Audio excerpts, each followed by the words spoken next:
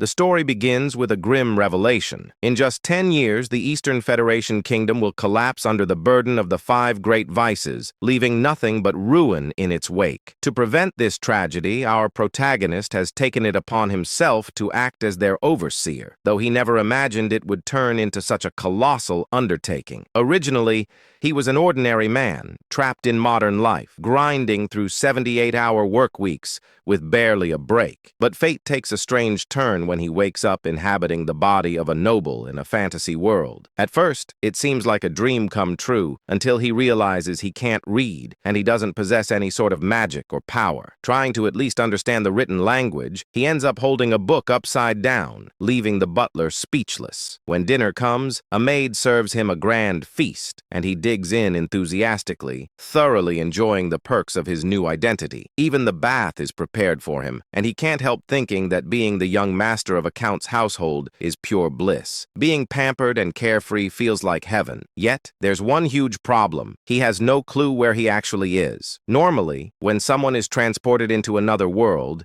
it's from a novel or game they're familiar with. So when one of the maids casually mentions that his older brothers, Leo and Tonio, will be returning tomorrow, he's baffled. The maid, in turn, is surprised that he seems to have forgotten his own family. As he mulls over their names, something clicks. They sound painfully familiar. Then it hits him like lightning. He's in the world of Psychedelia, a turn-based RPG he used to play during his rare moments of free time. But there's a catch. In every possible storyline of Psychedelia, once the 5 great vices, wrath, greed, sloth, pride, and obsession, emerge, the kingdom's nobility and cities fall into madness and destruction, and the Palacio family, where he now finds himself, is infamous in one of the game's early side quests. The eldest son, Leo Palacio, is dubbed the King of Lust, while the second son, Tonio, is known as the King of Vice. When he realizes this, he drops to his knees. He remembers this place vividly. It's the very first sub-quest of the game. Looking around, he sees that the mansion is exactly how it appeared in Psychedelia. The Palacio household is destined to be among the first noble families wiped out by the 5 great vices. And his current identity? The third son, Alan Palacio, a minor villain who meets a terrible end. His face remains blank as this truth sinks in. Even though he's just discovered that his death is certain, the only thing that crosses his mind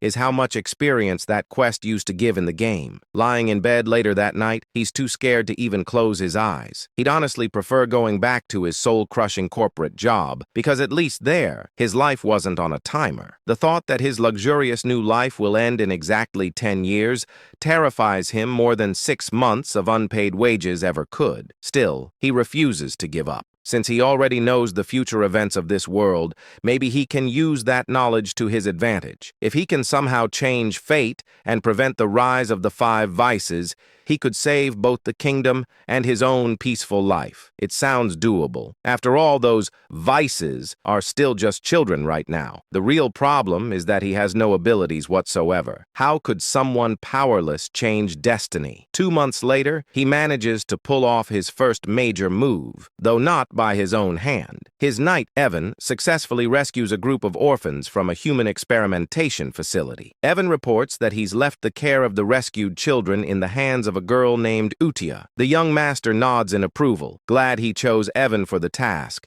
as the knight proves to be capable and trustworthy. However, because his face rarely shows emotion anymore, Evan can't tell whether that nod was a compliment or just indifference. Trying to clarify, the young master forces an awkward smile, which only makes Evan think he'll never get used to his lord's new demeanor. He recalls how Alan used to be easy to read, cheerful or gloomy. His emotions were always visible, but now he seems eerily expressionless. Even the protagonist suspects that possessing Alan's body may have left his facial expressions frozen. Evan, still uncertain, decides to accept the gesture as praise. The protagonist reflects that Evan is one of the rare honest souls in the corrupt world of Psychedelia, a loyal knight who never betrays those he serves. That's why he recruited him right away upon meeting him. Finally, Evan reminds him that the main reason he was sent to the testing facility was to save Utia, and the young master confirms that's correct. Evan remarks that he can understand why his master went out of his way to save the girl.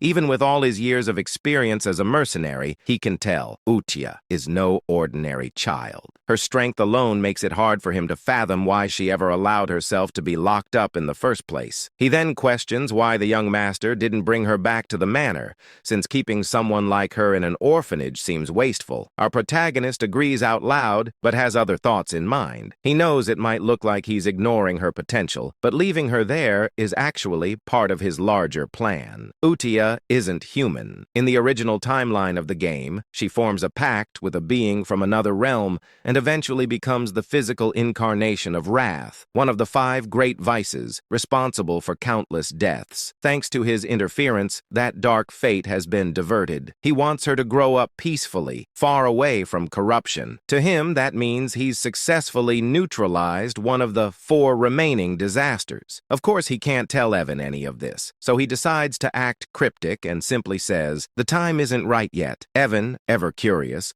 wonders what his master means, but doesn't pry. Every supporting character has their own story, after all. He promises to respect his master's wishes. The young noble instructs Evan to keep the matter quiet and to ensure the orphanage receives enough funding for a comfortable life. Then he hands him a letter, asking him to deliver it personally to Utia. When Evan asks what the letter is about, his master brushes it off, claiming it's just a note to check on her well-being. He says he wants to reassure the girl after everything she's been through. Evan nods, vows to deliver it promptly, and rides off on horseback. Once alone, the young master wonders whether his letter will actually bring her comfort. In truth, it contains something entirely different, a few lines he remembers from the game. Back then, when Utia had already become the embodiment of wrath and was laying waste to the kingdom, the archbishop mentioned a strange phrase about a spell capable of reaching a non-human like her. The line went something like, "Cast agony from the shadows with the light of the fallen's grace." He never quite understood its meaning, but in the game, those words momentarily resonated with her before she killed the archbishop anyway. It wasn't that the spell failed, it had simply come too late, and her rage consumed her before peace could take root. Now, our protagonist believes that by sending those same words early, he might truly change her destiny this time. With wrath handled, at least for now, he's ready to move on to the next of the great vices. Still, he can't help but think how absurd it sounds to try befriending a potential monster with a single poetic quote. Yet, considering that these sins all seem to worship some mysterious higher entity, maybe there's something to it. To him, they all seem like fanatics. Meanwhile, we shift to Utia Sao, who's reading the letter herself, and she's not happy. Evan, watching her, can feel the immense surge of mana radiating from her small frame. It's beyond belief. He admits that she might be the strangest person he's ever met. Her face is emotionless, her voice calm, yet her power screams otherwise. She asks Evan to confirm whether the young master truly wrote the letter. When he nods, she explodes with fury, her mana flaring like a storm. The sheer force is enough to terrify even a seasoned warrior like Evan. Manifesting mana in tangible form, like she's doing, is something only master-level individuals can achieve. Her anger is unrestrained, like that of a jealous lover denied attention. Evan recalls his master's words that it simply wasn't time yet, and blurts them out in desperation. Miraculously, that line works. Utia stills, interpreting the phrase in the letter as a hidden message meant only for her, a secret promise she believes only her master could have made. Evan stands there speechless, completely lost as to what's happening. Utia, still wrapped in her eerie devotion, declares that she understands him perfectly. Her demeanor is chillingly similar to a certain vampire-like guardian from another story. She is, after all, the daughter of monsters, the Scarlet Queen Utia, destined to embody wrath. Back at the manor, our main character feels confident that he's bought himself more time to enjoy his comfortable life. As he drifts off to sleep, he imagines the bright moon smiling down at him in silent encouragement. Before lying down, he places a primrose flower on his bed, thinking it's just a cute decoration. All he really wants is to live peacefully and luxuriously. Is that really too much to ask? Unbeknownst to him, in the Astria kingdom, primrose flowers are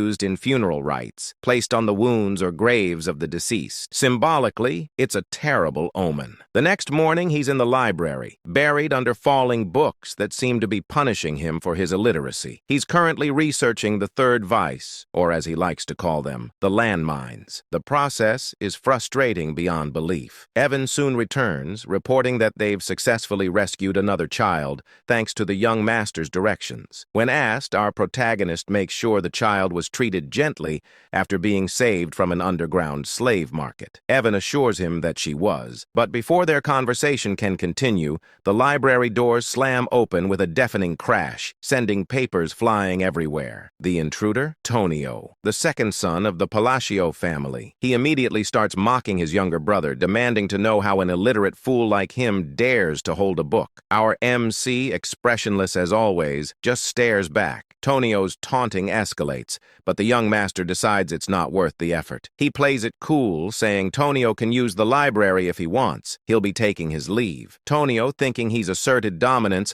grinds his heel onto his brother's head with a smirk. Before things can go further, a knife suddenly whistles through the air, lodging itself into the wall beside them. A new voice cuts through the tension, scolding them for being too loud. The newcomer is Leo, the eldest son of the family. As Leo and Tonio start bickering, our protagonist takes the chance to quietly crawl away, completely unbothered. He remembers that in the game, the Palacio family was wiped out early on, but seeing them in person, he realizes how powerful and dangerous they truly are. The two brothers are constantly at each other's throats, fighting over who will become head of the household. Leo controls the city's underground pleasure network, earning the title of King of Desire, while Tonio runs the region's largest drug ring, known as the King of Vice. Watching them fight, the young master decides there's absolutely no point getting tangled in their mess if he wants to preserve his comfortable lifestyle. And so, with his usual deadpan look, he literally crawls away from the chaos while Evan calmly follows, as if this absurd escape were the most normal thing in the world.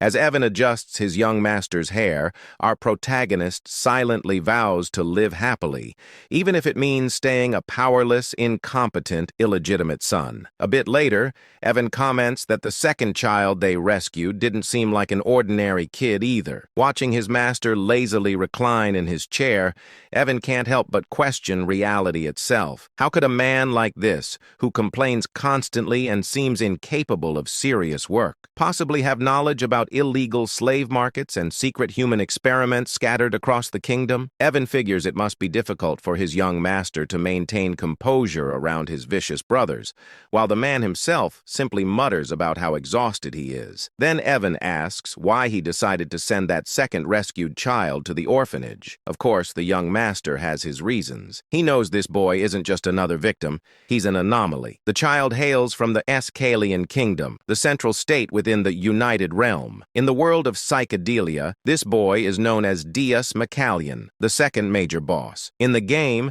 after enduring slavery and brutal abuse, he eventually becomes the living embodiment of the sin of sloth, wreaking unspeakable havoc across the land. Many players were shocked by the cruelty of his story. Despite being associated with sloth, Deus was anything but lazy. He was known for relentless determination and an unshakable sense of justice, repaying both kindness and vengeance many times over. That's exactly why our protagonist told Evan to treat Deus with utmost care and gentleness. Even now, he still shudders remembering the nightmarish difficulty of Deus's battle scenes in the game. Trying to maintain his mysterious, wise, noble persona, he tells Evan the same cryptic line he always does. It's not the right time yet. Evan nods, unfazed, having grown used to his master's strange riddles. He then asks if the letter sent to Eutia this time was related to the second child. The young master confirms, but the reality is more ridiculous. Inside the letter, he's simply venting to Eutia about how his older brothers keep bullying him. It's both pitiful and hilarious. Still, he claims that he asked her to look after the second child who isn't feeling well. Technically, that's true. Deus really does need time to heal. Meanwhile, at the orphanage, Deus sits alone, trying to hide his injured injuries and scars. Utia approaches him, studying him with cold curiosity. She asks if he's broken. Then, in a chilling tone,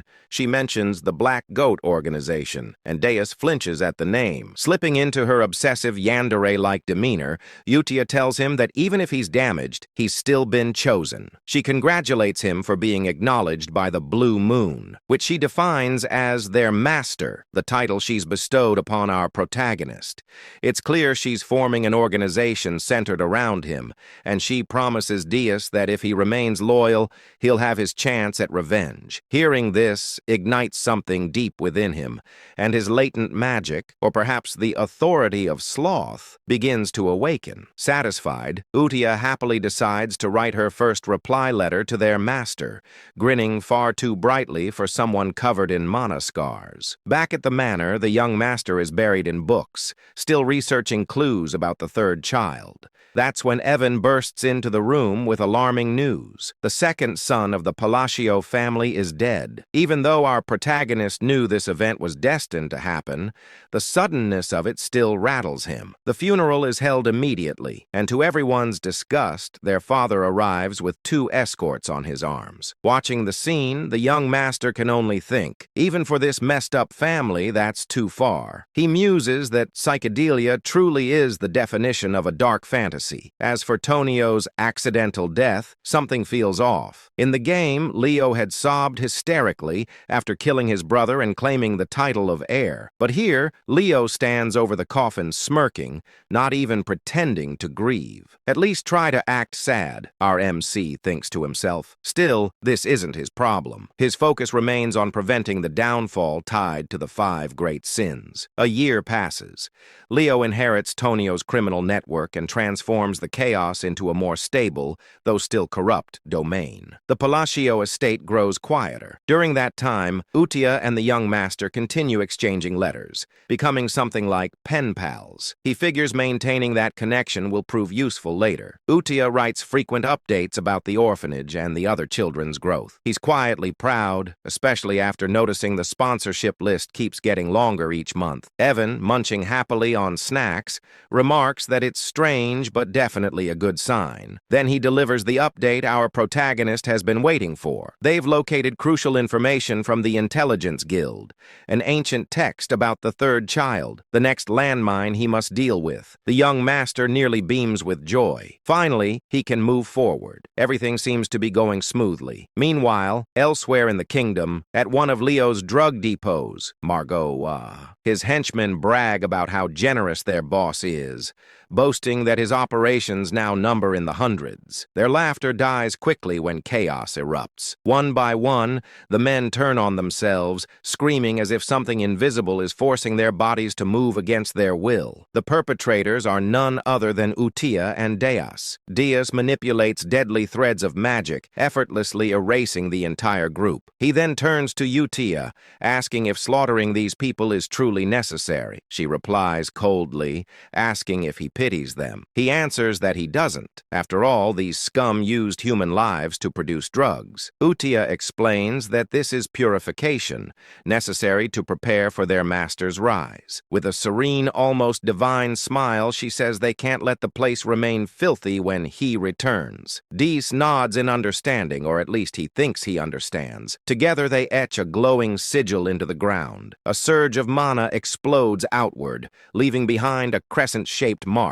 As they ascend into the night sky, Utia declares that all of this is for their master, the Blue Moon, and that they are his sword and shield. 2 years pass since the letter exchange began. Evan has been relentlessly pursuing leads on the remaining sins, and now he collapses on the grass, utterly drained. A touch of his master's mana restores his energy. Evan announces that they've finally located the 5th child and safely placed them in the orphanage. For the first time in years, our protagonist feels genuine relief, though his expression doesn't show it, he's deeply moved. He's done it. He's saved all 5 children before their descent into sin. To celebrate, he rewards Evan with cake and tea, praising his dedication, finding the sin of greed. The 3rd child had been the hardest, but they managed it thanks to his insider knowledge from the game. Everything is finally in order. Evan asks why he doesn't seem happier. The young master insists he's thrilled, but his completely blank face betrays him. We even get a close-up of his smile, which is utterly non-existent. Evan just sighs. He's used to it by now. Reflecting on their progress, the young master admits he never imagined things would go this smoothly. In the game, the 5 bosses became the great vices because of unbearable suffering. Saving them before that transformation seemed nearly impossible, but somehow he's managed it. When he asks about the orphanage's current state, Evan hands him a letter reporting that everything is running smoothly and the children seem happier every day. The young master remarks that if that's true, they might not even need a new caretaker. He's surprised Utia has handled things so well, though it makes sense, considering her deep attachment to the orphanage in the game's story. Reading Utia's letter, he finds that she's written warmly about each child's progress, especially Dias, reassuring him that everyone is doing fine. For the first time, a faint smile appears on his lips. He's genuinely glad they're growing up well. Evan asks when he plans to finally meet them in person. As always, the young master replies vaguely that the right time will come. In truth, he has no intention of meeting them anytime soon. He's terrified of the power they'll eventually wield. For now, distance feels safest. Still, he's aware that if he wants to survive in this grim world, he needs to get stronger. The answer lies in magic, and luckily, this body has the potential for it. While training, Evan mentions a new group rising across the continent called the Blue Moon. The young master feigns ignorance, but Evan explains they've been targeting corrupt nobles and criminal rings. Outwardly, he praises them, thinking it's a good thing, but deep down, he's uneasy. He doesn't remember this group from the game. Evan jokingly warns him to be careful, since Blue Moon's next likely targets are the nobility themselves. The young master freezes, then nervously orders Evan to start sleeping in the room next to his, just in case. Meanwhile, at the orphanage, Utia convenes a Blue Moon meeting, the sin of Satyam pride. A girl named Sol Rang Di reports that she eliminated a group of slavers by decapitating them all. She boasts about playing a guessing game with them, promising to spare anyone who could correctly name her eye color. None survived. Then, Rena, the sin of greed, gracefully reports that all bodies were dissolved without leaving a trace. The organization is growing, and its devotion to the Blue Moon is only getting stronger. The sin of misophobia. Radin reports that he also wrapped things up in the south, taking care of the illegal human testing grounds and turning those Avalon bastards who were causing trouble into minced meat. These kids are seriously scary, I tell you. Anyway, the scariest of them all, Utia praises them for a job well done. Talking about how everything will go according to his will, she emphasizes that they all exist for the sake of the Great Moon. This secret organization worships the Great Moon, the Blue Moon, who just so happens to be our main character. Suddenly, Deus reports a problem which makes Utia question what could possibly be wrong when everything seems perfect under his command. These fools are treating our MC like some kind of deity. Deus explains that the head of Avalon is the eldest son of the Palatio Count family, where their lord resides. He claims to have found a dangerous written order while cleaning up the south. It turns out that the eldest son, Leo, is targeting our MC. Naturally, Utia can't let this slide. She unleashes an intense, murderous aura that sends the other kids cowering in fear. The letter reveals that Leo's plan is to slowly poison our boy after eliminating their father, which sends Utia into a furious rage. Fast forward 2 years, RMC's father, Count Palid, has passed away, and just like before, his funeral is held almost immediately. RMC explains that while the official cause of death is heart failure, it's clear he died from an overdose. Meanwhile, at the funeral, Leo gets news that the Blue Moon has struck one of his facilities. Seriously, couldn't they have waited until after the funeral? Leo keeps asking if everyone was wiped out again. Our main character, who's just casually eavesdropping, realizes that his brother is becoming increasingly cautious about the Blue Moon. As the Count's funeral wraps up without a single tear shed, our MC decides he doesn't want to get tangled up in all this drama and quietly slips away just as his brother shoots him a planning glare. When Evan asks what our MC plans to do next, since it looks like that jerk of a brother is on track to become the new count, our MC is already one step ahead. He's been packing his bags and tells Evan to do the same. The plan to run away from this mess. Evan questions whether he really intends to flee, and our MC clarifies that it's not a complete getaway.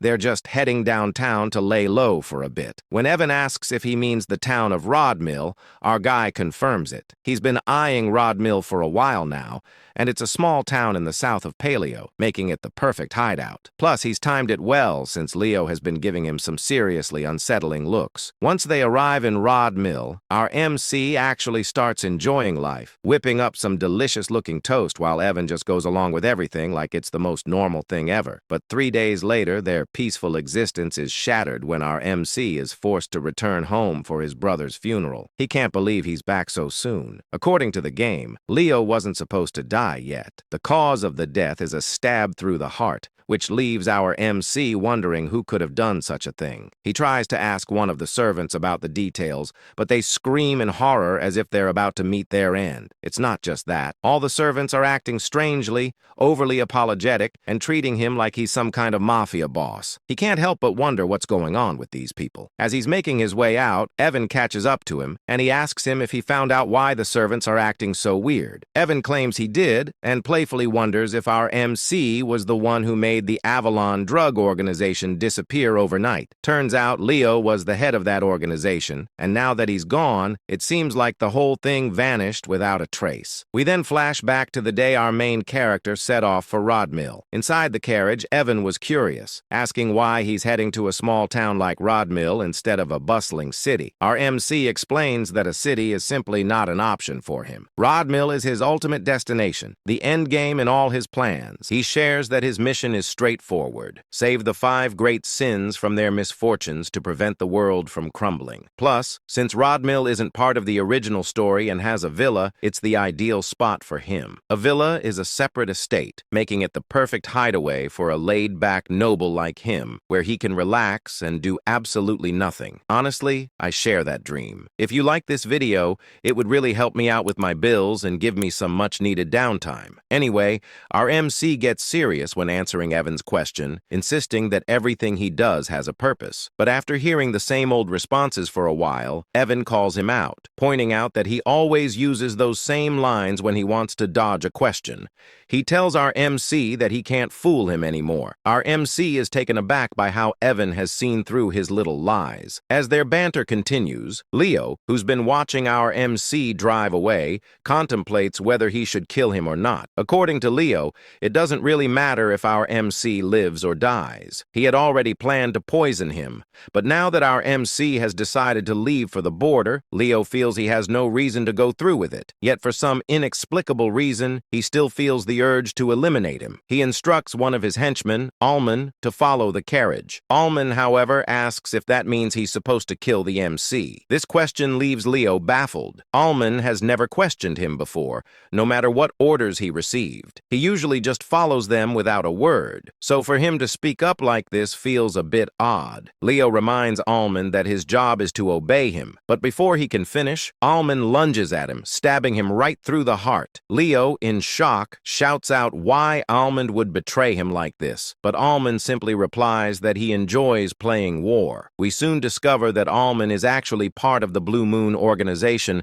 and his real name is Hidden. He explains that they've been taught a creed by Blue Moon. Since the Blue Moon is essentially RMC's sword, it makes sense for them to act according to his wishes. However, if anyone dares to threaten the Great Blue Moon, RMC, they're allowed to take matters into their own hands, meaning they can eliminate the threat. Hidden reveals he's been waiting for Leo to give the order to kill their lord, and he can't believe it took 2 years for that to happen. Leo tries to argue that his subordinates won't let Hidden live, but Hidden counters that with Leo's death, the entire organization will be wiped off the continent forever. Looking at Leo's lifeless body, Hidden can't help but comment on how unfortunate this all is. If Leo hadn't tried to kill their great master, he might have lived a few more months or even years. Meanwhile, Meanwhile, in the present, our MC is enjoying his dream life in the small town of Rodmill. He wakes up whenever he wants and shares delicious meals with Evan, living the life of a true noble. But his fate would have it, his peaceful existence is shattered when he receives a letter. The letter requested that he step up as the next head of the family. Just like that, his carefree life came to an end a mere 4 days after it began, forcing him to return to the palatial state. However, things felt off. The maids and other staff were acting strangely around him. He couldn't help but wonder what was behind their odd behavior. Then Evan teasingly asked him when he had become the shadow leader, leaving him completely baffled. It dawned on him that all this fuss was due to the bizarre circumstances surrounding his brother's death, which had led to his current predicament. In his usual dramatic fashion,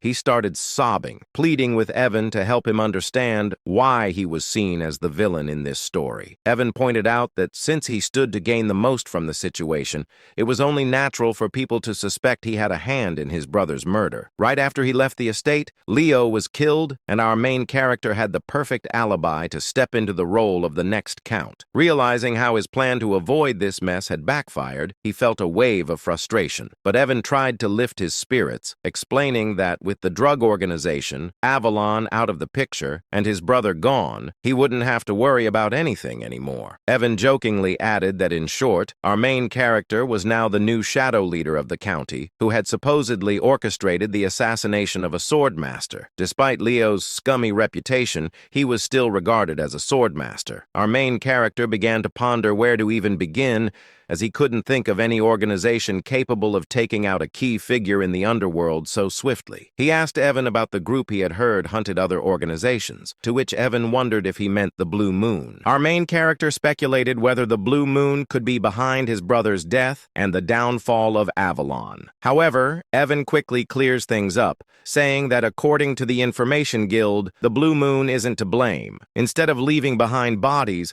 the Blue Moon is known for marking the moon itself. That's just how it operates. But it's rumored that all the members of Avalon met their end with a sword through the heart. Evan can't help but tease our MC, joking that the road to hell has been opened. But putting jokes aside, our MC reflects on his game knowledge, realizing there shouldn't be any organization called the Blue Moon, which means they can't be responsible for this mess. But if it's not them, then who could it be? As he tries to piece everything together, the scene shifts to the orphanage where Utia is holding a meeting with the other great sins. She asks if everything went smoothly, and Reina, the sin of greed, confirms that she left no traces behind. Surang, the sin of pride, adds that there was no one left alive on her end, just corpses. Diaz chimes in, boasting that he took out all 486 soldiers of Avalon. His magic is quite something, like a beautiful butterfly tangled in spiderweb. Then there's Rodon, the sin of misophobia, who also confirms that he cut down all the bad guys in half. Utia praises them for their work,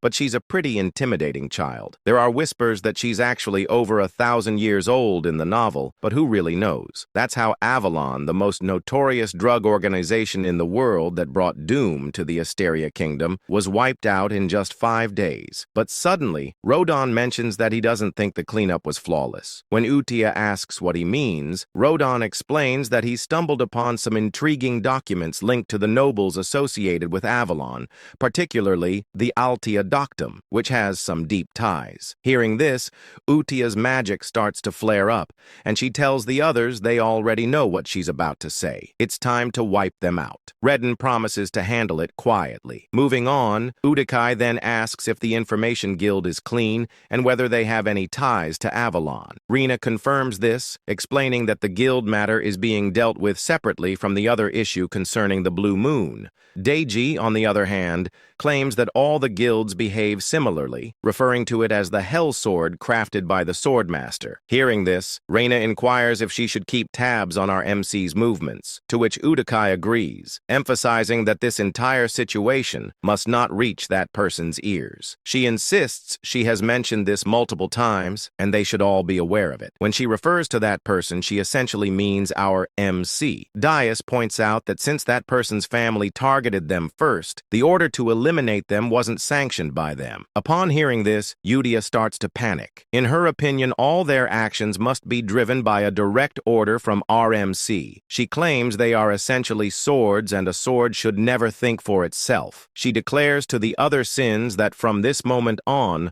all members of the Blue Moon must only act on orders, and they should take this decree seriously. This leaves the other sins feeling a bit uneasy, as Yudia adds that they must never disappoint that person no matter what. Inwardly, Deus thinks he can't quite grasp any of this. For someone as powerful as Yudia to feel anxiety and restlessness simply because she's discovered by that person seems excessive. But nevertheless, he tells Yudia that he understands. They conclude their meetings by chanting that everything is for the Great Moon, which is essentially afraid how the Shadow Garden from Eminence in Shadow wraps up their meetings. Meanwhile, back to our MC, he finds himself buried in paperwork as the new Count of Palacio. He explains that after his brother's funeral, he faced a full month of endless duties, and he feels overwhelmed by them. He starts shedding some tears, lamenting that he just wants to loaf around and do nothing. This fool even claims that's what it means to be a noble. Anyway, he couldn't help but think that even though he had made quite a few enemies,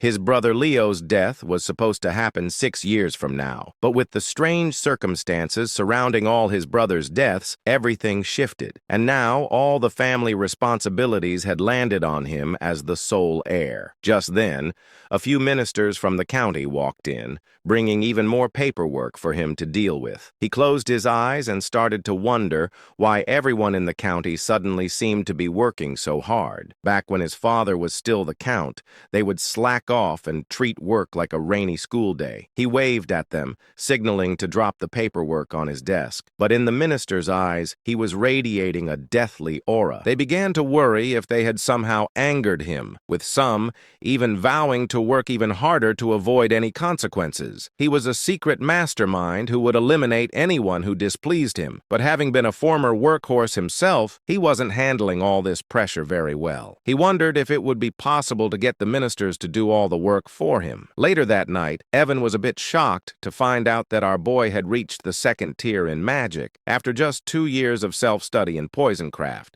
which meant he was quite talented and not shy about showing it. The little rascal was casting spells all over the house. Normally, it takes about 4 to 5 years of instruction to reach the 2nd tier in magic, and it often requires a natural talent as well. Our protagonist agreed that his magical talent was pretty decent. Deep down, though, he knows he's been practicing hard for self-defense because something just doesn't feel right. To wield magic effectively for protection, one must have perfect control over their mana, just like he's managing to do at this moment. Still, he can't help but wonder what good his magic is if it's only half-baked. He insists he's tried every type of magic this fantasy world offers, and at first, it was thrilling. He thought that mastering magic would mean he'd have nothing to fear, but now it feels more like he's scrambling to learn magic just to save his own skin. That's when the harsh reality hits him. His mana capacity is alarmingly small.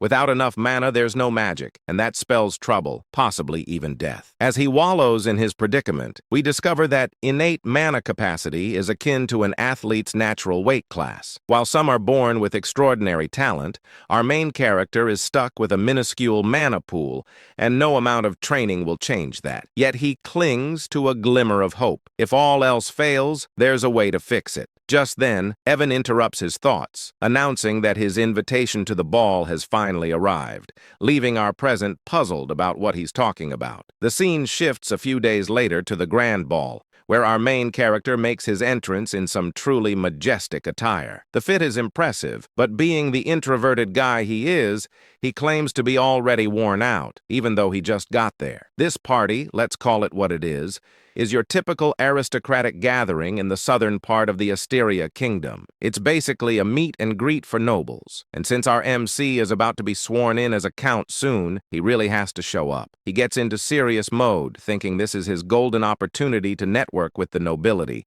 which is crucial for his ultimate goal of living a peaceful life. But soon enough, he realizes that making those connections is going to be a lot tougher than he thought, as everyone seems to be fleeing from him in sheer terror. He even tries waving at them, but they literally just run away. Evan, his friend, tries to lift his spirits, telling him not to be down, But our guy insists he's not upset at all, even if his expression says otherwise. He tells Evan he expected this reaction and vows to try harder as he heads out on his own. However, our protagonist seems a bit clueless about what's really happening. He thinks the other nobles are looking down on him for being a low-class noble without any backing, and he's not entirely wrong. The current Palacio household is indeed filled with troublemakers, like his two older brothers. Picking up a wine glass, he assistants himself that he didn't come to the ball without a plan and is determined to unlock the social skills he's been secretly honing. He starts talking aloud about the wine's unique aroma in an attempt to spark a conversation, but due to a mysterious condition that makes it hard for him to show emotions on his face, he ends up looking quite villainous, especially when he tries to smile. He tells a lady he'd love to have some bottles at home, all the while thinking his smile is perfect. But in her eyes, he resembles a demon king, and she bolts,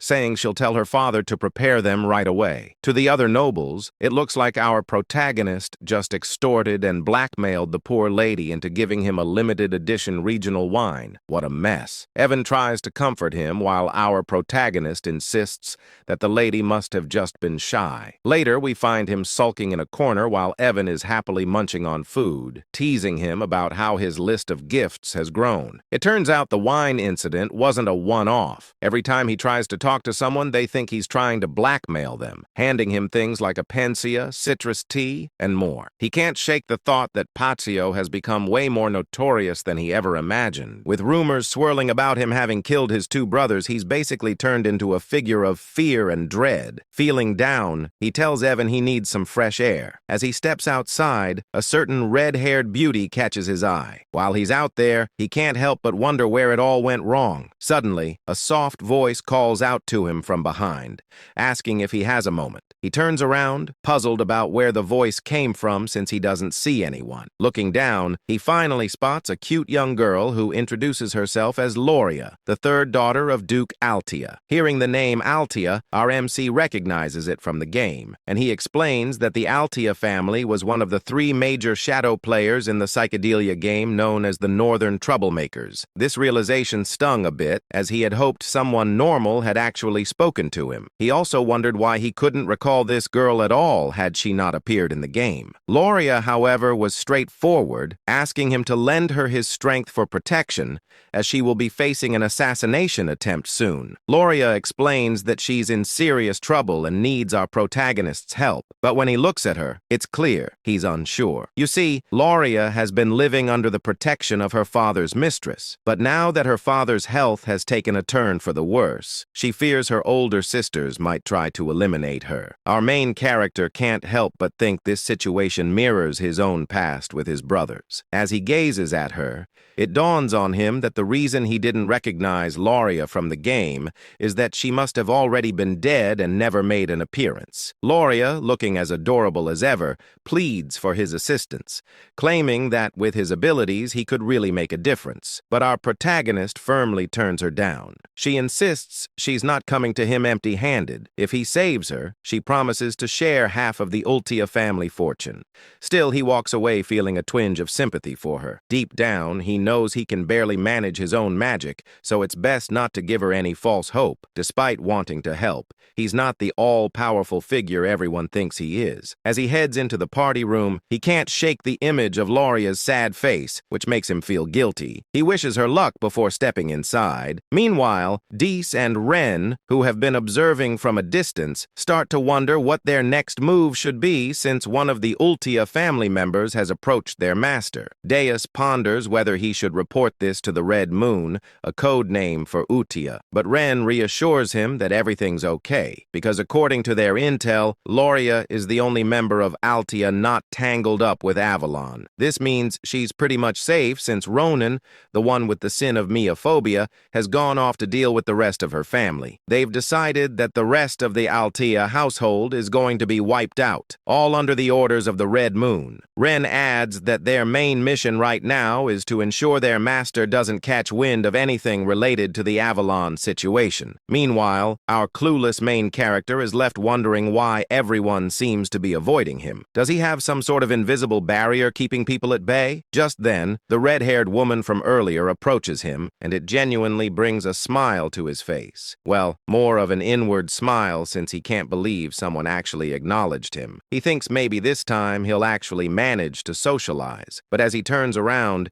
he realizes she's not just any ordinary woman. She's another shadow player. Looking at her, he recalls seeing her face in the game, and it hits him that no normal person would approach him first unless they were trouble. He greets her, calling her Lady Zenonia, which surprises her. How does he know her name? Our protagonist explains that she's quite famous in her own right. In the Asteria Kingdom, there are 3 prominent shadow player families: the Altia in the north, the Patio in the east, and the Zenonia in the west. This stunning, curvy lady is introduced as the eldest daughter of Count Zenonia, Clea. She asks him if she's really that well known, and he explains that while Clea Patio runs a gang, the Zenonia family operates more like a clever criminal syndicate. Just thinking about it makes him shudder. He insists that what he really needs are some solid connections to help him maintain his peaceful, noble life. For the sake of that easy life he's always dreamed of, he believes he must steer clear of this curvy, stunning woman who seems like trouble. With a respectful bow, he compliments her beauty, almost as if he's trying to say goodbye. But she stops him, saying she wants to have a word with him about something. He replies that he'd love to, but there are too many eyes on them right now. Deep down, he wishes she would just leave him alone. With a smile, she tells him he's just as the rumors say, and adds that she looks forward to seeing him again, leaving him completely dumbfounded. As she walks away, he wonders what that could mean, sensing it's some kind of code, but he shakes it off. Meanwhile, Renee and Diaz, who have been watching from a distance, are pleased that their mission to keep our protagonist in the dark is going smoothly. However, Diaz points out a problem. Looking out the window where our protagonist is standing, they spot someone who has been tailing him for a while, and they quickly rush out to deal with the threat. The next day, our protagonist and Evan find themselves in a forest, with Evan asking if he's really sure this is the canyon he's been searching for. Evan notes that it's midday, the sun is shining, but the canyon is oddly dark. Our boy, however, isn't paying much attention. He's ecstatic that he's finally found his true objective. As they venture inside,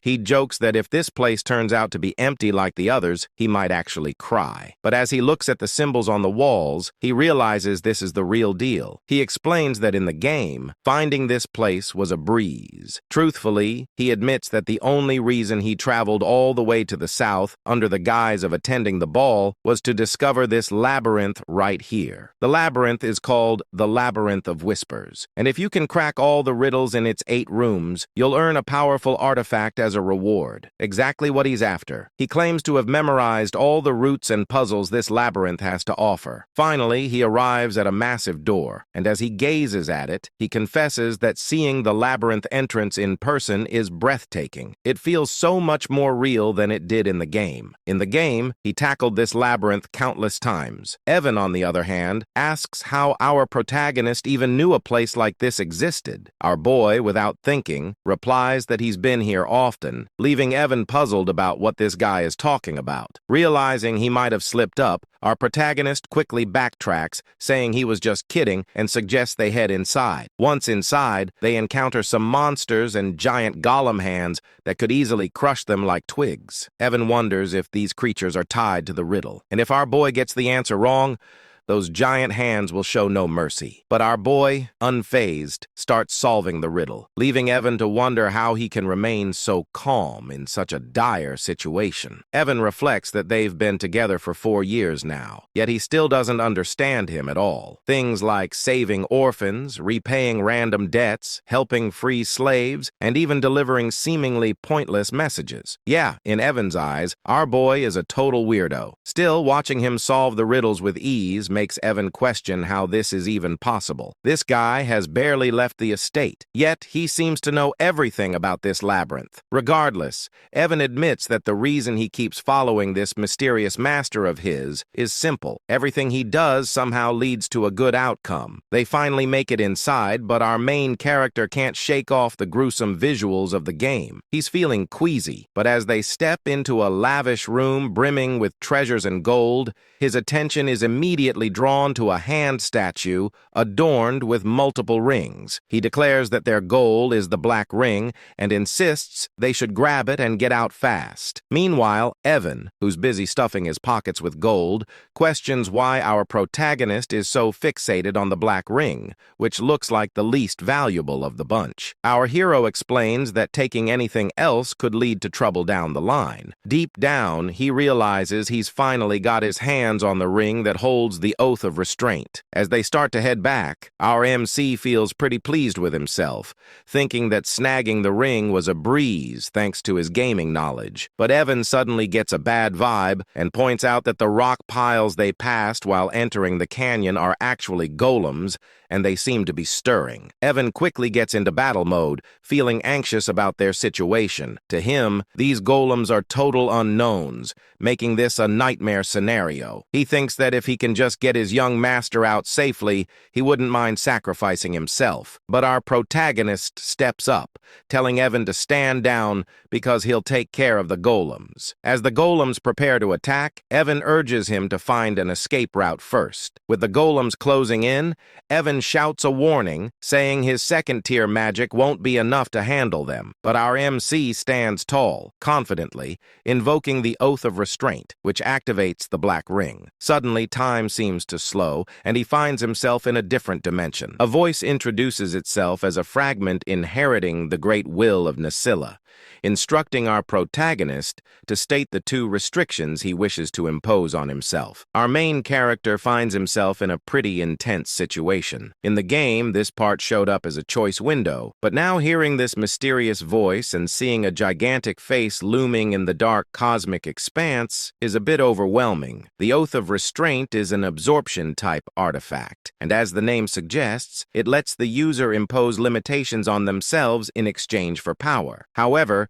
the sheer force of the voice makes our MC tremble a bit. The voice urges him to declare his first restraint, and with a hand sign, he states that he will always perform the hand signs of Babylonia when casting magic. The voice then asks what he hopes to gain from this restriction, and our boy responds that he desires the ability to bend the laws of the world just a little more. The voice grants him this power. For his second restraint, our boy explains that he will strictly chant the words of Babylonia when using magic. When the voice inquires about his desire behind this restriction, he boldly claims he wants even greater power to defy the laws of the world, which momentarily surprises the mysterious entity. Our protagonist starts to worry that he might have messed something up, especially since the entity paused. He even mimicked the exact skill icon from the game just to be safe. By choosing both the hand signs and the word restrictions, he believes he can achieve the highest possible magic attack power. Thanks to all his repeated gameplay, he has memorized every combination used in the game. So, this should work. Finally, the entity speaks again, confirming that his restraint has been granted. It expresses gratitude to the human who has remembered all the gestures and mysteries of the forgotten god. Our protagonist is puzzled by what the entity means, but he quickly notices that the ring is being absorbed,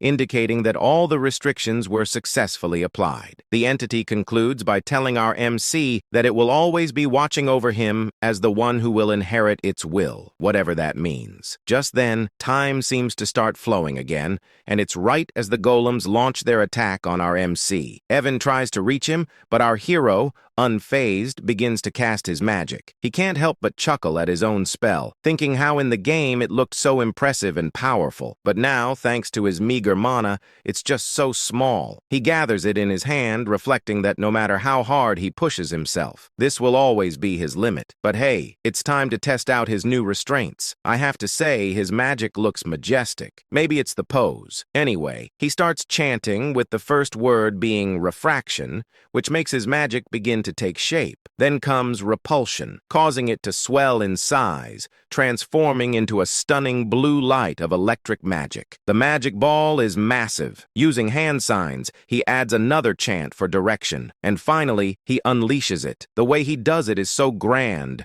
reminiscent of how Gojo releases his hollow purple. The sheer power of our boy's magic leaves Evan in shock, as the lightning obliterates all the golems, turning them to dust. In the aftermath, aftermath, Evan can hardly believe his eyes, wondering what on earth just happened. He asks our protagonist if he's been hiding his power all this time, but our boy shakes his head. Evan explains that in all his 15 years as a mercenary, he's never seen anything like that. He questions if our MC is really sure that was second-tier magic, to which our boy confirms, though deep down, he's just as confused about what transpired. He admits that this wasn't at all like it was in the game. In the game's turn-based battle system of psychedelia, magic could be enhanced each turn through hand signs or incantations. This time, he boosted the chain lightning magic with all 4 incantations and hand signs for a total of 5 turns. In other words, he simply used magic settings for a large-scale lightning spell. However,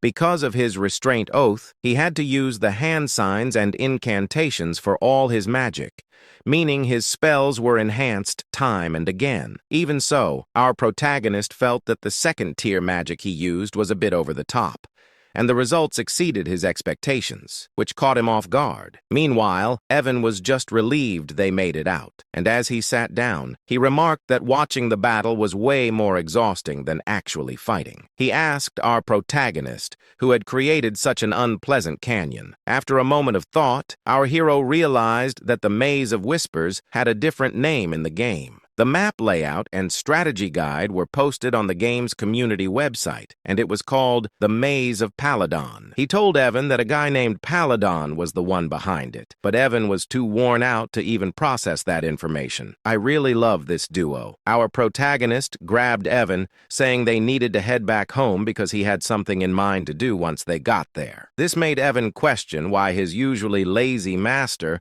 was suddenly so motivated today. Our main character explained that every time he picked a hand sign that matched the spell's attribute he was casting, the power increased. If he chose the right incantation, the magic properties would get enhanced, which is how the game mechanics were designed to work. The only difference was that, unlike in the game where the visuals remained the same and only the numbers went up, in this world, the spell actually changed shape with each incantation. But he suddenly wonders if this only applies to him, especially since he's particularly skilled at controlling mana. He decides he'll need to test it out once his mana has recovered. But for now, he's just relieved that everything turned out okay. As they prepare to leave on their horses, we see Ren, who has been quietly following our main character, watching the whole scene unfold. She quickly makes her way to the canyon, and upon arriving, she spots the runes on the wall and realizes she can actually read them. She explains that these are the glyphs of the Alanf Empire, which essentially tell the story of the era of the forgotten outer gods. Renee's eyes catch another glyph hidden in a corner, which she translates as "for my friend, who shall be left alone from the coward Palin." As she examines the glyphs more closely, a smile spreads across her face. She shares that the one who halted the invasion of the dark creatures, standing victorious against the Alcal-Kalaka that devoured the hearts of the citizens, was none other than the brilliant emperor known as Palin the Great. The reason she knows all this is that she inherited all this knowledge at birth thanks to the ancient library she received. She briefly recalls our main character mentioning that Palin was the one who built the canyon. But as usual, she misinterprets the situation. She thinks that she knew our MC was special since someone like the bloody Queen Udia follows him, which is a pretty big deal. Having someone like Udia as a subordinate is something you'd only read about in history books. However, she continues to believe that our MC is actually a friend of Palin, completely misreading the glyphs he saw. Moreover, she claims that the phrase "our boy used while casting magic" doesn't exist anywhere in the ancient library, which only strengthens her belief that our MC is truly remarkable. Blushing, she admits that Udia was right all along, feeling a bit embarrassed about having followed orders without question all this time. And just like that, our boy ends up with another yonder in his harem. Kind of a strange thing to say since they're basically just kids, but I digress. Anyway, Rena spots Deus arriving and immediately asks if he got any info from the fool who was tailing their great master. Deus responds that the idiot is dead and he didn't even do it. It's more like the guy's head just twisted in midair.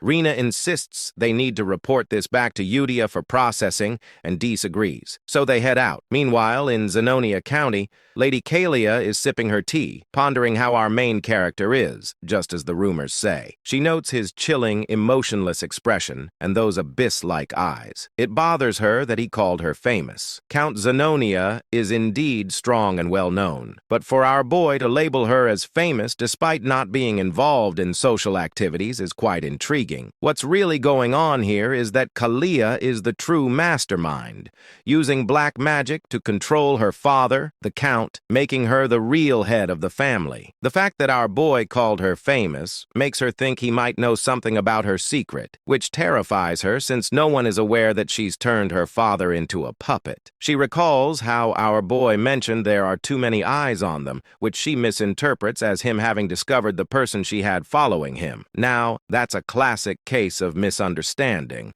like something out of an Eminence and Shadow scenario. Suddenly, Klaya gets a call from one of her servants who says there's a problem. Well, she asks what's going on, and the servant insists that it's better for her to see it for herself. When she heads to her room, she discovers that the person she had following our boy is dead. The servant explains that since the seal on the body didn't activate, it means he didn't spill any secrets. But Klaya quickly points out that the person who killed her man must have intentionally brought him to her room. Frustrated, she starts questioning how our boy figured out she was the one who sent this guy to tail him. And just like that, our boy gets misunderstood once again. At the grand halls of the Alta Ducal estate, the scene unfolds as Loria walks through the quiet corridors, her face heavy with disappointment and fatigue. Her mind drifts with thoughts of regret and realization. As expected, she knew he was not someone to underestimate. The distinguished one of the underworld, a man who possessed cold eyes, much like her father's. He was the kind of person she must never make an enemy of. Once he had been her last lifeline, but she knew he would never accept a deal that could bring him significant losses. All her assets and power had been stripped away by her sly siblings.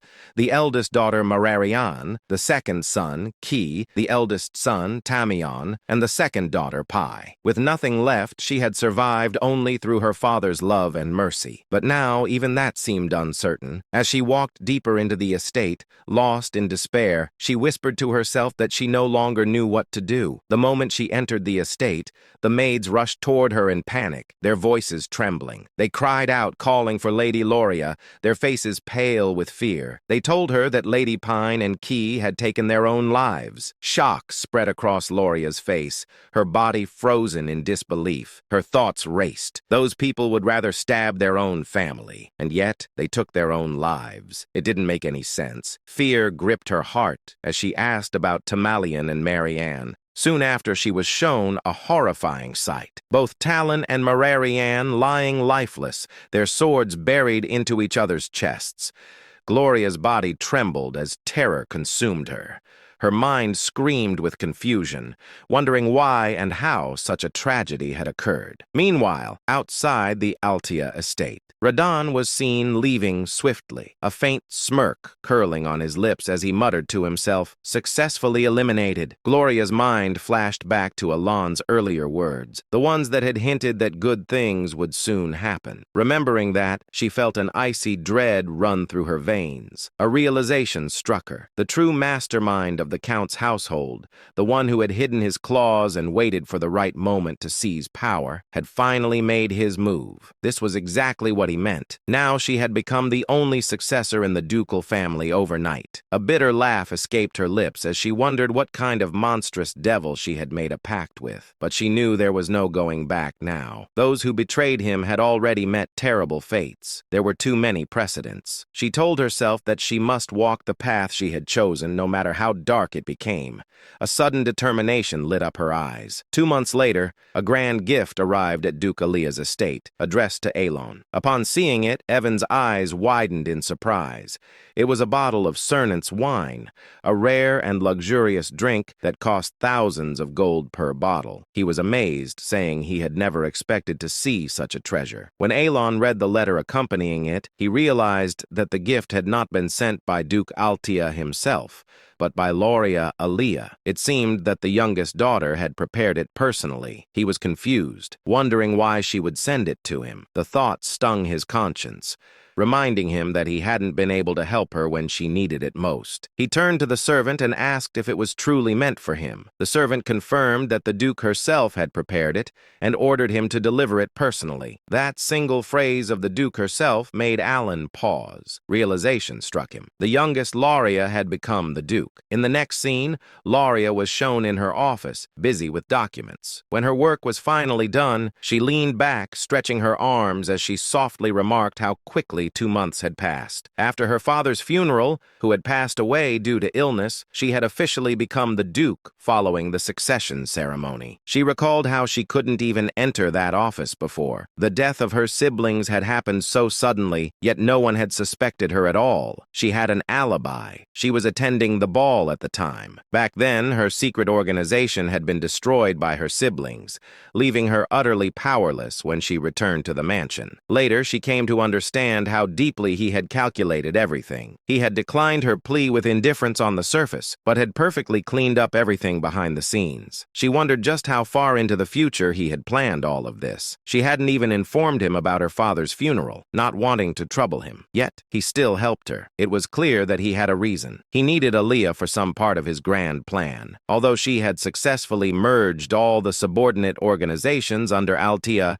it still wasn't enough to match the immense power he hid behind his calm facade. That only meant one thing. He wanted something from her. Palatio, the distinguished figure of the underworld who had risen through sheer business prowess. If there was one thing she possessed that he didn't, it was her ability to manipulate the political stage from the shadows. He needed the Altea name for now. She decided to focus on what she must do, believing that the distinguished one would contact her soon. She hoped he would appreciate her gift of gratitude. The scene shifted once more, showing Alon in his quarters as Lauria's servant bowed before him, saying that he would take his lead. Alan stood still, lost in thought, still unable to process the news. The fact that Lauria, who had once been threatened with death, was now the Duke, didn't sit right with him. Evan noticed his troubled expression and wondered silently what was wrong with him now. A few months passed. The narration marked that this was 5 years before the original story began. Evan entered with excitement, calling out to Alan and addressing him as the young master before quickly correcting himself to call him the Count. Alan replied calmly that the succession ceremony hadn't taken place yet, but since a year had already passed, he supposed it was fine to be called that. Despite his words, he sighed quietly, thinking that he had never planned on becoming the Count. Still,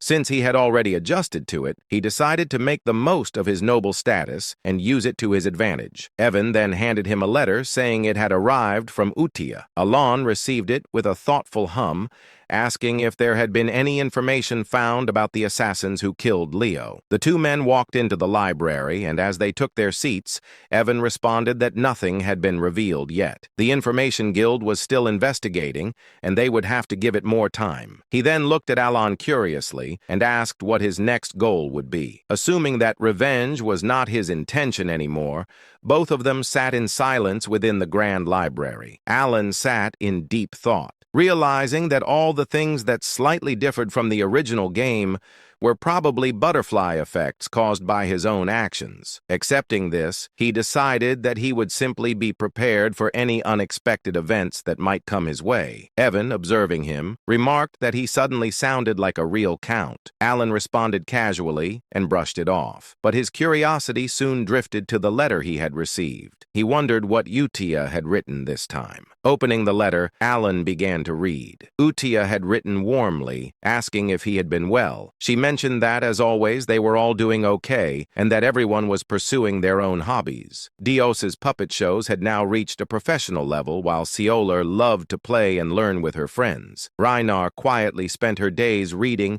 and making things, while Radan had developed a new hobby of tending his garden. As Alan read the letter, a gentle smile spread across his face. The routine of exchanging news every month had become something familiar and precious to him. It warmed his heart more and more each time he received a letter from them. Though he had never seen their faces, knowing that they were all growing well brought him a deep sense of contentment. The smile on his face was something he couldn't help but wear. A sudden realization struck him as he thought about it further. The 5 of them, the children, were already old now. Evan, noticing his expression, responded to his sudden thought, saying that they were ready to step out into society. Some of them even left the orphanage earlier than expected. The ones Alan had once ordered to save had now reached that age. Alan realized that the 5 from the orphanage were no longer the small, fragile children they used to be. They had grown. He quietly acknowledged that it was time to let them go. Evan seemed surprised,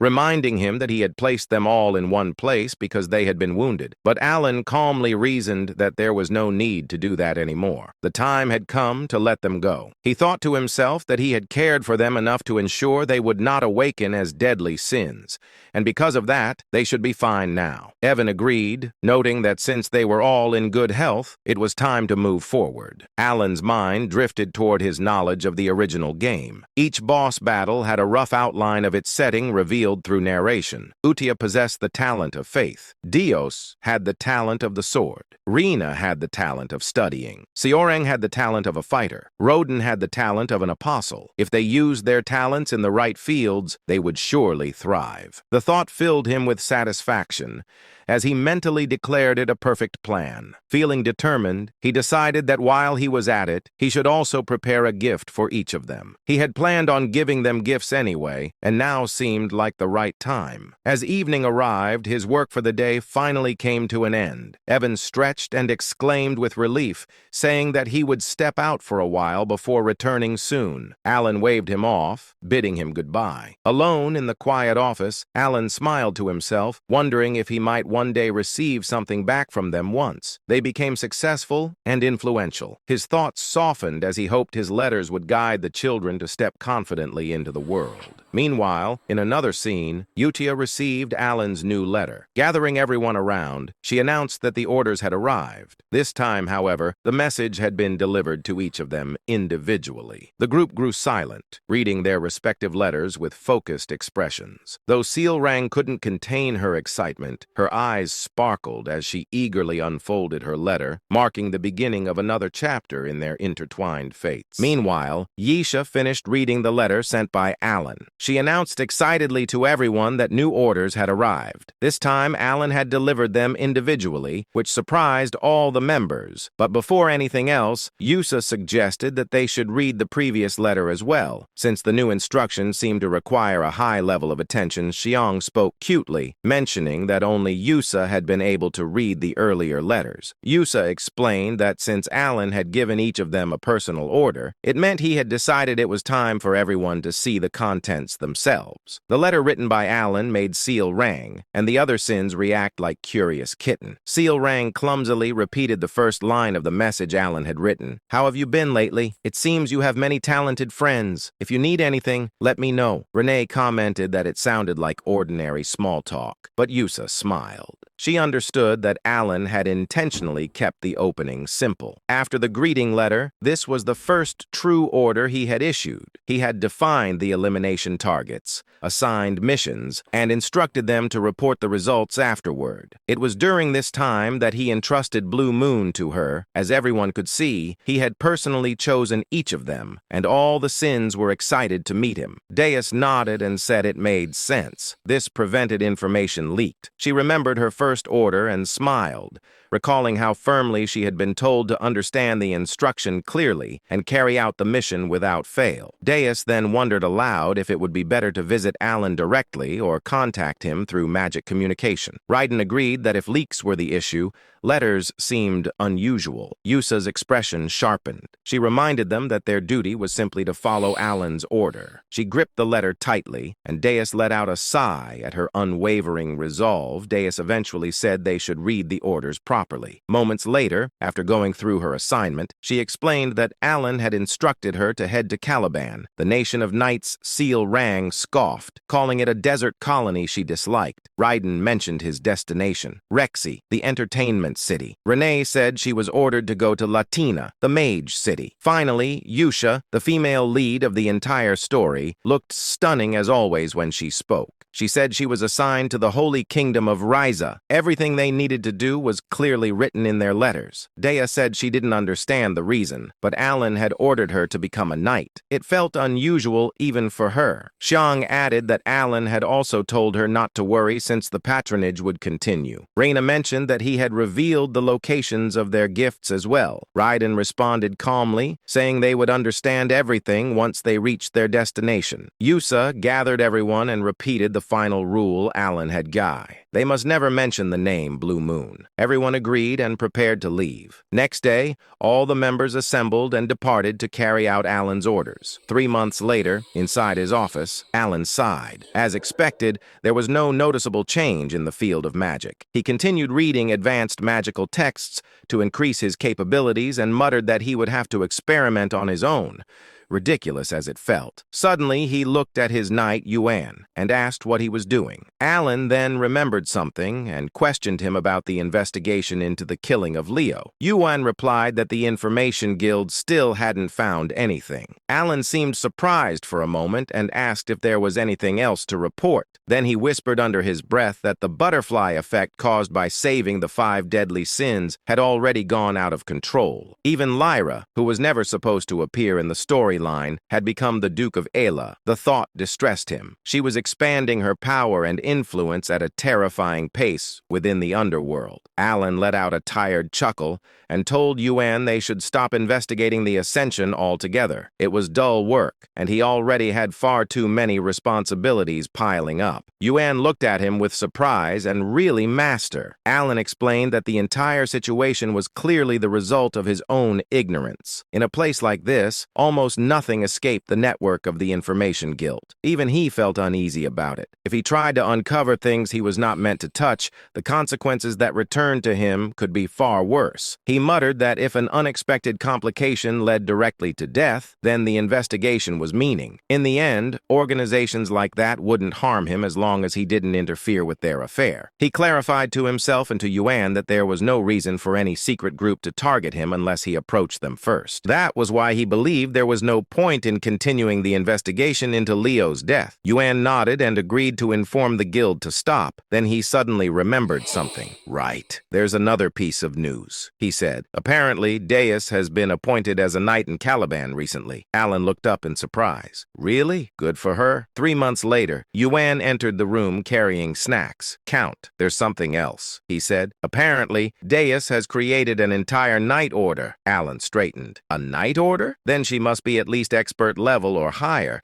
Could she already be at the level of a sword master? Yuan replied that Deus had indeed reached the level of sword expert. Alan thought quietly, noting that it hadn't been long since she was first appointed. Students across the continent were now talking about it, claiming the world would see a 5th master knight within 10 years. Alan raised an eyebrow. Deus, the future master knight. You mean the one they call the Sword of Caliban? Yuan chuckled. Yes. She's incredibly talented. Caliban must be in an uproar because of her. She keeps gaining more recognition and followers with her swordsmanship. Alan silently admired her progress. 6 months later, almost a full year had passed since the 5 deadly sins left the orphanage. Alan had slowly grown accustomed to the responsibilities of a count when Yuan rushed in again with news. Count, something very recent just came in. Alan asked what it was. Yuan replied, Deus officially become the Sword of Caliban. Alan froze in place. That meant one thing. She had become the 5th master knight. In the next moment, Alan said calmly that only a sword master could become a master knight. He explained that the sword master of Physidalia was a superhuman who had surpassed the aura blade and unlocked a unique ability known as deviation. He looked at Yuan and asked if he was really saying that Deus had become a sword master. Yuan interrupted and clarified that she was about to reach that level. She hadn't created her deviation yet, but the nation had granted her the title of master knight regardless. Not only had she defeated the 4th sword in a duel, but Caliban had also lost one of their master knights to the northern barbarians. Alan thought for a moment and acknowledged that the two sides had been at war for more than a decade. Ewan continued, realizing mana and learning to control it took around 5 years, while creating a deviation usually required decades. The first sword, Reharnet, had been 32 when he became the youngest Master Knight in history. He had wielded a sword since the age of 5 and was unmatched in strength. Even with that talent, it had taken Reharnet over 20 years to reach that level. Yet now, a child who once knew nothing about swords, Deis, was becoming a Master Knight. Alan's eyes widened. So, if she's only waiting for her deviation, does that mean she has already surpassed Reharnet? She might reach Swordmaster status soon. A small smile appeared on his face. Maybe I can benefit from her sooner than I thought. Yuan quietly took note of his reaction. Alan looked at the letter with surprise and murmured that perhaps he couldn't do anything more. But Yuan immediately insisted that he should not blame himself. Alan held the letter again and explained that he only ever received letters from Yusha. Even after she left for the Holy Kingdom, she continued to send them regularly. Every letter contained news about the 5 deadly sins she grew up with. It seemed they stayed in close contact. He sighed, saying that even though none of them had ever seen his face, they could have at least thanked him for the gifts. He paused, then slapped his cheeks lightly and corrected himself. He was already grateful that they hadn't destroyed the entire kingdom. After awakening as the 5 deadly sins, Alan whispered that as long as they were living well, he was genuinely happy. Then scene shift to Caliban, central area of Kritham. Caliban, the central district where high-ranked nobles resided, held the grand mansion of the illustrious Sor Scapliff Knight Order inside. Countless knights practiced their swordsmanship. At the top of the hill stood Deis, now in full knight uniform. He looked immense, calm, and strikingly handsome. His title echoed across Caliban. Deis Mark Lane, captain of the Sor Scapliff Knight Order, youngest Master Knight in history. A girl suddenly waved at him with joy. Brother Deis smiled back. He looked far older and more composed than in his childhood. He smirked softly, thinking that even after a full year had passed, the memories still made him feel embarrassed. He remembered the day he lost everything to the black corruption, how his sister fell into darkness. Deis had been consumed with uncontrollable rage trying to protect her. His hatred dragged him down repeatedly to the point where he was nearly imprisoned. He had completely fallen into the dark. The fact that the great moon saved his life wasn't reason enough. He had sworn his allegiance out of desperation, believing it was the only path left. He thought of Yosha's voice and reminded himself of the promise he had made to take revenge with his own hands. Working under Blue Moon placed him in countless dangerous missions. He never complained, never hesitated. Each assignment became a stepping stone toward facing the black forces. After several years, he finally received his first personal order. When he opened the last letter, he had been confused. The order was different from anything Blue Moon had given before. It led him to a small inn in southern Caliban, where he was told to retrieve a gift. At first, it didn't excite him. Gifts meant nothing to someone who had lost everything. But when he arrived at the location, Deis instantly understood what his master Alan had been trying to give him. The gift was his sister, alive, safe, and waiting for him. His eyes trembled with disbelief as he read the final line of the letter. The gift from the great moon is your family, the one you thought you lost forever. Deis broke down. Tears streamed uncontrollably as he ran forward and embraced her with shaking arms. His sister stared at him in shock, unable to believe what she was seeing. To Deis, she was more precious than his own life. The brother embraced his sister tightly. His voice trembled as he tried to speak through the tears. He said that the sister he had believed to be dead was still alive. Overwhelmed by pain and relief, he looked at her and asked what had happened after he lost her. Styla also cried while holding her brother's arm, offering a faint smile of comfort. A little later, they sat together with cups of tea. When she had calmed, she began to explain. After those people dragged her away, she had been trapped in darkness for a long time. The memories returned vividly as she spoke. She described being locked inside a pitch-black cage, waiting for the moment she would be taken out to be killed. When her turn finally came, someone terrifyingly strong appeared. That person grabbed her hand and pulled her toward the light. allowing her to escape and survive. Years later, when she was nearly sold to a slave merchant, another powerful figure protected her again. A blade cut through the attackers, saving her a second time. That person was Alan's knight, Yuan, who rescued Styla, Dana's sister. Returning to the present, Styla explained that after those events, he had received precious medicine from a sponsor. She confidently repeated his words while holding Alan's letter. She explained that the letter had been handed to him directly and that Alan continued to send medicine and support without fail. The name written on the letter was Alan Palestonio, and the message stated that Alan had sent everything specifically for Styla, and she added that Alan had instructed him to deliver it personally. By that moment, Deuce understood that the Great Moon had been acting for her sake as well.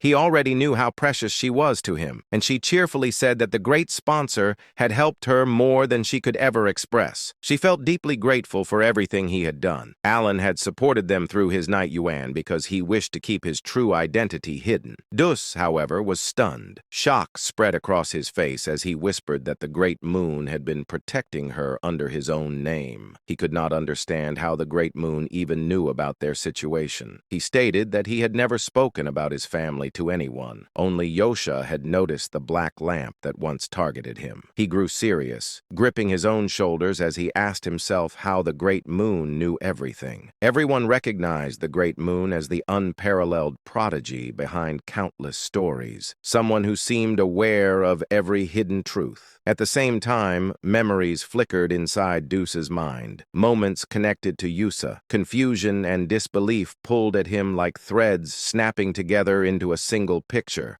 Everything suddenly aligned. He struggled to understand the anxiety Yusa had shown whenever she spoke about the Great Moon, the nervousness in her voice, and her repeated reminder that a sword could never act on its own without its master. Darkness washed through his thoughts as he realized that the foolish one had been himself. Yet a glimmer of hope remained. He remembered the words he had once heard. The Great Moon already knew everything and had been leaving hints for the child who would be forced to survive alone. His body trembled, his voice shaking as this truth finally struck him. Styla pulled him out of that spiraling realization and asked why he looked so stunned. Inside, Dus understood that his own sword had dared to act alone, yet the Great Moon had chosen to be merciful. The narrator's view widened, revealing how the Great Moon, Alan, had been guiding Deuce's life like a carefully arranged strategy, almost as if controlling him like a puppet. Dus whispered that he had spent all those years consumed by hatred and revenge against the Black Sheep, never realizing the truth behind everything. Danis looked at his sister. Her cheerful expression carried the brightness of someone who had emerged from a long, terrifying darkness. She had survived, saved the Great Moon, and protected their family. To him, that survival felt like a gift beyond measure. His thoughts twisted again as Yusa's words echoed in his mind. She had always told him that one day he would understand why she followed the man who was truly terrifying, the Great Moon. Danis realized she had never been a fanatic, nor someone who clung to blind trust. She had earned Caliban and become a knight through her own will, and yet she prayed to Alan as if he were a god. Now Vanuz finally understood why. Determination tightened his expression. He declared that his mission was to reach the pinnacle of Caliban, to stand as a master knight, and to create a personal knight order composed of the finest swordsmen devoted to the Great Moon. He also understood why Yusa always said that Alan was her god and lifesaver. She felt nothing but unwavering loyalty toward him. Fueled by his decision, Deuce embraced the path of sword mastery and the creation of his knight order. The story of their rise began to take shape. Sometime later, Danu stood on the balcony. A tall knight approached and informed him that the time had come. Danis walked forward and looked down at the assembled knight order. He announced that this expedition would become the first stepping stone for the solar skeletons. Hardship meant nothing to him. He gripped his mesmerizing yet terrifying sword and declared that he awaited the day he could offer his gratitude to the Great Moon, along with a repayment that would satisfy him. His eyes glowed with dark determination, his loyalty toward the prodigy of their age unwavering. He vowed to prove himself under the moon. The solar skeleton knights then departed for an expedition against the barbarians. Dina sat outside quietly, thinking that the place felt peaceful, perhaps perhaps because all his subordinates had grown into capable warriors. Meanwhile, Alan examined his book and muttered that everyone had flown away from him and he no longer wanted more information for now. His life felt increasingly chaotic, yet he reminded himself to focus. He joked about needing to stop writing in cursive and promised himself he would write more clearly. After returning from the labyrinth, he shifted his attention to researching the phrases he had encountered. Alan let out a quiet chuckle, satisfied that his reports were finally complete. As he leaned back, he reviewed the concepts he had been analyzing: reinforcement of magical imprint and the behavior of refraction within spells. He noted that refraction strengthened the imperfections inside a completed spell, allowing its rage to expand outward, while repulsion distorted the structure and influenced the transition of a fired projectile. The phenomenon still amazed him. With the universe law in his hands, his ability to manipulate the very rules that governed reality, he could alter magic beyond its original limits. According to his observations, blue light reinforced parallel magic, such as electrical attacks. He developed a theory that lines of diffraction allowed penetration, which created a critical effect upon impact. When he struck the golem earlier, the massive creature had been obliterated instantly. Despite its size and strength, it had been completely vaporized. For him, the rule always mattered, and not a single phrase within a spell could afford to mismatch. However, with his current mana, he could only use one magic of that scale per day. Fatigue pressed heavily on him. It had taken a long time to understand even this much. He grew serious as he remembered the world's limitations. The hand signs and phrases of baby Lowena had been lost long ago, leaving no record of them. Nothing existed in the written history of this world, so he was forced to research alone and build the missing pieces from scratch. Even so, he found himself oddly enjoying the challenge, despite having learned magic only for self-P protection. He placed his fingers together, preparing the spell he had been refining for 2 months. A crackling purple light formed in front of him. Alan described the result aloud, noting that eliminating the focal point of the mana phrase would force the imbalance required to create lightning. A small sphere of purple lightning appeared.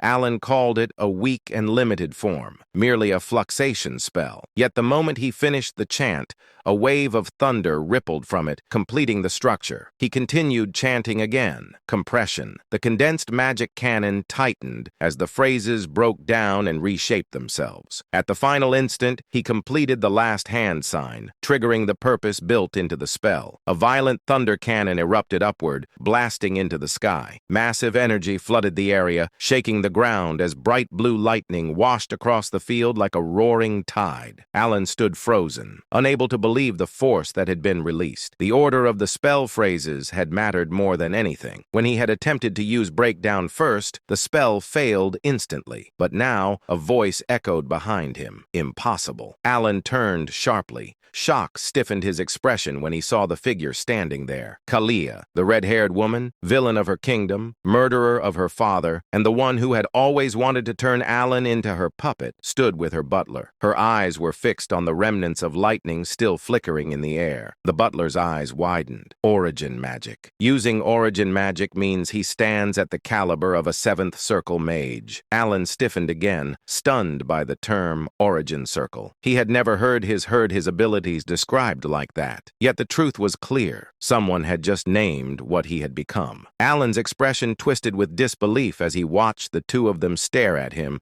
with those ridiculous, exaggerated faces. He wondered how they could look so foolish at such a moment. Their reactions reminded him of his days at the academy, and his thoughts drifted back to a memory of his professor. During his time in Clyburn, the nation of knights, he had once received advice from that professor. The man had explained that one could establish an order only after gaining recognition from the king, and Alan had originally intended to become a mage, simply to defend himself. He wanted strength only for protection, both for himself and for those he cared about. Yet his professor had never taken him seriously. Instead, The man had treated him like a pet, constantly praising him and patting his head with the flat of his sword. He would call Alan talented, claiming him as his own student, begging him not to leave the country because he considered him precious. The narrator had even shown how fondly the professor looked at him. Alan, however, had always been annoyed by those assumptions. His magic ability had not come from the professor. None of it had been inspired or created by that man. Every spell, every theory, every refinement, he had achieved them through his own research. Lady Zenonia, or rather Zenonia Kalia, who had effectively been ruling the Zenonia County by making her father a puppet for several years,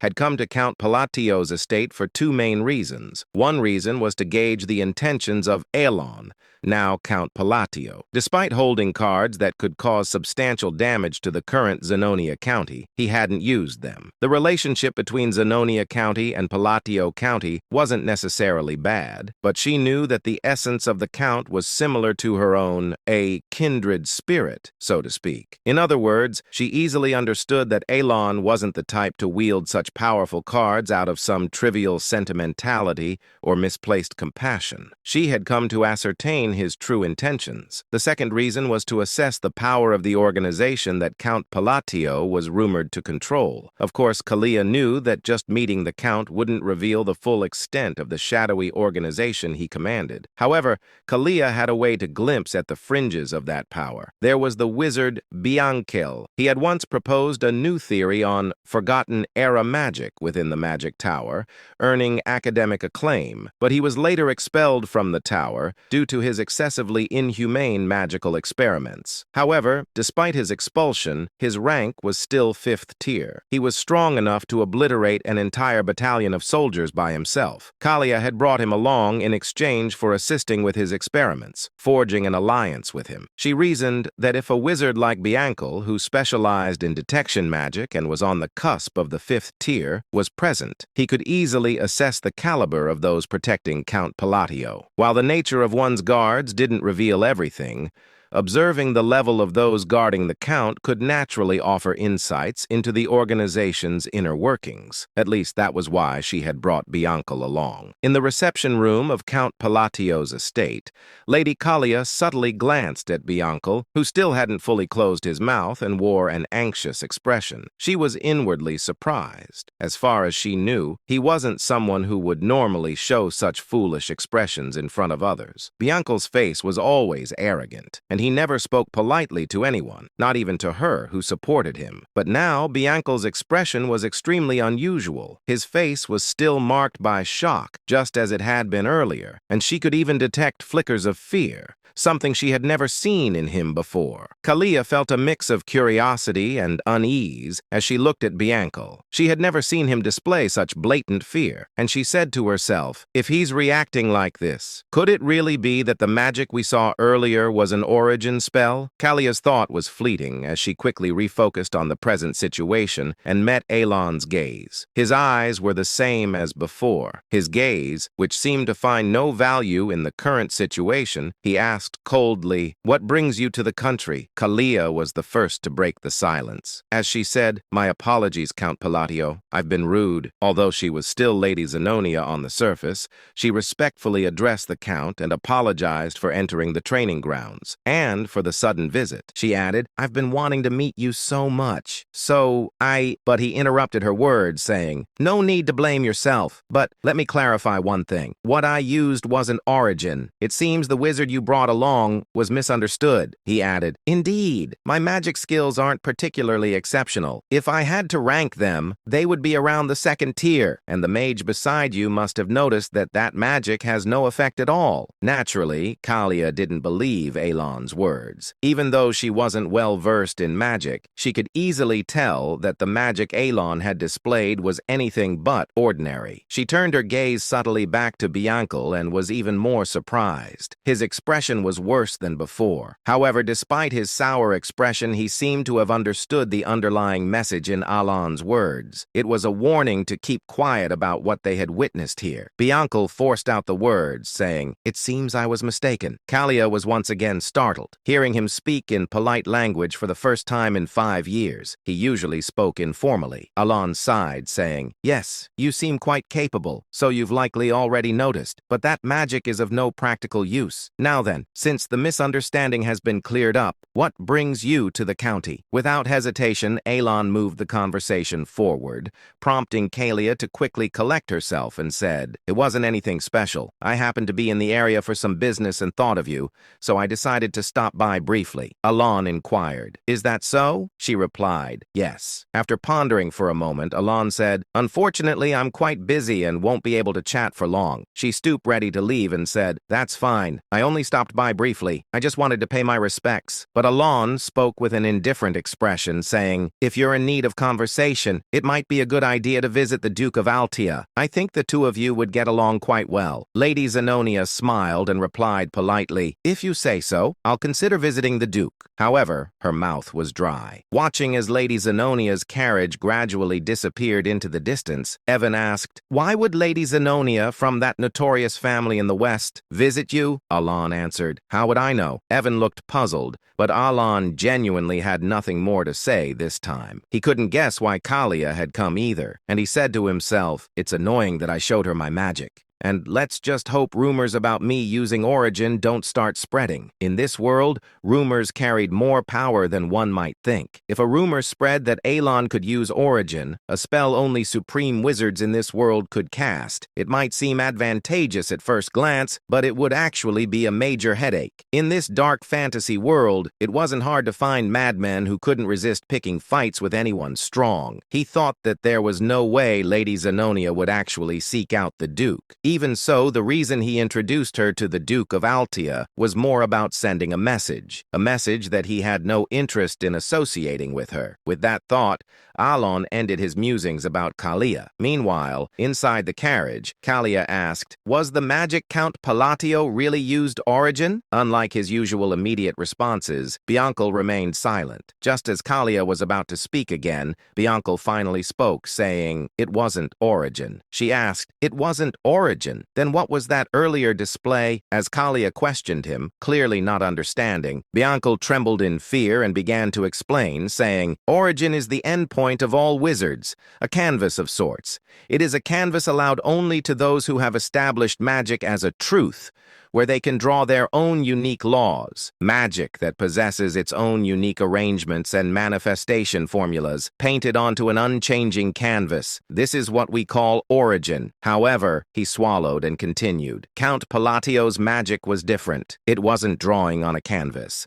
To be more precise, his magic was akin to tearing the canvas apart." Bianca explained further, saying, "In other words, he was twisting the truth that should remain unchangeable. Although I only saw it for a fleeting moment, since I was using the observation eye at your request, I saw it clearly." Bianca muttered, "Fixing lightning that shouldn't stop, twisting the laws to collapse the spell that had been manifested, and yet still managing to manifest it flawlessly.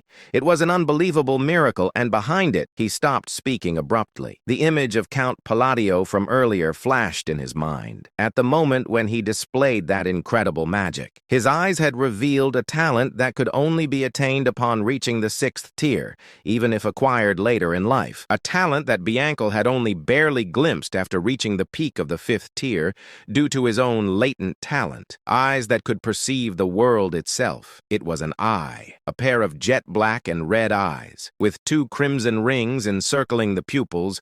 Those eyes had appeared when the Count used his magic. Recalling this, Bianca could not hide the fear that filled his own eyes. If it was what he thought it was, the Count had accessed the power of a forgotten ancient god when he used that magic. But Bianca cut off his own thoughts, even using magic to force himself to stop thinking. Having delved into ancient knowledge, he was well aware of how dangerous it was to try to infer the truth behind such things through further thought, and he he added, "Let me give you one piece of advice. Never make an enemy of him. Do not oppose Count Palatio. That's all the advice I can give." Having said that much, Bianca fell silent. Lady Zenonia also kept her silence. At the same time, Kalia naturally recalled Alon's expressionless face and his calm gaze as he had looked at her. Without realizing it, she let out a self-deprecating smile, because through Bianca's words, she had realized something. There was no point in trying to understand Count Palatio's intentions from the start, and she had also realized that she had already become nothing more than a pawn on his chessboard. And then, about 5 months later, 2 years had passed since the children had been sent off on their individual paths. Inside his office, Alan asked calmly, "Any new information? Preferably news about that kid?" Evan shook his head, saying, "Nothing about the children, Count, but there is something else." Alan glanced up, uninterested at first. Evan continued, giving news that struck like lightning. "Zenonia County and Altea Duchy have formed an alliance." Alan froze, inquiring, "What the hell did you just say? The two pillars of the underworld have united," Evan confirmed, saying, "On the surface, it appears harmless, but in the underworld, the alliance is confirmed." Alan dragged a hand down his face in pure frustration, saying to himself, "I went through all that effort, raising those little sinners, and now the world gives me a shadow alliance instead. Is the Astria Kingdom going to collapse next?" Exhaustion washed over him. A creeping fear followed, and he said, "No way she didn't. Kalia didn't actually take my words seriously that day, right?" He remembered his cold suggestion. Visit Duke Altea. He certainly hadn't meant form an alliance with him. He slapped his forehead again, saying, "Come on, it has to be temporary. With Kalia's personality, cold, arrogant, hostile, it's impossible, but I should prepare." He picked up his pen to write a letter. "Kalia, if I came off blunt, if I sounded cold, I was not intending to insult you." He stared at the line. This doesn't sound like an excuse at all. Still, he folded the letter and handed it to Evan, saying, "I'm leaving this to you." Evan nodded, saying, "I'll deliver the message to Lady Zenonia through the Machinery Guild. I'll continue searching for the children as well." Alan sank back, scanning several reports, and he said to himself, "I wonder what Randan and Seol Rang are doing now. Even Utia." His eyes landed on a blood-stained letter the two had sent after reaching their destination, and he said, "Seol Rang wouldn't have died, right?" The thought was dark, but it slipped out. He continued reading. "If they followed the instructions and found the gift, they should have gained their warrior symbol, maybe even escaped Baba Yaga by accident." Alan reviewed the note describing the ability of the gold mana beast's hand glove, the treasure he had given Siren. That girl received something valuable. She wasn't born with the sin of pride. She could have become a strong warrior instead of a fallen sinner. He sighed, saying it was right there in the item description. If I had told her about the treasure's hidden value, she could have sold it or used it for funding. With her talent, she could have made a living anywhere. His gaze drifted toward the balcony and the stretching horizon beyond. He murmured, "After all, this land is a place where anyone can seize the world through strength." Night draped the desert colony in a quiet, shimmering glow. Deep inside a hidden cave, Seol Rang stretched her arms with a tired yawn and waved her hand as she walked forward. She murmured cheerfully, "At last, the ordeal is finally over." She lifted the golden hand glove, the treasure Alan, Great Moon, had given her, saying, "Oh, Great Moon, thank you," she whispered, eyes sparkling. "This gift is incredible." Clutching the glove with affection, she thought of the pale, gold, kitten-like spirit that had appeared earlier. She said, "I always believed the essence of the Golden Mane tribe was just some random charm. But what I heard as a child wasn't some fairy tale at all." Memories surfaced. Her mother's gentle voice, the warmth of their old home, her tribe's forgotten pride. "Our Lenjin are descendants of the Golden Mane tribe." Her mother had once told her, "Kings of all beastkin. The essence of the Golden Mane tribe is a high relic passed down for hundreds of years. It grants us power and divine authority." Returning to the present, Seol Rang held her breath, and she found that very essence inside this desert cave. The moment she had put on the golden glove, pain had surged through her entire body, so real, so overwhelming. She had faced trial after trial inside her own consciousness, each challenge tearing at her mind. But she endured. Looking at her her hand, she whispered, "One day I nearly died as a test subject, yet the great moon saved my life." The memory stung her heart. Abandoned orphan, treated as nothing. But Alan had changed her fate, she said, voice trembling with emotion. "He gave me the power to take revenge on the Black Dragon, the monster who killed my parents." She tightened her fist. Golden aura burst from her palm, flaring across the cave like sunlight tearing through darkness. She added, "I must repay the great moon's grace." Energy surged violently from her body, golden essence blooming outward with force strong enough to shake dust from the walls. She stared at her glowing hand, amazed, saying, "This gift was never meant to make me an ordinary gladiator. Not at all." Testing the glove's strength, she felt the awakened lineage roaring behind her blood. She said, "All I have to do is become the strongest gladiator alive, gather the scattered golden mane relics, and restore our trib's glory." Golden light erupted again, brighter, fiercer, unstoppable. Raising her hand high, she declared with absolute resolve, "I will slay the Black Dragon." Meanwhile, a few moments later, she stepped out of the cave and looked up at the beautiful moon. With confidence, she said, "All of this is for my savior. Let us begin," she continued. "The golden man who commands the greatest of all beast kind, the kings among their race, shall rise again under the blue moon after 500 years. Alan, holding the documents in front of him, and a small detail brought back a vague memory. Before the thought settled, Evan said, "The Information Guild obtained news about the children.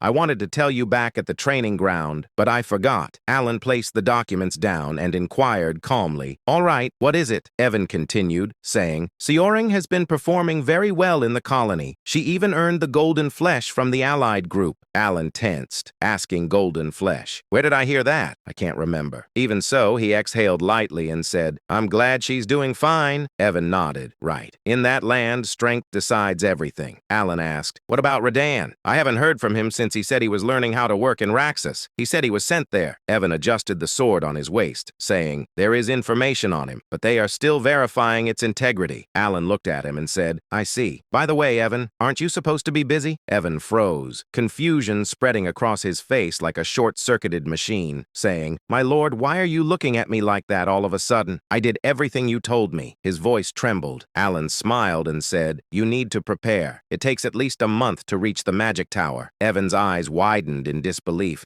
inquiring, "What? The Magic Tower? I've never even heard about that." Shock hit him like thunder striking his head. Alan replied casually, "Easy." "Oh, did I not mention it before?" Evan let out a breath, saying, "I'm used to it, but still a month? It should only take a week to reach the Green Magic Tower," Alan said. "We're going to the Blue Magic Tower." Evan blinked, saying, "Ah, that's near Labyrinth City, so it's quite far." Then Evan straightened his posture, saying, "I will start preparing immediately, my lord." Alan nodded. Sometime later, Alan collapsed onto the sofa and slumped like an old man. Exhaustion weighed on him, leaving him lazy and drained. And he said, "A month in a carriage, just thinking about it makes me tired again," he muttered. "But what else can I do? The item that can support my small precious mana hole is there." His gaze dropped as a faint memory surfaced. The massive city slowly appeared before his imagination, just as it had in the game. Alan continued saying, "Even though countless players visited the labyrinth, no one ever reached the end. I only reached the 115th floor because I used a cheat code. Those devs were insane. There were even more floors below that, and the item I need is on the 151st floor. Because of that, the job of official magic appraiser has become so popular that it guarantees a stable life." His thoughts drifting to Rinne, her calm eyes, her knowledge, her talent with stones and elixirs. "She'll be taking the appraiser exam soon," Alan said. With her talent and sense for magical items, she should pass easily. But when the moment quieted, reality slid back in. Alan frowned faintly, saying, "Maybe I gave Rinne too small a gift compared to the others." Alan leaned back and added quietly, "All it does is suppress equipment items. If that gift wasn't enough, I should send her additional support." His thoughts returned to their destination. Labyrinth City, Labyrinthia, a city ruled by no one, a place of explorers, machines, and endless opportunity. Beyond the crowded streets and countless shops in the southern district stood a hidden appraisal shop known as Marita. It was discreet, but its reputation had grown among nobles and A-rank explorers because of its rare, specialized service. The scene shifted inside Merd. A man stood frozen, stunned by what he had just witnessed. An echoing voice reached him from deeper inside the shop. The voice reported, "The appraisal is over, my lord." The man gasped. Only then did the truth settle. The masked girl standing before the man was Rinne. She had concealed her identity flawlessly. She held an object between her hands. She explained, "This device ignites flame with mana," demonstrating it with quiet confidence. The lord nodded. "Thank you as always. Let me see." The lord carefully examined the lamp in his hand. He murmured, "It's a relic that can be imprinted." "What is the imprinted ability?" Rin answered with calm confidence, saying, "A small amount of mana will keep the flame burning for at least an hour." The lord smiled and said, "Its efficiency has improved drastically." "Very good." He genuinely appreciated Rena's precision and intelligence. She replied, "Thank you as always." Silence settled inside the shop. Rana removed her mask, her expression softening for a moment until her gaze shifted to another item on the table. She picked it up gently. She said, "This item can also be imprinted." In fact, this shop had become famous because of its extraordinary imprinted abilities, things seen nowhere else. Inside the shop, a mystical item rested on a pedestal. Alan's voice echoed in Rin's memory. A gift from the great moon. An item sent directly by him. Rin stepped closer. It looked like an eye-shaped device glowing faintly with blue flames, swirling behind layers of sealed energy. She smiled, excitement rising inside her. She whispered, "When the great moon told me to become an oppressor, I didn't understand the reason. But the thought of Alan made the meaning clearer. His true identity, a friend of Palin from the forgotten era of the outer gods. Everything he had done was meant to eliminate the black things." When she had read Alan's letter instructing her to head to Labyrinth City and become a magic oppressor, she could not connect the order to the goal. But later, she understood Alan wanted influence inside the Labyrinth Empire, a foundation strong enough to reach the Magic Tower. Even so, in the present moment, she wondered aloud, what does becoming an oppressor have to do with killing the black things? She entered the appraisal room fully. She whispered, "The eye of the stalker repeatedly identifies items below a certain mana threshold to assist with oppression. It was dangerous, deadly even. Red demonic chains wrapped around it, and a dark presence seeped from the relic. It was nothing like normal magical wisdom." Reen reached forward and touched the chains. She said, "This substance, it doesn't exist in any library." The device trembled. Energy surged violently and the seals shattered open. A burst of blue light filled the room as the eye of the stalker awakened completely. Mana swirled around her like a living storm. Rin leaned closer, determination settling in her eyes, saying, "To gain the strength to fight the black things, I must awaken this item myself." "For the great moon," she said, "I have 252 more sacrifices left before it fully awakens." And, she said, in exchange for raising the relic's stats, it absorbs something from each sacrifice, instantly changing the eye. It only reacts to specific high-tier relics. If the wrong item is sacrificed, the entire stack disappears. She understood clearly.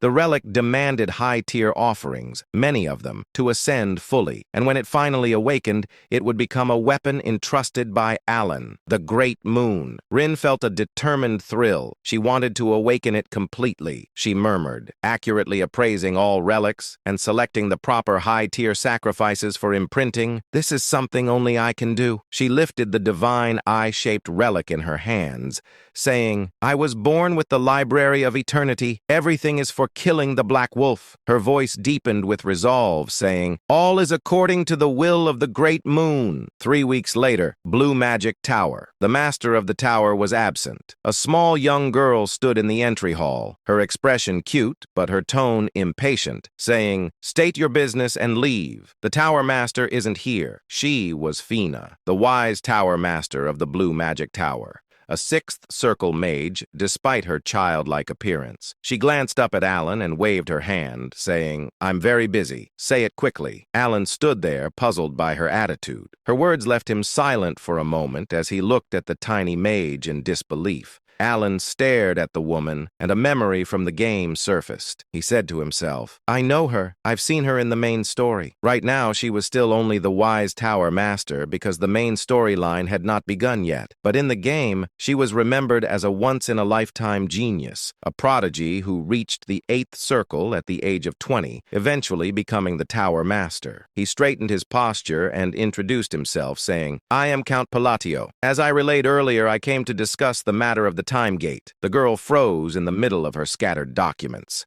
Papers slid across the desk as she frantically searched between stacks. She muttered, shuffling everything around.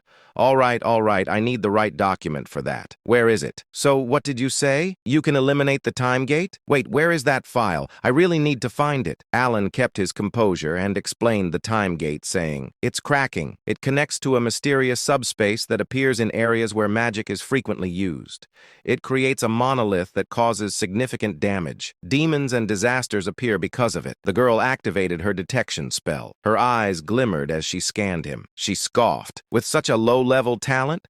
What are you planning to do? She waved her hand dismissively, saying, Whatever, just leave. Alan froze and said to himself, This is not how it's supposed to go. He needed her cooperation. He said, trying to remain steady, I need an answer. But she squeezed her eyes shut in irritation, saying, You want to eliminate the time gate and take the treasure? Of course you do. Everyone says that. She slammed her hand on the desk, her voice rising, inquiring, Do you have any idea how many people come here every single day with the same story? Alan felt wronged. He forced his frustration down and said, I am speaking the truth. Guide me to the time gate, and I will prove it. And he asked himself, why won't she believe me? Why is she so? His thought cut off as he watched her glare back at him, clearly unconvinced. The Vice Tower leader clicked her tongue. She said sharply, Listen, I get that you need something huge to change the public's opinion. People are starting to discover that the only reason you became Count was because you got lucky when your siblings died. A violent wave of mana burst from her,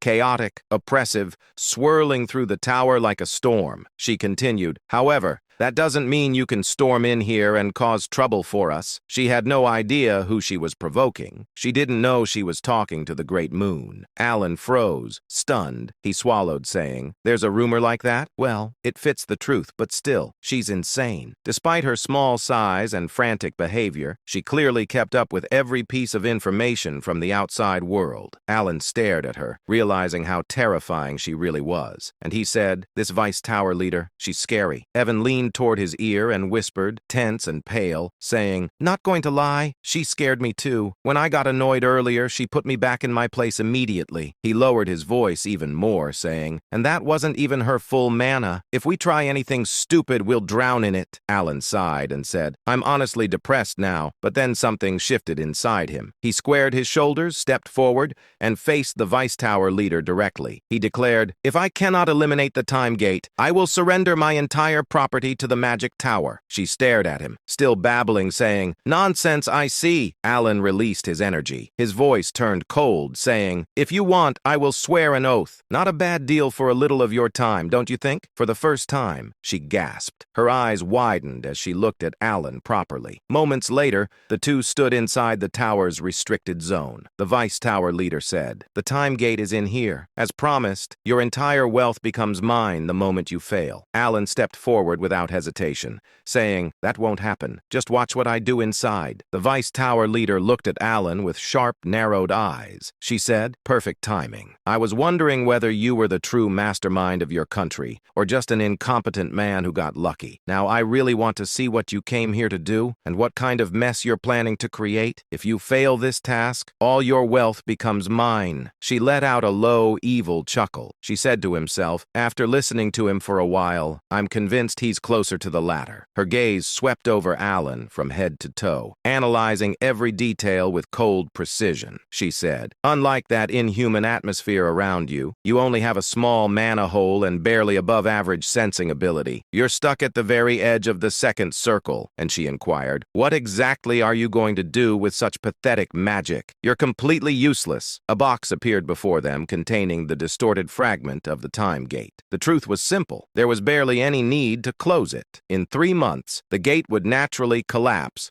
after spitting out the remaining relics. The research team had already concluded this. Alan said calmly, "Not a single mage capable of closing the time gate will show up." The Vice Tower leader scoffed. "And yet, the time gate inside the blue magic tower has been causing chaos for over 2 years," she said, her tone almost dismissive. "If you can't do anything, you may simply leave the room." Alan ignored her completely. Her expression twisted in irritation. She released a disbelieving laugh, clenching her teeth, inquiring, "You're going to use your hand as the minimum state of your staff?" Even ancient magical tomes classify that as a primal method, something practically treated like a fairy tale. The Vice Tower leader tried to stop him, her voice rising sharply. "For goodness sake, hey, you stupid brat, stop enchanting here. Enchantment is an ancient form of magic. You can't possibly pull this off. Just leave the room." But Alan ignored her completely, continuing his quiet chant as if she didn't exist. A strange shift rippled through the chamber. Darkness crept in from the edges, swallowing the light. The air grew so cold it stabbed at the bone. The Vice Tower leader's breath caught, inquiring, "What? What is this?" A chilling terror washed over her as the entire room dimmed. Her body froze in place and she said, I can't move." Everything stopped. Time itself had paused. Desperate, she activated the divine eye, wanting to see exactly what Alan was doing. The moment her vision shifted, her expression collapsed. Particles cracked apart in midair like reality itself was splintering, and behind them, a gigantic red eye appeared. A demon's eye, ancient, violent, insane. She trembled, saying, "To that thing, it's insane." Then Alan's body erupted with a deep red aura. The monstrous eye snapped fully open, glaring directly at her. The killing intent it radiated was overwhelming enough to freeze her soul in place. She couldn't breathe. She couldn't look away, and she inquired, "What is he trying to accomplish inside the time gate? How is this possible for someone barely at the second circle? And what is the connection between that demon's eye, the great moon, and Reyna forging the divine eye to slay the black entity?" The room shook as if it would collapse beneath the pressure. When she raised her head again, she saw that dark demon god's eye lingering behind Alan. Her ability stopped entirely, overwhelmed by its pressure. She froze where she stood. A chilling voice echoed from behind Alan, an absolute command. "Stop your thoughts. Cut them off." The Voice Tower Mage Master went pale. Sweat covered her face as she stuttered, saying, I understand. I understand the demand." The demon god's eyes shut at once. Time, which had seemed halted, slowly began to move again. The room sank into complete silence. At that moment, the red demon moved to close the gate of time. When Alan turned and looked back, he said, "Finally, the gate is closed." His expression remained calm, as if he hadn't done anything. The ancient demon god's presence faded, leaving the mage girl stunned. Alan let out a small breath, saying, "That was easier than I expected. All I needed were special items and the correct meth." Alan showed the relic and said, "I'll take the item Sharon crafted.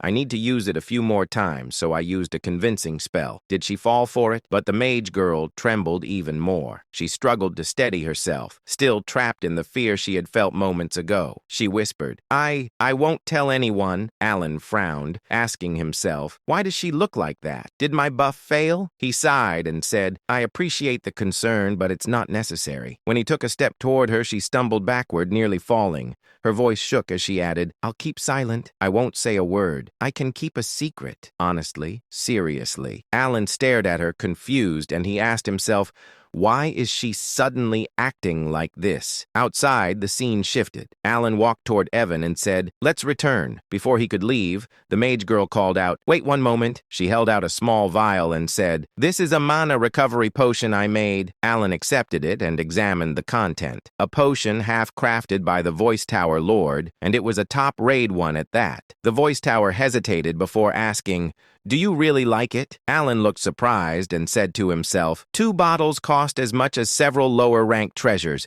When I checked the price, I almost fainted." He glanced toward the Tower Master's safe and wondered, is she really this grateful that I closed the gate of time?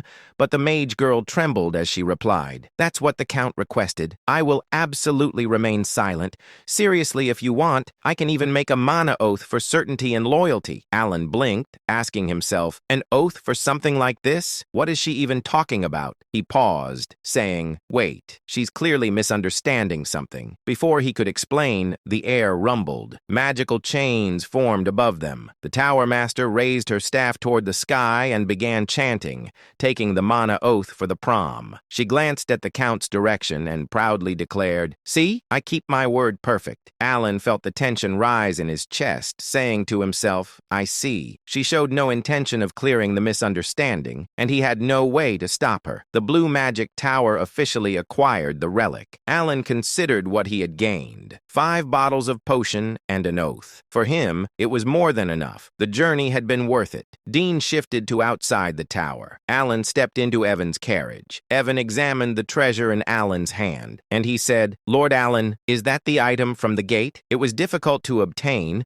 but it looks more primitive than I expected. Does its performance match its reputation? Alan fastened the treasure to his wrist and said, either way, this is something I absolutely needed. He focused on the bracelet seal of the Unholy One, and he said to himself, I'm glad I secured it. The chain embedded in the bracelet absorbed mana from the air, and the stone embedded within it glowed faint. Alan murmured, it's working. Its storage capacity wasn't large, but it was more than enough for him. His mana hollowed out quickly, and he slumped back with a quiet sigh, saying, a body with less mana than a support tool. He reminded himself softly, my goal is magical research and self-preservation, not fighting. That's enough. Evan tilted his head, unsure why Alan looked so exhausted. Alan breathed out and muttered, by the way, what exactly did she misunderstand? He thought of the Voice Tower Master. Her sudden politeness felt unnatural. When he left, she had even said, I know you're exactly like a second circle wizard, which left him stunned. Alan assumed saying, she's mocking me, but the reaction was familiar. Kalia had behaved the same way last time, completely shaken by his butler. The memory still left him uneasy. He tried to calm himself, saying, it doesn't matter. I won't meet any of them again. That's good enough. Then scene shifted to Duke Altia. Inside the Duke's mansion, Duke Altia, she sat quietly with a cup of tea in his hand. It has been a while, she said warmly. I hope you enjoy your stay, young lady. Lady Zenonia narrowed her eyes slightly before giving Altia a sharp smile. Of course, Altia. You haven't changed either. I'm simply glad to see you, Altia replied calmly. It's convenient that we don't need to discuss class or authority between us. Both of them understood the situation clearly. Lady Zenonia had come for Duke Altia's alliance. Zenonia said, Count Palatio's foresight is remarkable as always. She recalled the moment she received the Count's command to visit Altia. The Count's intentions became clear only after she followed his advice. When she arrived at Duke Altia's residence, both she and Altia realized the same thing. Neither of them could match Palatonio. Their alliance existed because he ordered it. Yet despite that, they were becoming more comfortable working together. In the struggle surrounding the Great Moon, most conflicts were meaningless when compared to the overwhelming influence of a single person. At present, Altia spoke first. She inquired, the conference is next month. Why come today? Zenonia replied, the Count sent a letter the day I arrived. He gave me an excuse to visit early. Laura looked puzzled. What could it possibly be? Zenonia handed her the letter. Laura skimmed through it, frowning. Some nobles complained to me about this and regarding your visit that day. This command. The topic shifted to the conversation involving several noble family. Many nobles don't suit me, Laura muttered. There must be some misunderstanding. Zenonia nodded. It doesn't feel like a normal apology letter. Something about it is different. Laura leaned back sharply, saying, there must be a scheme hidden inside. Zenonia smiled and said, yes, that's why we need to discuss it. And Baron Kenya belongs to the noble faction. Marcus Martonio is a key figure in the royal faction. Viscount Bland is also tied to the royal faction. And you, Duke Altia, are an important figure among the nobles. Laura summarized in short, saying, he doesn't seem to side with either faction. Zenonia finished the thought, saying, which means he wants to push out the nobles heading toward extinction. Both women shivered at the idea. The thought that Alan, whom they believed to be dangerous, had sent that apology letter felt unsettling. Laura looked up, saying to herself, this must be the reason Altia needed my reputation and named me a duke. And the hangman of the West stands with him. That certainty certainty explains everything. Zenobia nodded calmly. Then we should discuss a new plan. What plan? A plan to deal with their misunderstanding of Alan, whose letter was simply a normal apology, yet they believed he intended to erase noble factions entirely. Zenobia found the confusion useful and began weaving new schemes. Seeing change to blue magic tower inside the tower, Fina collapsed onto the desk. The tower lord approached, saying, "Tell me in detail, Fina. Why were you so nervous?" She looked up, still shaken, then seen back to the Alan. He sat outside, casually eating a roasted sweet potato. Evan asked, "Are you all right, Lord Alan?" Alan nodded. "I almost fainted, but it's still delicious." He exhaled and added, "I want to go home. Utia's letter should arrive soon." The scene changed to the Holy Kingdom glowed under a beautiful sky. Utia stood in the sanctuary wearing her priest robes, elegant, radiant, breathtaking. Those who saw her wondered what fate awaited someone like her. A gift of beauty, yet capable of becoming something frightening. Sometime earlier at the Blue Magic Tower, Master Selim Micardo had just returned from a long journey when a faint sense of unease crossed his mind. He paused, frowning slightly. He could no longer feel the presence of their time gate. Concerned, he immediately sought out Fenya. When he entered her office, he found her slumped over her desk, visibly exhausted. As soon as she noticed his arrival, she forced herself upright and informed him that she had completed every task he had entrusted to her during his absence. Selim froze. This was the first time he had ever seen Fenya behave this way. Normally, the Vice Tower Master would greet him with irritation or sharp complaints, often bragging about how she had reduced yet another arrogant newcomer to tears. Seeing her so subdued unsettled him. He asked calmly whether something had happened. Instead of answering immediately, Fenya collapsed forward again, resting her forehead against the desk. Selim observed her quietly. Fenya had become Vice Tower Master at an exceptionally young age, blessed with overwhelming magical talent. Her arrogance had once been sky-high, almost unbearable, yet he had never bothered correcting her personality. As far as he was concerned, geniuses like her inevitably reached a point where they realized how insignificant their achievements truly were. Once she reached the seventh circle, humility would come naturally. That was why her current state felt so strange. Letting out an awkward laugh, Selim mentioned that his business trip to the north had taken longer than expected. He casually asked whether she had been overwhelmed with work while he was away. At that point, Fenya finally spoke. With a drained expression, she explained everything she could, carefully avoiding certain details. She revealed that the time gate had been closed and that the one responsible was Count Alan Palladio. However, she could not explain how it had been done. She stated plainly that she was bound by an oath and could say no more. Besides, she added,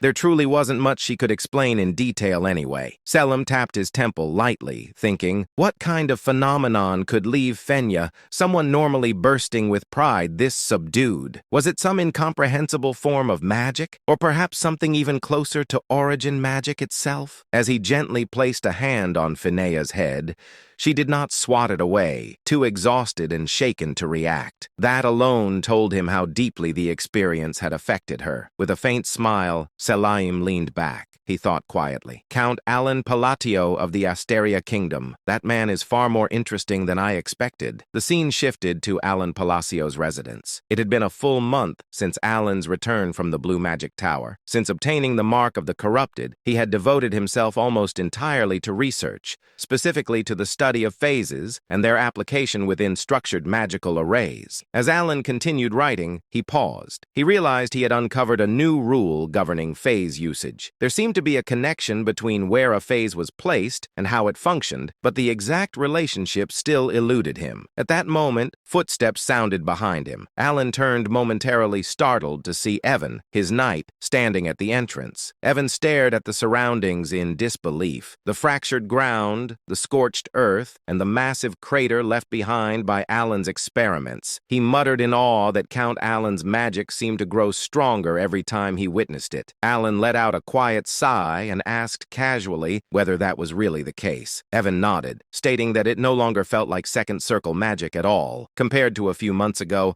Alan's spells operated on an entirely different level. Alan glanced toward the crater in front of him and remarked that an ordinary gravity spell should never be capable of causing such destruction. Even at maximum output, a second circle gravity mage should not be able to crush something to death so thoroughly. Inwardly, Alan acknowledged the truth of that statement. He thought, I really am getting stronger, and this doesn't feel like an illusion. In the end, the only improvement he had achieved was greater stability, not increased destructive power. That made the current situation illogical. Aloud, Alan told Evan that there was no clear reason for his magic's firepower to increase suddenly. Perhaps he suggested he was simply in better physical condition these days. Evan accepted the explanation, though he remained unconvinced. Changing subject, Evan informed Alan that Utia's letter had arrived. Alan thanked him and said he would return to his room to read it at leisure. When Evan asked whether he intended to continue practicing magic, Alan replied that he had already exhausted his daily limit, 3 full uses. As Evan departed, Alan's thoughts drifted once more. If there is a reason my magic has grown stronger, could it be a reward tied to a curse? In certain Eastern rituals, a curse functioned as a sacrifice. The caster lost something, health, lifespan, or fate, but received a proportional compensation in return. Yet Alan quickly dismissed the idea. There was no one from the east anywhere near him. As he was walking and Evan was behind him, he thought, could it be receiving faith? He scoffed inwardly. He was merely the count of a small, insignificant kingdom that Underworld has ignored. That made even less sense. In the end, Alan shook his head. Some mysteries did not yield answers easily. For now, it was enough to move forward. Whatever the reason, the power had not brought him harm, and so he decided to stop overthinking it. Sometimes the only choice was to live on and see where the path led. The scene then shifted to the Holy Kingdom of Rosario within its capital city, Ryanel. Ryanel was a city of pure white stone,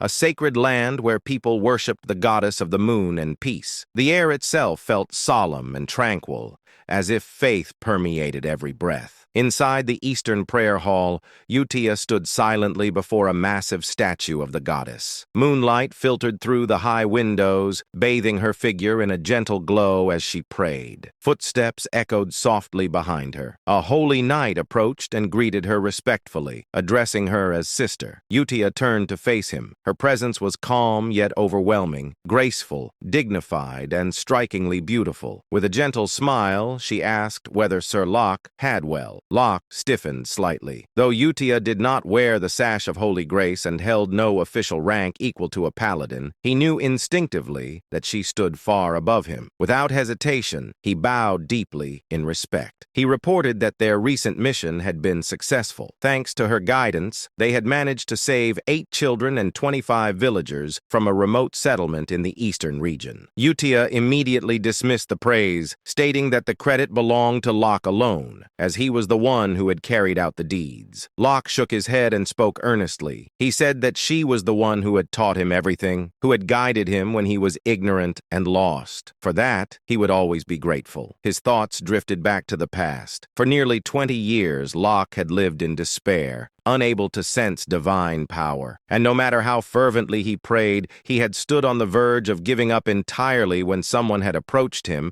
and asked whether there was something he desired with all his heart. That person had been Utia. With her calm expression and crimson eyes, she had told him to place his faith in the moon. Confused and desperate, Locke had asked what the moon truly was. Utia had only replied that he would understand once he tried. Clinging to that faint hope, he had prayed to the moon for several days, just as she instructed. Then, impossibly, a miracle occurred. He awakened to divine power, finally able to wield it as others did. The joy had been overwhelming, yet along with that joy came doubt. He feared he had committed heresy by placing his faith in the moon rather than directly in goddess Chironia. However, the divine artifacts bestowed in the goddess's name still responded to him.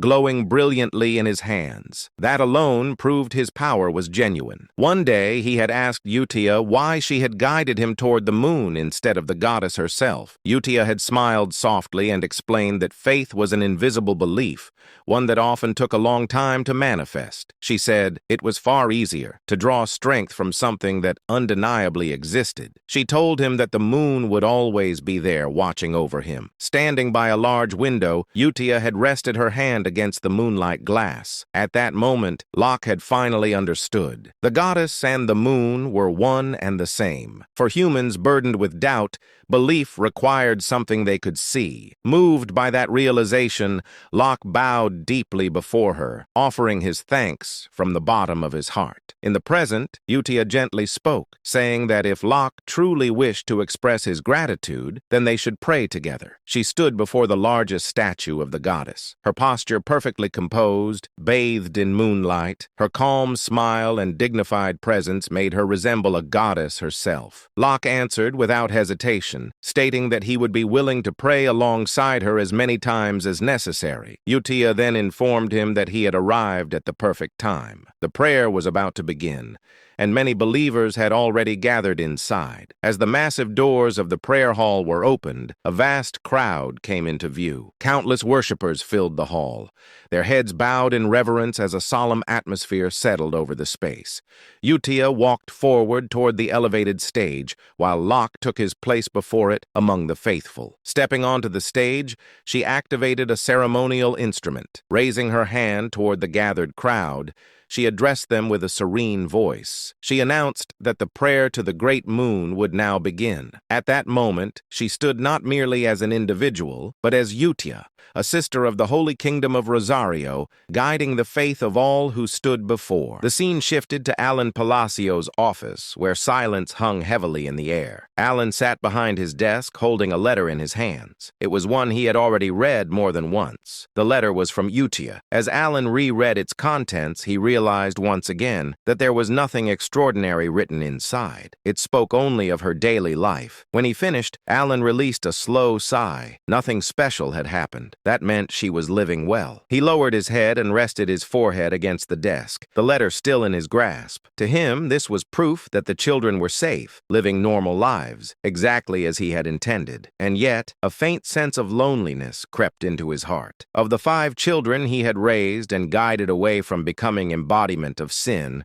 only Utia continued to send him letters. The others remained silent. From their perspective, it was understandable. To them, Alan was merely someone from the past, a man they had barely known, someone who had intervened briefly and then disappeared. He reasoned that this was fine. His purpose had never been to be remembered or thanked. His goal had been fulfilled the moment they chose paths that would not lead to the world's destruction. There was no reason for him to feel sad. Ellen repeated that thought to himself, trying to accept it. Still, exhaustion showed on his face. Despite her own busy life, Utia continued to write regularly. Half of him felt comforted by that fact. The other half felt a quiet ache he refused to acknowledge. At that moment, a voice spoke from within the room. Evan asked whether Alan was busy. Startled, Alan lifted his head abruptly, having failed to notice Evan's presence. He remarked that Evan had frightened him and questioned whether he was still there. Evan responded calmly, explaining that he had remained because new intelligence had arrived from the Information Guild. That immediately drew Alan's attention. He asked Evan to report. Evan informed him that the information concerned one of the children. Alan told him to continue. Evan then stated that the report was about Radan,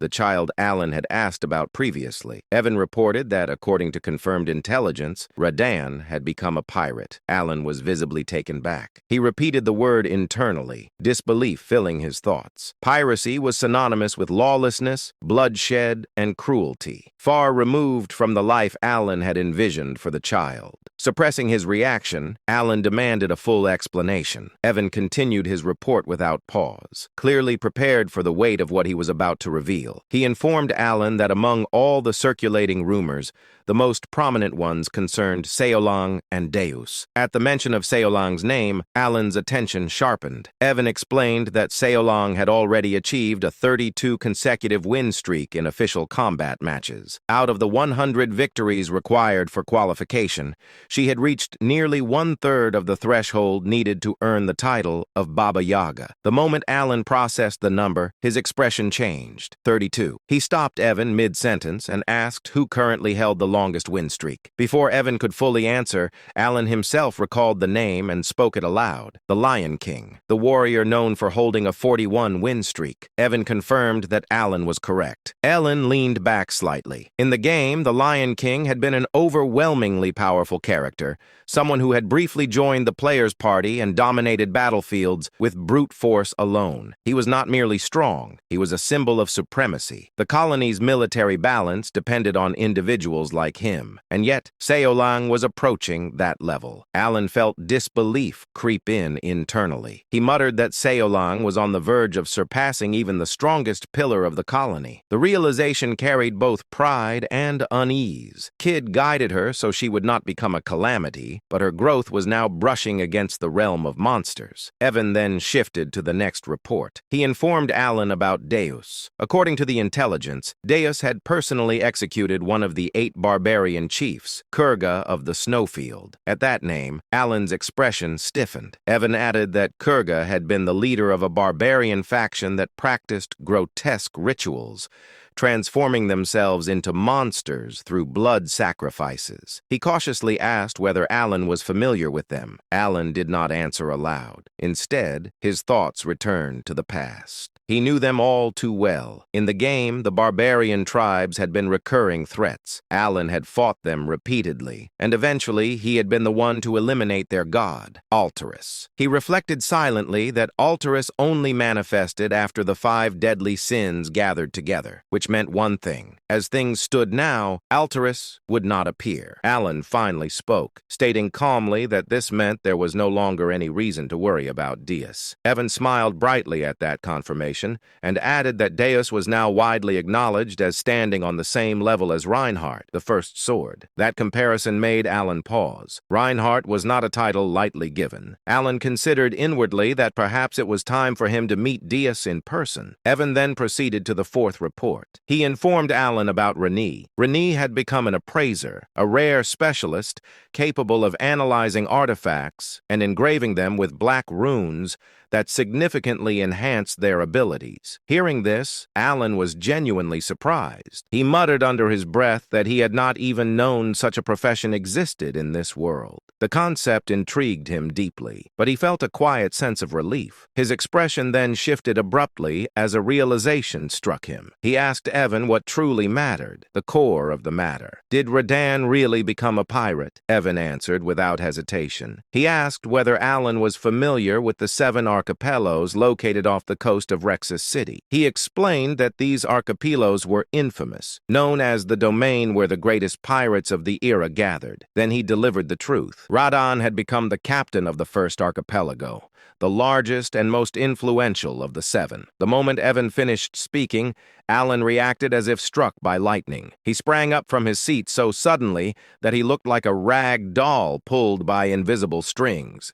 He shouted that it was impossible. Internally, a strange sense of déjà vu washed over him. Memories from his past life surfaced. Old internet posts he had once laughed at. One in particular echoed in his mind. A person joking about donating for years so Radan could live a proud yet ordinary life, only for him to become a pirate. That ridiculous joke had now become reality. Alan felt tears well up as he muttered that he had not sent Radan to Raxus to become a pirate. Evan, maintaining his calm, continued his explanation. He stated that Radan possessed an exceptional talent for locating enemies and navigating danger. More importantly, he reminded Alan that Radan was a rare sea godkin, a being naturally attuned to the ocean and capable of moving freely through water without restriction. Evan added that the seas surrounding Rexus were filled with priceless relics from ancient eras. Because of this, he had initially recommended that Radan pursue the path of a treasure hunter,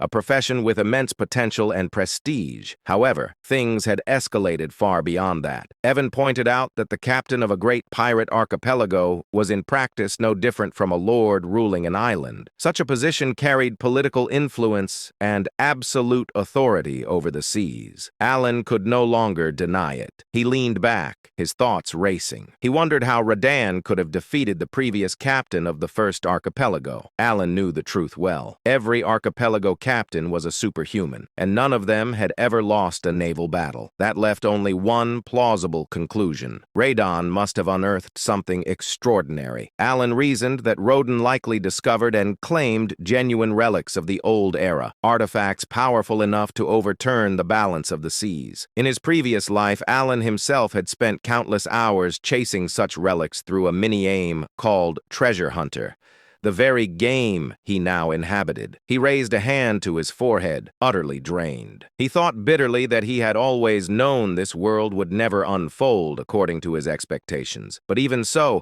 this outcome was strangely not the worst. In fact, it was almost impressive. Letting out a long breath, Alan slumped back into his chair, completely limp, as if life had momentarily left his body. Seeing this, Evan rushed to his side and asked with concern whether he was all right. The scene shifted to the very heart of the Principality of Korkia, the colossal maritime city of Rexus, a city of endless sails and salt-stained stone. Raxus stood as the gateway between land and sea. Beyond its sprawling coastline lay the infamous 7 pirate paradises, territories ruled not by law but by blood, strength, and greed. Among them all, the most powerful was the first archipelago. Once this domain had belonged to the great pirate Alcaride, the Red Slayer, a man who secured the protection of the so-called Heavenly King through obscene wealth and tribute. His reign ended the day he was defeated. The one who struck him down was Radan. Now Radan stood atop a rooftop overlooking the sea, the wind tugging at his cloak as the glow of sunset painted the horizon red. A faint smile rested on his lips, the smile of someone who had climbed to the summit through blood and fire. He was now the captain of the first archipelago. Radan leaned back against the wall, cracked his neck lazily,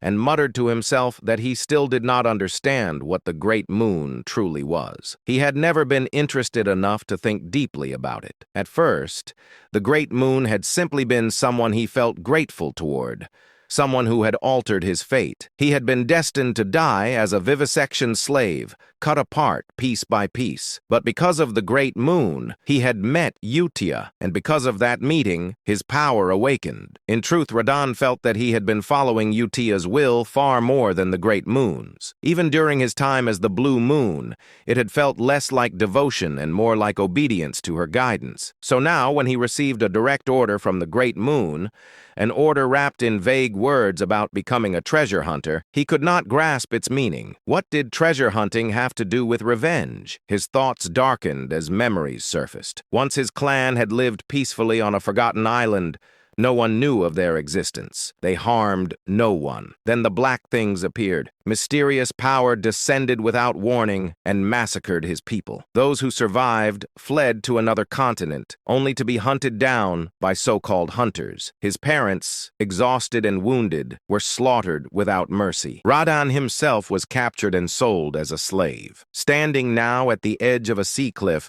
gazing toward a distant city glowing beneath the dying sun, Radan clenched his fists. He did not believe that becoming a treasure hunter or receiving some so-called gift from the Great Moon had anything to do with fulfilling the revenge he had sworn. If anything, he would simply pretend to follow the order, at least for now. As his gaze drifted across the sea, he noticed a large ship in the distance. Laughter echoed from it, fireworks bursting into the sky as celebration filled the air. Radan frowned. Why were they celebrating? Then realization struck him like lightning. That ship belonged to the chosen captain of the 7 archipelagos, the very ones who had once hunted down his parents. One of the voices from the ship rang out proudly, declaring that only those chosen by fate could receive the Heavenly King's protection through wealth. Radahn's smile vanished. His expression turned pitch black. So this was it. He had finally found the bastards who murdered his parents, and now they had risen to power. He muttered coldly that the Heavenly King was spreading lies deliberately. Radahn knew the truth. The power those captains wielded did not come from wealth or divine favor. It came from a secret ritual, one that required the body parts of sea godkin. Only by sacrificing their flesh could one receive the power of the sea god clad. Every captain of the 7 archipelagos had performed that ritual. As the laughter and fireworks continued, Radahn's breathing grew heavy. His eyes trembled with restrained fury. In a low, broken voice, he realized the final truth. Those damned hunters had split his parents' bodies into 7. The moment he realized this, he felt an overwhelming surge of rage, joy, and confusion all at once. Even though Radahn had never shared his story after being rescued by the Blue Moon, it seemed as if the Great Moon had orchestrated everything from the very beginning. As if fulfilling a promise, he had given him the opportunity for revenge. However, just because the opportunity for revenge had come, it didn't mean it could be executed immediately. Objectively speaking, Radahn was currently no match for the captains who wielded the power of Cleod. Though he was strong, his strength wasn't enough to defeat those who had reached the realm of superhumans. As he began contemplating, it didn't take long for Radahn to realize that the answer lay in the gift bestowed upon him by the Great Moon. The gift, known as the Goggles of Amrita, had the ability to illuminate countless relics buried under the sea, making them easier to find. After discovering that some of these relics could compensate for his lack of power compared to the captains of the 7 archipelagos, Radahn realized that everything had been planned from the start. At the same time, he understood the true intention of the Great Moon: revenge and domination over the 7 archipelagos. The moment he understood this, the Great Moon became more than just a small entity he was grateful to. Not only had it laid out everything before Radahn, but he had also given him the strength to seek revenge. From start to finish, everything had been planned. Radahn muttered unconsciously. For the Great Moon, these words had once been meaningless to him, just a simple phrase without any real significance. But now, for the Great Moon, no longer felt hollow. Now, when those words left his mouth, they carried true meaning. Only then did they hold the significance of loyalty. About 3 months had passed since the news of the 5th son becoming a Somali pirate had reached him. As the unbearably hot summer began to fade, and the leaves in the forest started turning red, Alon boarded a carriage. He was on his way to the grand church held every 2 years at the Duke Rotegre's estate. I'd rather skip this if I could. While his body was moving in the carriage, Alon's mind was filled with reluctance. The shadowy reputation of the Count Palatio family had long since faded due to years of inactivity, but what replaced it was mockery, which bothered him. Nevertheless, the reason he went through with it was because all nobles of Asteria were bound by the rule to attend the grand church every 2 years. There was a strange rule that required attendance once every 2 cycles, unless there was an exceptional reason not to. Thus, Alon found himself in the carriage on his way to the grand church, soon to be joined by 2 other nobles. This was a planned arrangement, as mercenaries or bandits often targeted nobles during the grand church season, so traveling in larger groups was safer. As nobles, they had enough guards to avoid trouble, but even getting into a fight could cost valuable manpower, so they increased their numbers from the start to avoid any incidents. Through this understanding, Alon naturally traveled with 2 families from the east, and the day passed without any issues. The problem, however, came that night. One said, "Count Palatio, isn't it a bit much to have only 1 guard? Is it a financial issue? If you're short on funds, I could offer you some help." Another said, "It seems you've inherited your title in a rush, and now your finances are in trouble." Alon stared in disbelief at the 2 nobles who had gone out of their way to openly mock him. Alon already had some understanding of why the nobles blatantly ignored him. It was was because all the rumors have finally died down. Until now, the nobles had feared Alon because they believed he was the mastermind behind taking down Avalon, which had controlled the vast underworld of the East alongside Leo. However, the nobles no longer considered Alon to be the mastermind. After he became a count, he had done nothing significant for several years. The Palatio Count family, from the time of Alon's grandfather, had always been known as a notorious household that never failed to wield influence in the underworld. The Palatio family had consistently dominated the Eastern underworld, though the degree of their control varied over time. But ever since Alon became the count, the Palatio family no longer exerted influence in the underworld. As a result, the current Eastern underworld was now divided and devoured by packs of wolves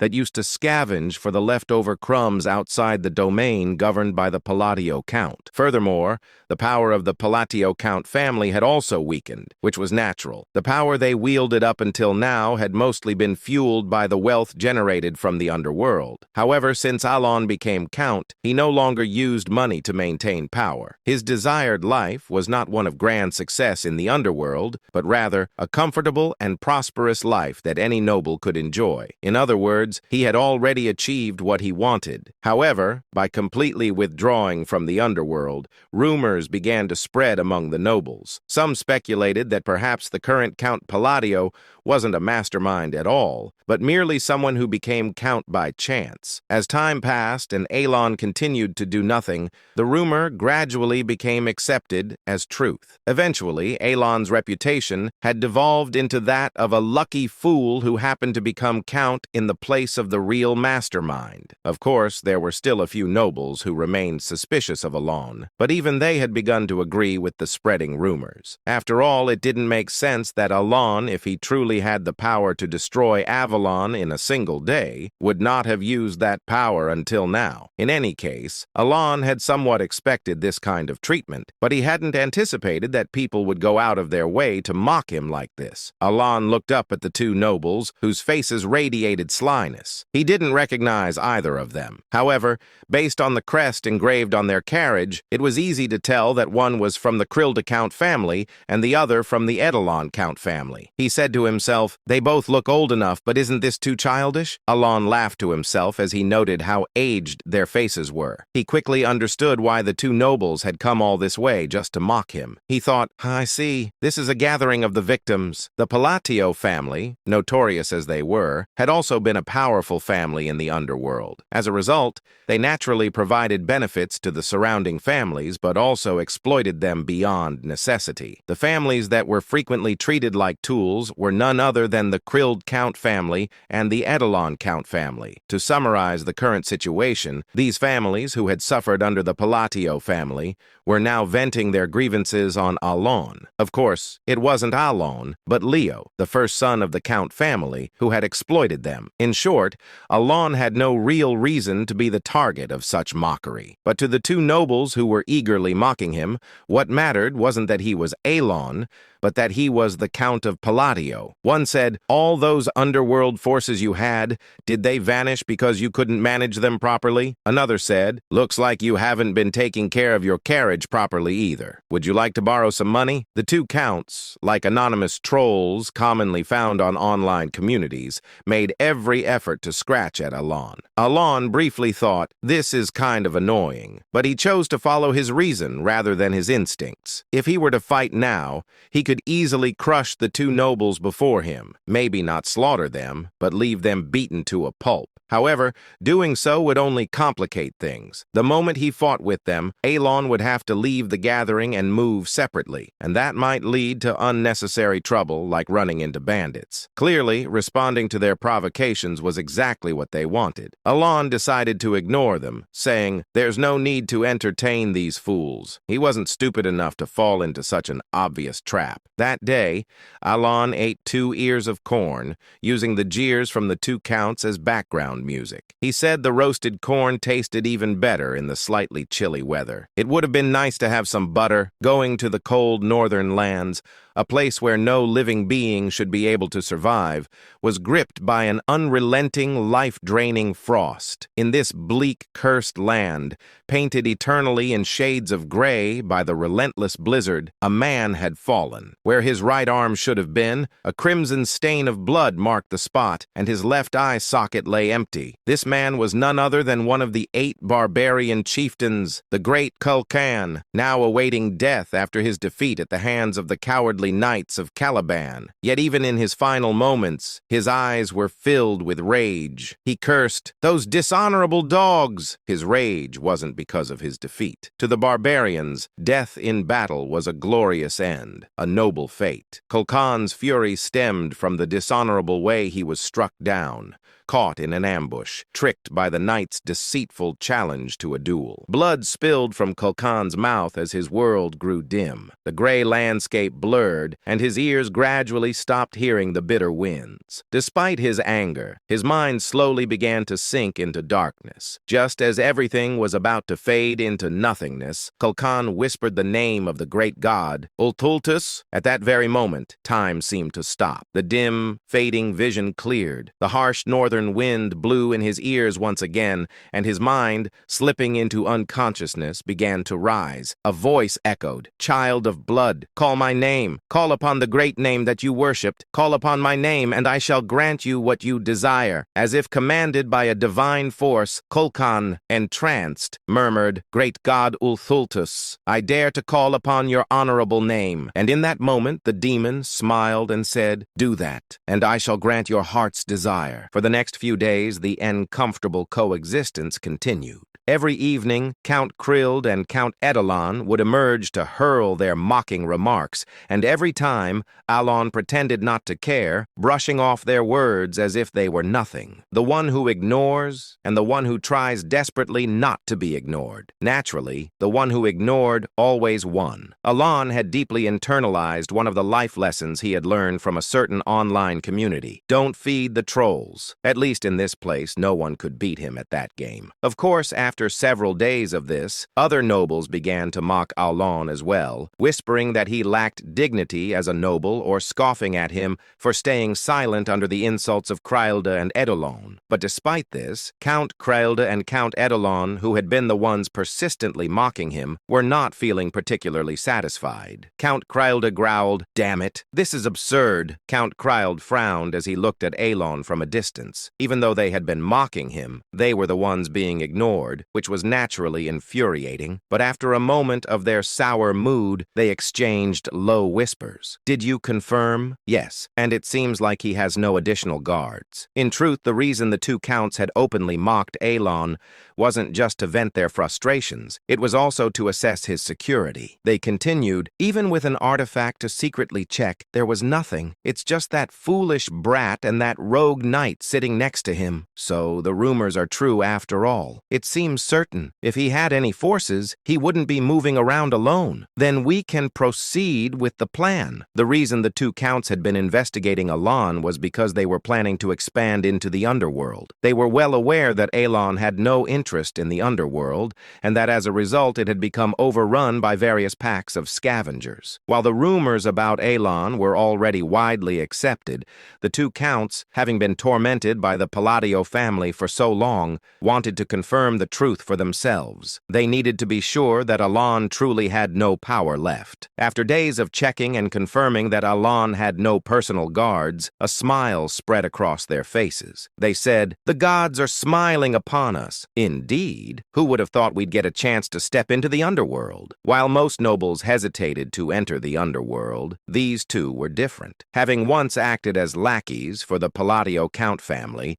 they knew full well just how astronomical the wealth circulating within the underworld was. They were well aware of how sweet the taste of power from that realm could be. Now that it seemed the Palladio family had truly become a hollow shell, the two spoke excitedly, as if they had already conquered the underworld. In truth, it wasn't impossible for them to seize control of the underworld if they joined forces. After all, the reason they hadn't been able to do so before was not due to a lack of power, but because they had feared the Palladio Count family. Just as the two were about to rejoin the camp, where the other nobles were gathered after finishing their private conversation, monsters appeared. The event happened suddenly. Under the cover of darkness, monsters appeared. It was as if they had been lying in ambush, waiting silently, until a soldier spotted them by chance and shouted. At that moment, monstrous cries echoed from within the forest, as if on cue. Immediately, the mercenaries and knights, as if rehearsed, drew their weapons to protect the nobles. They said, "Wizard, give us light!" A wizard, extravagantly brought along by a noble purely for boasting purposes at this grand church event, responded to the knight's command and cast an orb of light into the sky. In an instant, the mercenaries and knights, who had been noisy just moments earlier, fell silent. What they saw when the light from the wizard illuminated the dark forest were goblins. Goblins are commonly found in forests. With the strength of a child, they are not dangerous monsters for anyone other than rookie mercenaries. Though the rusty swords and bows they wield can be dangerous, they pose little threat to seasoned mercenaries and knights. Goblins only become troublesome when their numbers swell, but even with dozens of them, they can still be easily driven off. However, if their numbers are enough to fill the forest before them, then they are undoubtedly a threat to the knights and mercenaries. Moreover, what heightened the tension for the knights was that the goblins before them were far from ordinary. A knight's voice, laced with both fear and confusion, was directed at the sight of the goblins. What on earth is that? The problem wasn't just that they were goblins, it was their grotesque appearance. Purple crystals were growing all over their bodies, including their heads, as if they had been afflicted by some kind of plague. To make matters worse, one said, "Wait, isn't that Mark?" Among the horde of goblins, the body of a seasoned mercenary who had been assigned to external surveillance for precautionary measures was being devoured savagely. In the hands of a massive goblin was what remained of Mark's body. The mercenaries who saw this sight felt a rising wave of fear within them, saying, This can't be happening." Mark, the mutilated corpse in front of them, was a veteran mercenary who could easily handle dozens of goblins on his own. The fact that he had been killed without even being able to report the approach of this massive goblin horde suggested one thing to the mercenaries. The mutated goblins before them were anything but ordinary. The knights, who were holding their weapons alongside the mercenaries, also recognized that this was a dire situation. Even if there were only hundreds of goblins, this fight would be incredibly unfavorable for the knights. Individually, they might manage, but the knights had nobles to protect now, and goblins were cunning monsters, capable of easily exploiting that vulnerability. While the mercenaries seemed to be paralyzed with fear at the sight of the goblins' strange appearance and Mark's death, the knights who could sense magic were aware of something more. They realized that the goblins before them were imbued with magic power. Even a small amount of magic within a monster significantly enhances its physical abilities, and the knights understood this well. Just as the knights were grimacing at the goblins' bizarre howls and their impending charge, a wall of stones and rubble suddenly rose from the midst of the goblin horde. All eyes were instantly drawn to it. The wizard, who had cast the light spell, recognized that the wall was a rock wall, a third-tier spell. As the translucent barrier of a second-tier shield formed beyond the wall, the knights' expressions shifted from despair to confusion. The goblins' malicious stares were now entirely focused on the wall. A calm voice echoed through the air, "Enhance!" and then, "Compress!" With a loud cracking sound, the translucent sphere rapidly shrank, distorting the stone wall as it collapsed inward. In the ensuing silence, the sound of footsteps drew the attention of the knights and mercenaries to one direction. A man was approaching. Even in this life-threatening situation, he appeared completely unfazed, walking with an indifferent expression. The nobles and knights quickly realized that the man was Count Palladio. As soon as his lips moved again, the round shield transformed into a rough, rock-like shape. about the size of a soccer ball you might find by the roadside. And then, he said, "Return to origin." With Alon's final words, the bracelet on his wrist began to emit a faint gray light. The compressed stones exploded outward like a shotgun blast, tearing dozens of goblins to pieces. It all happened in an instant. The nobles, knights, and mercenaries stood in stunned silence, their mouths agape, as they watched the magic-infused goblins get shredded into mere lumps of flesh. Among them, Count Krylda and Count Edelon's eyes widened as if they were about to tear apart. With all eyes now on Alon, he simply said, "Stop standing there in a daze and get ready." His voice was calm as he looked ahead. The knights and mercenaries, as if mesmerized, raised their swords. The fear that had been spreading in their hearts had, as if by magic, vanished entirely. The battle with the goblins ended in victory. Thanks to the knights and mercenaries responding calmly, the front lines held strong, and Alon's magic once again destroyed a detachment of enemies who were moving to attack the nobles from behind, quickly tilting the battle in their favor. Of course, with hundreds of mutated goblins, there were casualties, but the number was small given the scale of the battle. The final blow came when a knight pierced the head of the last goblin, ending the battle completely. As soon as the soldiers confirmed the battle was over, they sighed in deep relief and turned their gazes toward Alon, who was looking down at the goblin corpses. Despite having just fought a life-or-death struggle, he remained expressionless, as if the battle had left no impact on him, causing the mercenaries to look at him with awe. They couldn't forget the sight of Alon turning dozens of goblins into mere chunks of meat without even changing his expression. However, while the knights and mercenaries admired Alon, he was thinking, "I nearly died in a single strike." Though his face showed no sign, inside he was working hard to calm his wildly racing heart. Despite bearing the insignia of the impure, which allowed him to cast 3 times more spells than usual, after using walls and shields twice each, he had been reduced to a mere mortal due to the limitations of his mana capacity, he thought. It's a good thing the knights won. Though the odds of the knights and mercenaries losing were slim, even against mutated goblins, when he had lost all means of self-defense, he had felt a desperate fear. He said to himself, "Perhaps I should have just dropped out earlier. No, it was a good thing I stayed close." But more importantly, Alon praised his past self for acting rationally and,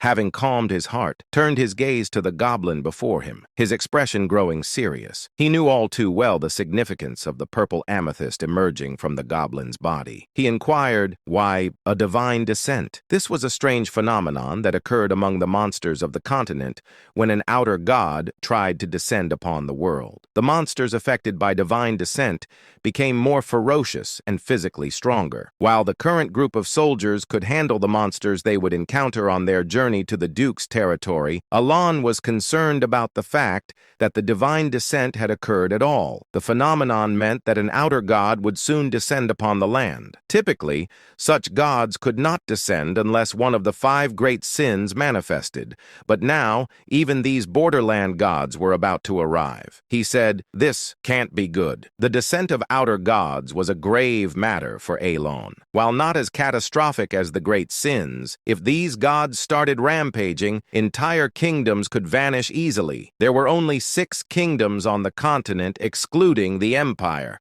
meaning a 1/3 chance that his future plans would be destroyed. In fact, if he were lucky enough to even be able to think about his future at that point, he would consider it fortunate. Alon's expression grew serious as he stared at the goblin. However, there were others who looked even more serious than Alon.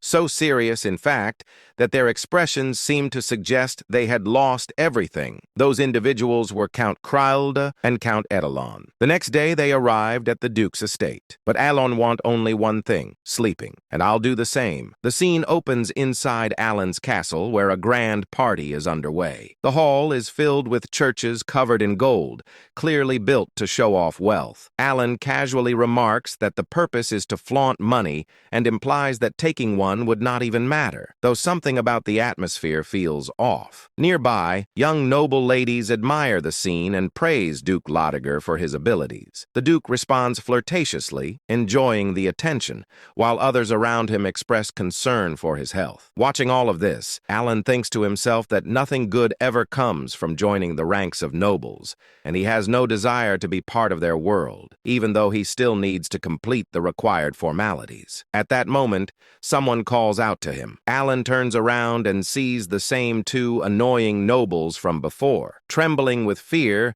they approach him carrying gifts, including clothes and gold coins, and address him as Count Palladius. They politely ask for a moment of his time and present the highest quality meat from their territory, suggesting he take it. They also express their desire to support his land. Alan questions why they are suddenly acting this way. He gives them a cold, piercing look, causing both nobles to panic internally as they interpret his expression as a serious threat. To them, it feels like an unspoken warning not to mess with him. The narration then shifts back to a day earlier, right after the battle with the goblins. At that time, the two nobles had watched Alan defeat the goblins using only his mana. They were left completely speechless, frozen in terror by what they had witnessed. One of them asks the other if he saw it, while the other nervously identifies it as magic. Soon after, another noble urgently calls out to Baron Armin, begging to borrow his wizard. Baron Armin is shocked by the sudden request. It is then explained that the Baron had brought along a third-tier wizard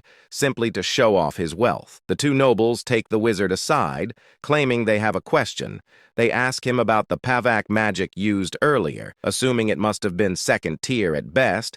The wizard confirms it was not second tier at all, and explains that the spell was far beyond his own level. Hearing this, both nobles freeze in shock as they realize the magic must have been third tier or even higher. They conclude that Count Palladius must possess overwhelming power, even if it appeared to be by luck. To them, the situation feels like a complete mess, and the odds of survival seem almost non-existent. They recall rumors about Palacio being cold, cruel, and hiding his true nature. Convinced that he spared their lives only because of a bribe, they resign themselves to their fate and can do nothing but pray. The memory of Alan's death glare haunts them, and they cling to each other in fear, breaking down in tears. The story then returns to the present. Still shaking, the two nobles bow deeply before Alan and beg for mercy, ashamed of their earlier insolent behavior toward Count Palladius. They curse their own foolish pride and inflated dreams, realizing they had completely lost their minds. Overcome with fear and regret, they plead desperately for forgiveness, hoping to escape his wrath alive. Seeing the nobles behave this way, Alan becomes visibly annoyed. Evan quietly whispers to him, pointing out that Alan seems to be using the truth here as well. Alan reflects that he cannot even begin to understand what Evan is thinking. Evan comments on those nobles and casually suggests that maybe they should just kill them. He then adds that making a scene would only make things more exhausting. Alan thinks to himself that no matter how impressive or cool the country might be, the situation has crossed a line that cannot be ignored. Internally, he makes an irritated face and thinks that even though he does not have the strength to act recklessly, they should be as scared as they want. Outwardly, Alan gives the nobles a sharp death glare and tells Evan that he will handle the matter separately. The nobles immediately start crying, convinced they are completely finished. In their minds, this feels like a huge problem,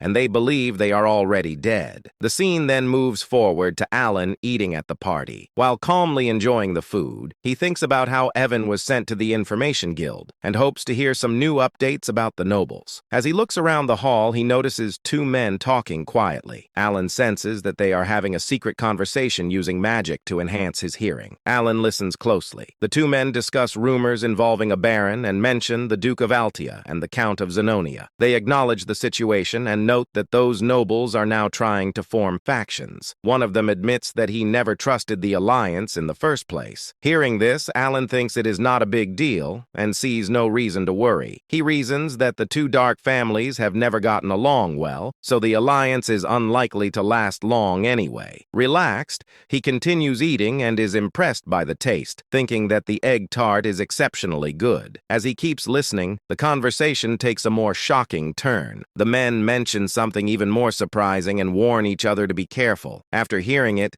they reveal that the head of the faction is neither of the two nobles previously mentioned. When the name Palacio comes up, Alan is stunned. They continue stating clearly that the head of the faction is called Count Palladius. Alan is so shocked that the egg tart slips from his hand. Internally, he questions what they are even talking about. He recalls seeing the Duke of Alia only once when she was young and having met young I of Zenonia only a couple of times. He also remembers that the current Count of Zenonia has never even met him face to face. To him, the spread of such ridiculous rumors makes no sense. He judges the information as exaggerated and largely false at first glance, concluding that this is just how rumors about nobles circulate. Just then, someone approaches him and addresses him as Count Palladius. Alan feels uneasy, wondering why so many people are suddenly talking to him today. The man introduces himself as Carmine, the third son of Duke Comian from the kingdom of Ashtalin,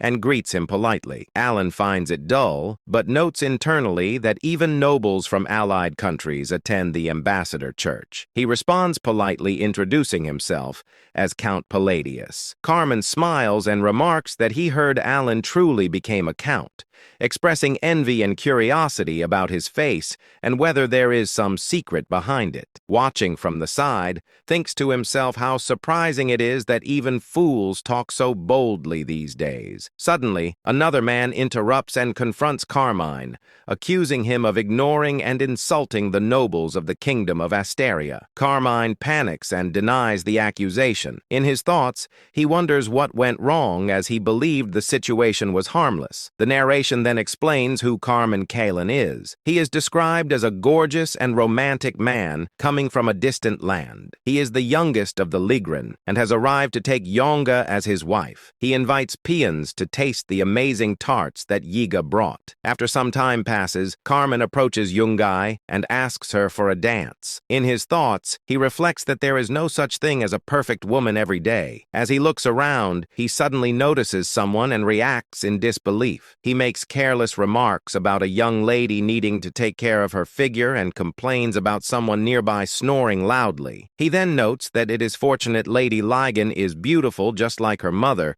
and thinks of it as his moment to appeal. Embarrassed and irritated, Young responds by suggesting they reconsider their marriage proposal. Carmine is shocked and calls out to her, but she leaves without looking back. For reasons unknown, the marriage proposal with the youngest daughter of the Lot family falls apart. Left behind, Carmine fumes internally, thinking about how much he suffered just to come here and how unbearably annoying the entire situation has become. Carmine's gaze slowly shifts toward Alan. He sticks his tongue out slightly and grins, noticing the same hair color and the cold impression. In his thoughts, he connects those features and concludes that the man must be Count Palladius. He recalls hearing rumors that the Count was nothing more than a lucky fool with no real connections. To him, someone like that feels like the perfect and easy stress reliever, and he quietly resolves to act tomorrow. The scene then returns to the present. Several nobles and dukes glare sharply at Carmine and reprimand him for losing his sense of respect. They remind him that the kingdom of Ashtalin has been a long-time ally. Carmine panics and hurriedly denies any disrespect, insisting that was not his intention. From Alan's perspective, the situation looks like two large birds attacking a smaller one. He finds the scene strange and confusing. Even nobles with little political awareness recognize the three figures standing there as they represent the central pillars of the kingdom of Asteria. Duke Lotiger, a leading figure of the aristocratic faction, points out that Duke Comilan is a major pillar of Ashtalin. Marquard Danielo, a powerful royalist, questions whether Carmine is treating Asteria lightly. Count Palin, the core of the centrist faction, openly wonders why Carmen is behaving so rudely. Duke Laudiger further implies that Duke Kalen may be underestimating them. Carmen, visibly shaken, insists that he absolutely has no such intention. Count Palin presses further, questioning whether there is any valid reason to address nobles so carelessly by name. Carmen stumbles over his words and apologizes, admitting his disrespect. Marque Mardano fixes Carmen with a death glare and criticizes him for forming an attitude based on ignorance. Carmen freezes, unable to figure out what to say next. Alan quietly observes the scene and thinks about how unlucky Carmen is for ending up as a shield in front of him at such a moment. He also realizes why the nobleman's spinning wheel had looked so familiar earlier. Eventually, Carmen bows deeply and apologizes to the three nobles. The Marquis responds coldly, implying that apologies alone do not erase consequences, and sarcastically questioning whether an apology could end military service. Carmen continues apologizing repeatedly while the Marquis presses the point again, reinforcing the severity of the situation. Watching this, Alan thinks about how traumatic the scene is and how it reminds him of unpleasant memories. Tearfully, Carmen leaves the area while muttering that he committed an offense so rude that he nearly lost his life. Duke Loiger then turns to Alan and checks on his condition. Alan assures him that he is fine, though internally he feels unsettled. He wonders why everyone is acting this way toward him today and feels an unfamiliar sense of pressure and fear. Even as things calm down, Alan's enhanced senses still pick up the conversation of two nobles nearby. They discuss how the powerful figures are already moving and confirm that the rumors are true. They speculate that if Altia and Zenonia fully enter politics, the power of their leader Palacio will become overwhelming. Hearing this, Alan realizes the chaos is being fueled by those rumors. He thinks that if this continues, it will only become more annoying and decides that it would be better to expose the rumor as false. Marque Mardano then reflects that he has never had a proper conversation with Count Palladius. Alan hesitates briefly in response. The three nobles quickly conclude that Alan must be extremely busy. They mention hearing that he has been researching magic lately and bring up a valuable artifact they recently acquired. They propose gifting him a relic capable of storing magical power and add that they have prepared additional presents as well, asking him to accept their small favor. As Alan considers the situation, he thinks that accepting may be the fastest way to put an end to the rumor. At that moment, a system window appears, stating that Alan remains silent, unable to resist the flow of events. The notification then confirms the acquisition of 5 magic artifacts identified as magic recovery lines. At dawn, the scene shifts to the annex of the Duke of Liger, where a calm yet meaningful conversation unfolds. The Marquis speaks with Alita, and she seeks to understand what has transpired. He explains that the gift was fortunately well received. Among nobles, exchanging gifts is a common courtesy, but when the item is valuable, such as a relic, it carries deeper significance. Such offerings are not mere formalities. They represent intent. Those who wish to join a faction present precious gifts to the faction's leader as a sign of loyalty and alignment. Alita expresses her relief that permission was granted. The Marquis responds with light-hearted gratitude, attributing the outcome to the Duke of Altia's consideration. Alita then formally welcomes Marque Mardano, acknowledging the mutual understanding behind the exchange. It becomes clear that in essence these formalities all carry the same underlying meaning. Altia expressed her satisfaction that everyone shared the same objective. She then asked how things went for the others. Marque responded that it was a great honor, and it was clear that everyone accepted without hesitation. Marque reflected on the situation. Duke Altia, who rarely took action himself, had personally appeared and given his word, but only after carefully selecting the necessary cards. After that, they were made to go through a rite of passage that involved a sincere bribe. Even though rumors were spreading rapidly, this was clearly part of the current political flow. Realizing the importance of the moment, Marque decided that he had to seize this opportunity. Altia's expression darkened as she concluded that they could finally begin moving seriously, but only with a select few. The focus then shifted to Alan, who explained that on the 4th day of the banquet, spoils were somehow being added one by one. He assumed this was because he was being treated well due to the false rumor linking him to Altia and Zenonia. Manga. He decided to take the spoils for now, wondering if they would later be taken back, and internally planned it as a complete hit and run. At that moment, Evan appeared from behind and placed a hand on Alan's shoulder. Announcing his return, Alan reacted with a hiccup. Evan questioned why Alan looked so surprised and confirmed that he was back. Alan quickly brushed it off, explaining that he had simply been lost in thought for a moment. The scene then transitioned to a private conversation between Evan and Alan.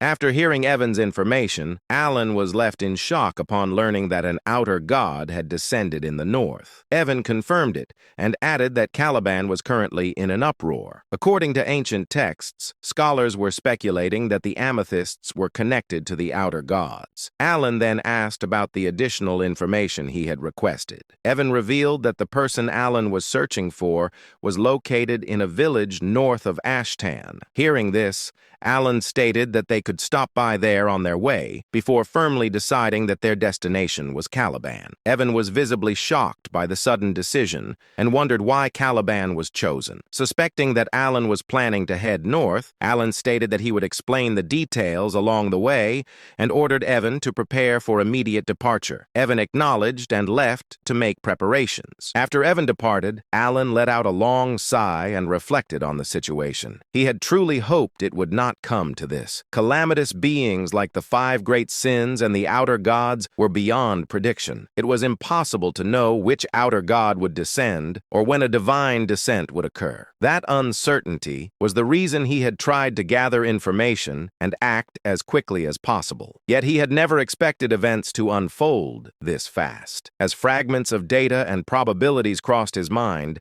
memories from playing the game resurfaced. Having seen hundreds of possible outcomes, the ending now painted itself clearly. The allied kingdoms would crumble and collapse, falling into ruin as they fought foolish wars in lands contaminated by otherworldly powers. In the end, his own life would be shattered in an instant. He reminded himself that he had devised a plan to deal with this crisis. After descending, an outer god entered a stabilization period lasting several months before awakening as a living god. During that time, they could not fully exert their power as heroic spirits, making that window the best opportunity to target them. Even though nothing was guaranteed, he knew he had to try. This was the only way forward. With that resolve, he briefly wondered what that kid might like. With those thoughts settled, Alan began writing a letter. The scene then shifted to 1 week later. The vice commander approached the commander and handed over the letter written by Alan. After reading the contents and realizing it was an official order, the commander was left in shock. He immediately addressed the vice commander and gave a clear instruction. The vice commander acknowledged and was told to inform everyone that the next northern schedule was being pushed back by 2 weeks. The scene then shifted to Patron, a village located north of the Ashtalan kingdom. As Alan spotted someone ahead, he reflected that he never expected to find him this easily, and the discovery felt unexpected. Standing before them was a bright, ill-looking child who warmly greeted them. Alan observed that the boy truly stood out. He immediately recognized him as the protagonist and playable character of the Liban roguelike turn-based APS Psychedelia. Seeing him in person made Alan quietly acknowledged that a protagonist was indeed a protagonist. The boy looked exactly like the illustration from the game. Alan noted that he was a boy and found him unusually beautiful, almost too striking in appearance. Alan asked whether the boy knew who he was. The child replied that he was simply happy to meet a new person and introduced himself as Eliban. Alan reflected that no matter how much this world differed from the game, the protagonist would always remain the protagonist.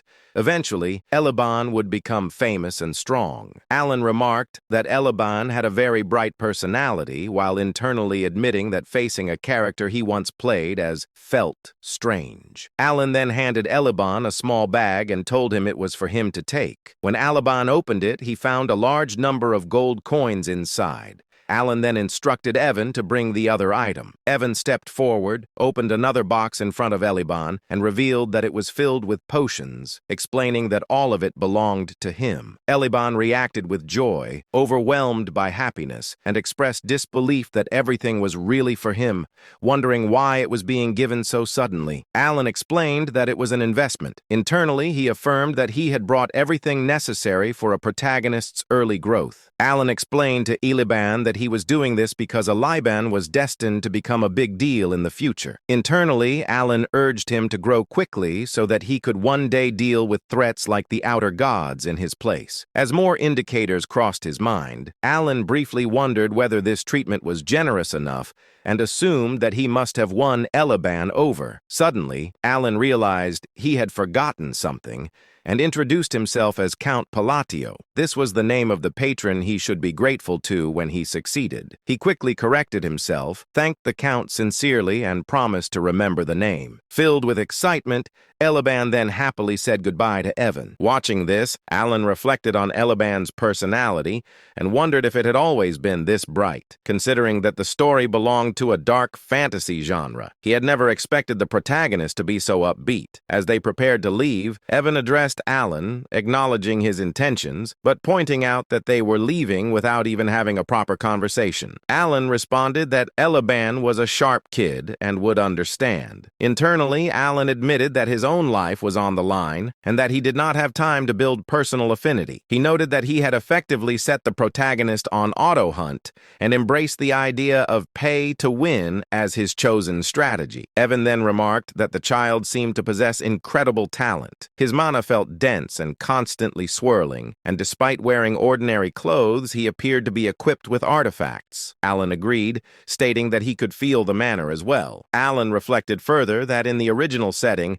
Eliban was supposed to be ordinary before beginning his adventure. This change felt like another unexpected butterfly effect that differed from the game, especially since Eliban was the protagonist. Even so, Alan concluded that what mattered most was preserving his plan for an easy life. Alan addressed them with confidence, explaining that the stronger he became, the better the outcome would be, and that it would all be worth the investment. He reassured them that Eliban was one of the few kind-hearted people in that wretched, dark fantasy world, so there was nothing to worry about. A moment later, doubt crept in, and the idea of Eliban being kind-hearted suddenly felt questionable. Alan then brought up Evan while talking about Deus, stating that Deus would meet him. Internally, Alan reflected that he had never even visited before because he was scared, and he never imagined things would end up like this. Evan, filled with anxiety, wondered whether they would at least let him see them. Alan responded uncertainly, suggesting that it would probably happen, capturing the quiet grief of a young transmigrator. After that exchange,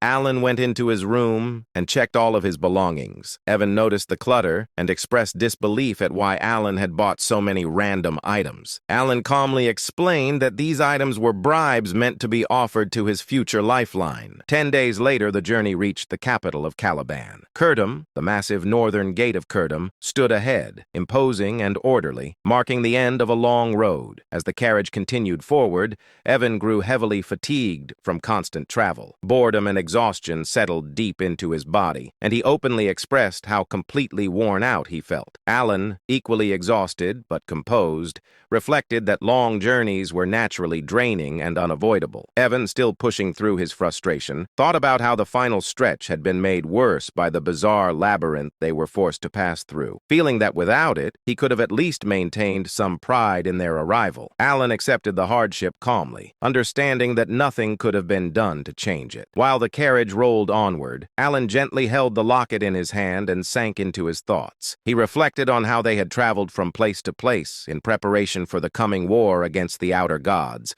gathering strength and securing gifts along the way. His thoughts turned to Deus, wondering whether those efforts would be enough to please him. Within him stirred the heart of a father, one who wished to give without restraint or hesitation. As the capital gates drew closer, Evan noted that their turn for inspection was approaching. Soon after, Evan stepped down from the carriage and moved ahead for the capital inspection, the process to conclude with nothing more than simple identity verification. He assured Alan that he would return shortly. Alan, remaining relaxed, waved him off casually and encouraged him to take as much time as needed. Left alone, Alan sat back comfortably within the carriage. He allowed himself a brief moment of rest, closing his eyes and feeling relief that, at least in this city, things seemed to move quickly and efficiently. That calm did not last long. Evan soon returned with a tense expression and urgently addressed Alan, informing him that a minor issue had arisen. Alan sought clarification, and Evan explained that they had been asked to step aside. Although Alan's identity had already been verified,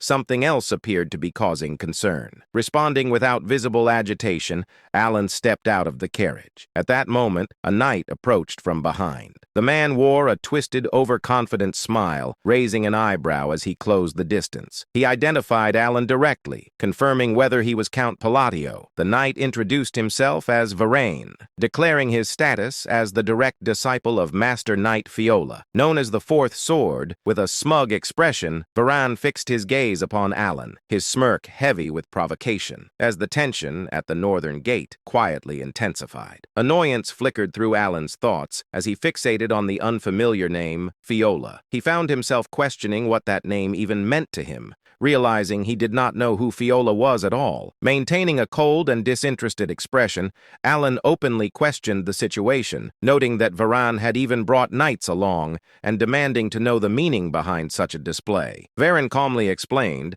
that a friend of his from the Asteria Kingdom had sent word, claiming he was indebted to Alan. Alan immediately rejected the notion, stating that nothing of that sort had ever happened between them. Irritation deepened within him as a realization surfaced.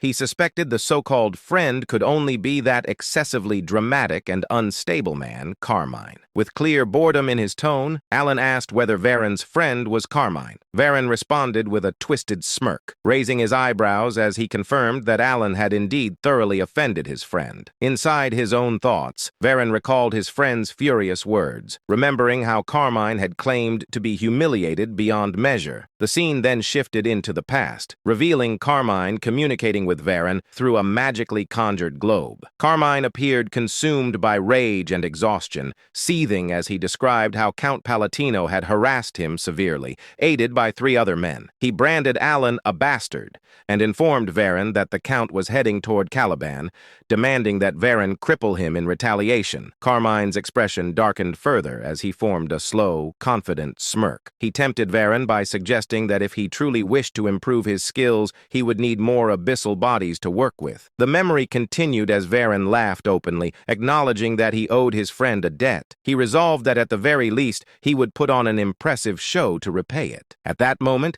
the knights who had arrived alongside Varane moved without warning. In unison, they drew their swords and swiftly surrounded Evan and Alan, steel flashing under the light near the northern gate. Confusion crossed both of their faces as the situation escalated abruptly. Evan reacted on instinct, pulling out his own sword and taking a guarded stance beside Alan. Irritation surged through Alan's mind as he assessed the scene. He reflected bitterly that the brat had picked a fight on his own, fled afterward, and now this mess had followed him here. He recognized it clearly as revenge taken through a friend, finding the behavior pitiful and rat-like in its cowardice. Varane then drew his own sword. He stepped forward and pointed the blade directly at Alan's chest. His lips curling into a smug smirk, he made his demand clear, insisting that if every valuable item inside the carriage were handed over, he might consider showing leniency. He regarded this act as nothing more than the favor he had been asked to fulfill. Pride filled Varane's thoughts as he maintained his confident grin. He believed there was nothing for him to lose in this situation. In his mental assessment, everything aligned in his favor. The probability tilted decisively toward success. Alan was, in his view, merely a fringe noble from the Asteria Kingdom, someone with little influence within the Union, and absolutely no connections to Caliban. Varane had investigated the matter thoroughly, and with that certainty, he stood convinced that no consequences would follow his actions. Alan visibly grows angry, angry, annoyed, and irritated by Varen's words, and a thought crosses his mind that birds of a feather truly flock together. He clenches his fist, and a highly powerful, energetic flame-like aura forms in his hand, aimed directly at striking Varen. At the same time, Varen rushes forward with a wild grin, charging toward Alan. Alan remains calm as another thought runs through his head, believing that even if things go slightly awry, his master will smooth it over. Before the clash can happen, someone suddenly appears from behind and forcefully grabs Varen by the neck. Stopping him mid-attack, Varen lets out a scream of pain, accompanied by the clear sound of bones breaking. The person gripping Varen's neck then lifts him up into the air. Overwhelmed by pain, Varen groans helplessly as the sword slips from his hand and crashes to the ground below. The pain becomes so intense for Varen that the veins on his face begin to bulge visibly, and he clenches his teeth hard as he endures the agony.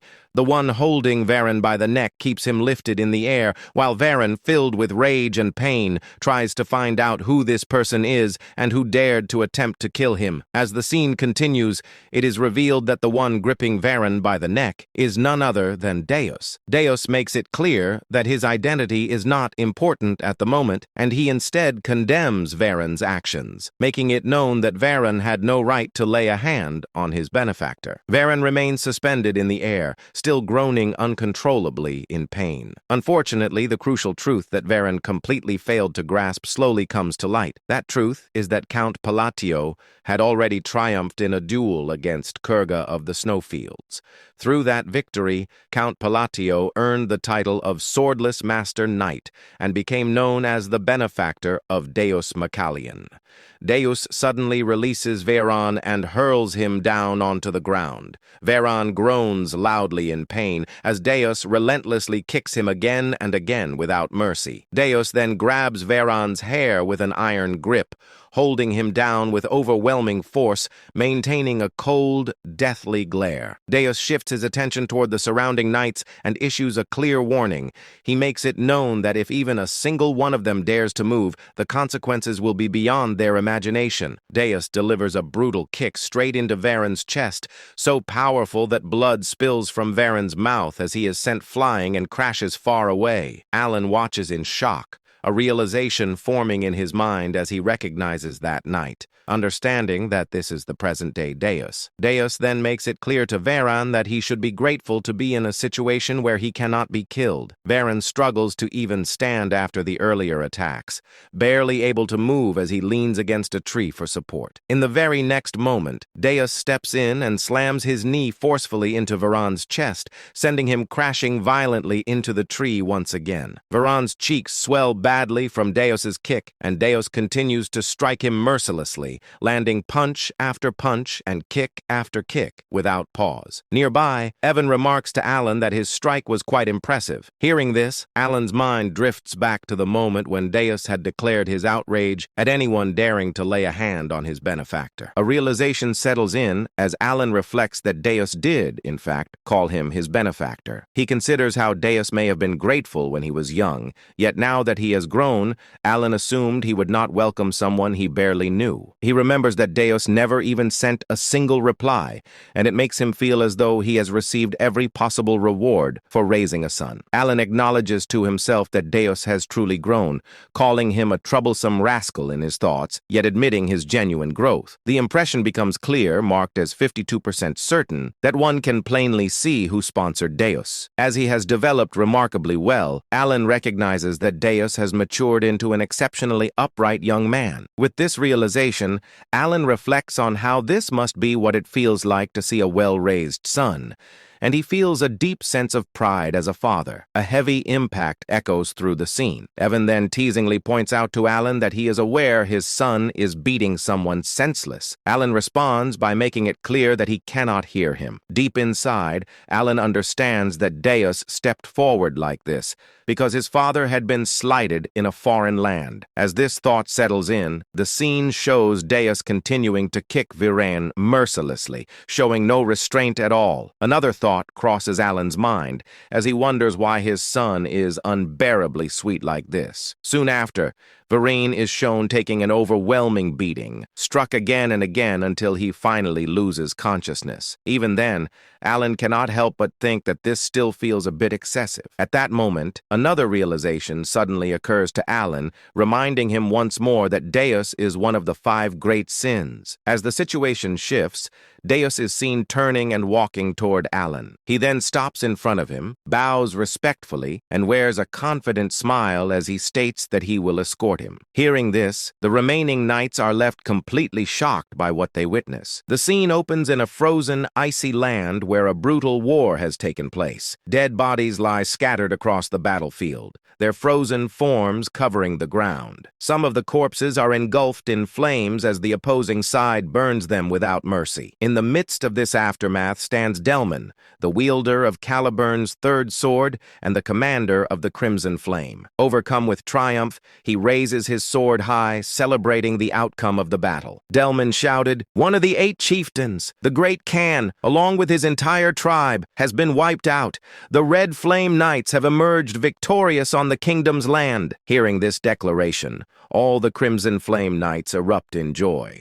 They cheer loudly, jumping and celebrating their hard-earned victory. After allowing the celebration to settle, Delman said, "Return to the outpost and begin preparations." The knights responded in unison, "Yes, Captain." As they begin to move, Delman's expression hardens. In his mind, he reflects on his achievements, believing that after accomplishing something so significant, he should no longer be pushed around by the newly appointed Master Knight. His anger deepens as he clenches his teeth. Delman thought, "Even if that man used underhanded methods unknown to others, I know the truth." Caliban and the barbarians had shared a long-standing conflict, a war governed by mutual honor and unspoken rules. But this time, everything was different. K.L. Khan had been tricked. He was lured out alone and eliminated by an undercover force. Delman remembered how the great Khan's knights were slaughtered and how unfair the entire operation truly was. By exploiting the momentum of the battle, the tribe was completely annihilated. Delman muttered, "That bastard!" He remembered how that same man sent him a victory report,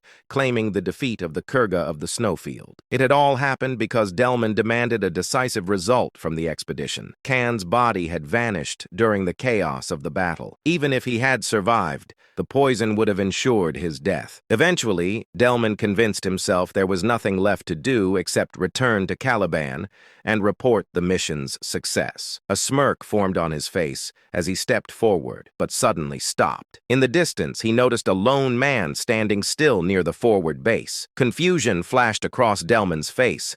The man slowly turned toward him. The man said, "Delman." Filled with rage, Delman gritted his teeth and swung his sword. Flames burst from the blade as fire erupted into the air. A strange unease crawled up Delman's spine. Delman thought, "Clank should already be dead." As he looked closer, an overwhelming aura began to rise from Clank's body. Within Clank's shadow, Delman perceived the shape of a demon forming. Clank said, "You defiled a sacred duel, a duel meant to be fought with honor." Terror radiated from his presence. Even superhumans capable of ending hundreds of lives could be devoured by this being. Cold sweat poured down Delman's face. Delman realized this is not Clank. Driven by desperation, Delman launched another attack. Flames exploded violently from his sword. The man dodged effortlessly. The man said, "Answer me first." Refusing to hesitate, Delman attacked again, unleashing even greater flames. Once again, the man evaded him with ease. Delman thought bitterly, "Believing in duels on a battlefield and was foolish." The flames scorched the land, melting the ice around them. The man stared at him with a deathly glare. The man said, "You are strong. For a human, I will give you one last chance. Duel me." Sensing danger, Delman shouted, "Prepare for battle." The knights surrounded the man from all sides. The man smirked. Demonic mana gathered in both his hands. The man said, "A mortal without honor does not deserve an honorable death. There will be no duel between me and a barbarian like you." From his hands, poisonous mana erupted and spread into the fallen knights' bodies. The toxin infected every corpse. The knights began screaming in unbearable pain. Their eyes turned blood red as their bodies collapsed. Several knights cried, "Kill us! Please, end it!" As their screams faded, the man stepped forward. forward. He slashed Delman's throat with his bare hand. Immediately after, he struck the ice, triggering a massive explosion. The remaining knights were blasted into the air and slammed violently into the ground. Blood spread across the sky like a grim mist. The man then delivered a devastating punch. His fist pierced straight through Delman's chest. Blood poured from Delman's mouth. Delman whispered weakly, "What alternative remains?" He collapsed to the ground, trembling in agony. Delman cried, "It hurts! Kill me! Please kill me!" Moments later, Delman died. As his life faded, the man's eyes turned blood red. The man said, "Savages, all of you, creatures formed from the dead, robbed of your rightful death." The fallen knights began to rise, surrounding the remaining Crimson Knights. Shock spread through their ranks. The man announced, "The bloody Colosseum is now open." Suddenly, a terrifying presence descended. Althus appeared with a twisted smirk. Althus declared, "I am the god of all barbarians, the father of duels. I will personally grant you honorable deaths. If you claim you are not barbarians, prove it in a duel." Blood began raining from the sky. The scene then shifts away from the battlefield. Deus lowered his head respectfully. Deus said, "I will take you there, Count Alan." The surrounding knights froze in shock. The narration explained that in Caliban, the prestige of the swordless Duke Deus Massilian stood as high as the sky itself. He once defeated the second prince and never showed courtesy to anyone except the king. Alan observed him carefully. The knights thought, "What kind of man is Count Palladius to receive such respect?" The surrounding knights stared at Alan in disbelief. One knight whispered, "Who is he?" Deus summoned a luxurious carriage. Deus said, "Please sit inside." Alan felt burdened by the excessive attention. Evan quietly said, "Go ahead, Alan. I will follow behind." Soon, Alan arrived at Deus's mansion. Stepping out of the carriage, he saw an enormous, brightly lit structure resembling a massive crab-like fortress. Inside, silence filled the mansion. Alan thought, "Coming here is technically a success. I obtained Kim Dong Dong, but something feels wrong." After thinking carefully, Alan decided to be honest. Alan said, "I would like to speak with you for a moment. I came here with a purpose. I have a favor to ask." Deus looked shocked. Deus said, "You came to ask something from me? Please explain." Alan nodded. Alan said, "I will explain everything clearly." Deus responded immediately. Deus said, "Helping you would be my honor." Inside, he realized this was not an order, but a request. Deus then said, "Let us sit and speak properly." They sat at a tea table. Silence filled the room. Alan thought, "Isn't the owner supposed to sit at the head of the table?" Despite the awkwardness, he felt strangely comfortable. After a long pause, Alan spoke again. Alan said, "I have two requests. I know they may not be easy to accept." He continued, "I must travel north, and I would like you to travel with me." Deus smiled slightly. Deus said, "I would gladly accompany you." Alan felt uncertain. Then Deus revealed something unexpected. Deus said, "I was already planning an expedition to the north." Relief appeared on Alan's face. But then Alan spoke again. Alan said, "The second request involves the royal treasury of Caliban." The atmosphere grew heavy. Alan said, "I want to borrow an artifact." He looked directly at Deus. Alan said, "The ring of the madman." Outside the estate,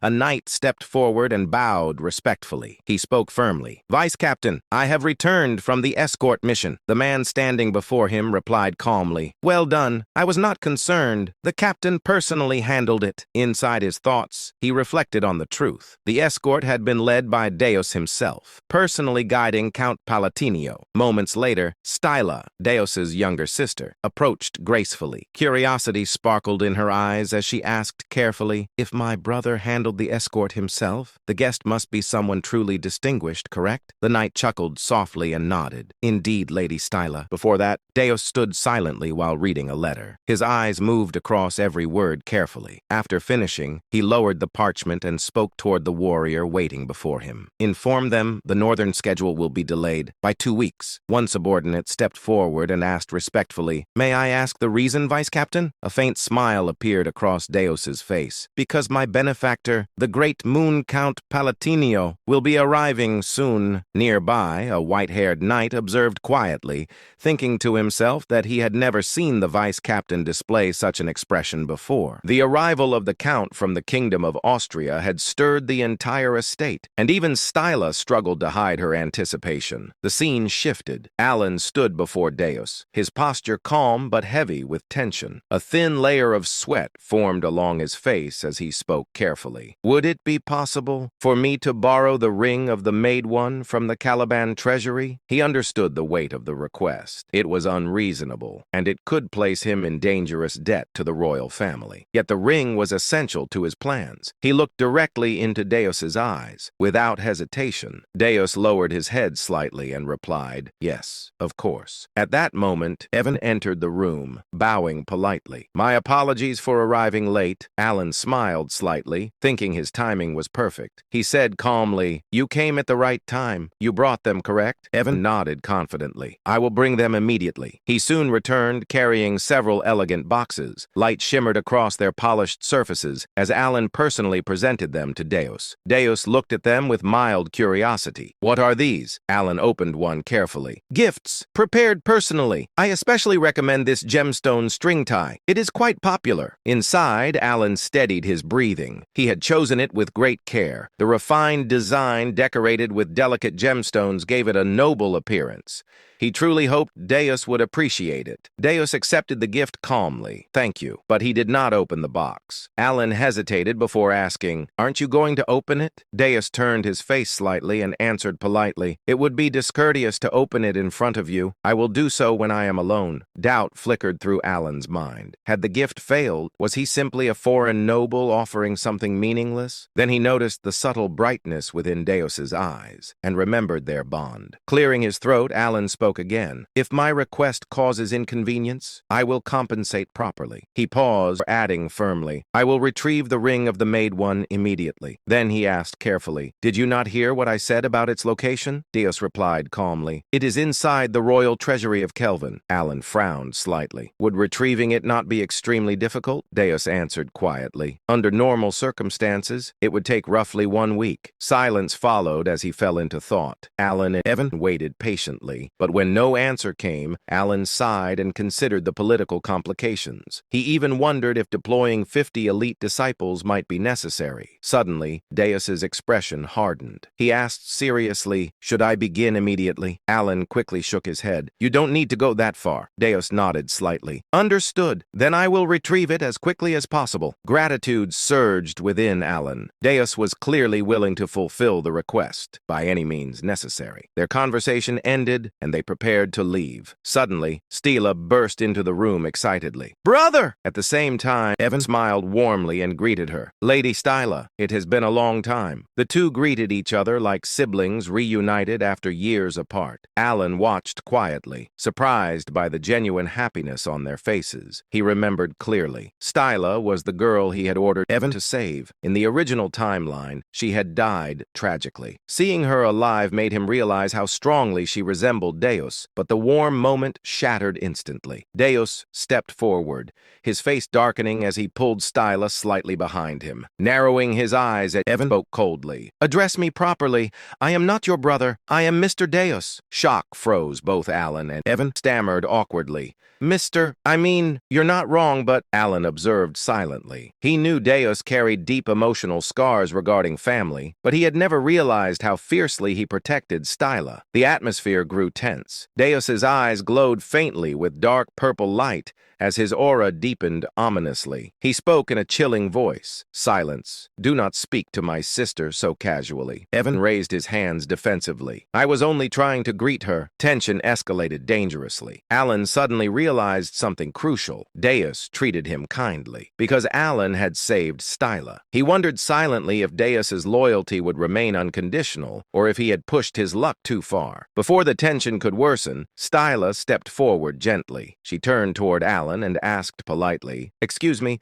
you must be Count Palatinio?" Alan nodded. "That is correct." She bowed sincerely. "I heard you ordered Sir Evan to save me." Alan replied modestly. "I simply did what was necessary." Inside, he admitted the truth. If she had died, her brother would have become a merciless killing machine. Stila gently held Deus's hand and whispered warmly, "Truly, thank you." Her gratitude caught Alan completely off guard. He had acted out of calculation, never expecting genuine appreciation, yet her sincerity filled him him with unexpected warmth, and he smiled faintly. Later that evening, Alan remained at the mansion for dinner. During the meal, Deus returned calmly and said, "I have brought it." Alan looked up in disbelief. Only one day had passed, yet Deus had already retrieved the treasured ring. Alan opened the box and gasped softly upon seeing the ring of the Maid One. "How did you retrieve this in a single day?" Before Deus could answer, Evan burst into the room. "Count, I have discovered something extremely strange." Alan raised an eyebrow. "Explain." Evan hesitated before speaking carefully. "Deus caused a disturbance inside the royal treasury, demanding the ring." Alan stiffened. "What?" Daewon lowered his voice. "The second prince attempted to delay him, so Deus slapped him repeatedly while demanding the ring." Alan stood speechless. After that incident, preparations continued for 3 days. Soon after, Alan departed north alongside the solar eclipse knights. 2 weeks later, at the southern border outpost, terrifying news arrived.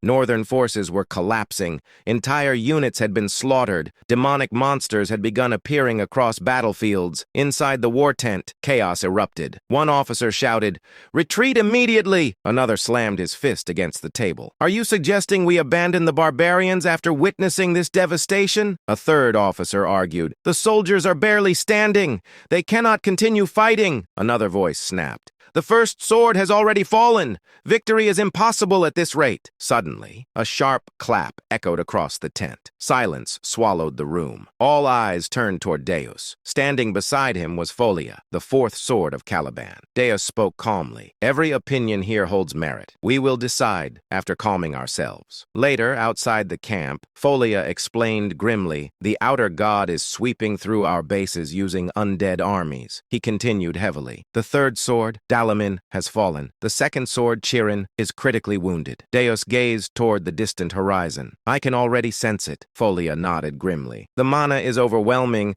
distorted, and filled with a strange red aura. Only warriors who reached the realm of 3 opened eyes could perceive such terrifying corruption." Folia frowned. "That aura keeps drawing my attention. Perhaps retreat truly is our best option." Suddenly, Deus narrowed his eyes. "Smoke. What is that?" Across the camp, Alan sat calmly roasting a sweet potato over a small flame. Deus stared in disbelief. "That is a sweet potato." Alan looked oddly relaxed, as if war meant nothing. Voices suddenly erupted behind them. A young woman shouted sharply at 2 soldiers, "I told you the treatment is complete. I am here to investigate the barbarian ritual." One soldier pleaded, "Saving lives should come first." She cut him off coldly. "All you can do now is watch over him." Deus looked up suddenly and whispered, "The wise master of the blue magic tower. She has arrived." The woman snapped irritably, but suddenly froze. Her eyes locked onto Alan. Deus raised an eyebrow, confused by her sudden silence, but then he realized she wasn't looking at him. She was staring at someone behind him. Pania's trembling voice broke the tense air, and she whispered, "Why?" Terror flooded her eyes, as if she had seen something that should not exist. Her body subtly shook, and Deus instinctively followed her gaze. Standing there was Alon, the same man who had been casually munching on a sweet potato moments ago. Now he stared back at them. A brief moment passed. Then, Alon greeted calmly, "It's been a while, Deputy Tower Master." Pania stiffened and stammered, Yes, hello." Her head lowered like a frightened kitten, all traces of her earlier hysteria completely gone. Alon tilted his head slightly and asked, "How have you been?" Pania answered nervously, I've been well." Watching her, this woman he had once considered overwhelmingly powerful, cower like a stray cat, Deus felt utterly baffled. Deus wondered silently, was I simply ignorant all this time? Then Alon turned slightly and asked, "Vice Tower Master, may I ask you a favor?" He continued calmly, "Could you make a potion of Leviathan?" Penia immediately bowed her head and said, "Ah, yes, of course, absolutely." The Knights of Eclipse froze. Even the Silver Knights, who had only recently been berated by her, stared in disbelief. They knew her personality: eccentric, explosive, impossible. This was Penia, the infamous 6th-rank wizard of the Blue Tower, the same Penia known across the northern expeditions as Hysteric Penia. Whenever the Blue Tower wizards were summoned north, they would endlessly complain about her unbearable temper. It was impossible not to know. And yet, here she was, obedient, more than obedient. She was bending herself to avoid upsetting him. Alon hummed lightly and asked, just to check, do you happen to have, or know how to make the elixir of exceptionality? Pania swallowed and replied, I don't have it, but I think I could make it. She hesitated and added weakly, it takes a lot of time, and I have other things to do. Alon replied simply, I really need it. Pania immediately straightened and declared, I'll do it. I promise I will. The knights could not believe what they were witnessing. The Vice Tower Master of the Blue Tower. Following orders like this? Even the Blue Tower wizard stared as if witnessing the end of the world. One muttered in disbelief, What the hell? Another whispered, What is this? Am I seeing things? Someone added shakily, Has the Vice Tower Master completely lost it? One wizard said in shock, She refused to make that last time because it was too difficult, and spent weeks complaining. Another asked, Am I seeing this wrong? Did someone cast an illusion spell? Then Alon calmly asked, How much payment will you need? He added casually. However, if it's a bit expensive, the payment might be delayed. The finances haven't been great lately. Pania waved her hands rapidly and blurted, Just give me 1 gold coin. Alon blinked and asked, 1 gold coin? Isn't that too cheap? Pania nodded quickly and insisted, No, it's fine. Yes, it's totally fine. Alon smiled faintly and replied, Well then, I won't refuse such a generous offer. The knights and wizards stared blankly. 2 potions that normally cost hundreds of gold coins. For one, they slowly turned their heads toward Alon. Their eyes were filled with admiration. They would have given him a hat if they had the chance. Trying to escape the overwhelming pressure of the situation, Pania bowed respectfully and exclaimed, Right then, I'll whip up this concoction immediately and serve it piping hot. And like a rocket, she disappeared. Alon blinked and thought quietly, There seems to be some misunderstanding, but at least I got the potions easily. Several hours later, while Deus and his assistant were consulting, an ominous energy crept across the air. The assistant stiffened and asked in shock, Did you feel this energy? Deus slowly stood, his hand naturally reaching for the hilt of his sword. He spoke coldly, We are under attack. Outside, the undead were approaching. Steel clashed against rotting flesh. Despite the knight's strength, the undead received the blades with numb bodies, feeling no pain, continuing forward relentlessly. Suddenly, a voice rang through the battlefield.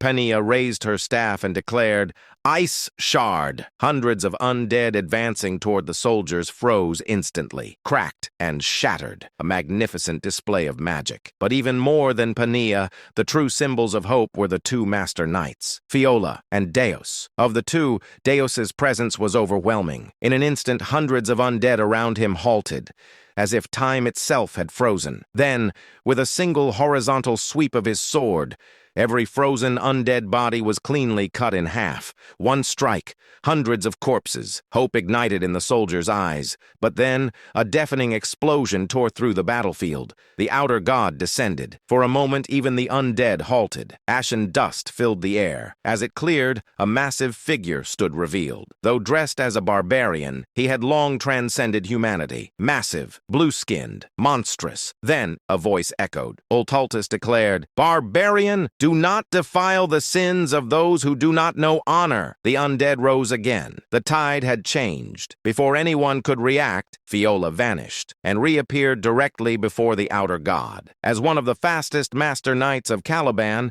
blessed with divine speed, he struck before Ultaltus could respond. His blade pierced the giant's heart, but only the tip entered. Ultaltus looked down and uttered, His contemptuous gaze shifted toward Fiola. He spoke coldly, Barbarians know no honor. The air cracked. He continued, Those who do not uphold honor abandon their very existence. Furthermore, they forsake the nobility of the soul. Fiola's body collapsed. His head separated cleanly from his neck. Yet, Ultaltus continued, There is no honorable death for those who disregard all value. Fiola's headless corpse twitched and rose again. Horror spread. Everyone understood. This battle was lost. Fear consumed the soldiers. Despair gripped the knights and wizards. Even Pania, even Deus. They had sensed it earlier. The being before them was far beyond their expectations. While despair swallowed the battlefield, one man began walking forward, step by step, neither hurried nor slow. He spoke calmly, "O mighty god of duels, Ulthultus, in accordance with the great oath of Calgunius." His face remained calm, as if he had seen this scene countless times. Then he declared, "I, Alon Palatio, in the name of the great oath." The Count of Palatio stepped forward and finished. "Demand a duel of Babylonia." With a smooth swirl of his wrist, Alon raised his arm. A bracelet glowing deep gray illuminated the battlefield, and he stood face to face with a god. The giant's expressionless eyes locked onto Alon. Alon's emotionless gaze met them without hesitation. Then a low hiss escaped the giant's lips. Ulthultus let out a slow breath, and then a smile crept across his face. Ulthultus burst into thunderous laughter and roared, "Ha ha ha ha ha ha!" The laughter shook the entire battlefield. The ground trembled violently. The force of it was so overwhelming that even the undead, who had been chanting despair, fell silent. Ulthultus raised his voice with delight and declared, "Good, very good, O noble one." His laughter was not mockery. It was sincere, joyful, ecstatic. The atmosphere around him shifted from contempt to joy, from joy to something close to divine ecstasy. Then he proclaimed loudly, "I, Ulthultus, will accept your duel under the Great Pact." At his declaration, the undead moved in perfect unison. They began forming a massive circle around Ulthultus and Alon. Blood flowed from their bodies and soaked into the ground, marking a boundary. And thus, a blood-red Colosseum was formed, an arena of ash, decorated in slaughter. Ulthultus raised his voice once more and proclaimed, "Under the Great Pact, until the duel is over, no one may interfere with this sacred battle." The moment the words were spoken, the bodies of the undead exploded. A crimson wall rose around the arena. Ulthultus smiled thickly. It was pure delight. In contrast, Alon's face remained utterly expressionless. But beneath that mask, he trembled. He whispered under his breath, "I want to go home." Behind the calm facade, terror gripped him desperately. No matter how many times he reminded himself, he had come to the north for this, to kill the outer god Ulthultus. He had prepared everything. From the moment he heard of the god's awakening, everything, all that remained, was execution. And yet, the pressure emanating from Ulthultus far exceeded anything he had imagined. Alon steadied himself and muttered inwardly, "Stay calm." Even after consuming the elixir of exceptionality, meant to stabilize his mental state, his heart pounded violently in his chest. This wasn't just instinctive pressure. Something was wrong, he thought sharply. Why has the manifestation process advanced so much already? All outer gods required time after descending, time to adapt to reality, time to become a wise god. Ulthultus should have been no different, and yet his manifestation had progressed far faster than expected. The closer a god came to becoming a wise god, the stronger it became. Ulthultus tilted his head slightly and asked curiously, but more curious still, "O noble one who bloomed amid savagery, why do you know of our pact, though you are not of this era?" Alon swallowed dryly. He had no luxury to answer. His thoughts spiraled. "Can I do this?" Doubt flooded his mind. Ulthultus was far stronger than anticipated. Even with potions stabilizing his mind, his resolve trembled.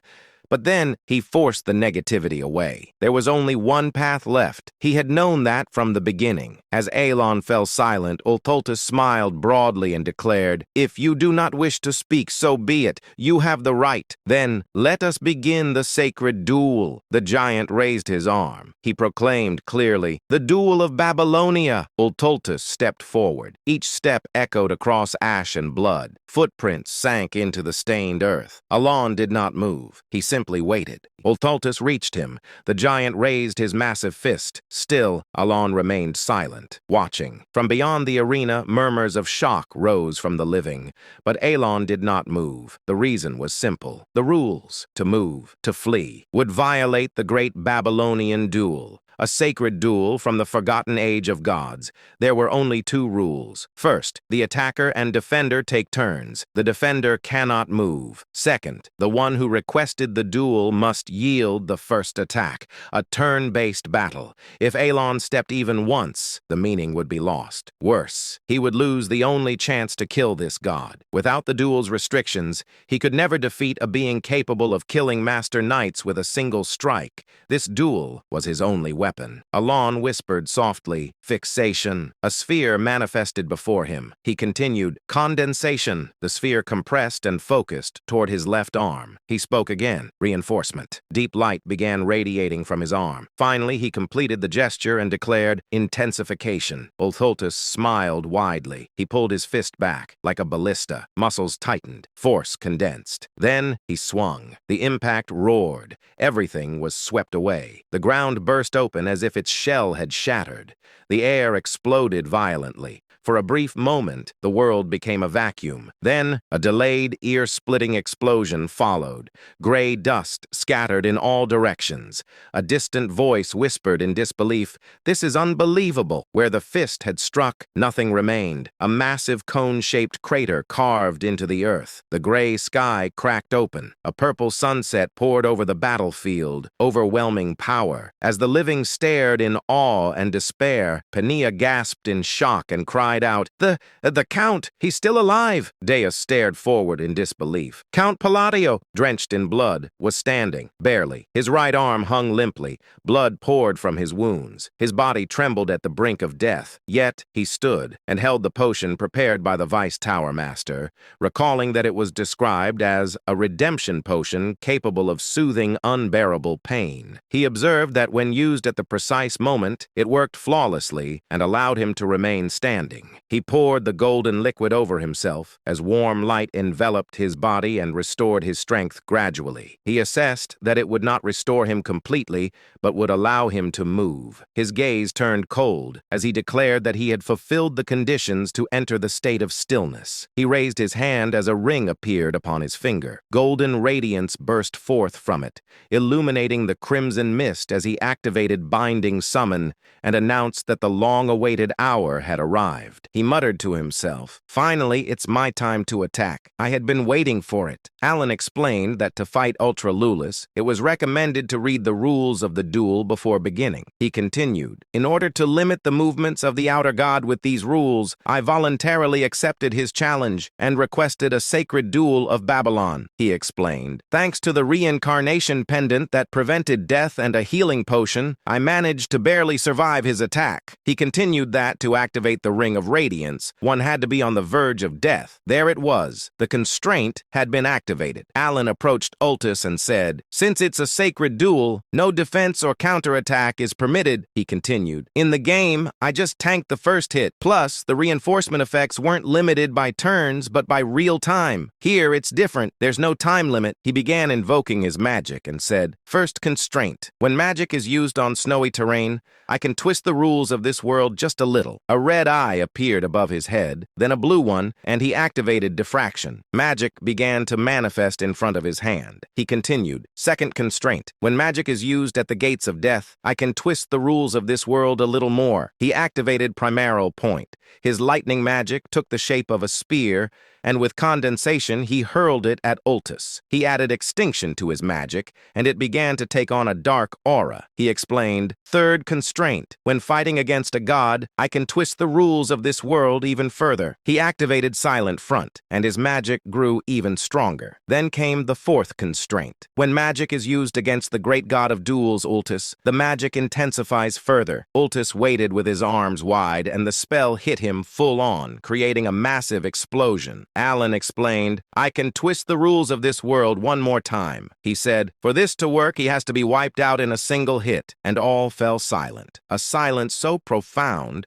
that even the smallest breath felt forbidden. Only the faint sound of crumbling gravel and dust filled the space, as the living gazed upon Alan with varied expressions. The soldier's eyes were filled with awe. The knight's eyes were filled with hope. However, Alan, the one receiving these gazes of awe and hope, merely maintained a blank expression. To be more precise, "Please, please, please," he had been praying fervently. He sincerely wished that with this strike, the outer god would be annihilated. But Alan realized that his prayer had not reached the heavens. A giant stood there, arms raised triumphantly, facing the sunset with an expression of joy.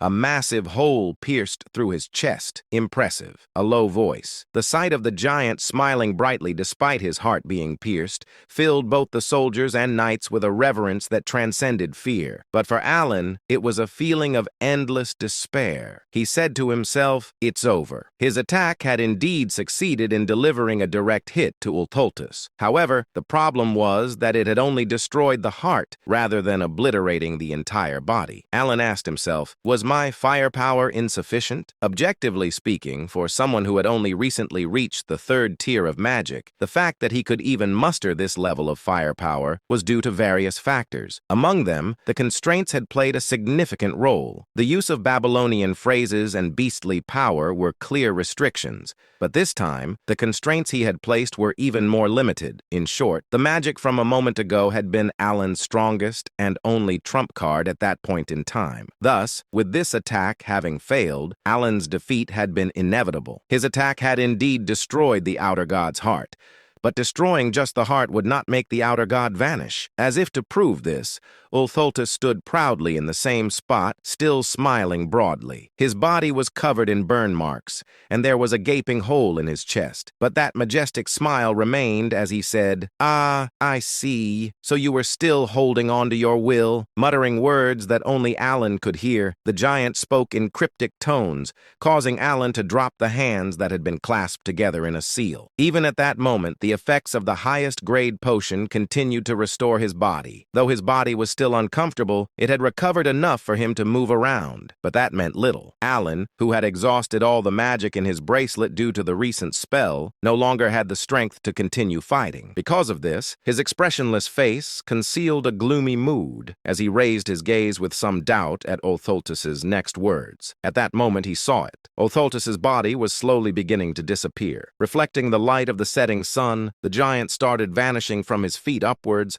and Alan wore a bewildered expression, and he inquired, "Is he disintegrating?" The thought flickered briefly in his mind, but Alan quickly shook his head. He had never seen an outer god's dissolution happen in such a manner. The moment of confusion passed. The outer god said, "Impressive, noble one. I never imagined you would even carry rank within you." Though Alan was confused by the outer god's words, he continued to listen. With a great smile, Ultultus sat down heavily, propping his chin on his hand before speaking again. "Noble one, though we exchanged blows but once, it was truly magnificent. Indeed, the black one and the blue one had chosen well." Alan, perplexed by the sudden voice in his head and the mysterious words, felt a surge of questions. Of course, his face remained expressionless, showing no sign of his inner thoughts. So Ultultus continued speaking. "Since I have lost the duel, I shall give you a gift. I shall also bestow you with authority." With a grin. "Remember us, the ones who retain the mystery and legacy of the forgotten great god." By that point, nearly half of Ultultus's body had disappeared, and his disintegration seemed to be accelerating. Yet he smiled even more warmly and spoke again. "When the usurpers crawl out from their restraints, summon me. Call upon my true name instead of the false derogatory titles they have spread," he continued, "for you have earned that right. And then, call me the god of chaos and disorder." With those final words,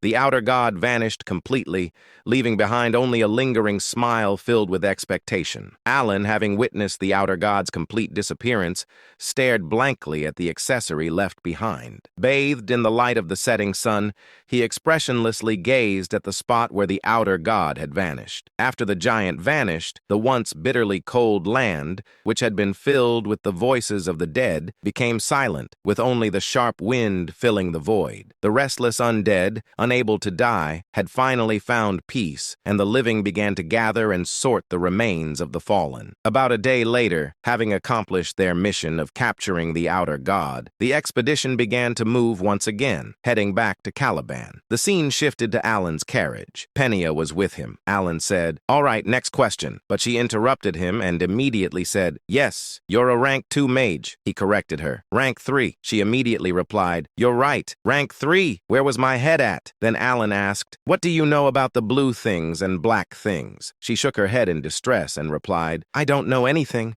I've never seen a black thing or a blue thing, that's the truth. I swear I'm telling the truth. Her quick response left Alan speechless, wondering if she had even thought about it. Realizing he wouldn't get any useful information from her, he nodded. She dashed out of the carriage, thanking and greeting him as she left. Seeing her behavior, Alan thought to himself, I didn't even tell her she could leave yet. Then he said, if people keep thanking me for such trivial things, I'm going to start believing I'm some dark criminal. He began to ponder the fight and thought to himself, but why did he disappear even though my attack failed? His words left me with more questions than answers. Beside him lay the belt Ultus had given him. Alan looked at it and said, I've seen this in the game. It's true, but the bracelet was explained. Belt of the Forgotten, reward obtained by defeating Ultus, doubles damage dealt and damage taken. There was an inscription inside it that read, O you who have inherited his will, let your steps lead you to Kahala, the city of ancient gods. Alan said, it's the first time I've seen this. He wondered, will I be able to discover something in Kahala? At that moment, someone knocked on the door. It was Deus. Surprised, Alan asked, what is it? Deus said that the mage had dared to leave without seeing him off properly and asked, do you want me to kill her? Alan stopped him and said, that isn't necessary. He thought to himself, isn't this getting a bit out of hand now? At the same time, Pania felt a shiver run through her body and wondered if anyone was speaking ill of her. In truth, she had almost gotten her head chopped off. 2 weeks later in Kidram, the capital of Caliban, Deus headed to the castle to deliver his report, thus concluding the expedition to the north. He also took the opportunity to return the Ring of Radiance. Alan, without hesitation, prepared to leave once again. For him, there was no longer any reason to stay in Caliban after the outer god had been eradicated. He thought with a satisfied expression as he glanced at the carriage. I've received plenty of gifts. The carriage was loaded with numerous gifts, courtesy of the quick-witted king of Caliban, who sought to strengthen their friendship. Alan, gazing contentedly at the slightly excessive gifts, soon spoke to Deus. Well, see you next time. As he turned to leave, suddenly Deus asked a question. May I ask you something? Alan, who had been about to turn away, paused. What is it? Having spent about a month with Deus, from the northern expedition to their return to the capital,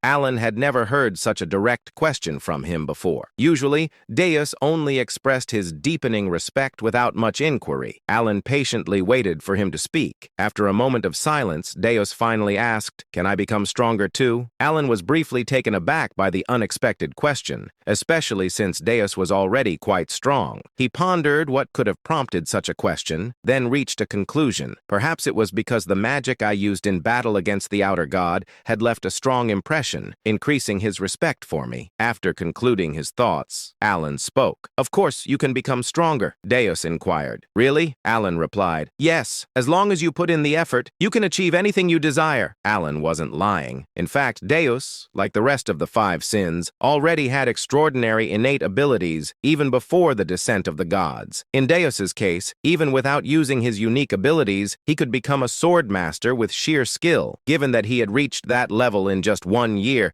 it was only a matter of time before he became even stronger. Reflecting on these facts made Alan feel a tinge of envy for the sheer talent standing before him. He added, so don't worry, then I'll be on my way. But suddenly Deus asked, wait, may I ask you one more thing? Why do you always ask instead of command? Alan, momentarily confused by the question, tried to piece together what Deus might have been getting at. Did he think there was some hidden motive behind my support? Alan replied, hoping to convey his sincerity with his parting words. Who would issue orders to family? With that, he said his final farewell to Deus and departed for Asteria in his carriage. Deus was surprised by his words. Inside his carriage, Alan thought to himself, did he still think that my sponsorship had hidden motives? He said, sure, I wanted to prevent the descent of the 5 sins, but I spent all that money out of the pure goodness of my heart. And he finished by exclaiming, what's the point of raising a kid? That evening, Deus was in his room with Alan's gifts and said, I was following him because I felt indebted, but here he is doing me another favor. A moment later, still silent, Deus recalled that moment and instinctively raised his left hand forward. He inquired,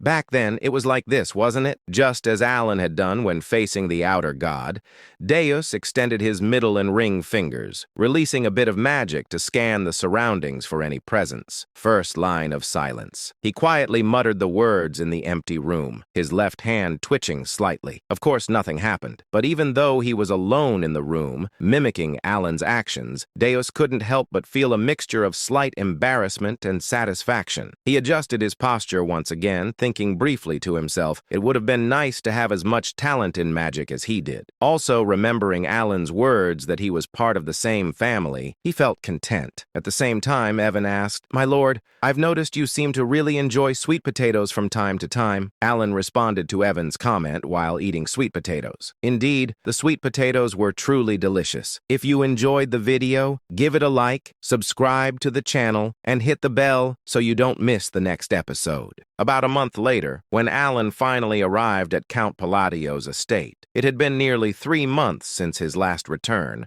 and as he stepped inside, Alan stretched his stiff shoulders and muttered to himself, "Home, finally." After such a long journey, Alan had only one simple dream in mind: sleep, just a peaceful, uninterrupted nap. Without wasting a second, Alan headed straight toward his room. As he reached the door, he sighed with relief and pushed it open. And then he froze. The smile on his face slowly disappeared, because this was not his bedroom. It was his office, and waiting inside was a mountain of documents stacked so high it looked like a small fortress built entirely out of paperwork. The papers almost seemed alive, silently welcoming him back. "Welcome home, Count. Now please finish your work." Alan slowly closed the door, then immediately turned around and walked away as if nothing had happened. He said calmly, "I must have opened the wrong door." He took 3 steps, then 5, then 10, and then he suddenly stopped. After a long moment of silence, Alan let out a deep sigh and rubbed his face. Right, who am I kidding? Since the work had to be done sooner or later, Alan turned around and returned to the office like a man walking toward his own execution. After all, this was the tragic fate of an overworked noble. Soon, Alan sat at his desk. One hand was writing, the other was stamping documents. Meanwhile, his soul slowly drifted out of his body from exhaustion. As he stamped another paper, Alan muttered with determination, "Fine, once I finish this backlog, I'm taking a vacation, no matter what, even if the kingdom collapses." He leaned back in his chair and sighed. When exactly do I get to live my peaceful, noble life? After finally finishing the mountain of work, Alan rewarded himself with a 1-week vacation, and he fully embraced the lifestyle he had always dreamed of, sleeping late, toasting bread in the morning, eating a perfect steak for dinner. This leisurely routine brought him a level of happiness that even powerful magic couldn't match. However, despite the peaceful atmosphere, Alan wasn't completely idle. Even during his vacation, his mind refused to rest, because he knew one thing: otherworldly beings had already appeared once, and if one had descended, then others could appear as well. Now that the 5 great sins had been sealed, the world had unknowingly entered a new stage. Rather than resisting fate, Alan simply accepted the situation. After all, if saving the 5 great sins had created this butterfly effect, then a few otherworldly visitors appearing occasionally was far better than the alternative. At least those beings would show signs before appearing. The 5 great sins, on the other hand, would descend like a bomb with no warning whatsoever. So during the week, Alan quietly gathered information and continued researching magic. Eventually, he clicked his tongue and muttered to himself, "Looks like I'll need to go to Colony for information." Normally, Alan preferred investigating things personally rather than relying on the Information Guild. But there was a problem. The location of the ancient god city, Kahara, had not yet been discovered. Alan crossed his arms and thought carefully. If my memory from the game Psychedelia is right, the city should be discovered this year, because in the original story, Kahara was discovered 3 years before the protagonist left the village, and this year just happened to be that exact year. So I just need to wait. Right at that moment, the door opened. Evan stepped inside and immediately frowned. Count?" He rubbed his arms and shivered. "It's strangely cold in here." Alan blinked. Then he looked down at the ice magic circle he had unconsciously drawn on the floor. The entire room was slowly freezing. Alan scratched his head awkwardly, saying, "It looks like my research is working." Apparently, his magic experiment had accidentally turned his office into a refrigerator. Evan then cleared his throat. "How should I put this? A hidden city has been discovered in Colony." Alan froze. His eyes widened. What? The timing was so perfect it felt suspicious. For a moment, Alan wondered if the world was secretly listening to his thoughts. Meanwhile, elsewhere, the Blue Moon meeting had begun. The members usually gathered every 6 months. Because of the distance between them, they communicated through a crystal orb created by Reen. Normally, the meetings were extremely short. Most of the time, they lasted less than 10 minutes. Utia led the discussion. Seolrang occasionally made innocent comments. The rest simply answered with short replies like yes, no, or I agree. Deus, in particular, almost never spoke, mostly because he was naturally quiet, so no one expected what happened next. During the meeting, Seolrang innocently asked, "Oh, I heard a rumor that the Great Moon has left. What was it like seeing him in person?" Everyone casually waited for a short answer, but instead, Deus began speaking and speaking and speaking. The Great Moon stood before the otherworldly entity, Ulthultus, while everyone was overwhelmed with fear, even the Vice Tower Master of the Blue Tower. The Great Moon stepped forward and challenged it to a duel. The members listened politely. 5 minutes passed, 10 minutes passed, 20 minutes passed, then 30 minutes. The others slowly began to realize something terrifying. Deus was giving a full lecture. Deus continued, "Thinking back, the Great Moon had probably been preparing magic from the very beginning. By the time the speech passed the 1-hour mark, everyone was staring at the crystal orb with blank expressions." Reen tried to interrupt. "Wait, you're getting off topic." But Deus continued calmly. "Just listen to this part. I'm telling a story about the Great Moon, aren't I? So where was I? Ah, yes, with Ultultus." Then he restarted the story from an even earlier point.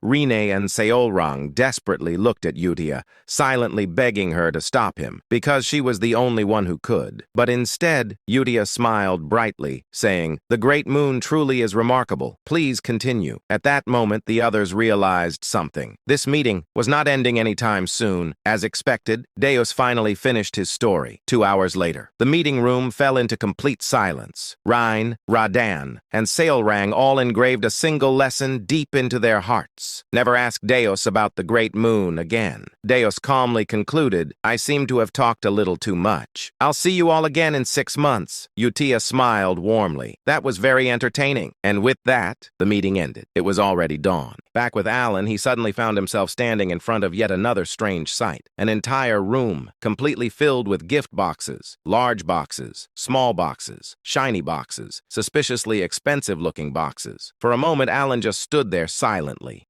staring at the mountain of gifts like a man who had accidentally walked into the wrong house. Then he slowly turned toward Evan. "Evan, what exactly am I looking at?" Evan stepped forward to inspect one of the boxes. As soon as he opened it, his eyes widened in shock, saying, "My lord, this artifact came from the deep floors of the Aberranth." He carefully lifted the item and added in disbelief, "To be honest, we could probably buy a mansion with just this one." Alan blinked. Then he picked up a golden cup from another box.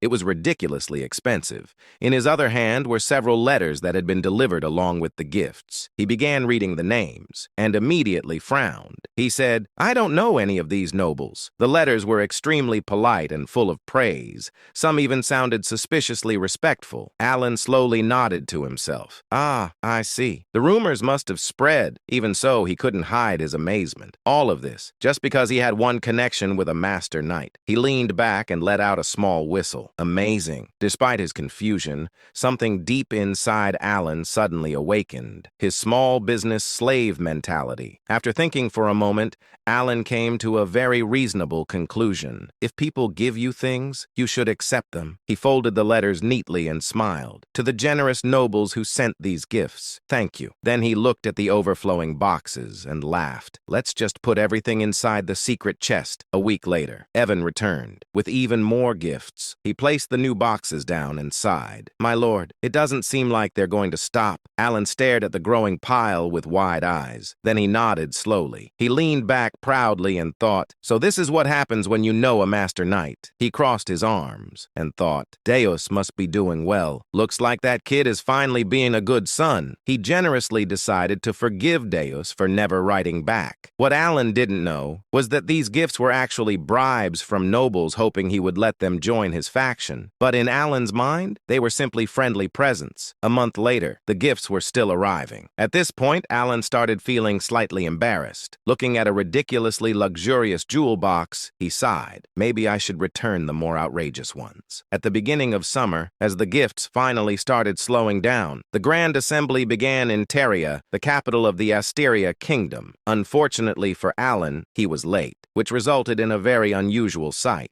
Count Alan Palladio, walking quickly. Evan followed behind him, said, "See you later." Alan is desperate not to draw attention for being late to his first Grand Assembly. Evan notices his speed and is surprised, assuming his master must be in a real hurry. He also notices that several other nobles have started following behind the Count. Alan finally pushed open the massive doors of the assembly hall and immediately froze. The center area of the hall was completely empty. Alan blinked, then sighed in relief. Oh, so I'm not late after all. He recalled the research he had done earlier. The royalists sit on the left, the aristocrats sit on the right. He looked toward the empty center area and said, "So the middle must be for neutral nobles." Alan nodded wisely. "I'll just sit in the back." But the moment he stepped forward, he noticed something strange. The nobles entered the room and they were staring directly at him. Alan shocked and asked himself, "What? Weren't they outside a minute ago?" He also inquired, "Are they judging me for sitting in the back?" Trying to avoid suspicion, he changed direction and walked toward the middle row. The nobles continued staring, their expressions growing more shocked by the second,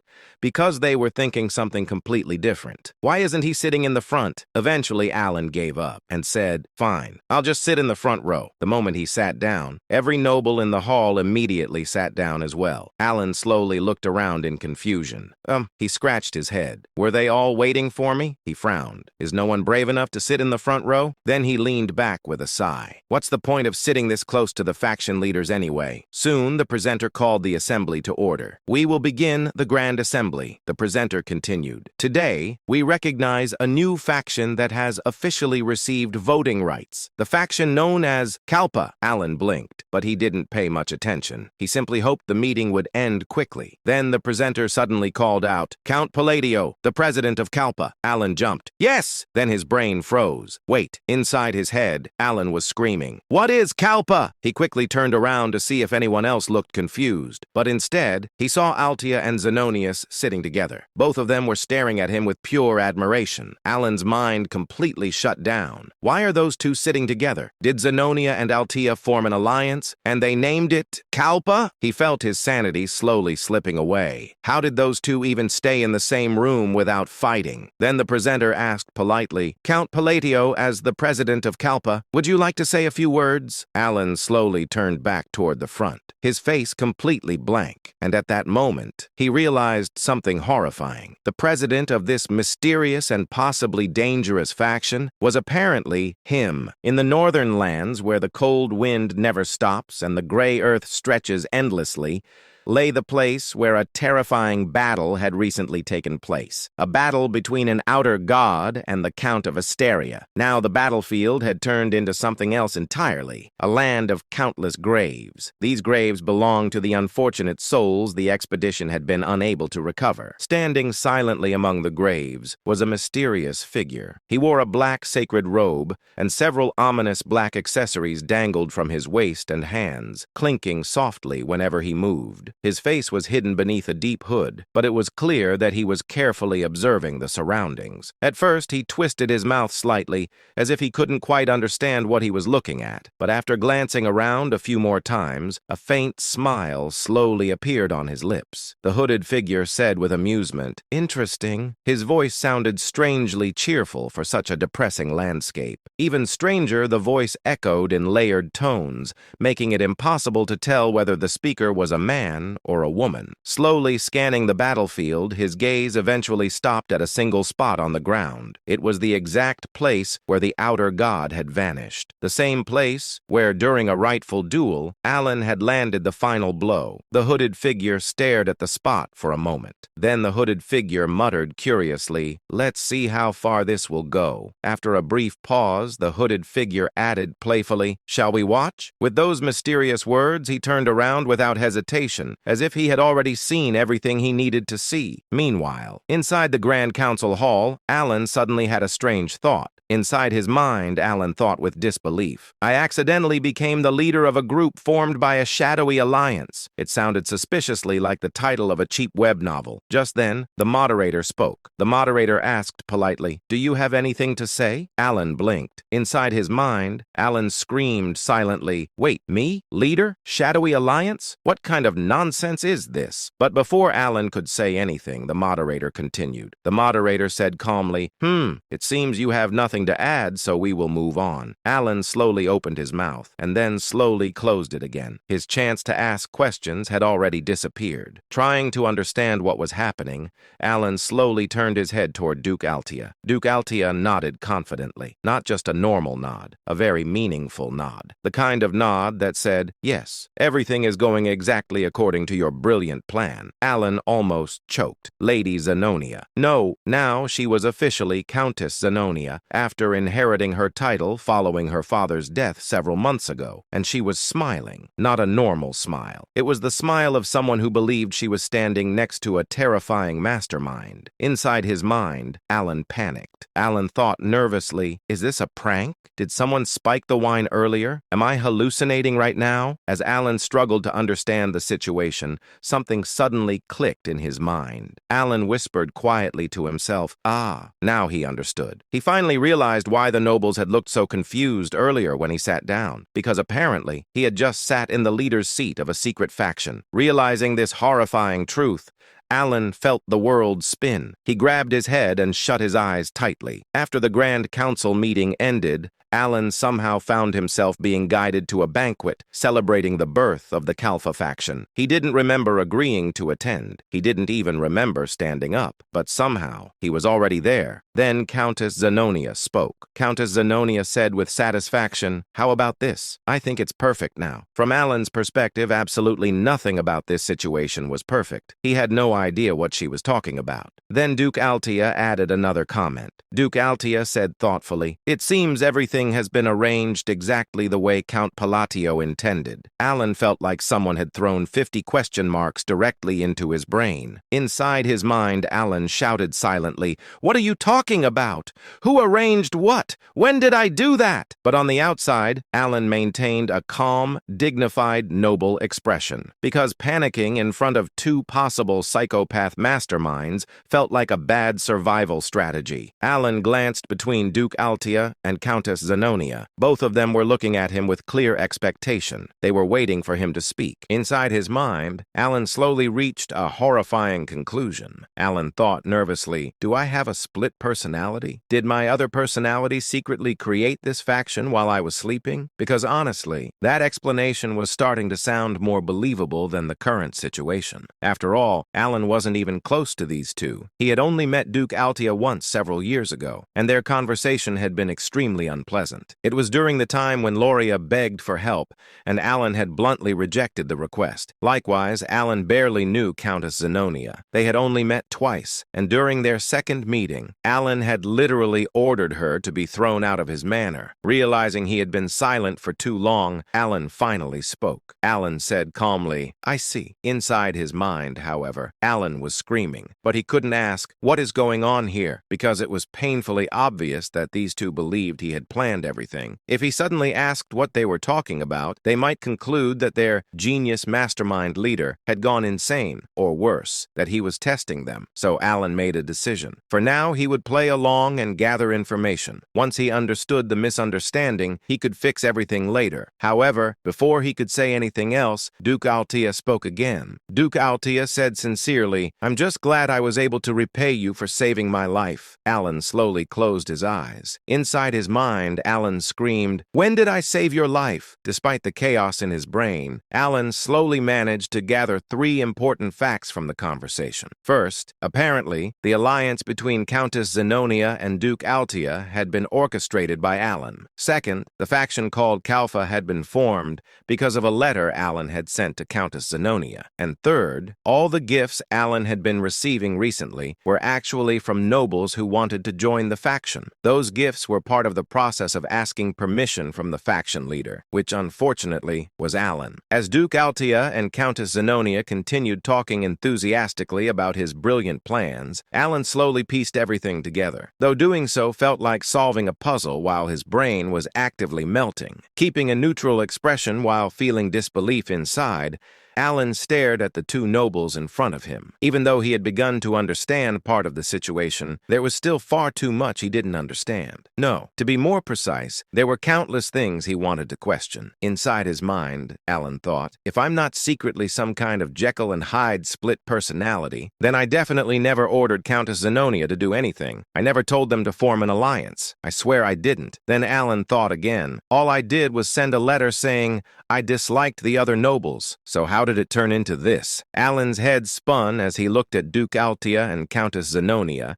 trying desperately to understand what was happening. Inside his mind, Alan wondered, is this what people mean by the realm of genius, where ordinary people can't even understand the plans of a mastermind? Alan remained silent, because he had slowly realized something terrifying. Through a series of coincidences, he had unknowingly helped create the Kalfa faction himself. By the time he finished piecing together the facts, Alan's instincts told him something very important. There was no getting off the Kalfa train anymore. He had already accepted too much. Of course, if he really wanted to leave, there were ways, but none of them were good options. Now that both the royalist faction and the aristocratic faction clearly saw him as an enemy, leaving this faction would only cause more problems. To be honest, if the losses were manageable, Alan would have pressed the escape button immediately, but another thought quickly followed. Inside his mind, Alan wondered, what if I tell them this was all a misunderstanding? Alan slowly glanced at Duke Altia and Countess Zenonia. Their conversation had just ended, and now both of them were looking directly at him. To any outsider, they looked like elegant and refined nobles. But Alan knew better. He knew exactly how frightening Countess Zenonia could be. And although Duke Altia wasn't the same character he remembered from the game, she was someone who should have already disappeared from the story. Because of that, Alan couldn't underestimate her either. After all, masterminds always had their own logic, and they possessed a level of awareness ordinary people simply couldn't understand. Inside his mind, Alan thought, even if I explain everything clearly, they might just think it's embarrassing and decide to kill me. Of course, Alan didn't know them very well, but in this world, most characters labeled as masterminds tended to be somewhat unstable. Because of that, Alan reached a reluctant conclusion. Whether he liked it or not, he had to remain the leader of Kalfa. Yes, whether he liked it or not, at least until he could find a good excuse to step down later. Because Alan had absolutely no desire to stay in the leadership role forever. He knew that being the leader of a faction came with countless responsibilities, even if the benefits were great. And for Alan, whose life motto was living leisurely as a noble without working, leadership was the exact opposite of what he wanted. So Alan quietly made a decision. Inside his mind, Alan said to himself, I'll lead for now and retire later when the timing is right. At that moment, Duke Altia asked, so, what do you plan to do now? Hearing the question, Alan let out a quiet groan. Alan murmured thoughtfully. Since he couldn't reveal the truth, Alan rolled his eyes slightly and tried to buy himself some time. After a short pause, Alan said, for now, let's start by cleaning up the underworld. Confused, Countess Zenonia asked, clean up? Calmly, Alan replied, yes, that way it will be easier for us to operate. Of course, Alan had absolutely no idea how anything would become easier, but since he couldn't even remember half the topics discussed at the assembly earlier that day, bringing up politics would have been a terrible idea. So this vague statement was the best he could manage. It was clumsy, but for Alan, it was the best he could do. After that, Alan stood up and said, well then, I have some matters to attend to, so I'll take my leave. Before either of them could ask ask another question, Alan immediately turned around and began walking away. His steps gradually became faster, because he knew that if they asked even one more question, he had no answers. Soon, Alan left the hall and hurried through the empty corridor. Eventually, he almost ran to his carriage, worried that someone might stop him. Seeing him arrive so quickly, Evan asked, "Count?" Without hesitation, Alan said, "Let's head straight to the colony." Alan had already decided to leave that very day. Inside his mind, Alan thought, the letter should have arrived by now. I hope I can get some help there, like I did with Dios. Soon, Alan's carriage began moving through the night. It was a midsummer evening. Meanwhile, back at the banquet hall, thinking about Alan's words, Countess Zenonia murmured, "Clean up the underworld." Huh. After a brief moment of thought, Duke Altea said, "When he says clean up the underworld, there can only be one meaning, right?" Nodding slowly, Countess Zenonia replied, "Indeed, we've had our territories under firm control for a long time." Then Countess Zenonia continued, "So if he's telling us to clean things up?" Finishing the thought, Duke Altea said, "Then the only option left is the remaining territories." "Indeed," Countess Zenonia agreed. For a moment, both women fell silent. Then they smiled at the same time, because the idea forming in their minds was something that would have been impossible when they acted separately. But now, with their alliance, and the formation of the Kalfa faction, it had become possible. Smiling slightly, Countess Zenonia said, "Unifying the entire underworld." Amused by the idea, Duke Altea said, "That sounds fun." Both nobles smiled deeply. Looking thoughtful, Countess Zenonia said, "I'm curious to see what he's planning next. He becomes more intriguing every day." Agreeing with her, Duke Altea said, "Indeed, I'm eager to see what he has prepared for us." Then the two nobles gently clinked their wine glasses. Smiling faintly, Countess Zenonia said, "I'm truly looking forward to it." Their admiration for Alan quietly spread through the room, along with the fragrance of the wine. In the vast territory of Malteon, located south of the kingdom of Ashtalon, two men sat in the underground hall of a massive mansion. One of them was Carmine, the third son of Duke Comelon, the owner of this mansion. The man standing before him looked completely relaxed, even though he was facing Carmine, who was infamous as a tyrant and a scoundrel. Carmine leaned back in his chair. Carmine asked calmly, "You're the agent, right?" The man with half-closed eyes gave a small smile. He slowly took out a quill from his pocket. The man said lazily, "Before anything else, I don't tolerate rats during a mission." The next moment, he moved. A sharp splattering sound echoed across the underground hall. Blood burst into the air. Bodies that had been hidden in the shadows suddenly appeared as they collapsed onto the ground, their blood spreading across the stone floor. 9 corpses, all of them dead. Carmine stared at the scene for a moment, then he smiled. Carmine said with satisfaction, "You really are strong, just as I expected." Without hesitation, he leaned forward. Carmine said directly, "I want you to kill a noble, Count Palladio of the Asteria Kingdom." Then he smirked. Carmine said confidently, "You wouldn't refuse a request from me, the tyrant of Ashtalon, would you?" The agent chuckled. The agent said casually, "As long as the payment is correct, there are no failures." Then he tilted his head. The agent added with a faint grin, "Though I'm curious if you can actually afford my fee, Carmine." Carmine simply smiled. Slowly, he pulled something out from inside his coat and placed it on the table. Carmine said proudly, "How about 4 of these?" What he revealed was a black cube, a cube so dark it seemed to swallow even the surrounding light. It looked like a fragment of the abyss itself. Interest immediately flashed in the agent's eyes. The agent narrowed his eyes. Then his eyes widened slightly. The agent whispered in surprise, "That's an abyssal core." The abyssal substance, a rare item distributed in extremely small quantities by Duke Comelon on the black market. Unlike abyssal jade,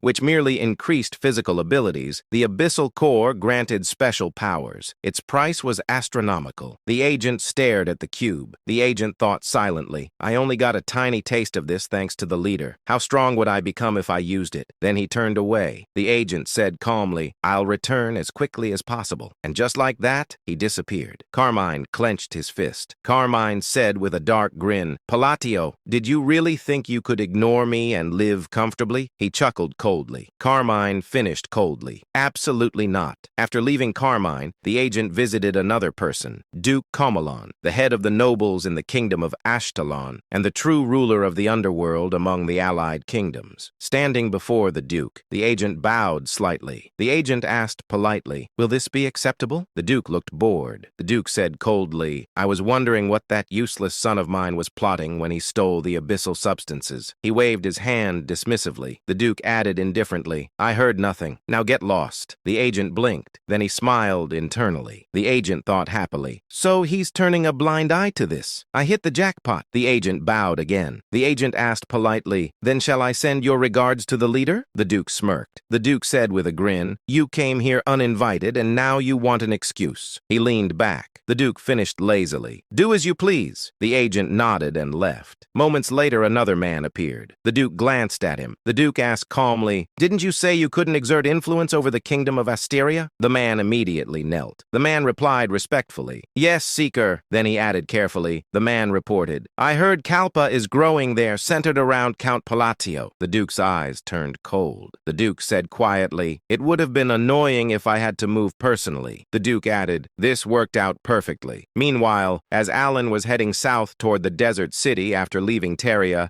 someone else was watching the same road. High above the path, the agent observed a distant carriage. The agent narrowed his eyes. The agent said quietly, found you, Count Palladio. Inside that carriage was his target. While watching it approach, the agent took out his quill again. The agent thought to himself, the abyssal core is tempting, but something still bothers me. In truth, killing Count Palatio would be easy. With a single stroke of his quill, the man's life would end. Yet he hesitated. The agent sighed. The agent muttered, the rules say not to make troublesome enemies if possible. Count Palatio himself wasn't the problem, but someone connected to him was. Someone in Caliban, Deus. The agent frowned slightly. The agent thought, he'll definitely take action. The agents weren't afraid of Deus. Each agent possessed power comparable to a swordmaster, but unnecessary enemies were always troublesome, even if the payment was enormous. Still, 4 abyssal cores were far too tempting. The agent licked his lips slightly. The agent whispered with excitement, how strong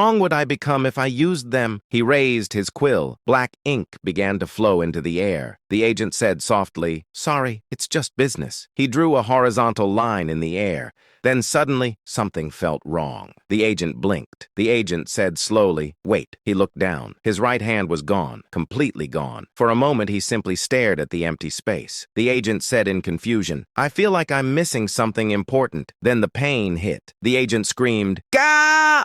Before he could even finish screaming, another impact struck him. His body flew through the air and crashed violently into a tree. When he lifted his head, he froze. Standing there was a boy, black hair, blue eyes, young, too young. The agent stared in disbelief. The agent tried to speak, but his mouth wouldn't open, not even slightly. Panic filled his eyes. Then the boy smiled brightly. The boy said cheerfully, how unfortunate. The agent felt a chill. Then, crack, his neck twisted. Once, then twice.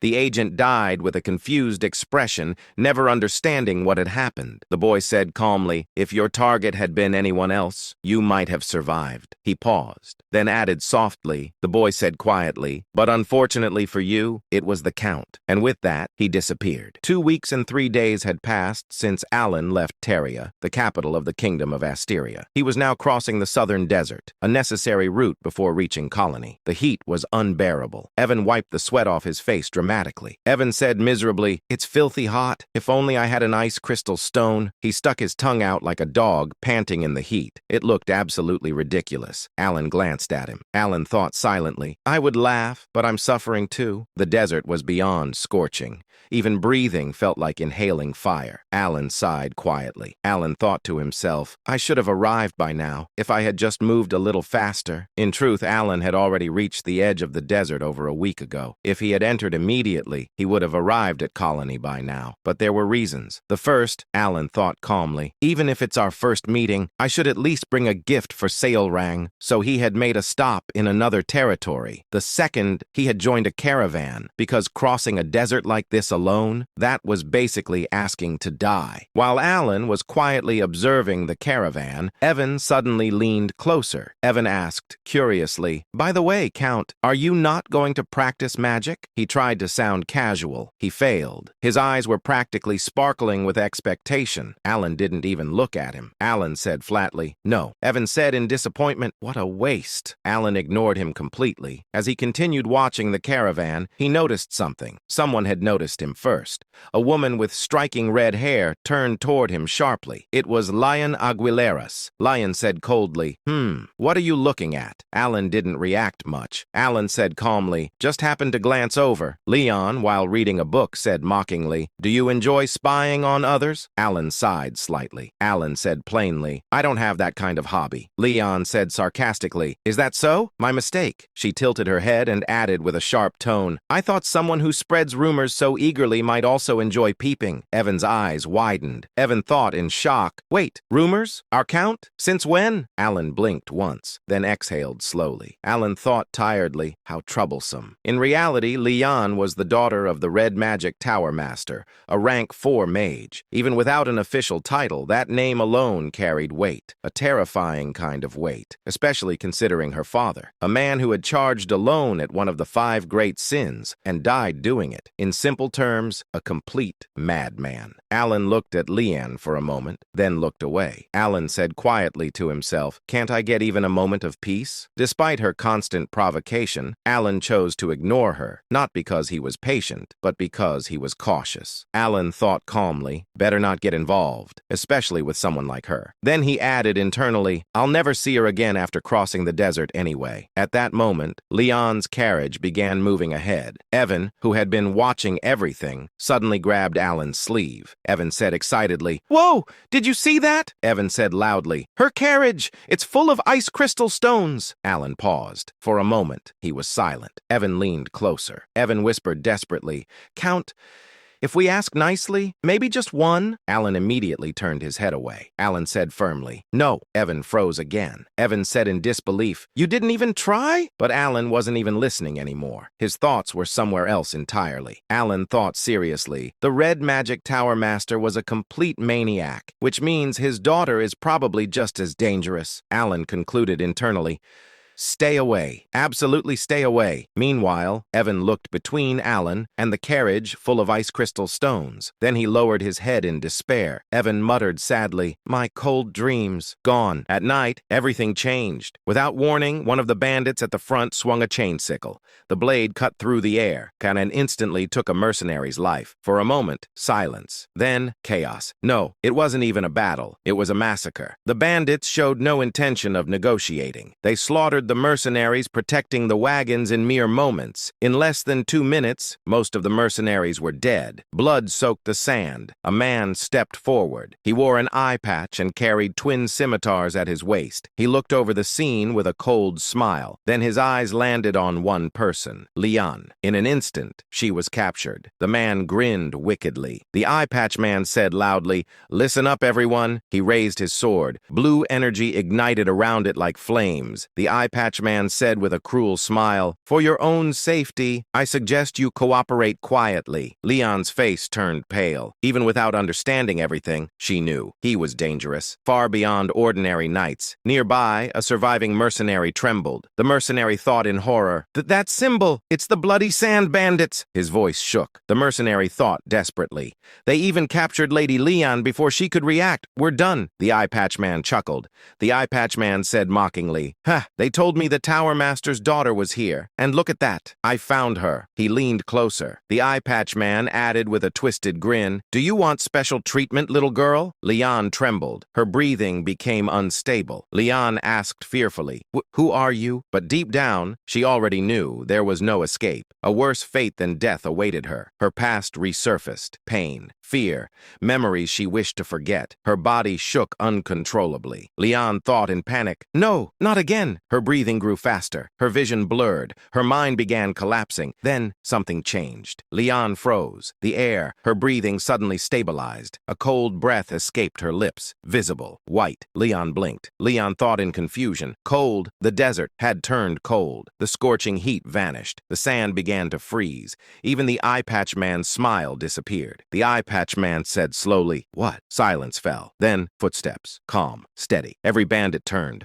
Someone was walking toward them, unbothered, unhurried, as if none of this mattered. It was Alan. His expression didn't change, not even slightly. Ashen energy flowed from the bracelet on his wrist. The cold intensified. Then, he stopped. Alan looked at the scene, then spoke quietly. Alan said softly, "Freeze." Leon's eyes widened. Leon said to herself in disbelief, "Count Palatio? That's impossible." Her mind raced. She hated lies, more than anything, and from the moment she met Alan, she had believed one thing. He was a fraud, weak, a man who stole credit from Deus, a man with pitiful mana. She had seen it herself. There was no way he could do this. Yet, reality stood before her. A frozen domain spread around Alan. The desert had turned into a tundra. Frost covered the sand. Leon whispered in shock. "This doesn't make sense." Her eyes trembled. Leon analyzed instinctively. Compound magic. At least 3 spells. Her voice shook. Leon continued in disbelief. "That's impossible with that amount of mana." Then something moved. The eye patch man vanished. In an instant, he appeared in front of Alan. No one saw how. Leon reacted immediately. Leon said urgently, "Wait!" She began casting. Too late. The eye patch man raised his twin scimitars. He smirked. The eye patch man said confidently, "You're dead." Alan didn't move. Alan said calmly, "Freeze." Silence. The eye patch man stopped completely. His body frozen, mid-swing. An ice statue. Leon froze. Leon thought blankly, "What?" Alan raised his hand slightly. Alan said quietly, "Shatter." Crack, crash. The ice exploded. The bandit leader shattered into pieces. Gone. Just like that. A white breath escaped Alan's lips. He lowered his hand, then looked at the remaining bandits. No emotion, no hesitation. Alan said coldly, "I'll give you one chance." The bandits trembled. Alan finished simply, "Get lost." Silence. Then panic. The bandits ran. All of them. Not even daring to look back. Later, everything changed. Completely. The mercenaries who survived gathered around Alan. This time, with respect. No, with admiration. One mercenary stepped forward. The mercenary said eagerly, "Ah, Count Palatio, this is a special wine from Gur. It's said to be incredible." Another rushed in. Another mercenary said quickly, "And this is premium ham.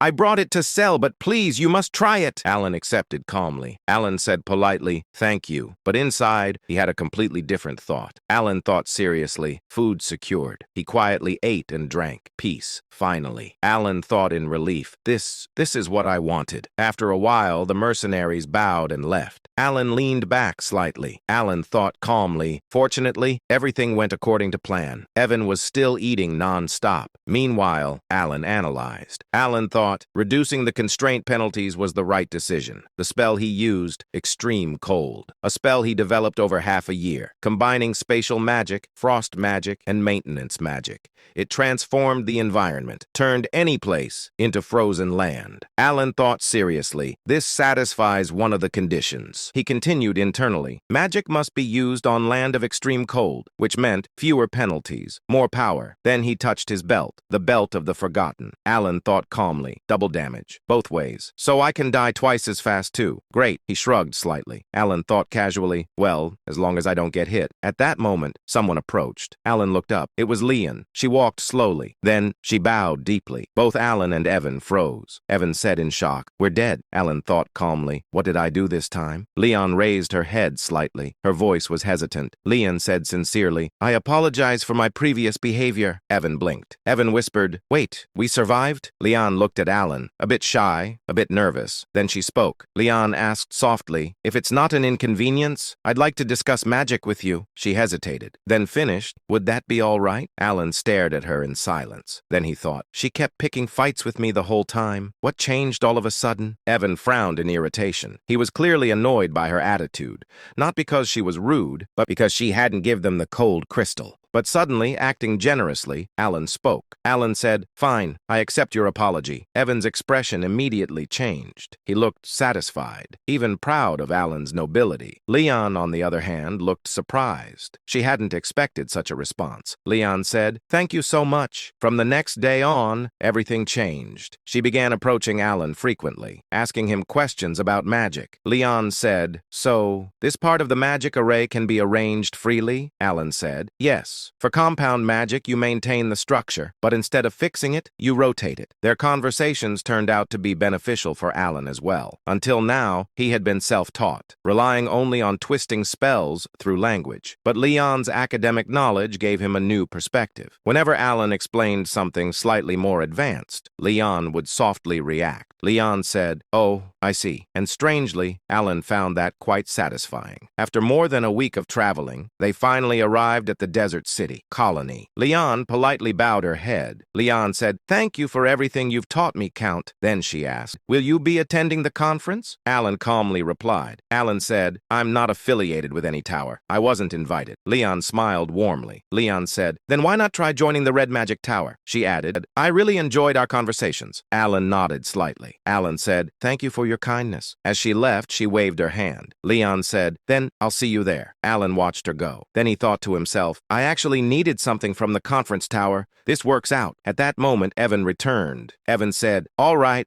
I've taken care of the carriage and luggage." Alan nodded. Evan was about to ask about their next destination, but suddenly, boom! A massive explosion shook the area. The ground cracked, and rocks shattered everywhere. Evan instantly reacted. He frowned and reached for his sword. Then they saw it. Several men lying on the ground, barely alive. Both Alan and Evan were confused. But before they could react, something moved. Fast. Too fast to see clearly. Boom! Another explosion. And then a figure appeared. Seol rang. In an instant, she completely wiped out the remaining men, then disappeared again. Evan stepped forward immediately. He raised his sword and stood in front of Alan. Evan said, "Count, stay back." But before anyone could understand what was happening, Seol rang reappeared. This time, with a bright smile. Her golden tail swayed playfully behind her. She casually wrapped her arm around Alan. Alan froze in shock. Seol rang smiled warmly. Seol rang said, "Hello, Godfather." Alan blinked in disbelief. Alan said, "Seol rang?" She raised her hand happily. Seol rang said, "You should have told me you were coming. This place is full of nasty thugs." Evan stared at her in shock. He couldn't believe this cheerful girl was the same person from before. Seol rang puffed her chest proudly, like a satisfied cat. Seol rang said, "Don't worry, Godfather. I already took care of those bastards." Then she grabbed his hand excitedly. Seol rang said, "I've been waiting so long for your arrival since I got your letter." The nearby fighters who witnessed everything were stunned. One of them whispered, "Is that the Golden Flash?" Another one said, "Who is that guy? For her to treat him like this."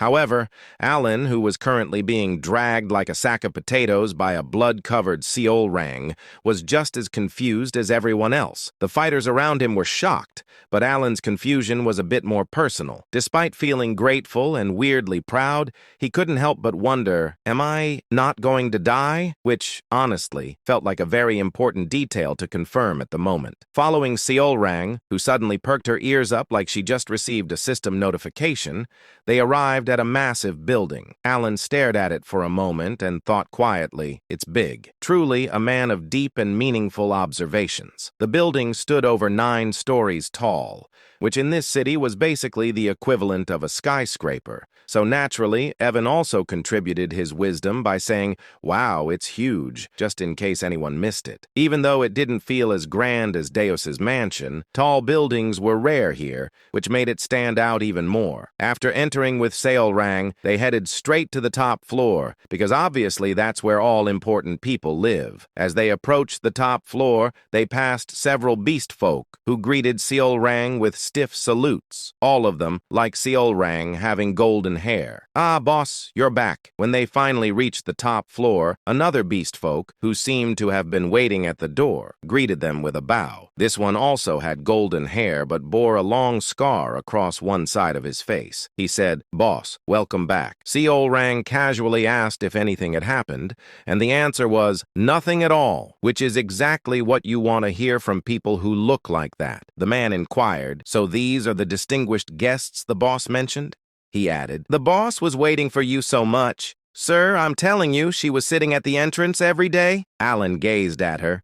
while she laughed in shy. She then cheerfully opened the door while doing some random, almost playful movements that completely ruined the intimidating mad dog image she supposedly had. Alan and Evan followed her inside, though Alan briefly felt a strange gaze from behind, like someone was silently judging his entire existence, but he decided not to question it because he had bigger problems, like staying alive. Evan then casually dropped that Seolrang didn't have the best reputation, explaining that people called her the mad dog and described her as extremely cruel. Alan looked at her again, clearly trying to process how this energetic, slightly chaotic person matched that description, and simply said he thought she was good at taking care of her guild members. Seolrang immediately lit up and proudly declared that they were all her family, emphasizing that she would take care of them no matter what, and that she didn't care about anyone else. Alan was about to accept that statement peacefully when Seolrang suddenly froze mid-thought, her eyes widening as if she had just remembered something critical. She turned to him seriously and clarified, "Oh, but not you, master," which felt like a very unnecessary correction. Then she started muttering to herself, trying to rank people in her life like it was some kind of priority list, going from family to Utia, and then awkwardly trying to figure out where Alan belonged. After a moment of intense mental calculation,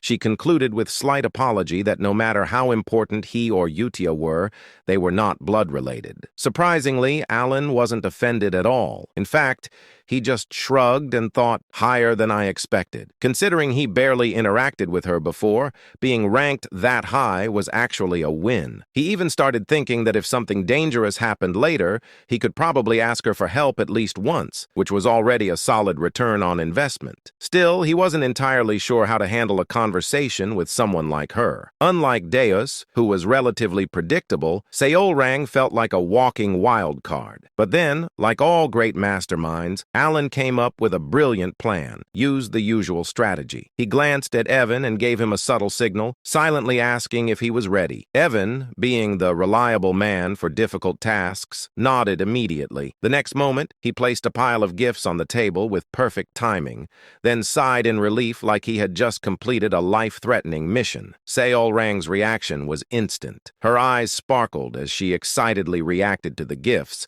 and just like that, the conversation mode switched to easy difficulty. From that point on, everything went much smoother than Alan expected. In fact, it was even easier than talking to Deus, which left him slightly confused. At one point, she enthusiastically agreed to something he said, only for Alan to pause and question whether she had actually listened. She confidently said yes and told him to speak casually with her, which did not answer the question at all. She was so full of energy that she couldn't even sit still properly. Alan watched this with a blank expression and tried to bring the discussion back to something reasonable, mentioning that she must have a lot to think about since she was running a guild. She immediately dismissed the concern, saying it was fine and reminding him that even if they weren't family, he was still her master, which apparently solved everything. Alan nodded awkwardly, but deep down he felt a sense of pride. He genuinely hadn't expected her to go this far to help him, especially since they barely kept in touch. Then Seolrang mentioned that thanks to him,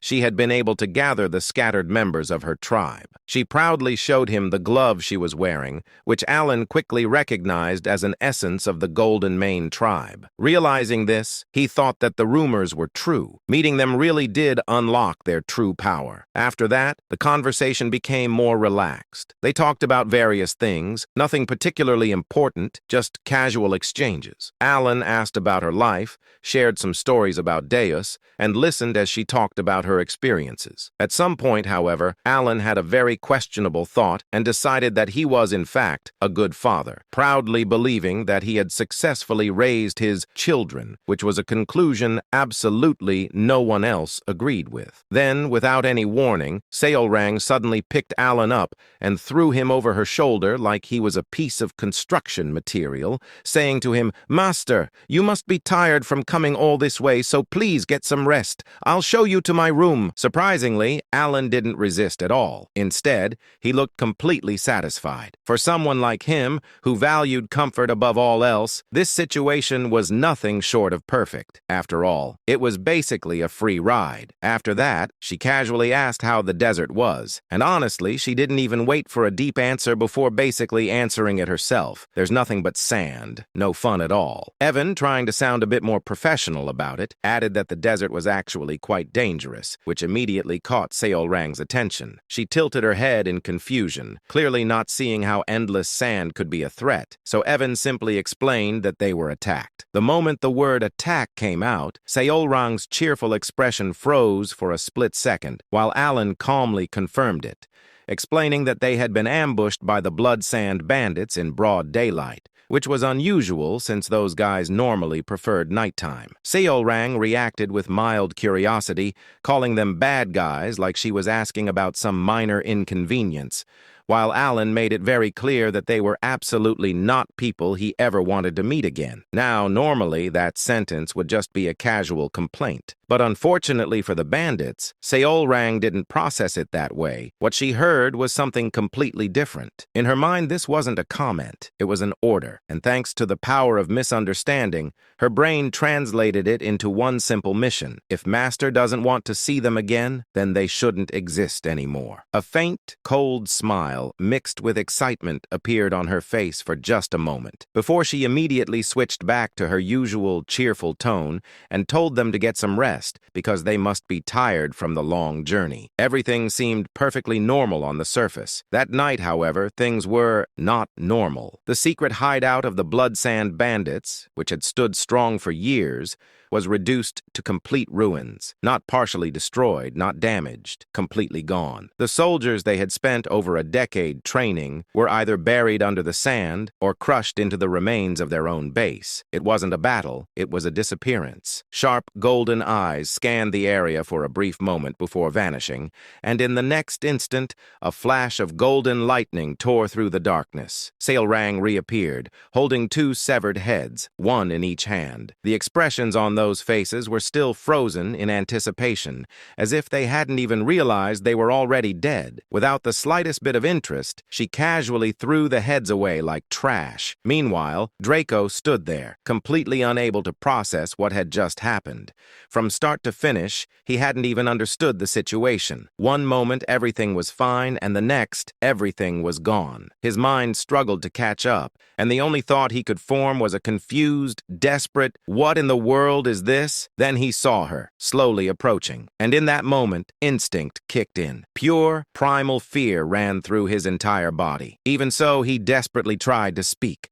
Clinging to whatever hope he had left, he shouted her name, demanded if she understood what she had done, and quickly brought up Kalman Arentz, hoping that name alone would save his life. He begged, questioned, shouted, his voice filled with fear, anger, and frustration, but none of it mattered. Seolrang didn't react at all. No hesitation, no emotion. She simply raised her blood-covered hand and calmly explained that he had touched her master, and more importantly, she didn't want to get scolded. That was it. That was the entire reason. And just like that, everything ended. With overwhelming power, she erased what little remained, completing her mission without a second thought. Then she disappeared, leaving behind nothing but silence. The next day, things returned to normal, at least on the surface. When Alan woke up, Evan immediately told him that the blood sand bandits had been completely wiped out. Alan, still half processing reality, asked when that even happened, only to hear that it was yesterday. What made it even more absurd was how fast the news had spread. An entire bandit group erased in a single night,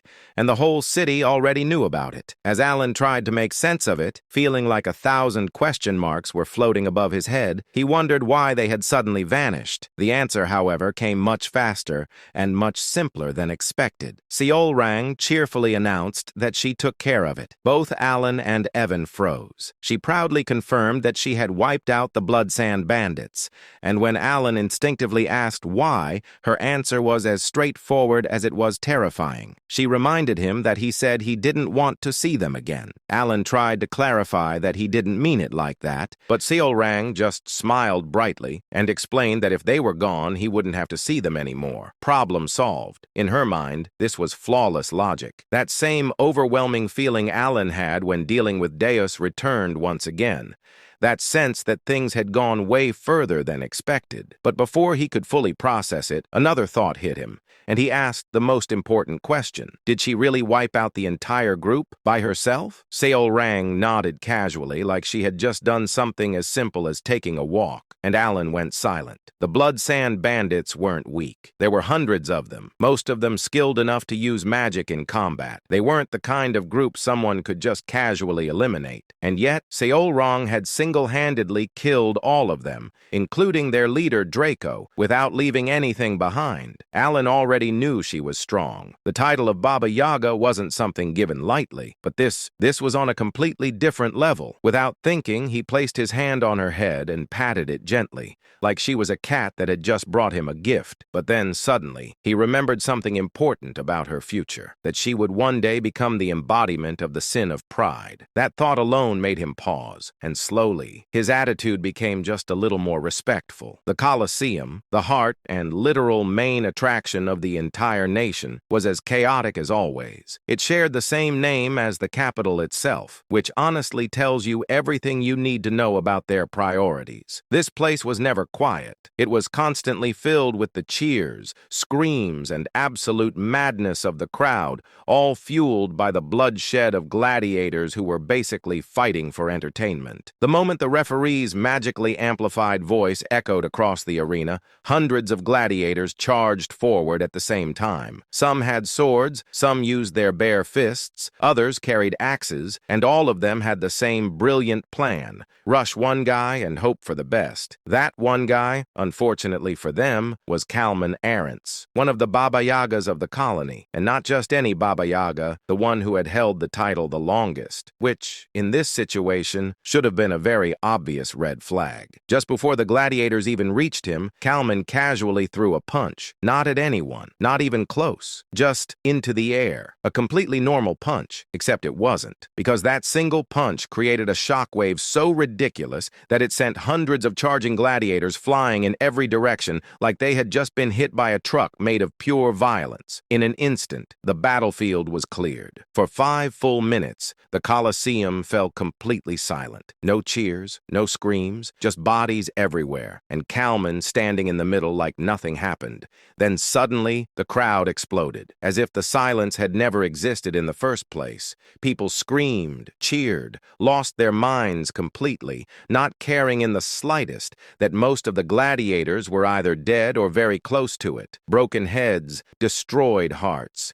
Details that clearly didn't matter when the show was that good. Kalman slowly looked around at the crowd with a deep, satisfied smile before turning and walking back inside, casually commenting that there were still so many fools in the world, people who genuinely believed that numbers alone could defeat a Baba Yaga. At that moment, a voice behind him agreed.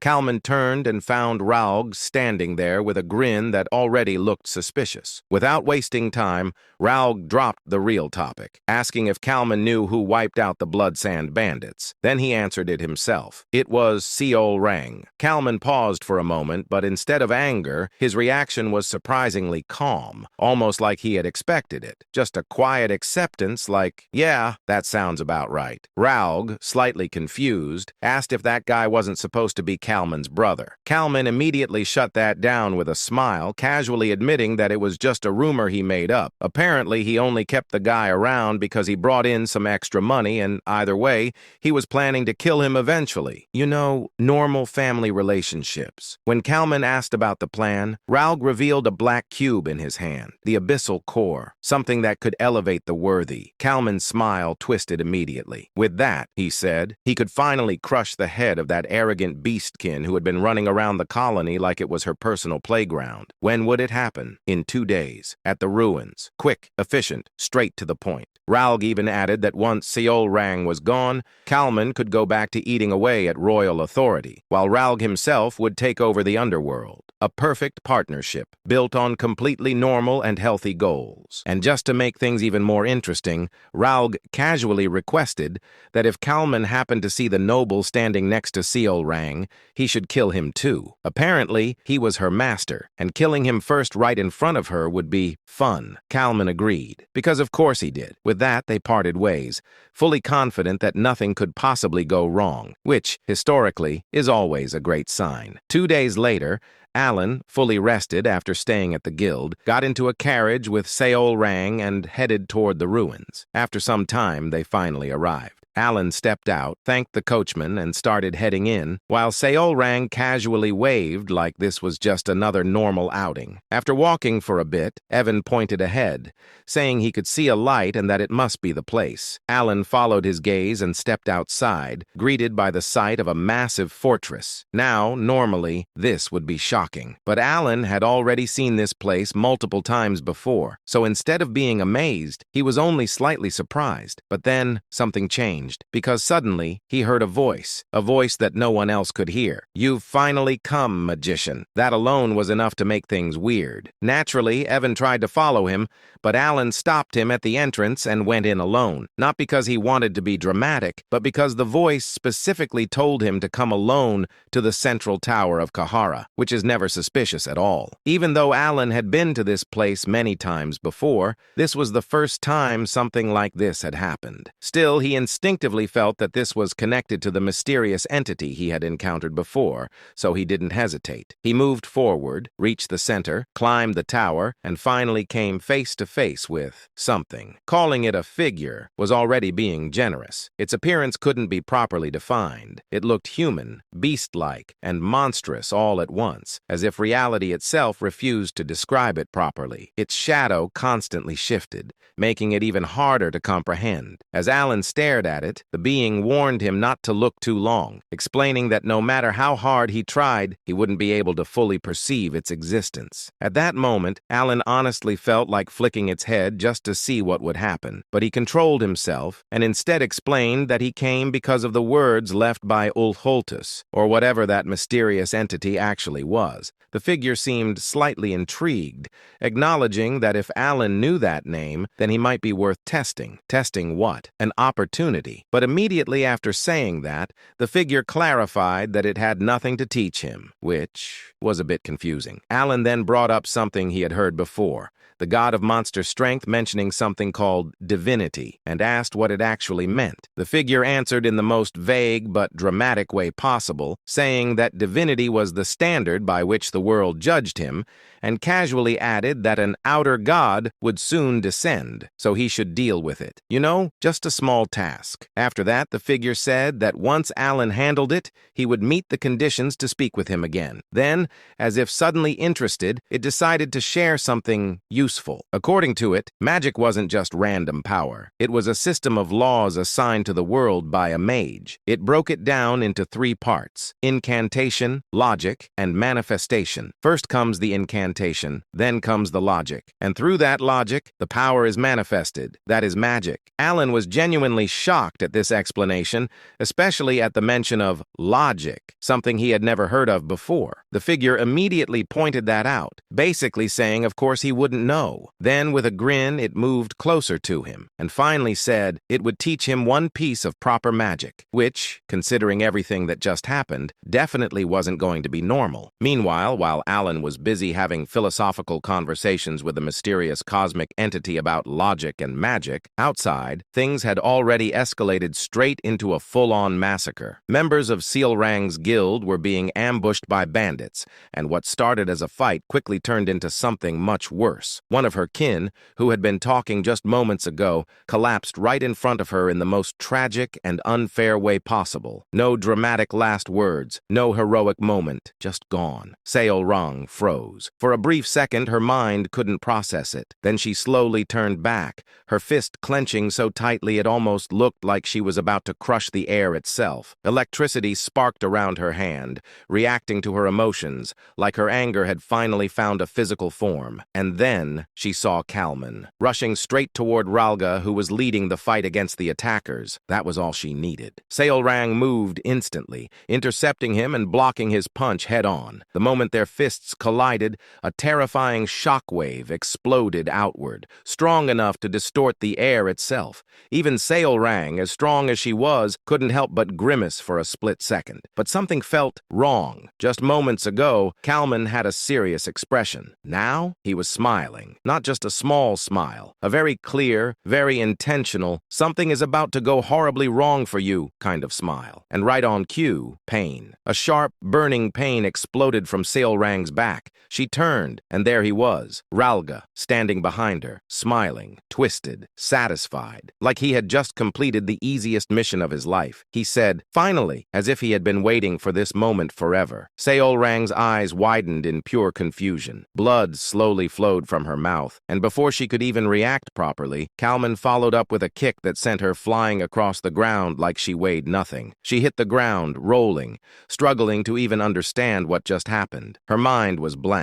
Questions filled her eyes, confusion, disbelief, and more confusion. She looked at Ralga again, still smiling, still enjoying this, and she couldn't understand it. A single word escaped her lips. Why? Ralga stepped closer, almost casually, like this wasn't betrayal, but just another conversation. Seolrang tried to move, but her body refused to respond. That's when he explained it. The blade he used was coated with poison from Kamanesis. She wouldn't be able to move for at least an hour. In other words, she was completely helpless. Ralga crouched in front of her, dropping his usual calm attitude entirely, replacing it with pure mockery. He reminded her of her own question, as if it amused him. Why? Simple. He wanted something, and then he proved it. He pulled off the gauntlet from her hand, the essence of the Golden Mane tribe, and held it up right in front of her face, shaking it slightly like he was showing off a prize he just stole. Seolrang blinked slowly, still trying to process everything. She asked, "You betrayed me for that?" And the scary part? She wasn't even angry yet. Ralga actually looked confused for a second, then laughed. Not because it was funny, but because he genuinely couldn't believe she still didn't get it. He explained it bluntly. The guild she created, the so-called family, none of that existed the way she thought it did. The clans didn't stay because of loyalty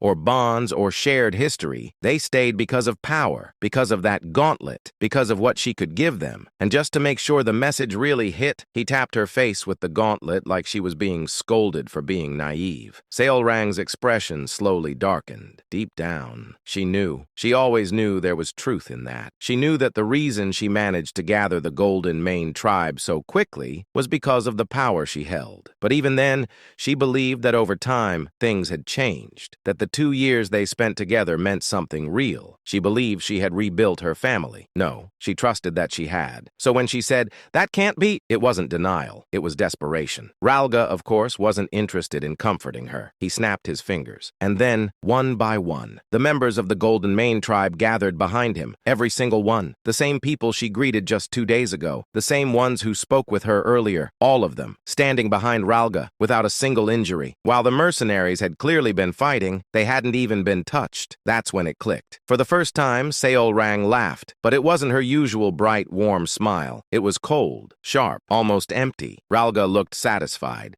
He admitted that her special attitude had always disgusted him, that watching her act like she was something meaningful while using power she didn't earn was unbearable. Then he asked her how it felt, waking up from the dream. Seolrang didn't answer directly. Instead, she asked if the others were also traitors. Ralga was clearly enjoying this. He was about to answer, probably with something even more cruel, but Kalman cut him off, because apparently emotional damage time was over. It was time to finish the job. Kalman stepped forward, transforming his arm into a blade, raising it without hesitation. He pointed out that it would be troublesome if she somehow recovered, so it was better to end it now. Simple logic, efficient, deadly. He prepared to strike, and at that exact moment, something strange happened. A small question appeared on Seolrang's face. Not fear, not anger, confusion. And she wasn't the only one. Ralga, who had been enjoying every second of this, also suddenly looked confused, because the situation had changed, very suddenly, very violently. Suddenly, a large hole had appeared in Kalman's body. Just moments ago, he was standing there, confident, victorious, ready to kill. Now, there was a hole straight through him, and in that instant, everyone saw it. In the distance, from the forgotten city of the god Kahara, a man silently emerged. No dramatic entrance, no loud announcement, just walking. And yet, with every single step he took, the ground beneath him froze over, frost spreading like the world itself was reacting to his presence. A grayish-white magic flowed from the bracelet on his left wrist,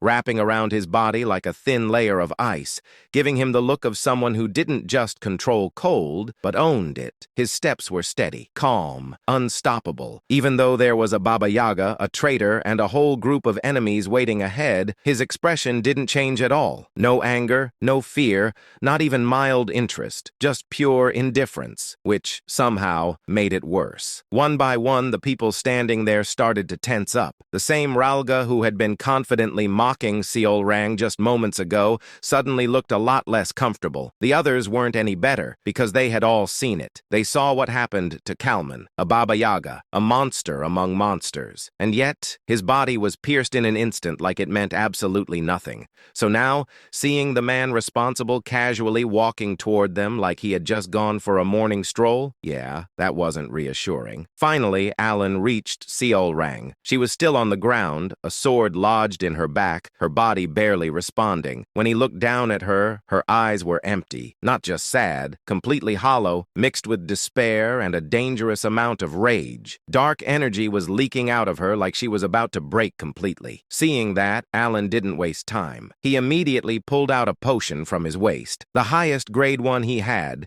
something he had received months ago when gifts were practically raining on him. Basically, the kind of item you don't use unless things are really bad, which they clearly were. He crouched down, forced the potion into her mouth, and calmly told her to drink. Then he added something else, something simple, something very important. He told her that the only ones who betrayed her were those people in front of her, so she didn't need to worry. Now, was that 100% true? Not really. Did Alan know the full situation? Also no. But did he say it with confidence? Absolutely, because right now facts were optional. Survival was not. Seolrang, still shaken, asked if that was really true, and Alan, without hesitation, said yes, a perfect, clean lie, because in this moment he needed one thing, her strength. Inside his mind, Alan was already calculating the situation. He knew his magic took time, too much time, and expecting the enemy to politely stand still while he prepared a spell was the kind of thinking that gets you killed instantly. So there was only one option, use Seolrang, not in a bad way, just strategically. He asked her if she could hold them off until he finished preparing his spell. Simple request, very high difficulty. Seolrang had just taken a full dose of a high-grade potion,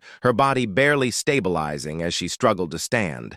The poison wasn't fully gone yet, her condition was still far from perfect, but she still nodded. No hesitation, no complaints, just pure intent. Then she turned toward the enemies, the same people who betrayed her, and in the next moment, she moved, like lightning. Even in her weakened state, she exploded forward with terrifying speed, launching herself at them with everything she had. There was no time to wait, no room for hesitation. Poison or not, she had already made her choice. Seeing that, Alan decided to trust her, which, considering everything, was either a brilliant move or a terrible idea. Probably both. He let out a small sigh and formed a seal with his hands. Instantly, the cold aura that had been spreading around him disappeared, as if everything had been pulled inward for something much bigger. Then he spoke. Ice snow. Simple words. Very dangerous meaning. He closed his eyes and recalled the words of that strange, formless entity, about magic, about logic, about how a true magus doesn't just use power, but implements the laws of the world itself. And this time, he understood. As that realization settled in, something began to change. What started as a simple formation of magic began to evolve. The energy gathered at his fingertips wasn't just forming a basic spell anymore. It grew, expanded, refined, until it became a massive crystalline snowflake, intricate and beautiful,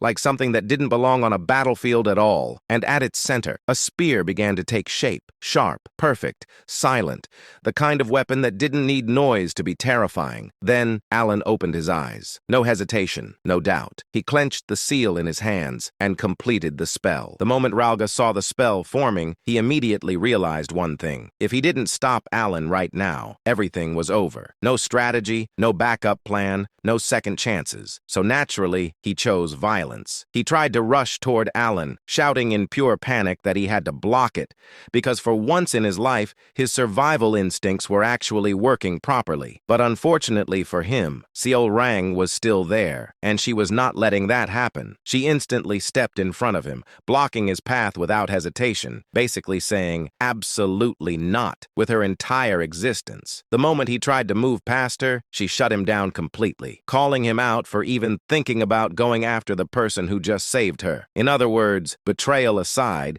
he just picked the wrong target. And while all this was happening, Alan finished casting. No dramatic countdown, no warning, just done. The spear shot forward, straight at Ralga, fast enough that dodging wasn't even an option. Ralga saw it coming, reacted, tried to move. Too late. The spear slammed straight into his chest, and in the next instant, he was sent flying backward like his entire existence just got rejected by reality itself. At the same time, Seol Rang, who barely managed to stay out of the spell's range, turned her attention toward Alan, clearly realizing that what he just did was not normal. Evan, also staring, completely shocked, because at this point there wasn't even a fight anymore. There were no enemies left standing. Everything was frozen, literally. The ground, the air, the battlefield, even Ralga, all of them locked in place like someone just turned the entire scene into a frozen screenshot. Victory? Yeah, it looked like it. But then Ralga moved, just his lips, barely, and somehow he still managed to speak. And what he said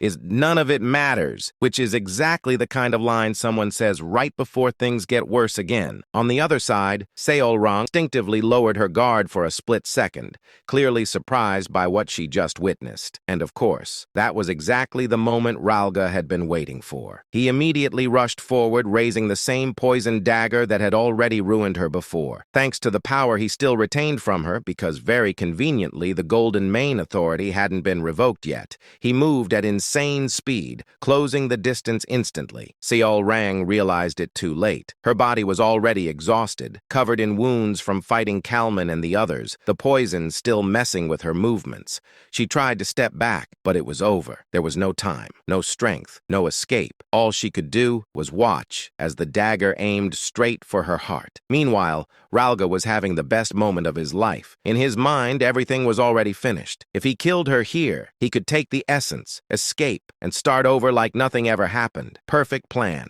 zero flaws, except the dagger didn't land. Because at the last possible moment Alan moved. He had seen it, instinctively. Without thinking, he pulled Seol Rang's body backward just enough to avoid a direct hit. Blood came out of his mouth immediately after. Ralga froze. Seol Rang froze. Everyone froze. And then, when Seol Rang looked at Alan's body, Seol Rang, now running purely on rage, didn't waste even half a second. She brought her foot down and smashed Ralga's head like she was deleting a problem from existence. Gone, instantly. From mastermind traitor to floor decoration. Evan's voice echoed in panic, calling out to Alan. But surprisingly, Alan was completely fine. Well, technically a blade had pierced his side, but somehow it didn't actually do any real damage. Because Ralga's dagger had barely touched him, it only tore his clothes. So yes, from the outside it looked dramatic. But in reality, zero damage. So then, why did he cough blood? Simple. Mana exhaustion.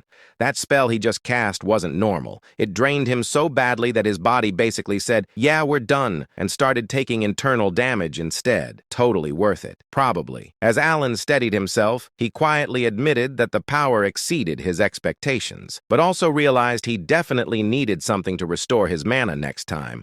unless he wanted to keep coughing blood for dramatic effect. After everything settled down, Alan started thinking about what just happened, specifically the ridiculous power of his spell. Because let's be honest, that wasn't normal, not even close. So naturally, he came up with a conclusion. The reason it worked like that was because he had faced a god. Now, not a literal divine being sitting on a throne or anything, but in this context, anyone who absorbed an abyssal substance basically counted as one, which meant Kalman and Ralga weren't just strong. They were playing in a completely different category. And apparently, when Alan faced something like that, he could bend the rules of the world itself, which is a very calm and totally not terrifying realization. After reaching that conclusion, Alan shifted his attention to Seolrang. She looked off, not injured. Well, she was injured, but emotionally, quiet, a bit down, which, considering she just got betrayed by her entire family, was honestly a reasonable reaction for once. So Alan started thinking, should he comfort her? Because if she went down the wrong emotional path and turned into some kind of sin embodiment, that would be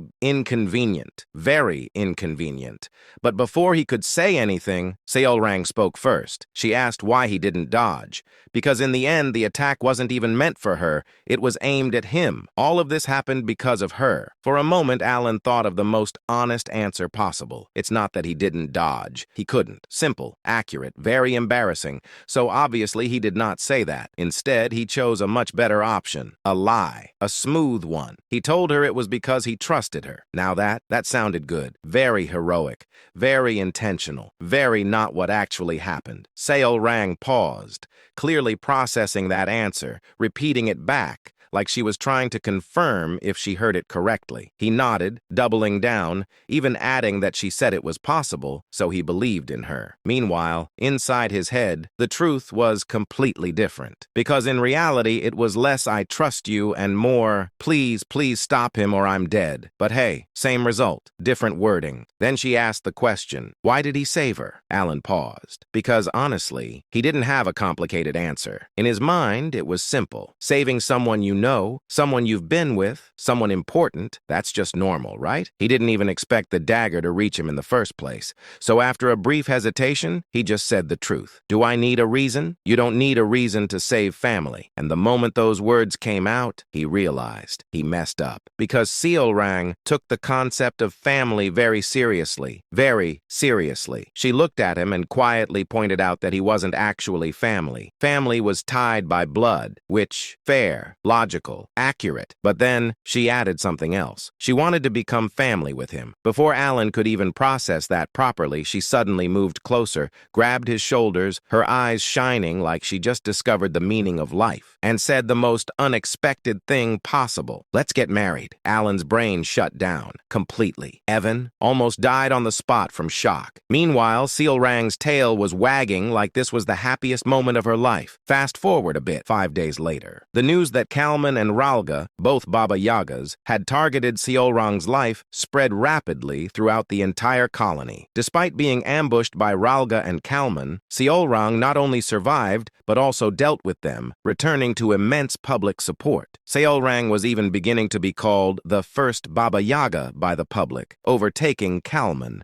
who had held the title for the longest time. And now Alan is sitting in a carriage with her, listening to the same line again. Let's get married for the 19th time. Yes, 19. At this point, it wasn't a proposal. It was a system notification that kept popping up and refused to be disabled. Seolrang leaned closer, hands on his shoulder, reducing the distance between them like she was trying to win a proximity battle. Alan didn't move at all. This was entirely her doing. She tilted her head, ears perked up, tail swaying happily, waiting for an answer like this was the most natural thing in the world. Alan sighed. At first, it felt kind of wholesome, like a kid saying something cute without understanding it. Now, it was becoming a serious problem. He repeated what he had already said multiple times, that he saw her as family. Same answer, same tone, same result. And just like before, she instantly countered him, saying they weren't real family, then confidently dropped her ultimate solution. If they get married, everything will be solved. They'll become real family. Flawless logic,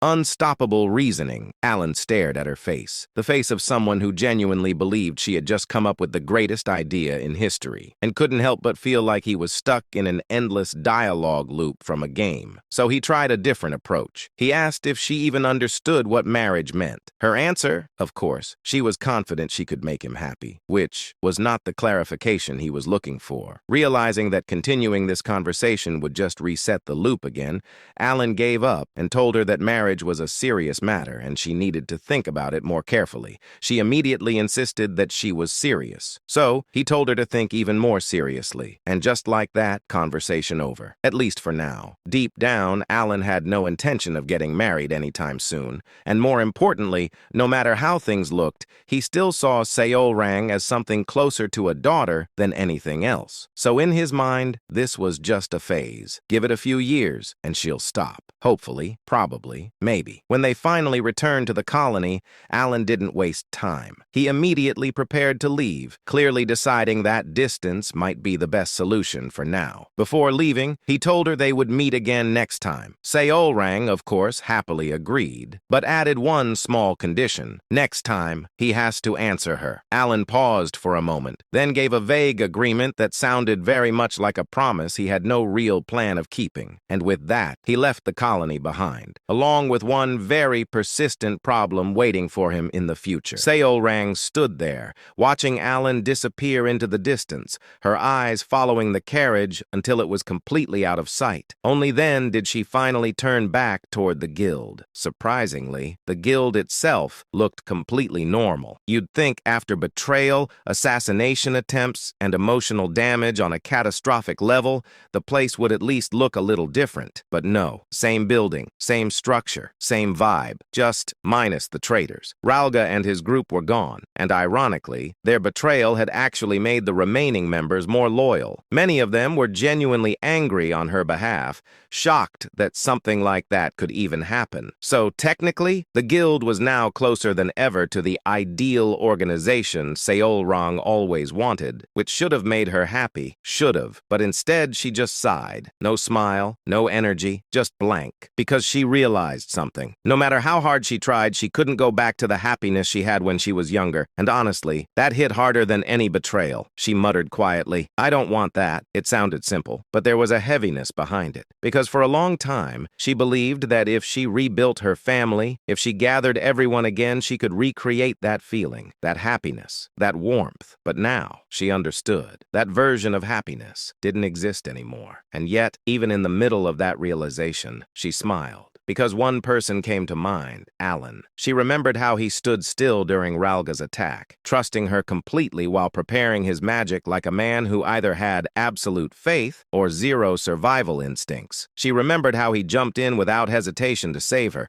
even when he didn't have to. No speeches, no big declarations, just actions. To her, that felt like something real, something closer to the family she had been chasing all this time. Her tail started wagging happily again, because in just 1 week, he showed her more of that feeling than the guild she built over 2 whole years. And just like that, everything became simple again. If he wasn't family yet, then she would just make him family. "I want to get married." Yes, back to this again. Same conclusion, same solution, different day. Of course, even Seolrang understood that she couldn't just force it immediately, unfortunately. So for now, she focused on something else, something important. If she couldn't lock him down with marriage yet, then she'd at least make sure no one could touch him at all. Her expression sharpened slightly as her thoughts shifted. She would create it, a personal guard, a group strong enough to protect him from anything, no matter what. Her golden eyes shone with determination, because at this point, Alan wasn't just her master anymore. He was essential. Meanwhile, Alan had already moved on to his next problem because, of course, he did. He was back in the forgotten city of Kahara, checking the eastern edge this time, somewhere he didn't get to visit before. Standing in front of a stone tablet, he carefully read the inscription written on it. Everything seemed normal until his brain suddenly caught up. Wait a second, how am I reading this? Because the language on the tablet was definitely not something he had ever learned, and yet he understood it perfectly, like he had always known it. No struggle, no confusion, just instant comprehension, which is definitely not suspicious at all. Naturally confused,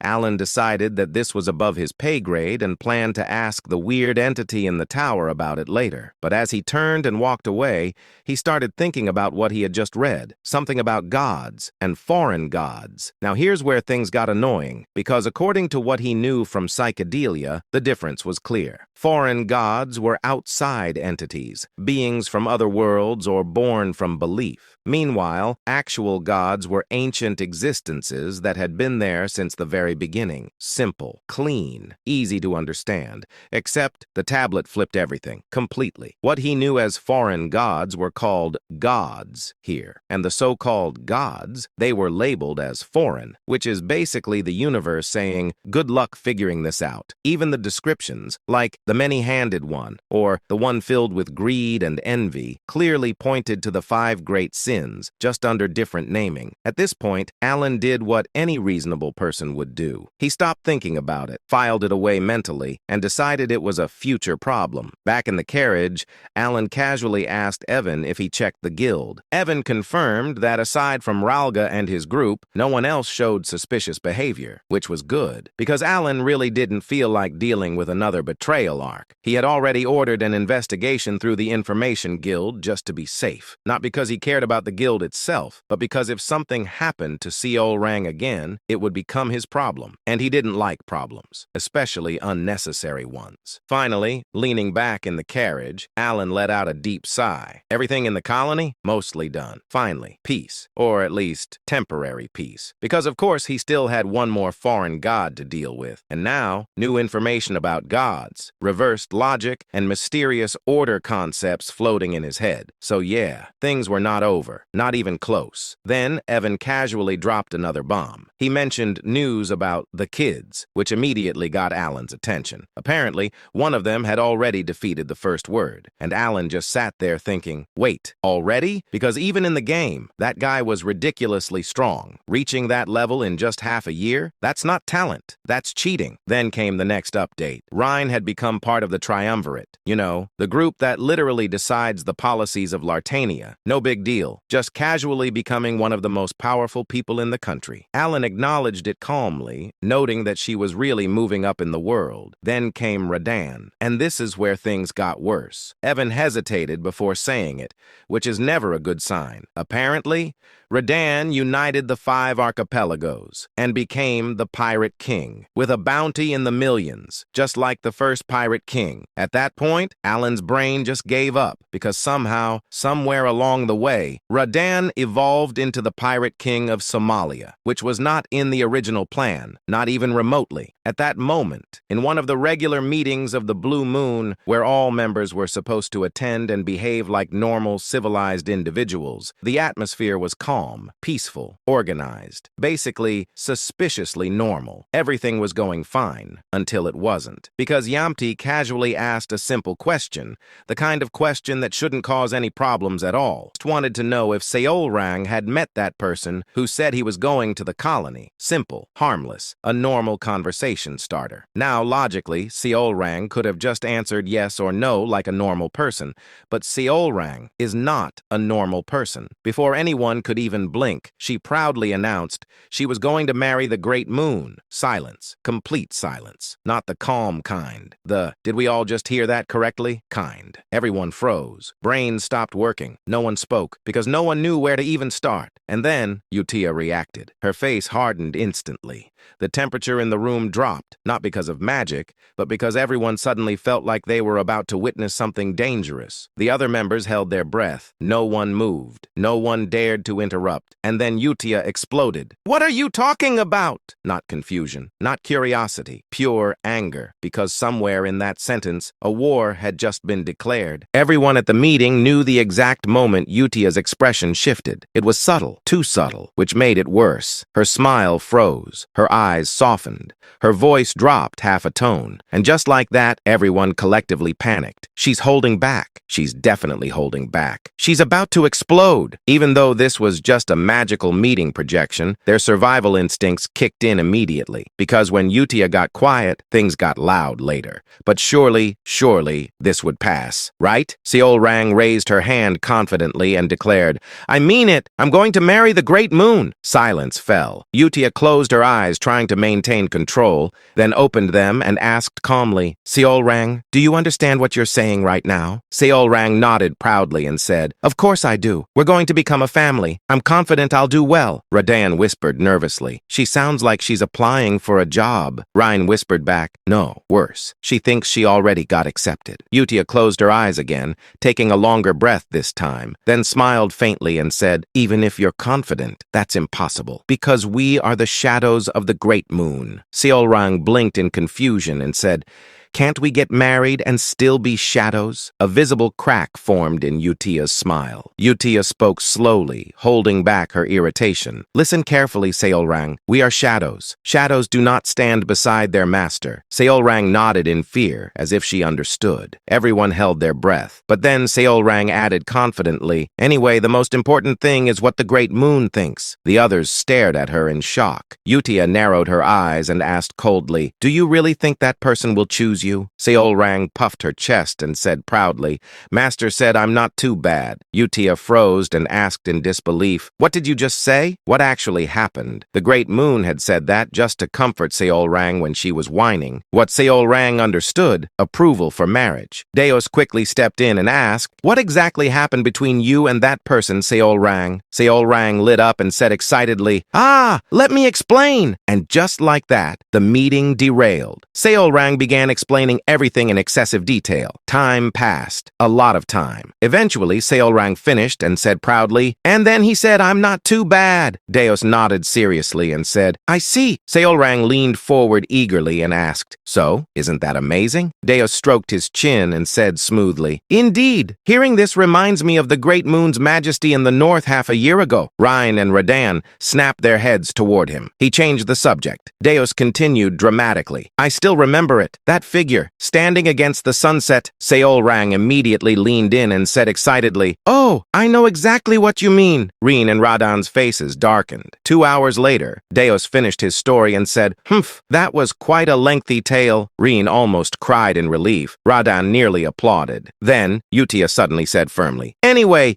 you can't marry that person." Seolrang immediately replied, "I can." Utia raised her voice and said, "You can't." Seolrang shouted back, "I can." Utia snapped, "You can't." Radan sighed and said quietly, "We learned something today." Ryan nodded and said, "Yes. First, you can't ask Deos anything regarding the Great Moon. Second, Utia is surprisingly childish when it comes to the Great Moon. Third, Seolrang completely misunderstood everything. Elsewhere, Asteria Kingdom capital, back alley. The dim alley reeked of cheap alcohol and damp stone. Marquis Philboyd swirled the liquor in his cup, his gaze sharp beneath the flickering lantern light. Then he spoke, voice low but firm. "So you're saying we should form an alliance to bring down the Cal faction?" He paused, eyes narrowing. That pack of maniacs? Across from him, Duke Rimgrave remained relaxed, a faint, confident smile resting on his lips. Marquis Philboyd leaned forward slightly, his tone turning colder. "Their presence unsettles both sides. I agree they must be dealt with. Do you have a plan?" Duke Rimgrave's smile deepened. He said calmly, "We'll involve the Holy Kingdom of Rosario, and we'll use a reformation letter." The words lingered in the air. A reformation letter, a decree reserved for the highest ranks of Rosario. Only cardinals, or those above them, could issue such a judgment. It was a weapon disguised as faith, sent when heresy was suspected, and to write one required the agreement of at least 2 cardinals. Marquis Philboyd's lips curled into a slow smile. He murmured, a flawless pretext. Then his eyes gleamed. "And your demands?" Duke Rimgrave said smoothly. "If 2 cardinals are required, then I'll be taking half of the bribe." bribe. For a moment, silence. Then, clink. Their cups collided. Marquis Filboid chuckled darkly, saying, "Then I suppose I must respond in kind." Duke Rimgrave said, "I've already discussed matters with the cardinals. This will proceed quickly. Let us leave the rest to them and enjoy the night." Elsewhere, Sergius, one of Rosario's 8 cardinals, had held his seat for over 20 years. A man of indulgence, a man of excess, a man utterly unworthy of the title he bore. He waited. Then the door opened. Sergius stood, a grin spreading across his face as he turned. He began casually, "Though there are 8 beneath the saint and the pope, we are rather busy." His eyes settled on her.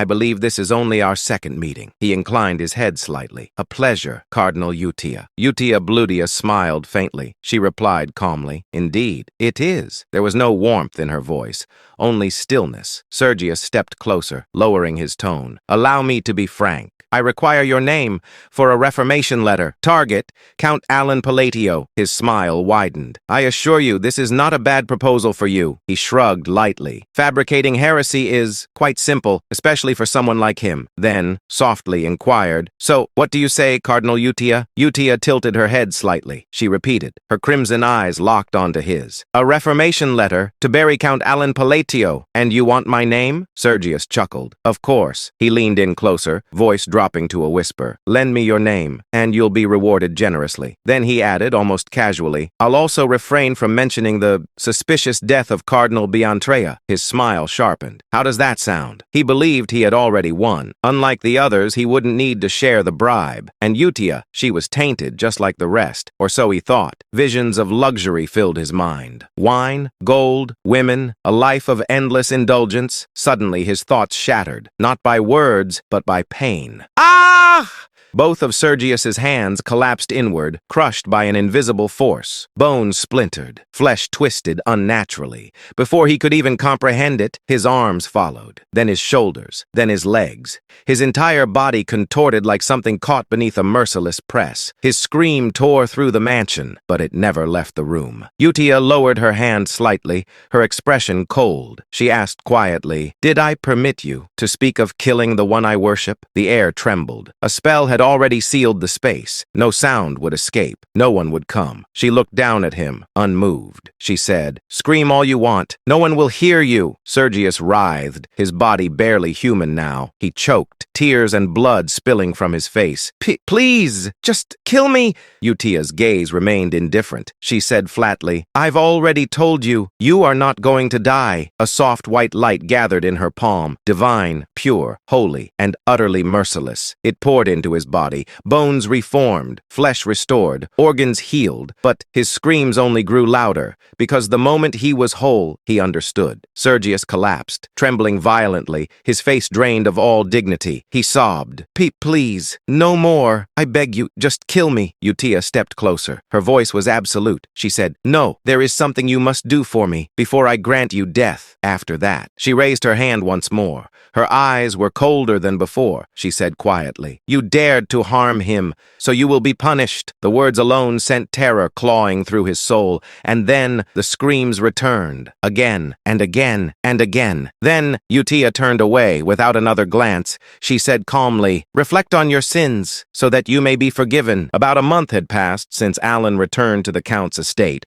and for once in his life, he was actually doing something productive, kind of. He spent his time recovering from the absolute disaster that was the desert trip, while also investigating things that absolutely shouldn't exist yet, like the abyssal entity, and whatever ominous warnings that mysterious being had casually dropped on him like it was nothing. You know, normal daily activities. And now, he was preparing to leave again, because peace is temporary, but responsibilities are forever. There were 2 reasons for this trip. First, he was invited to a magic conference by Leon Aguileras, the daughter of the Red Tower's lord. And second, even worse, a social gathering, which for Alan was basically emotional damage before the actual mission even started. Naturally, his first thought was very clear. I really don't want to go. And honestly, who could blame him? But unfortunately, reality kicked in. As the head of Kalfa, he had to maintain appearances. He had a reputation now, a position, responsibilities. Disgusting. Still, it's not like he was forcing himself completely. Well, actually, he was. At least until something magical happened. No, not real magic. Better. Money. Because everything changed the moment he received received a single letter, a completely normal, non-magical letter, but inside, pure happiness. It confirmed that he was now the official leader of a faction, along with the details of his regular payments. And when he saw the amount, his soul healed instantly. We're talking about numbers so big, they made him understand why powerful leaders refused to step down for years. This wasn't power, this was motivation. At that moment, Alan reached enlightenment, saying to himself, "At this rate, I could go through hell every day and still keep going." Evan, of course, noticed something was wrong. He asked why Alan was still carrying that same letter around even after 2 weeks. Alan's answer? "It warms my heart." And just like that, everything made sense. Before the letter, Alan was questioning life. Why am I doing this? Why do I have to suffer like this? What's the point? After the letter, he became a completely different person, active, responsible, motivated, a man reborn. He even started thinking things like, with great power comes great responsibility, which is a very suspicious sentence coming from someone whose real motivation is money. As Evan carried their bags, Alan stood there, still holding the letter like it was a sacred artifact,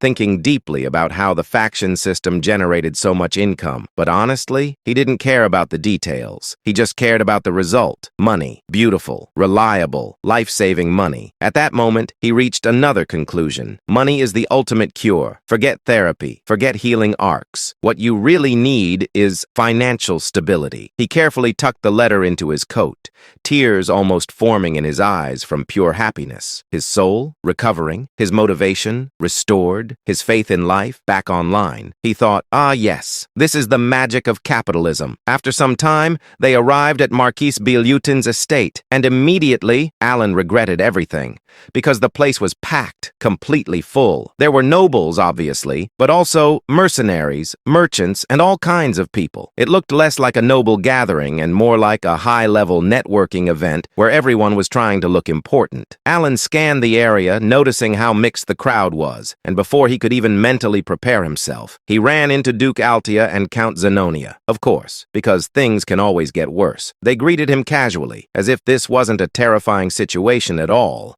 asking how he was doing like normal people. Alan responded politely, but internally, he was on edge, because even though he knew they were technically on the same side, there were still misunderstandings between them. And those misunderstandings, very dangerous. Because from Alan's perspective, if they ever figured out the truth, things would go very, very wrong. So after exchanging the bare minimum of politeness, Alan immediately escaped, straight to the snacks, because food doesn't ask questions. While grabbing food, he quietly begged the universe, "All right, greetings done. Please leave me alone now." Unfortunately, the universe said no, because Evan suddenly appeared with important news, which is never good. While Alan continued eating like this was a casual moment, Evan leaned in and whispered that the leader of the royalists had received a letter of reformation and was sent to the Holy Kingdom. Alan processed that and casually responded that it was fortunate he never crossed paths with that guy, which is true, because his life was already complicated enough. Then suddenly, everything changed. Count Zenonia noticed someone approaching and asked what they wanted. Alan turned to look, and what he saw was unexpected. Marquis Filboid, a major political figure, leader of the aristocratic faction, a man who should never look weak. And yet, his lips were trembling, his body shaking. He walked straight up to Alan and said something no one expected. "I have lost." Then he bowed deeply and begged, "Please, spare me." Silence. Total silence. The entire room froze. Nobles stopped moving. Even Duke Altea and Count Zenonia were shocked, because this wasn't normal. In politics, especially among nobles, dignity is everything. Bowing like that, it wasn't just respect, it was submission, complete surrender. It meant giving up everything. And yet, there he was, a man of power, shaking, begging, in front of Alan. Count Zenonia slowly turned her gaze toward Alan, expecting some kind of reaction, surprise, confusion, anything. But instead, Alan's face was completely calm. No reaction, no shock, nothing, as if he already expected this. And that was even more terrifying. A small smile appeared on Count Zenonia's face, because at that moment she reached a conclusion. His power was far beyond what they imagined. And the scariest part? He was completely calm, like this outcome was always part of the plan. Meanwhile, Alon stared at Marquis Filboid, completely bewildered, as the man lowered his head. Silence filled the hall. Alon wasn't staying silent on purpose. His brain had simply stopped working. looking. He was still holding food in his mouth, unchewed, unmoved, frozen. Alon thought blankly, did I do something? He slowly blinked, then shook his head internally. He thought again, no, impossible. I've been too busy to even think about him. He paused, then came up with another theory. Wondering, did some rumor spread? He suddenly recalled something. He thought, there were rumors about me and Seo Rang. For a brief moment, he considered it seriously, then immediately rejected it. Alon thought flatly, no, there's no way someone would bow like this just because of that. As he kept analyzing the situation, his thoughts became more suspicious. Alon finally concluded, what in the world did those two do? He subtly glanced at Duke Altea and Count Zenonia. Both of them were staring at him, not normally, intensely, admiringly, which made it worse. Alon stiffened slightly and thought, I need to be careful around them. Just as his thoughts reached that point, Marquis Filboid lowered his head even further and said in a trembling voice, truly, I have lost. Alon froze again. Filboid continued, his voice shaking. Please forgive me. There was no anger, no pride, only fear, pure, undeniable fear. A few days earlier, Marquis Filboid had received a letter, a very simple letter. Too simple. When he opened it, he found a small magical orb and a single sentence. Filboid frowned and muttered, what is this? As he activated the orb, an image appeared. Duke Limgrave was shown strapped to a white chair,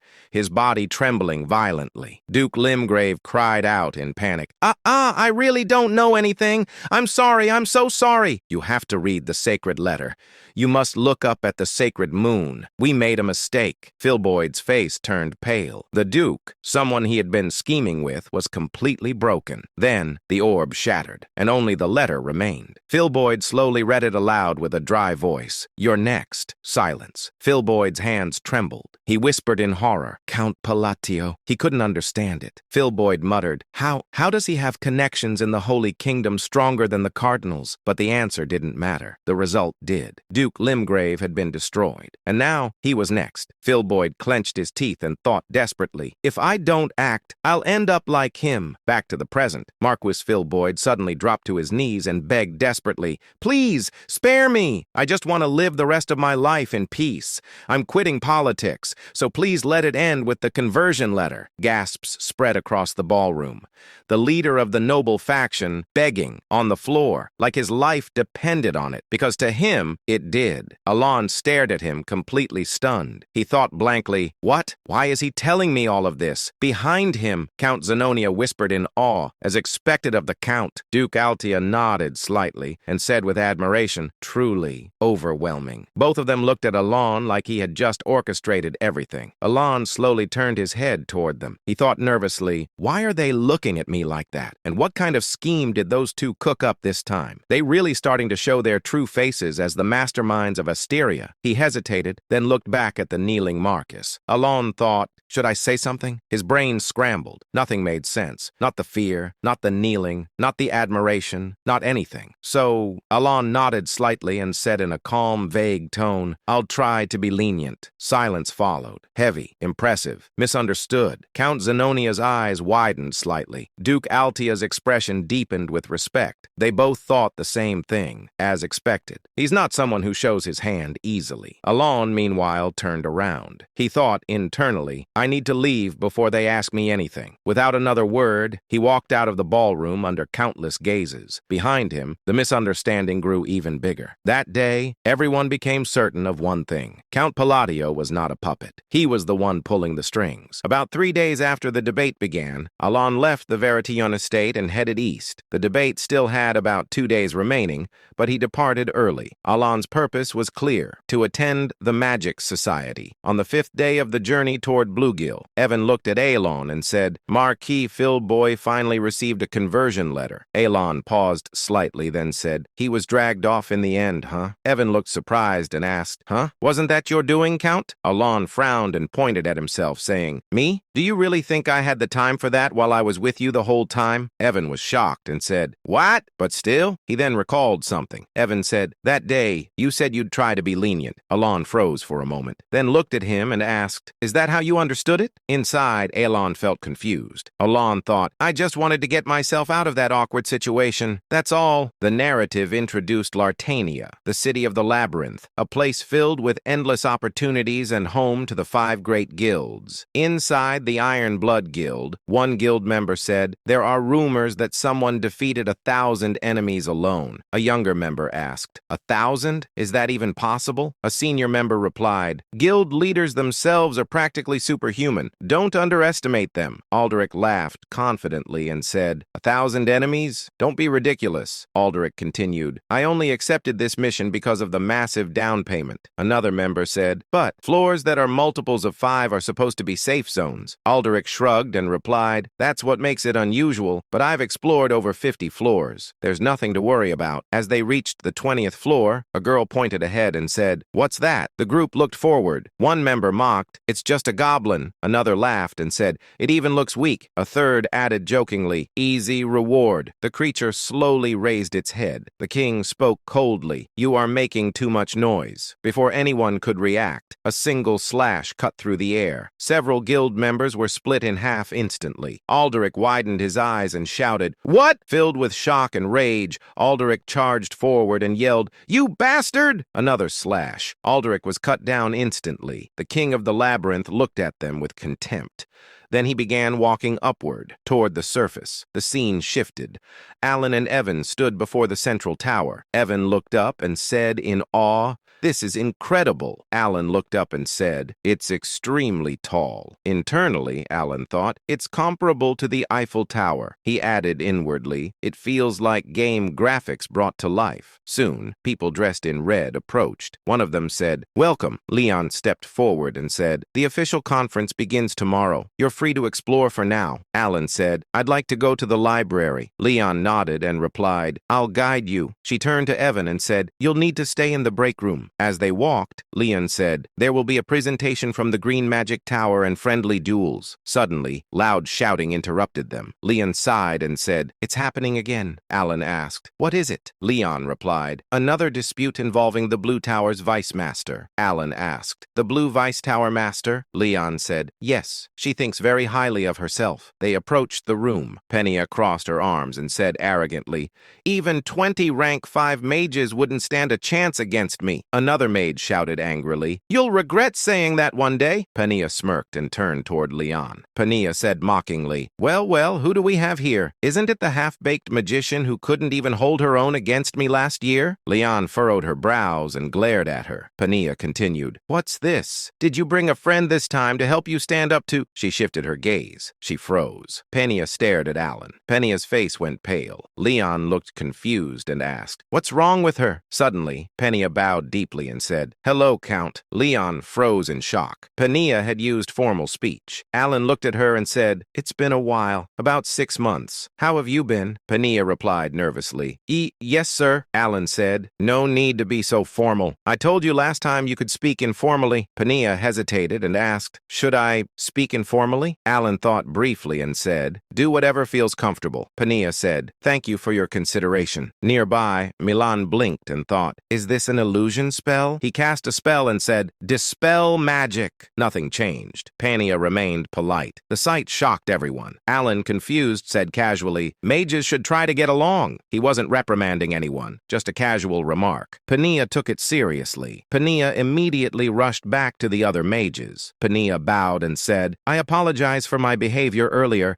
Let's get along. The other mages stood frozen. Penia returned to Alan. Alan said, well, I'll see you later. Penia bowed again and said, yes. Then, she fled instantly using a lightning step. The remaining mages stood in shock. Alan watched her leave and said quietly, she seems stiffer than last time. Alan thought, what exactly is going through her head? He noticed everyone staring at him. Alan thought, did I do something wrong? As they continued walking, Leon said, that crazy woman only behaves politely when you're around. Alan asked, are you calling Penia a crazy woman? Alan thought, I know. She's an arrogant genius. Still, impressive. Soon, Baruch approached. Baruch smiled and said, "Oh, isn't this our dear little Leon?" Baruch added, "Did you come to see me?" Leon replied coldly, "Certainly not." Baruch looked at Alan and asked, "Who's this?" Leon said firmly, "He's Count Palatio. Don't be rude. Leave." Baruch glanced at Alan dismissively and said, "Ah, the one from the rumors. Pleasure to meet you. I am Baruch, son of the Purple Tower Master." Alan nodded and said, "Nice to meet you." Alan thought, "I've never seen him before." Baruch placed his hand on Leon's shoulder and said, "You'll warm up to me eventually." Then he left. Leon said, "Don't bother with him. He's rank 4. But he steals others' research to humiliate them." Alan nodded and said, "I see." Alan thought, reaching rank 4 at that age, impressive. Eventually, they reached the 38th floor. Leon said, "The library is here. Don't forget the presentation later." Alan replied, "Understood." Inside, Alan looked around and said quietly, "Incredible." Books filled the space, some floating in mid-air. Alan reminded himself, 2 objectives. Set all the clock needles to 12. Find a black book without a title or author. After searching, Alan found the book. Alan reached inside and retrieved something, the Ring of Radiance. The next day, after the presentation, someone informed Alan, "Baruch has challenged you to a friendly duel." Alan paused, then said with slight frustration, "Again?" As Alan stood there, he could feel it. The stares, the curiosity, the judgment. Basically, the entire wizard community had collectively decided, yeah, let's watch this guy. And naturally, his brain started overthinking. He remembered how Leon was glaring at Baruch yesterday like she was about to start a war, and started piecing things together. Baruch, 4th rank, which, in the wizard world, is not just 1 level higher. No, ranks here are ridiculous. The higher you go, the bigger the gap becomes. So the difference between rank 3 and rank 4, that's not a step, that's a cliff. And yet Baruch reached that level at his age, which meant one thing: genius. Annoying, confident, probably unbearable genius. And right on cue, Baruch opened his mouth and immediately chose violence. He casually threw out a line implying that the great wizard, who supposedly helped defeat an outer god, might actually be fake, which was basically the wizard version of saying, "I think you're a fraud. Prove me wrong." Even the surrounding wizards were like, "Bro, chill." But Alan, he understood instantly. This wasn't random. This was a setup, a provocation. And honestly, that was enough. Because Alan had a very simple philosophy. If someone provokes you for no reason, give them a reason. He wasn't about to ignore it, especially not from someone who, in his mind, didn't look that hard to beat. So instead of backing down, he put on his magic-enhanced glove, looked at him, and said, "I accept." And just like that, we got ourselves a duel. Meanwhile, Baruch was feeling amazing. Everything was going exactly according to plan. From the beginning, provoking Alan wasn't about anger, it was marketing. He wanted attention. More specifically, he wanted useful attention. Being the son of the Violet Tower Master already gave him influence. But that wasn't enough. He wanted to stand out. And what better way than to challenge the guy surrounded by crazy rumors? A walking headline. Baruch smirked, thinking about all the stories going around about Alan,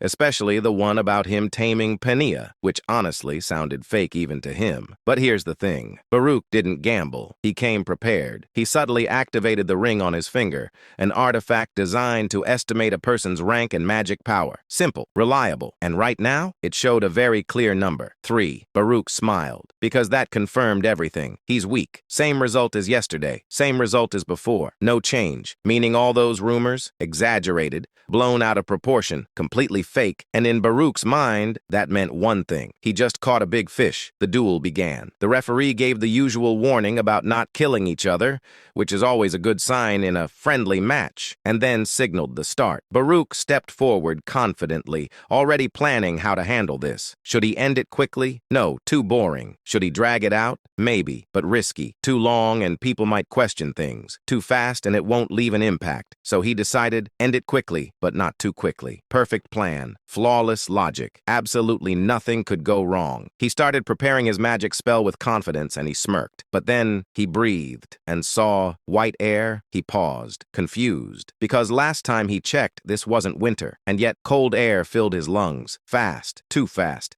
before he could even process what was happening. His legs froze, literally, ice, solid, and not just his legs, everything. The arena, the ground, the air. Frost started spreading like it had been waiting for this moment its entire life. Within seconds, the entire battlefield turned into a frozen wasteland, and at the center of it, Alan, standing there, calm, expressionless, like this was just another Tuesday. And at that moment, Baruch realized something very important. He messed up, badly, but unfortunately, realizations don't stop spells, because Alan had already started. He said, "Glory of the snowy mountains." Yeah, that doesn't sound friendly. Then he said, "Crystal." Small spheres began forming everywhere, floating.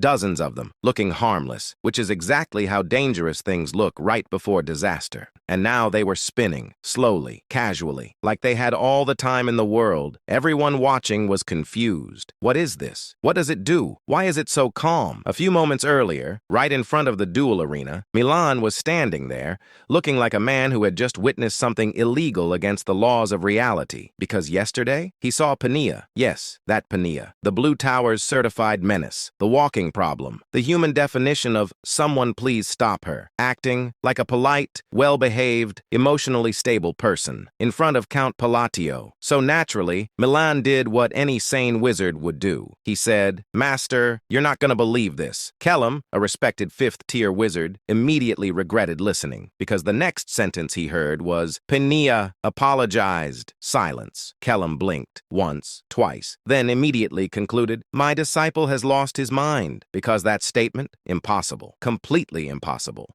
more impossible than a mage forgetting coffee. So he asked again, carefully, slowly, just to make sure, and Milan nodded, dead serious, saying it happened the moment she saw Count Palatio. No hesitation, no delay, instant submission. At this point, Kellum wasn't just confused, he was concerned, because this wasn't just strange, this was dangerous information. There were already rumors about this count flying around everywhere. Wild ones, ridiculous ones, the kind you don't fully believe but also don't want to test personally. And now, this got added to the list, so Kellum decided he needed to see it himself. Now, as a fifth-tier wizard, Kellum wasn't weak. His senses were sharp. He could roughly gauge someone's magical power just by feeling their presence. Not perfect like a sixth tier with the eye, but still reliable enough. And when he looked at Count Palatio, he frowned, because something didn't add up at all. The mana was weak, like suspiciously weak, not hidden power weak, not restrained genius weak, just low, very low. And that immediately raised a question in his mind, because sure, knowledge matters, skill matters, technique matters, but at the end of the day, if your mana pool is tiny, you're not casting anything impressive. That's just basic wizard logic. So now Kellum was thinking, what if everything is fake? What if all those rumors, the outer god, Pania, the reputation, all of it, exaggerated, or worse, self-made propaganda? Because let's be honest, that would be a genius move. Risky, but genius. And it wasn't just him. The other professor-level wizards around him thinking the same thing. One of them casually commented that he couldn't feel anything impressive from the count. Another agreed, saying the mana pool was way too small for someone of high rank. Someone else straight up called it nonsense, even said the guy probably built his reputation himself. And honestly, they all agreed, because from a logical standpoint, everything pointed to one conclusion: fraud. A very well-marketed fraud. And this duel, this friendly match, perfect timing, because now everything would be exposed. The truth would come out, the rumors would collapse, the reputation would shatter, and Count Palatio would finally be revealed as just another overhyped noble. Then the duel started, and everything changed. Because the moment the arena turned into a frozen nightmare, everyone went silent. Not just the professors, not just Kellum, everyone. Even the lower-tier wizards who were just there for entertainment. No comments, no analysis, no opinions, just silence. Because suddenly, they weren't watching a fraud anymore. They were watching something they couldn't understand. Meanwhile, Baruch finally snapped out of it and panicked, because suddenly, this wasn't about reputation anymore. This was about survival. He rushed to prepare his strongest spell, one of the Violet Tower's main offensive spells, which, by the way, is not something you use in a friendly match unless things have gone very wrong, and things had definitely gone wrong. But before he could finish, one of the spheres popped. That's it. No explosion, no drama, just pop, and Baruch instantly turned into an ice statue. No movement, no spell, no dignity, just frozen. Silence. Again. Then the referee, completely confused, slightly slightly traumatized and probably questioning his career choices, announced, "The winner is Alan Palladio." And just like that, the duel ended in record time, with maximum emotional damage. The wizards who were throwing suspicious looks at Alan just a moment ago, yeah, now they were completely frozen, mouths open, brains offline, because what they just witnessed did not make sense at all. They knew exactly what he did, and that was the problem. Composite magic. Not one spell, not two, more than three at the same time. Now, technically, that's not impossible. Any decent fifth-tier wizard could attempt only one, but here's the catch. Doing it perfectly, no mistakes, no instability, no accidental self-destruction, yeah, that's where everyone fails. So now the real question wasn't what he did. It was, how? The same people who were doubting him 5 minutes ago? Yeah, they deleted that thought immediately. Gone. Uninstalled. Now they were just impressed, confused, slightly scared, and extremely curious. They started bombarding him with questions like a group chat that suddenly got active at 3 a.m. What was that seal? Was that ancient magic? How did you structure that? Explain your logic. Explain your life choices. Explain everything. And Alan, just standing there, realizing something weird. None of them recognized what he used. Not the seals, not the phrases, nothing, which was suspicious, because he knew his magic came from a forgotten era. But this level of ignorance, that was new. That was interesting. That was slightly concerning. Then things got even weirder, because somehow the topic shifted to his rank. And when Alan casually mentioned he was third tier, the entire room collectively said, "Nice joke." They thought he was being modest, or trolling, or lying for fun, because there was absolutely no way the guy who just froze reality itself was rank 3. So naturally they rejected reality, because reality was uncomfortable. Alan had, as always, run away and left them behind, and decided he had enough social interaction for one day. He started playing with the ring on his finger, the memory of the black eye, and honestly, he was satisfied, because this thing, broken, simple ability, store a spell, use it later, with a bonus, that's it. But for Alan, game changer. Because of his annoying limitation, only being able to cast a few spells, this ring basically doubled his options. Before, use one spell, suffer. Now, store, reuse, dominate. Efficiency level, max. Night fell, and instead of resting like a normal person, Alan went to the library. Of course he did, because when your life is weird, you go to haunted places voluntarily. The library was empty, silent, lit only by the blue moon. Very normal, very safe, absolutely not a horror setup. Then a voice, deep, echoing, right in his head. Someone solved the riddle, and apparently that someone was him. Now here's the thing. Alan knew exactly who this was, and that's why he was nervous. Very nervous, because this wasn't just anyone. This was her, the first human to reach 8th tier after the Forgotten Age, a legendary archmage, a walking nightmare, a being respected, feared, and avoided. The first chalice, the eternal terror, also known by players as the one who kills you for bad dialogue choices. Yes, that one. Heinkel and Alan, trying very hard not to mess this up, because one wrong sentence and he's dead. No second chances. No oops, just instant deletion. So he mentally reviewed everything. Don't say the wrong thing, don't trigger her, don't mention weird topics, especially not milk. Never milk. Then she appeared. Blue magic gathered, formed, and there she was. Calm smile, overwhelming presence, absolute legend. Alan braced himself, ready for a dangerous conversation, ready for a test, ready for anything. And then she looked at him and said, "What?" Not majestic, not powerful, not intimidating. That was pure fear. And Alan just stood there like, what? Because somehow the eternal terror was terrified of him. He blinked, looked at her, processed the situation, and then his brain noticed something very important, something completely irrelevant, something life-changing. She was short, like really short. The hat was doing all the work. The illusion was broken. The legend, compact edition. Still, he tried to continue normally, said he wanted to solve the riddle, play it safe, follow the script. But before he could even finish, she panicked, saying, "I'll give it to you." Alan inquired, "Excuse me?" No riddle, no test, no conditions. She just summoned the reward and handed it to him, like someone trying to get rid of a problem as fast as possible. She inquired, "Good enough, right?" She looked nervous, anxious, like she wanted to leave immediately, which she did. She said, I'm leaving," and just like that, she disappeared. Gone. No explanation, no dignity, just panic teleport. Alan stood there, holding the box box, processing life, because that was not how this was supposed to go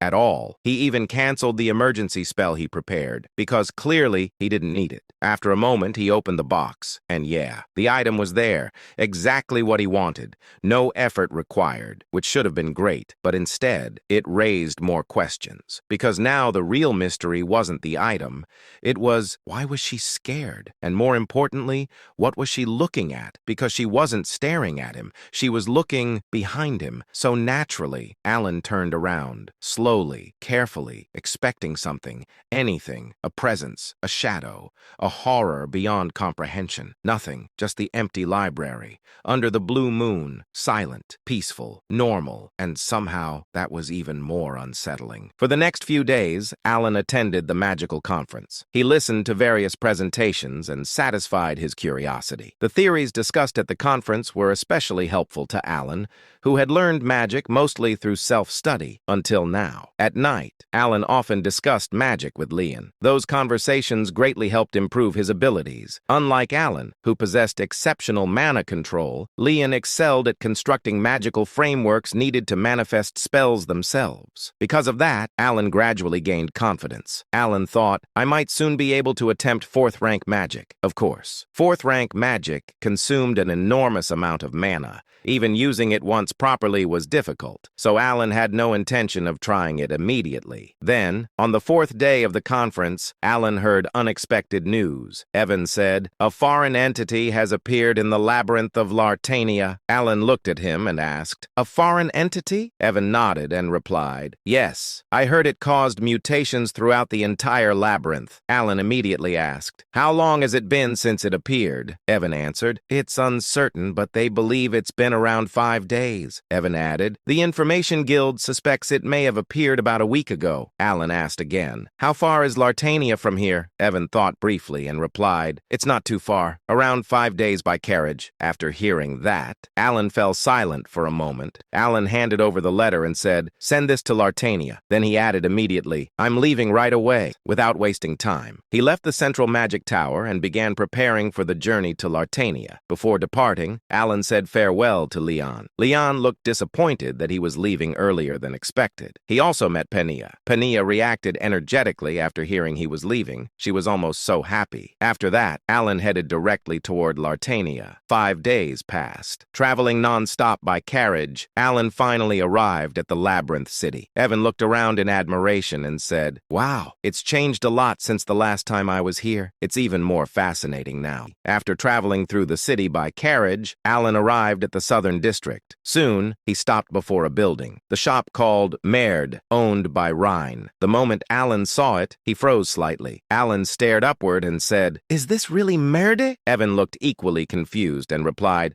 yes, I think this is the right place. The reason for their reaction was simple. The building was enormous. Compared to the surrounding 4- and 5-story buildings, they looked like toy houses. Alan looked at the structure and asked, isn't this supposed to be a shop? Evan replied uncertainly, it should be. I heard the shop was big, but I didn't expect it to be this big. Alan nodded slightly. He knew the business was successful, but not to this extent. Alan thought, to think a magical appraiser could hold this much power. Then he thought again, is this why she gained so much influence in Lartania? Unconsciously, he nodded. Money held power in both worlds. Alan thought, that's one reason I came here to ask for a favor. Although dealing with the foreign entity was his main objective, he also needed Rhine's influence. Alan said, let's go inside. Together with Evan, he walked toward the massive entrance. As they approached, a receptionist standing by the door asked, do you have an appointment? Alan paused and asked, do we need one? The receptionist nodded politely and replied, if the matter is urgent, you may meet her immediately by paying the fee. Alan asked, a fee? The receptionist replied, yes. Meeting Lady Rhine without an appointment costs 3,000 gold coins. Evan's eyes widened. Alan repeated slowly, 3,000 gold coins? The amount was enough to purchase a mansion, even in the capital. After a brief silence, Alan asked, and if I make an appointment now? The receptionist checked something and replied, about 10. Alan frowned slightly and asked, 10? The receptionist answered, 10 months, approximately. The answer was absurd enough to make Alan dizzy. After thinking briefly, Alan said, at least deliver a message for me. Tell her Count Palladio is here. Before he could finish, a rude voice interrupted. A noble-looking man sneered entered and said, "Ugh, you're noisy. Just get lost already." The man radiated arrogance. Behind him stood several mercenaries. The noble looked at Alan with open disdain and said, "Why is a penniless beggar standing around here?" Alan's expression turned blank with disbelief. Ignoring him, the noble approached the receptionist and tossed a pouch of money toward her. The man ordered, "Open the door." The receptionist checked the pouch, then respectfully nodded. Moments later,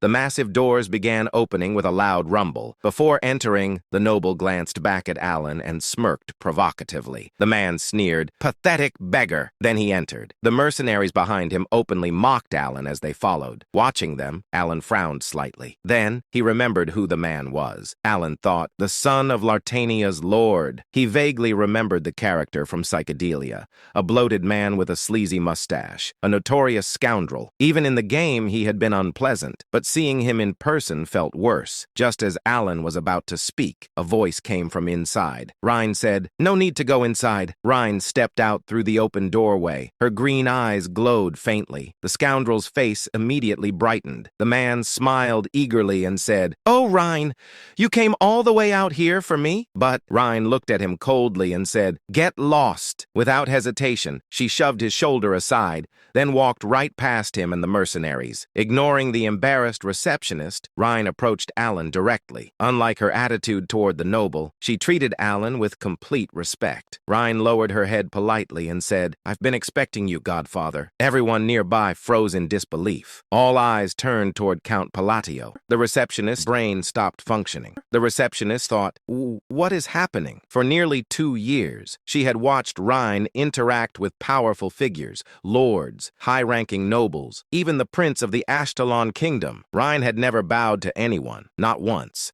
Yet now, she was bowing respectfully to an unknown count. Lavalde frowned violently and said, "What did you just say to me?" Rhine answered immediately. Rhine repeated calmly, "I believe I told you to get lost." The receptionist's eyes widened even further. At this point, it wasn't even subtle anymore. This was a direct declaration of hostility. Even Lavalde understood that. He let out an incredulous laugh before his expression twisted viciously. Lavalde sneered, "I don't know what's so special about that penniless noble." Then he growled, "But you'll regret turning your back on me." With that, he stormed out. His mercenaries hurried after him. After Lavalde finally disappeared, the atmosphere calmed slightly. Only then did Aelon properly speak with Rhine. Rhine said calmly, "I received your letter." Then she added politely, "It must have been a difficult trip, Godfather." She glanced at Evan and added, "And for you as well, Uncle." Unlike Deus, who barely spoke, or Seolrang, who spoke too much, Rhine's calm manner felt strangely balanced. Alan looked at her for a moment before asking. Alan asked, "But is this really okay?" Rhine tilted her head slightly and replied, "What exactly are you referring to?" Alan answered, "Lavalde." Now remembering the man's identity clearly, Alan became slightly concerned. He knew how much authority the Lord of Lartania possessed, and he also knew the Lord constantly protected his son. Alan worried Rhine might face problems because of this, but Rhine answered casually. Rhine said, "You don't need to worry about that." Alan replied carefully, "Really? He's still the Lord's son." Alan continued, "It seems like he could cause trouble for you." Rhine answered calmly, "He probably won't show up again." Then she added, "Though I didn't expect you to know who he was." Alan paused briefly before replying naturally. Alan said, "He's famous in Lartania for both his face and his personality." Rhine nodded slightly and replied, "I see." Then she repeated, "In any case, there's no need to worry." Although her voice remained emotionless, there was undeniable confidence behind it. Alan nodded lightly. Alan said, "Well, if you're sure." After that, they spoke casually for a while, mostly simple topics. How work in Lartania was going, whether she still contacted the orphanage children, small things, ordinary things. Yet somehow, Alan found himself feeling unusually satisfied. Rhine had grown up well. Not that Deus or Seolrang hadn't matured, but Rhine especially gave the feeling of a diligent daughter, and strangely, that made Alan proud. Eventually, Alan brought up the real reason for his visit. Alan said, "Actually, there's a favor I wanted to ask." Rhine immediately replied, "Please ask freely." Alan asked, "Is a subjugation force currently being formed against the outer god?" Rhine thought briefly before answering. Rhine replied, "Yes." Then she added, "I believe preparations are already underway." Alan immediately asked, "Would you be able to help me join it?" That was the true reason he came to see Rhine immediately after arriving in Lartania. Lartania. Without influence, joining the force could be difficult, even with his reputation. And after what happened with Lavalde, it might become even harder. Alan hesitated slightly and said,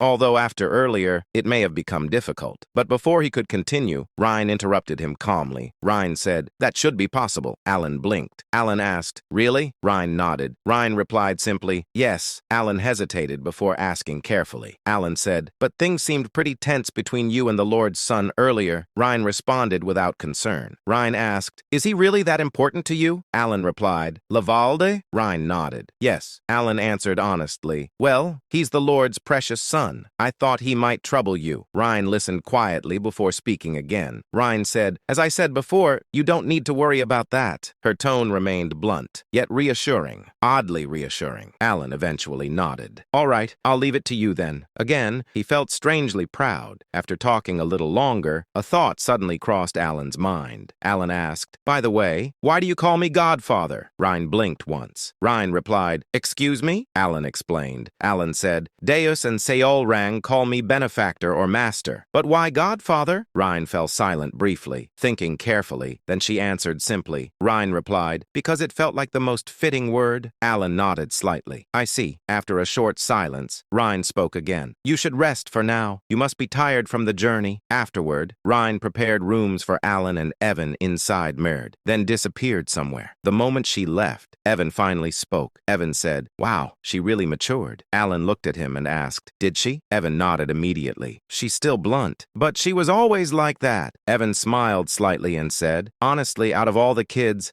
I think she grew up the best. Alan nodded in agreement. Indeed. Then he added thoughtfully, she feels like she matured in the most textbook way possible. Since Ryan said she would inform them later about future plans, and since they had only recently returned from the north, Alan decided resting was the best option for now. With that thought, so he slept as if he hadn't slept before. So even after sleeping for quite a while, he still woke up feeling groggy. Seeing sunlight streaming through the window, Alan slowly got out of bed. He changed clothes and left the room. Soon, Evan guided him toward the dining area. There, he found Ryan calmly eating lunch. The moment Alan sat down, Ryan spoke casually. Ryan said, I've taken care of the matter you mentioned yesterday. Alan blinked and asked, already? Ryan nodded. Yes. Then she added, there's a regular meeting today so you can attend it. Alan was briefly impressed by how efficiently she handled things, but before he could think more about it, Ryan casually continued eating her sausage and said, oh,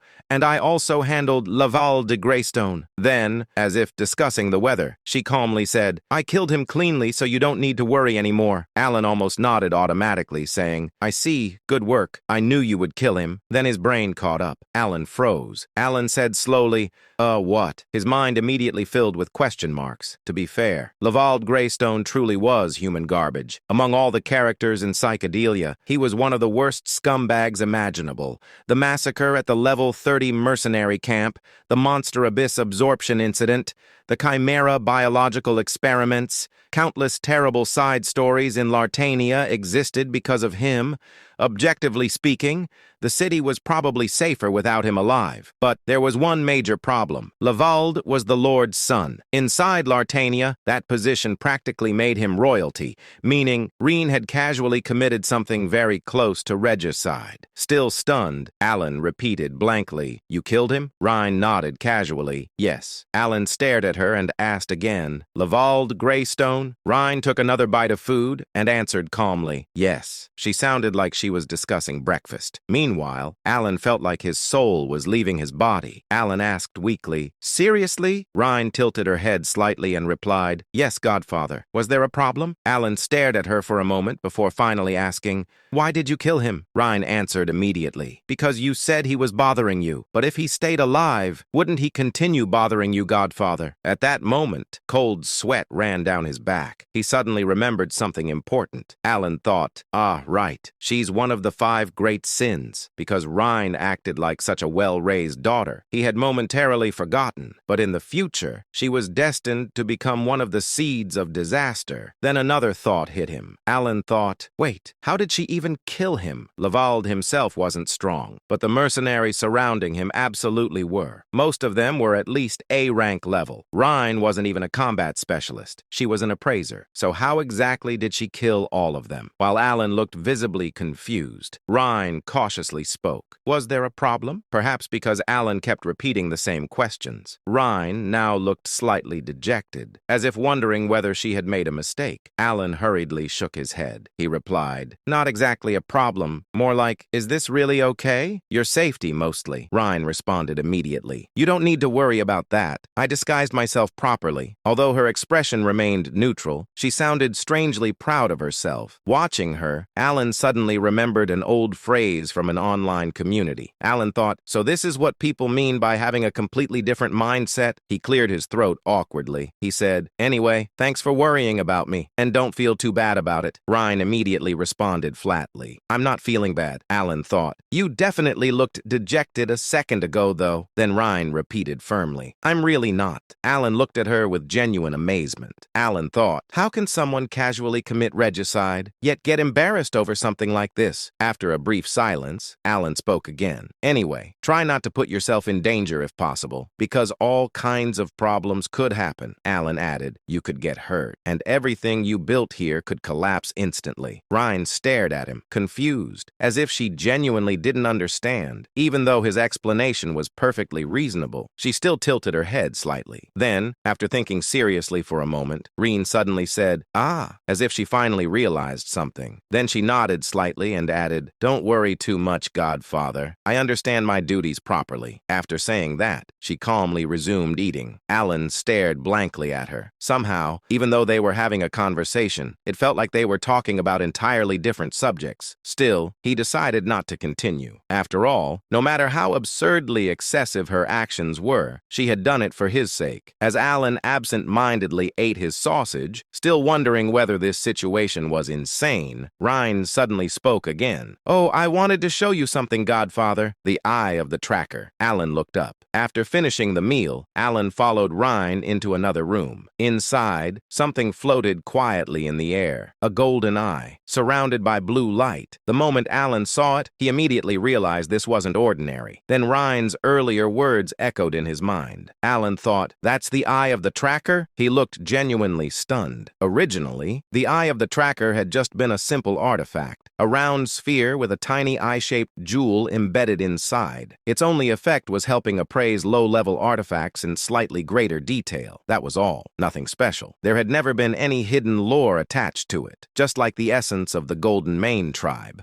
which meant Alan had absolutely no idea it possessed a hidden function like this. Ryan looked at the floating eye and explained calmly, "The engravings are gathering smoothly." At that moment, Alan immediately understood. The eye of the tracker could accumulate and enhance engravings, and suddenly, everything made sense. Alan thought, so this is why she treated me so favorably? Merida's fame largely came from Ryan's engraving abilities, meaning the eye of the tracker played a major role in her success. Naturally, she felt grateful toward Alan because of it, even though Alan himself had absolutely no clue the artifact could do this. Still, admitting ignorance now would feel awkward, so Alan calmly nodded like he had known all along. Alan said smoothly, "I see. You're using it well." Ryan nodded. "Yes." Then she added, "Although gathering engravings became slower after 400, they're still accumulating steadily. I think I'll finish gathering all of them within a few years." Alan nodded seriously, even though internally he was dying of curiosity about what exactly was being gathered. But he decided not to ask. He feared it might expose the fact that he knew absolutely nothing. After a brief silence, Ryan spoke again. "Please follow me to the meeting room." Alan had two reasons for wanting to participate in the extermination of the outer god. The first reason was simple. The current mercenaries alone would never be enough to defeat it. Of course, the mercenaries gathered from the 5 major guilds were monsters in their own right, people comparable to master knights or even figures like Baba Yaga. But even so, Alan already knew that still wouldn't be enough to kill the outer god. The second reason was even more important. To successfully exterminate the outer god, Alan needed strong mercenaries willing to follow his commands. That was why he absolutely had to join the extermination squad. Unfortunately, the moment he entered the meeting room, he immediately realized there was a problem. Maverick, the guild master of the Terranomad Guild, clicked his tongue irritably. Maverick scoffed, "Tch."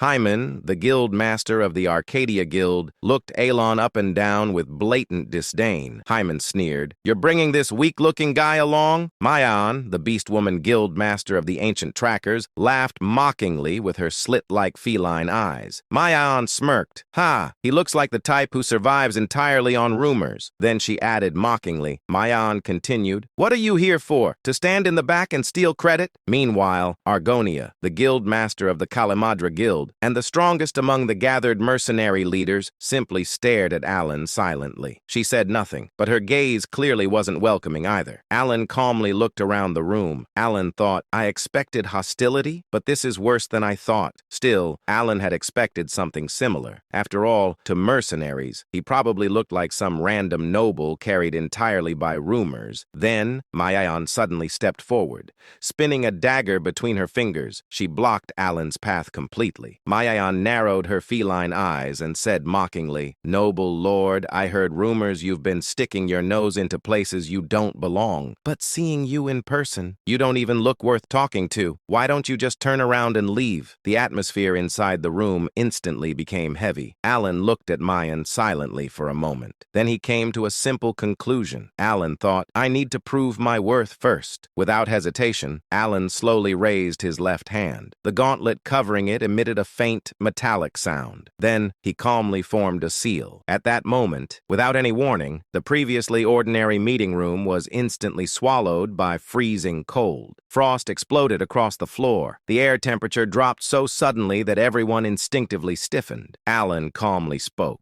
Concentration. At that instant, the surrounding mana and atmosphere compressed violently around Mayan. Alan spoke again. Freeze! Then, the gathered mana instantly reacted. Frost bloomed violently around Mayan's body. It multiplied in an instant. Then, ice completely encased her. Mayan froze solid before she could even draw a proper breath. Her shocked expression remained trapped inside the ice. Silence. There wasn't any special reason Alan chose Mayan. Simply put, she was the weakest combatant present. At least according to the settings Alan remembered. Compared to the others, Mayan hadn't yet reached the level of a true superhuman. That was why she failed to react to the sudden attack and got frozen immediately. The mercenaries finally realized something was very wrong, and they got ready to attack. Maverick shouted, You're looking for a fight with us, is that it? After glancing briefly at them and said coldly, You're the ones who started it, aren't you? Alan calmly walked forward. He had already passed them, not too quickly, not too slowly. He walked with steady composure, as if freezing a guildmaster solid was a perfectly normal greeting. Eventually, he sat down directly across from Argonia, then calmly crossed his legs. Alan looked around the room and said calmly, I think we're finally at a level where we can talk. What do you think? A heavy silence descended upon the meeting room. Maverick stared at Alan tensely. Hyman's mocking expression had disappeared completely. Even Argonia's gaze sharpened slightly. For the first time, all three looked at Alan seriously. Meanwhile, Alan sat there expressionlessly, outwardly calm. Internally, absolutely not. Alan thought, did I mess this up? Cold sweat slowly formed beneath his clothes. Alan thought nervously, should I've used another method? Then he immediately rejected the thought. He thought, no, there wasn't any faster way to establish dominance. Then another realization hit him. He thought, honestly, freezing Mayan only worked because I caught her off guard.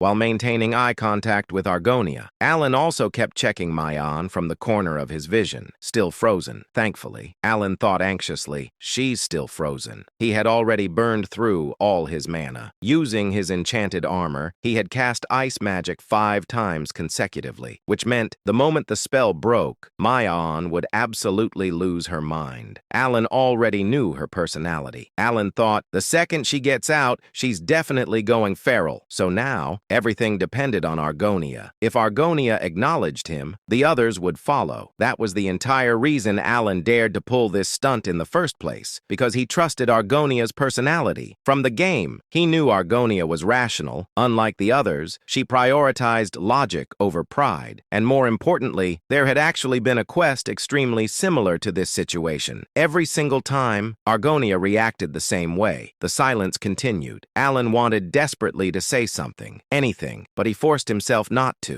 At this point, words didn't matter anymore. The mercenaries had to judge him themselves, and if he wanted their approval, he had to maintain composure. Finally, Maverick broke the silence. Maverick growled, "So what? You're challenging us?" His hand moved toward his sword. His expression looked ready to explode. The moment Alan saw that, his heart nearly stopped. Alan thought, "I'm dead." But then, Argonia suddenly spoke sharply. "Stop!" Maverick turned immediately. He snapped, "What?" Argonia replied calmly, "I said stop." Maverick glared angrily. He argued, "You want me to let this go after what he just did?" Argonia replied flatly, "We ignored him first." Maverick frowned deeply. Maverick protested, "Even so." Argonia's eyes narrowed slightly. Argonia interrupted coldly, "I told you to stop, didn't I?" The atmosphere instantly became heavier. Maverick clenched his jaw, clearly furious.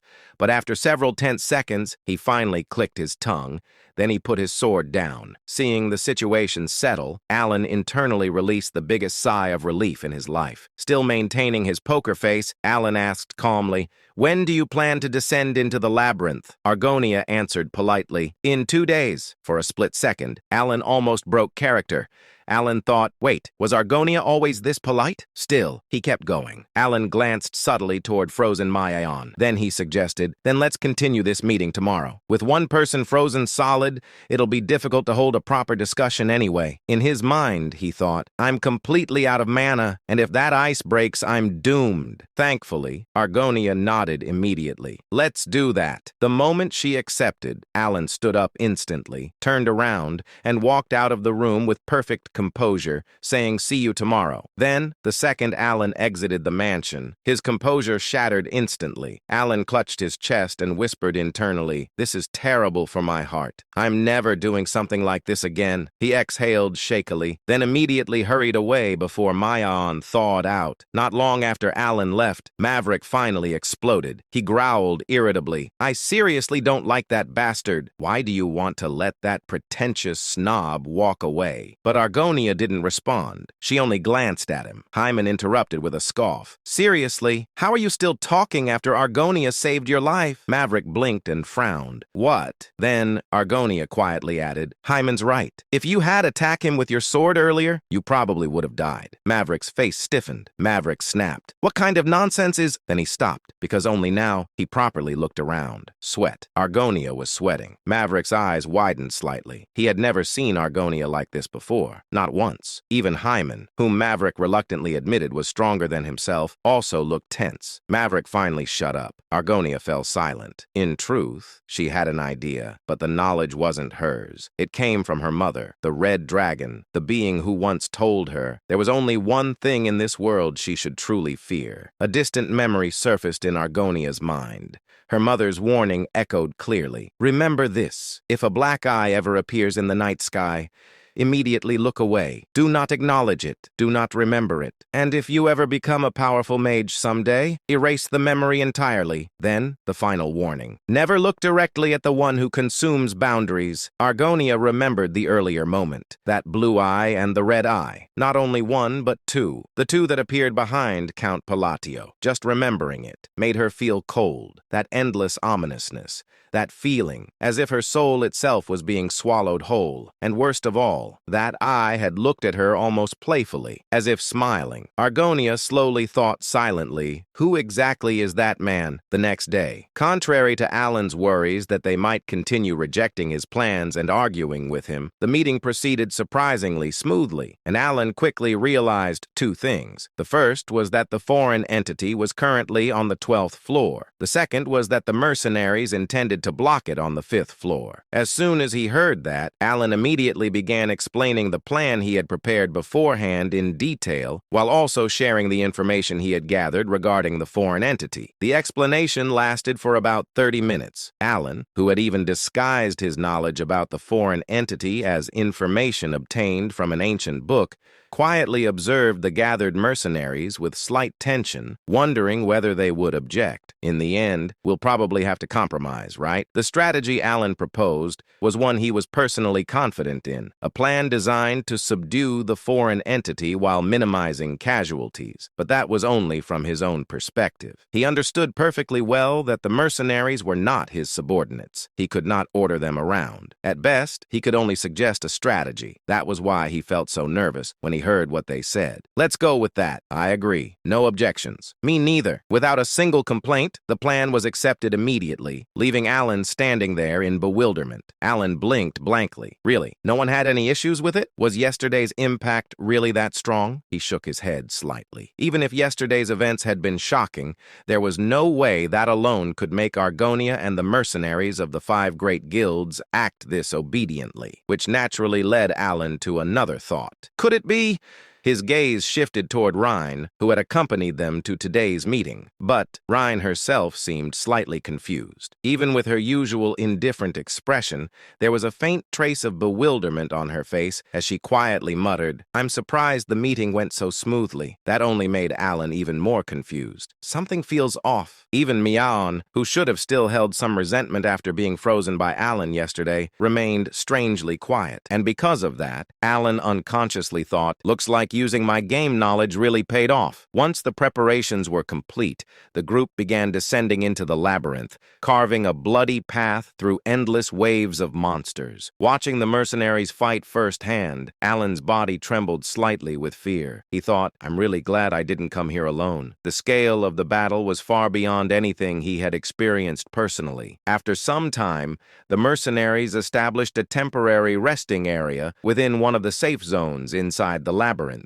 While Alan was resting quietly, he suddenly heard a voice. Hey, it was Miaon. She had approached him without him even noticing. Alan instinctively became slightly tense, wondering if she had come looking for a fight. But instead, Miaon tilted her head and asked, "By the way, Count, do you have any prejudice against beast folk?" Alan answered honestly. "No, not really. And what happened before had nothing to do with discrimination." She said, "That's a relief." Alan looked at her in confusion and asked, "Why is that a relief?" Miaon smiled slyly. Her feline eyes narrowed mischievously. "Hey, Count, by any chance, would you be interested in sleeping with me?" She dropped the outrageous statement so casually that Alan's mind completely froze. For a brief moment, his brain stopped functioning altogether. Alan stared blankly at her before finally managing to ask. Suddenly, her cat-like ears twitched slightly. She said, "This is already our 3rd meeting. By now, we've already figured each other out, haven't we? I know you're strong." At those words, Alan finally understood where this was coming from. He remembered that Miaon's tribe revered strength above all else. After letting out a small sigh, Alan shook his head. "Sorry, but I'll have to decline." A hint of disappointment appeared on Miaon's face, but only briefly. Soon she sighed as though it was ridiculous that she had even reacted that way. "Well,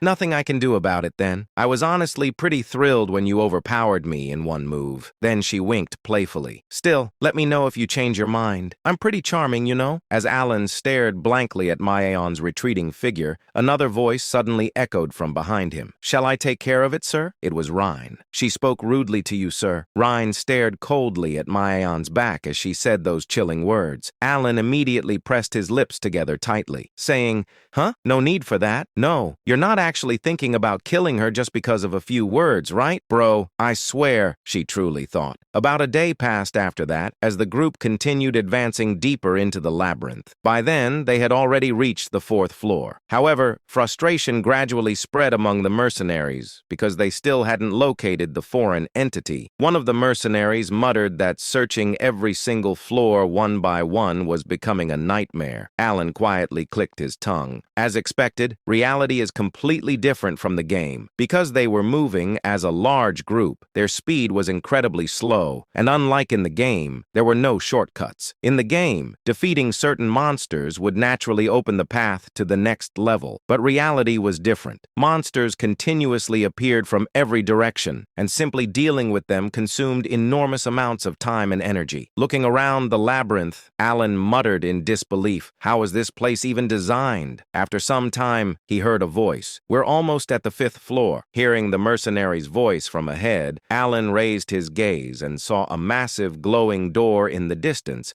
that resembled the exit of the labyrinth itself. Not long afterward, the group finally arrived at the 5th floor. Ryan explained calmly. The 5th floor is a safe zone, so it's relatively peaceful. Alan nodded. That's true. Then Argonia's voice echoed throughout the area. All right, take a short break and begin preparations immediately. Watching the mercenaries move with perfect coordination, Maverick clicked his tongue before shifting his gaze toward Alan. Honestly, he still didn't like him. No matter how many times he looked at Alan, he simply couldn't see what was supposedly so impressive about him. He thought, what's so special about a guy who's already panting just from walking through the labyrinth? Maverick looked at Alan several times, but still failed to notice anything remarkable. Eventually, he turned away with a confused expression. At that moment, Maverick suddenly felt something strange, something subtle, yet strangely familiar.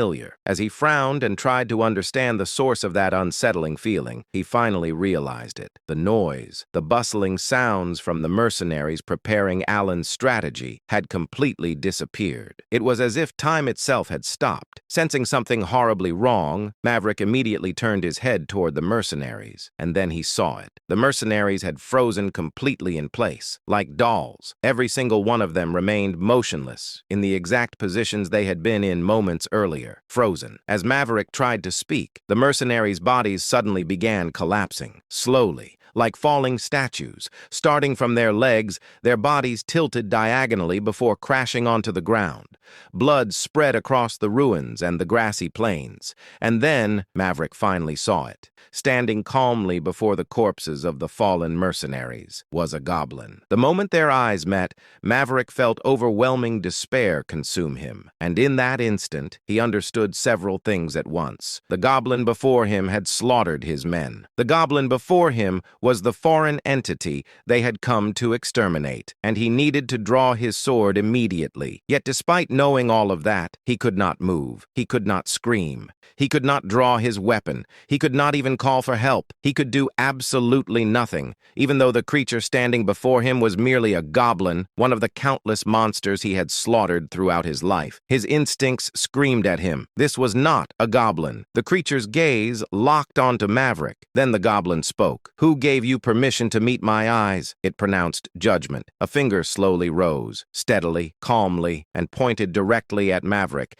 as though marking his inevitable death. And then, just as Maverick, overwhelmed by terror, shut his eyes after seeing the finger begin to move, a cold, emotionless voice echoed across the battlefield. Freeze! The ground instantly froze over. Ice spread across the plains like a living creature, devouring the grass and stone alike as frost rapidly expanded in every direction. Get a hold of yourself! Hearing that voice, Maverick abruptly opened his eyes. And there, standing before him, was Alan. The goblin's body had been trapped inside a massive crescent-shaped crystal of ice, cold mist drifting from its surface. Kalus's eyebrows twitched slightly as he stared at Alan. Its raised finger slowly lowered as it rubbed its chin with interest, saying, "You're doing something amusing, insect." Watching him carefully, Alan quietly muttered, "Kalus." Because it was born lowly, it endlessly sought knowledge. Because it was born lowly, it eventually reached the boundary of truth and awakened to the laws themselves, ascending into a godlike existence. The king of gluttony, the devourer of boundaries. The moment Alan spoke his name, the curiosity in Kalus's eyes deepened. Kalus brushed his hair back with a grin. "You even know my name? Impressive. What a charming little human you are." Alan silently stared at Kalus, his expression tense. Why did the timeline change? According to the original report,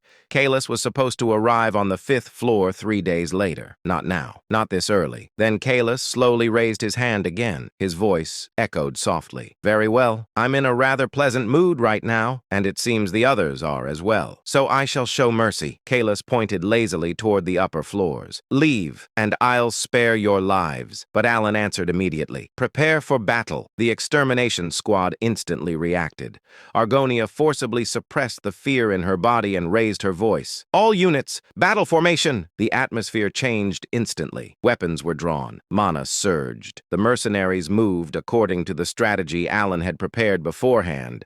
Watching them, Alan thought, this time, they're prepared. Hearing Alan's response, Kalis looked at him as though staring at an idiot. Tsk, I was willing to spare you because you seemed entertaining, but if you insist on drinking the cup of punishment, Kalis slowly extended his hand forward once more. Then I shall grant your wish, insect. At that exact moment, an enormous wave of magic exploded outward from Kalis's hand, instantly rushing toward Alan and the mercenaries like a catastrophic storm. But, with the sharp sound of something shattering apart, Kalis's invisible slash was intercepted by the sword in Argonia's hand. The distorted magic split apart instantly. What Argonia wielded was one of the fewer than 100 weapons on the continent capable of severing magic itself, the Dispel Sword, a weapon incapable of cutting flesh, forged solely for the purpose of destroying magic. And against Kalis, who had not yet fully ascended to the level of a complete sage god, it proved effective. Kalis let out a low laugh. A sword of dissipation? How amusing. You insects prepared something rather entertaining. The moment those words ended, Argonia and Maverick simultaneously activated their sword techniques and charged forward.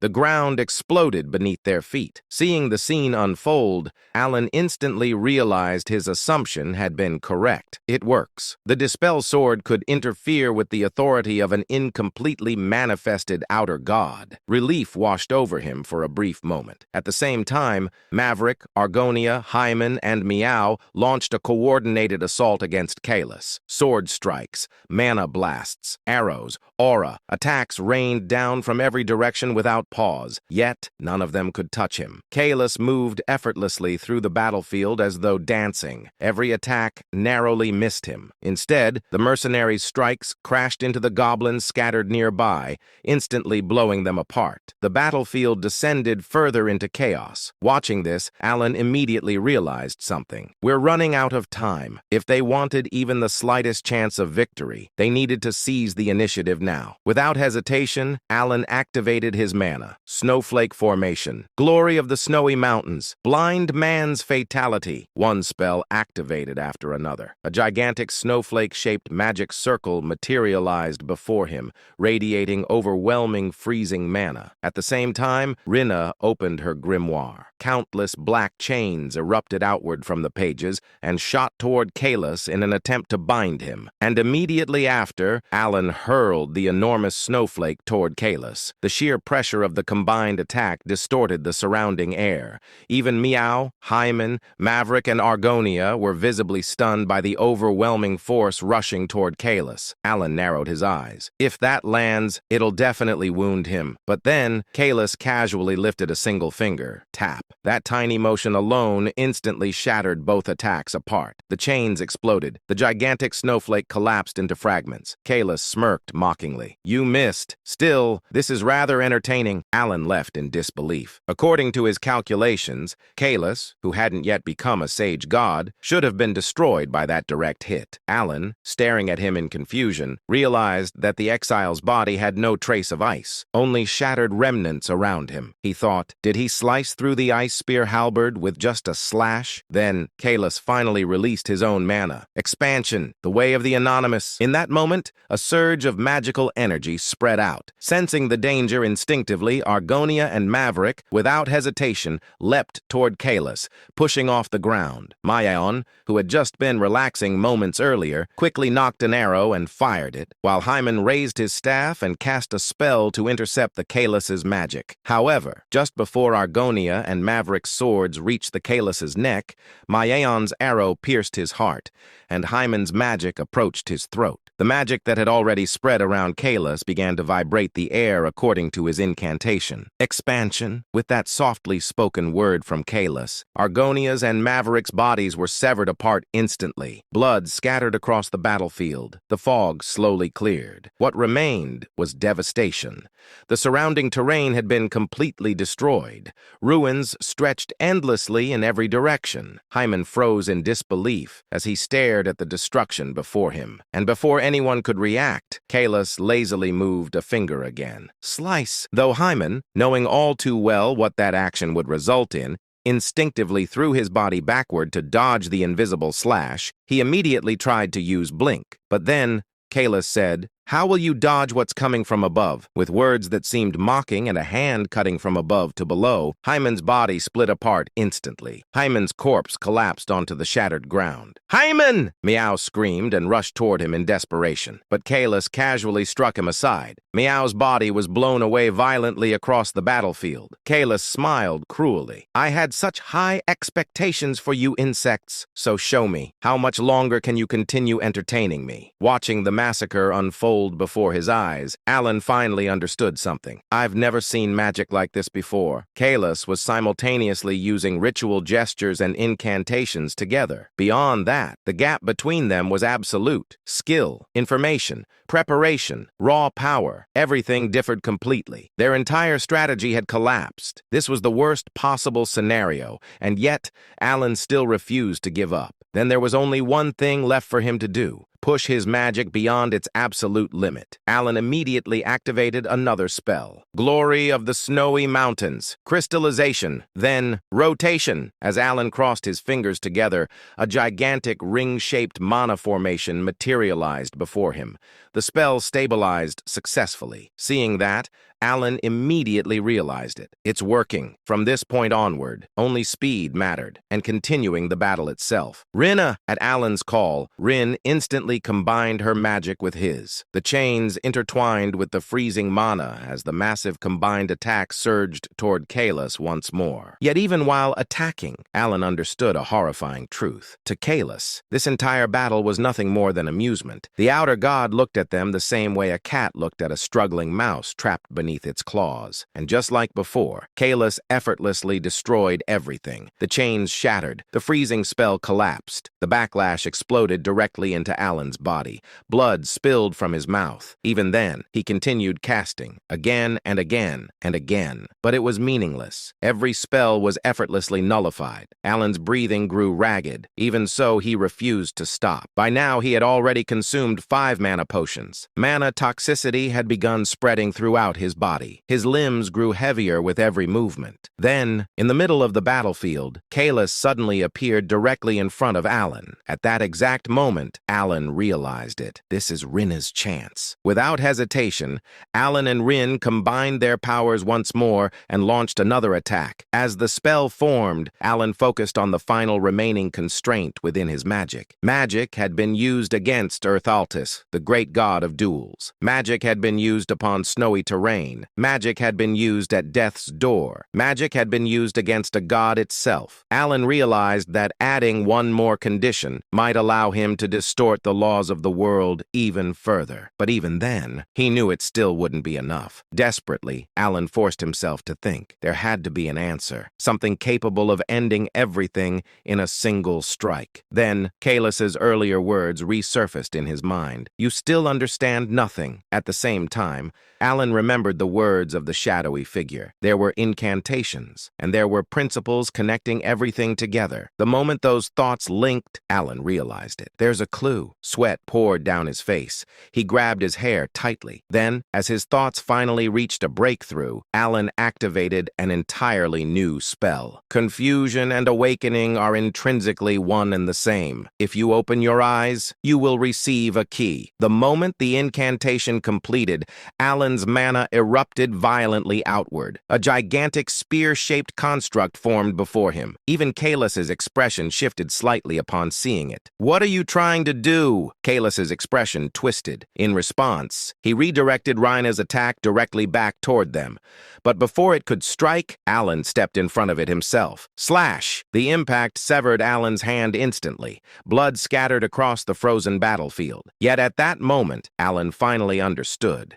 The instant he formed the mudra of the wisdom fist, the spell had transformed into a key. And when that key turned within the crystal, an entirely new form of magic had been born. The result, ice, crystal halberd, an overwhelming eruption of freezing power exploded outward. Massive crystals engulfed Kalis completely, trapping him inside an enormous prison of ice. And in the next instant, the entire plane transformed into a gigantic glacier. The moment Alan implemented frost crystal painted halberd, He understood the true nature of the spell. Its radius was barely 10 meters. By no means could it be called vast, and yet, within that confined space, the very laws of the world were rewritten. A principle as absolute and natural as water flowing from high places to low simply ceased to exist there, because the law of frost crystal painted halberd was singular. Everything within that space froze. No matter what it was, all things were forced beneath that inevitable law according to the will of the one who invoked the spell. However, the magic Alan had brought forth did not even last 6 full seconds before collapsing. From the very beginning, it had been a form of magic beyond what he was permitted to wield, whether in terms of mana or understanding. But even 6 seconds had been enough. A thin stream of blood trickled from Alan's mouth as he looked ahead. There stood the outer god, Kalis. His entire body had turned bluish-white, frozen solid as cracks spread across him before pieces of his body slowly crumbled away. Kalis laughed faintly. Ha! What a weak and shabby vessel. His condition was horrific.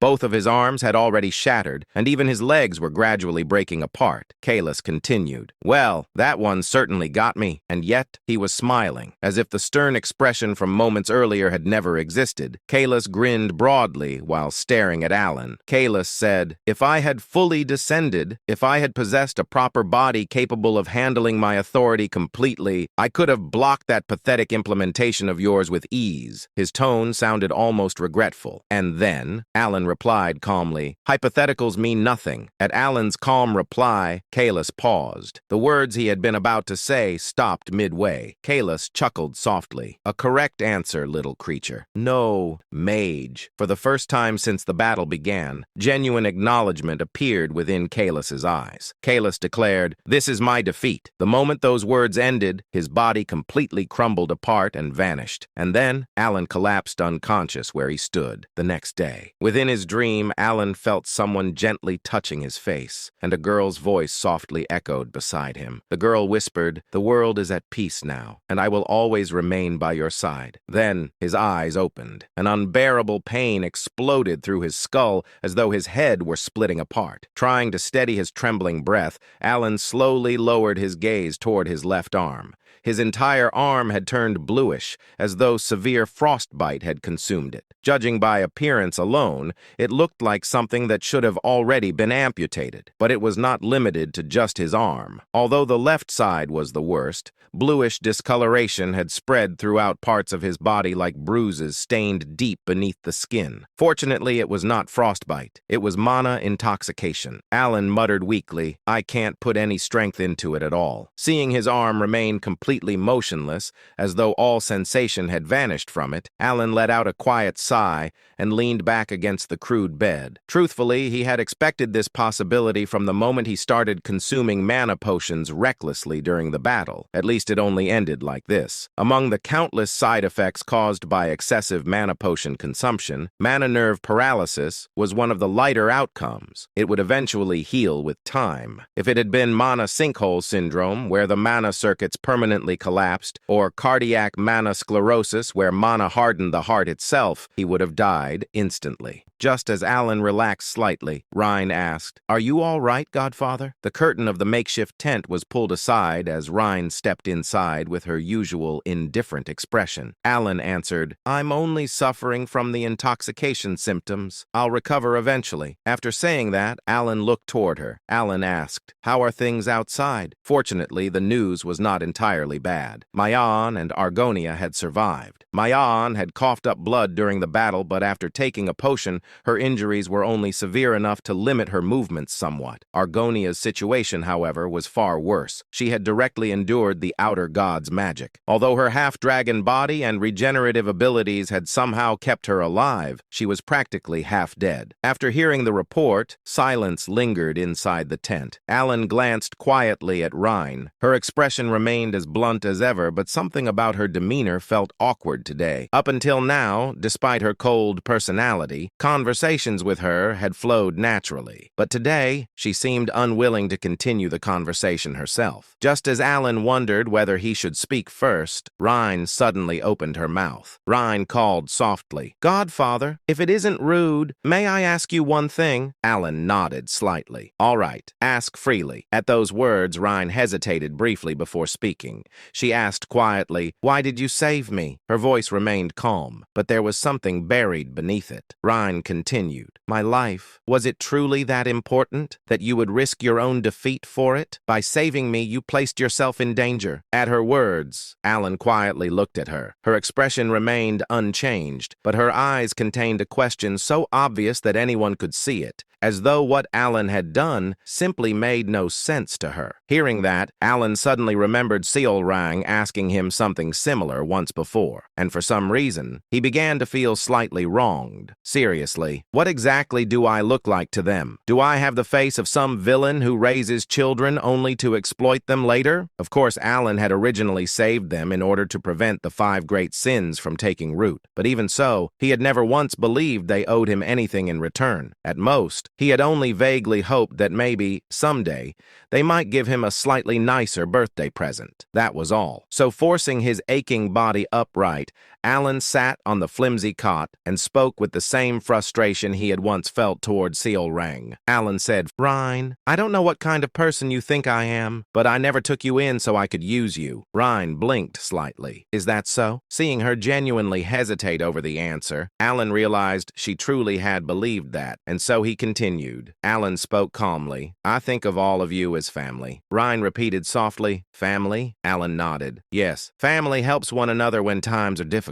Our relationship isn't based on profit or necessity, so there's no grand reason behind why I saved you." He let out a small breath. He smiled faintly. "I simply saved you because that was the natural thing to do, just as you would have saved me." At Alan's words, Rhine's eyes widened slightly. Because of her naturally expressionless personality, the reaction was subtle, but even that tiny change was enough for Alan to realize his sincerity had reached her. Alan continued gently, "Remember this, Rhine. We are not bound by a one-sided relationship, and if you truly want to do something for me," a faint smile appeared on Alan's face. Alan added jokingly, "Then at least remember my birthday." After finishing those slightly selfish words, he looked toward her. Rhine stared silently at Alan for a long while. She thought, so we were never merely pawns created to defeat the abyssal entities. Then, for the very first time, a faint smile appeared at the corner of her lips. Rhine answered quietly, "Understood, Godfather." Alan nodded slightly. "That's enough for me." Only then did Alan finally feel that at least part of his sincerity had reached her, and he quietly nodded. 5 days passed after that. Within the 5th floor, where neither day nor night existed,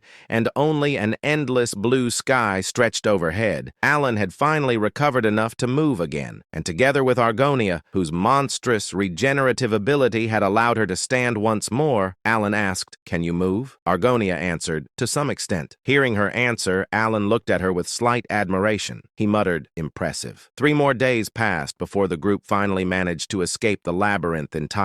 However, the moment they returned, Evan immediately exploded in anger after seeing the terrible condition Alan and Rhine were still in. He could not believe they had deliberately stopped him from following them, only for both of them to end up heavily injured anyway. In Evan's eyes, Alan had insisted that the guild leaders were enough support, yet the result clearly proved otherwise. Meanwhile, Alan and Rhine quietly sat there like children being scolded by their mother, while Evan continued lecturing them. Deep down, Alan admitted that the real reason he never wanted Evan involved was because he feared Evan's presence would completely derail his plans. In the original game, Evan had absolutely nothing to do with Labyrinth City. As time passed, news of the Strike Force's victory spread across the entire continent. At the same time, Alan and his group prepared to leave Merd behind. Before departing, Alan said goodbye to Rhine. During their farewell, Rhine asked for Alan's birthday date, and Alan revealed that it was on the 20th of September. Rena quietly engraved Alan's words deep into her heart. His birthday. She absolutely had to remember it perfectly. After all, this was the first request her godfather had ever personally made to her, which meant, naturally, that Rena had already escalated the situation far beyond normal human standards. words. Soon afterward, Alan's carriage departed from the 5th floor. As the carriage started moving, Evan smiled mischievously. Evan teased, "Young master, I suppose you're already looking forward to your next birthday." Alan immediately snorted. Alan replied casually, "Please, I already received enough gifts surviving that catastrophe." Evan chuckled knowingly. Evan said, "Still, gifts from your own children are special." Alan thought about it seriously for a moment. Then he lowered his expectations to the absolute minimum. Alan shrugged. "At most, I'll probably receive some wine." He paused. Alan added thoughtfully, "Maybe a small artifact." Meanwhile, somewhere far away, Raina was currently preparing to commit economic terrorism. Rin sat silently while thinking deeply about Alan's words. Family. The word itself felt unfamiliar to her. Because the Great Moon was naturally such a different existence compared to ordinary people, absolute faith and devotion toward him had always felt natural to her. To Rhine, victory alongside him had once seemed completely inevitable. However, after receiving Alan's recognition, the word family, which once held no meaning to her at all, finally became something real and attainable. Likewise, the title Godfather, which she had originally chosen out of pure respect, slowly transformed into the symbol of a genuine emotional bond. At that moment, Rhine sincerely wished to remain by Alan's side more than anyone else. She even resolved herself to answer immediately whenever her godfather needed her. The thought alone caused Rhine to become incredibly embarrassed, making her smile and blush uncontrollably. As she continued thinking about Alan's upcoming birthday, she began wondering what kind of gift she could possibly offer someone who considered her family. After thinking carefully, she eventually concluded that, for starters, the Lord of Latania's castle itself should be enough. Meanwhile, Rinne continued thinking completely seriously. Rinne thought perhaps conquering nearby territories as additional birthday decorations would also be acceptable. As time passed, winter finally arrived at the Palatinate estate. Fortunately, Alan gradually recovered from his mana toxicity, mostly because his body had finally stopped trying to file a resignation letter. One peaceful afternoon, Evan entered while carrying a crystal ball. Evan announced, "Young master, a communication device has arrived from Duchess Altea." The moment Alan heard Altea's name, his survival instincts activated immediately. Alan narrowed his eyes suspiciously. Alan asked carefully, "How dangerous is this conversation going to be?" Soon afterward, the crystal activated and Altea appeared. Even now, Alan still could not adapt to seeing an actual duchess bow respectfully toward him. Every single time it happened, he felt like the world had bugged out. Altea spoke calmly. Altea reported, "Kalfa is progressing smoothly." Alan nodded seriously, despite understanding absolutely nothing about what Kalfa was currently doing. Then Altea dropped a nuclear bomb casually. Altea announced, "As of yesterday, we have successfully taken control of Asteria's entire underworld." Silence. Alan blinked, then blinked again, then spiritually disconnected from reality for 3 seconds. Alan thought, "Excuse me?" Altea smiled faintly. Altea congratulated him. "Congratulations on your achievement, Lord Alan." Alan almost collapsed on the spot. Achievement? What achievement? Then suddenly, he remembered something horrifying.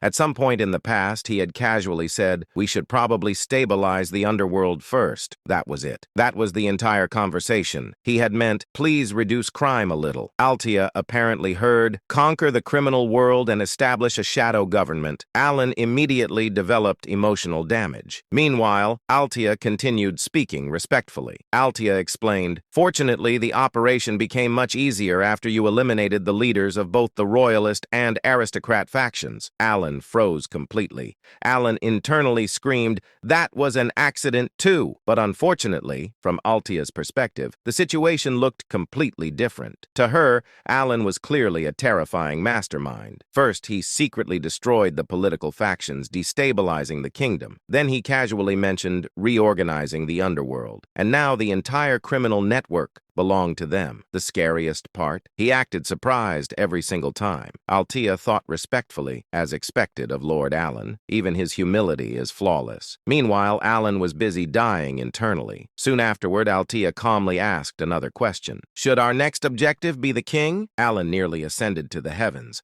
Alan shouted, "Absolutely not!" Altea blinked once. Alan immediately coughed and fixed his posture. Alan corrected himself awkwardly. "I mean, for now, maintaining political balance is important. Altia's eyes slightly widened. Altia thought, incredible. She silently admired him even more. Altia thought respectfully, he already possesses enough power to overthrow the throne, yet chooses restraint for the stability of the kingdom, a true ruler among rulers. Meanwhile, Alan was internally having a breakdown. Alan thought, why does everyone think I'm plotting treason? After ending the communication, Alan sat there blankly. At some point, without wanting it, without planning it, without understanding how, he had somehow become the hidden ruler of the underworld, all because people kept misunderstanding his casual comments. Alan covered his face tiredly. Alan muttered, I just wanted a peaceful, noble life. Then his eyes drifted toward another object on the table, a letter, a very suspicious-looking royal letter. Alan immediately felt fear. Slowly opening it, he started reading. The royal palace would host a New Year's banquet 1 month later for the first time in 5 years, and by direct order of Her Majesty, Count Palatiano's attendance was mandatory. Silence filled the room. Alan could only internally scream in frustration because all he truly wanted was to peacefully live his quiet, noble life on the 5th floor of the Labyrinth City, the place of blue grasslands and ruins. In that place, where even after half a year the traces of the battle from that day still had not disappeared, it appeared. Flap. It stepped forward. The figure wore a hood, a black stellar robe, and ominous black ornaments hanging from its waist and hands. It began to walk across the 5th floor. It walked across the place where the mercenaries had fought the outer god half a year ago. It walked across the place where Alan had once stood, and at last it stopped at the exact spot where he had finished off the outer god. The figure murmured. It tilted its head repeatedly, as though the place was both fascinating and completely incomprehensible. How much time passed like that? Until just moments before, it had simply stood there without movement, staring down at the ground. Then the figure let out a soft laugh. It smiled broadly, as if something about this situation amused it deeply. The figure said, I did not think he would be able to do this much. It muttered the words in a voice that could not be identified as either male or female. After a brief pause, the figure said, interesting. Truly, I wonder how far he can go. This is becoming fun. A smile spread across its face, innocent like a child who had just discovered a new toy. The figure said, if he can endure the next one as well, then this will become truly entertaining. Returning to Alan, who received the letter, he thought, I was wondering why the queen invited me, but maybe it's related to Kalfa. In fact, Cretinia Sion, the 8th monarch of Asteria. She was the 8th monarch of Asteria, and despite the fact that the nobles were running wild, she neither visibly managed the state nor participated in political games, yet still held considerable authority. The reason was the power possessed by Cretinia Sion, or more precisely, the power held exclusively by the royal bloodline of Asteria, the Golden Chronicle Eye. Though it was called the Golden Chronicle Eye, it was not actually an ability related to vision. As far as Alan knew, the name came simply from the clear golden eyes that members of the royal family were born with. The inherited ability itself was simple in explanation. The power to pass authority down through generations. Like carrying over saved data in a game, power itself could be directly transferred to the next generation. The concept sounded simple, but its implications were anything but. With each generation, the accumulated authority grew stronger, enough that the royal family could maintain its rule without ever needing to involve itself deeply in political struggles. And as a result, the nobles instinctively knew better than to cross the line. As far as the setting went, Cretinia Sion simply did not move because she found it bothersome. Alan briefly recalled the indifferent, almost emotionless expression he had seen in her game illustration. Alan thought, at this level, I might face some political pressure, but given her personality, she might just ignore it entirely. He remembered how she acted whenever she appeared in the game. Essentially, unless one of the 5 calamities descended upon Asteria, she was a complete non-interventionist. When a calamity appeared, she would briefly join the player's party and display absurd, overwhelming martial power. Alan asked himself, in fear, is she really going to take action just because of what's happening in the underworld? But otherwise, the queen showed no interest in the affairs of her kingdom. She was so detached that among psychedelia players, there was even a running joke that she was less a monarch and more a sleeping dragon of the kingdom. Alan allowed himself to relax and thought, maybe this isn't so bad. If I can take this opportunity to weaken Kalfa, Alan added, and create a sort of tug-of-war with the queen so she doesn't feel attacked. It'll also give me a good excuse to take a more passive role within the faction." Alan placed a hand on his forehead and sighed inwardly. "Since the queen is a big fan of laissez-faire, it should go smoothly. It's not like I'm challenging the royal authority." On the forest road connecting the kingdom of Asteria to the desert city of Colony, a man stood alone. In front of him lay a corpse, a brutal corpse, its right hand still gripping a quill, killed before it could even comprehend what had struck it. Its neck twisted twice around, and although more than a month had passed since its death, there was no sign of decay, as though preservation magic had been applied. The man stared at it for a moment. Then the proxy let out a dry laugh and crouched down, reaching out to touch the body. The proxy muttered coldly, "He's already dead." His neck was snapped twice. Then, as he stood there, the proxy's mind drifted back. He suddenly recalled what had happened when he once met the man who had issued the order to eliminate Alan. The contractor had slammed his hand on the table and shouted in rage, his voice echoing through the room. "I have absolutely zero news about my request to eliminate Palatio," he continued furiously, his face twisted in anger. "Is the agency incompetent or what? Is this how you treat your clients? Go get your superior, right away!" The assassin standing before him bowed politely and replied in a calm voice, "I will look into it immediately." But inwardly he cursed the man. The assassin thought bitterly, "This is going to fall back on me." Returning to the forest road, the proxy lifted his foot and kicked the corpse lightly. At the moment of impact, residual mana scattered into the air like dust. The proxy's eyes narrowed. He immediately recognized it. Anti-decay magic. He licked his lips unconsciously. There was only one reason to preserve a corpse like this. A warning. A message that said, "If you don't want to end up like this, don't come closer." The proxy thought slowly. So this is what happened when someone tried to deal with Count Palatio. He stood silent for a moment, recalling the request the dead man had taken 2 months earlier. Then his thoughts sharpened. When, how, and in what way should I take revenge? The proxies were not bound by loyalty to one another. The only thing that mattered was their reputation. Their near-perfect success rate, the core of their identity, had to remain intact. The proxy thought coldly, "The boss is going to lose it if he hears our success rate is no longer 100%. However, he was not planning to act immediately. The proxy narrowed his eyes. He thought, "He's definitely strong." So the rumors weren't exaggerated after all. He recalled everything he had heard about Count Palladio. At first, he had dismissed it as typical noble exaggeration, empty achievements inflated for prestige.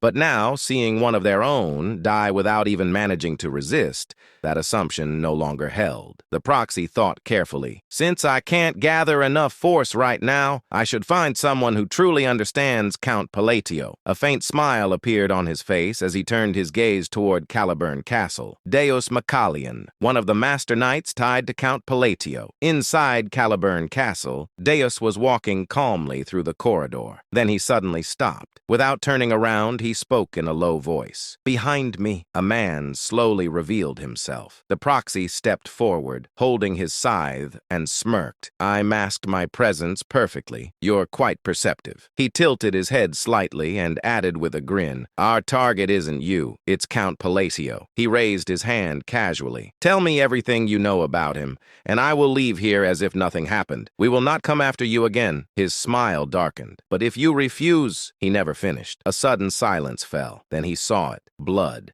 And in the next instant, the entire scene had changed. The proxy's eyes widened slightly. Violet threads, countless clear purple lines, glowing beneath the blue moonlight, filled his vision. Like a spider web, they stretched across the entire estate. No, not just the estate. His entire field of view was covered. The threads wrapped around everything. His allies, Salgui's body, Juriyong's body, even around him. Deus, and he spoke slowly, his voice tight. "So, you're also part of the agency." The threads tightened. They coiled around his body and his scythe. He tried to move, but couldn't. His breath trembled. "What is this?" Before he could understand, his own scythe shifted. It moved on its own, and in a single motion, it cut through his neck. The last thing the man saw as his consciousness faded was the blade turning inward, as he stabbed his own throat, and beyond it, a pair of chilling violet eyes watching him without emotion. A voice echoed coldly, "How dare you speak like that in front of me?" The scene transitioned once again. again. This time,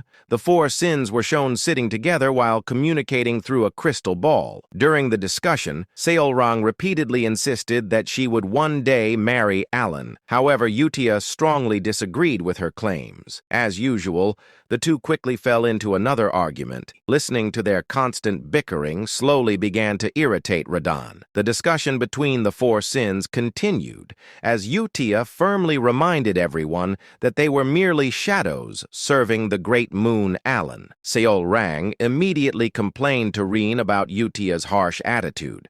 However, Reen calmly explained that Utia did not mean any harm and was simply being herself. Reen then pointed out that Utia had served the great moon far longer than the rest of them.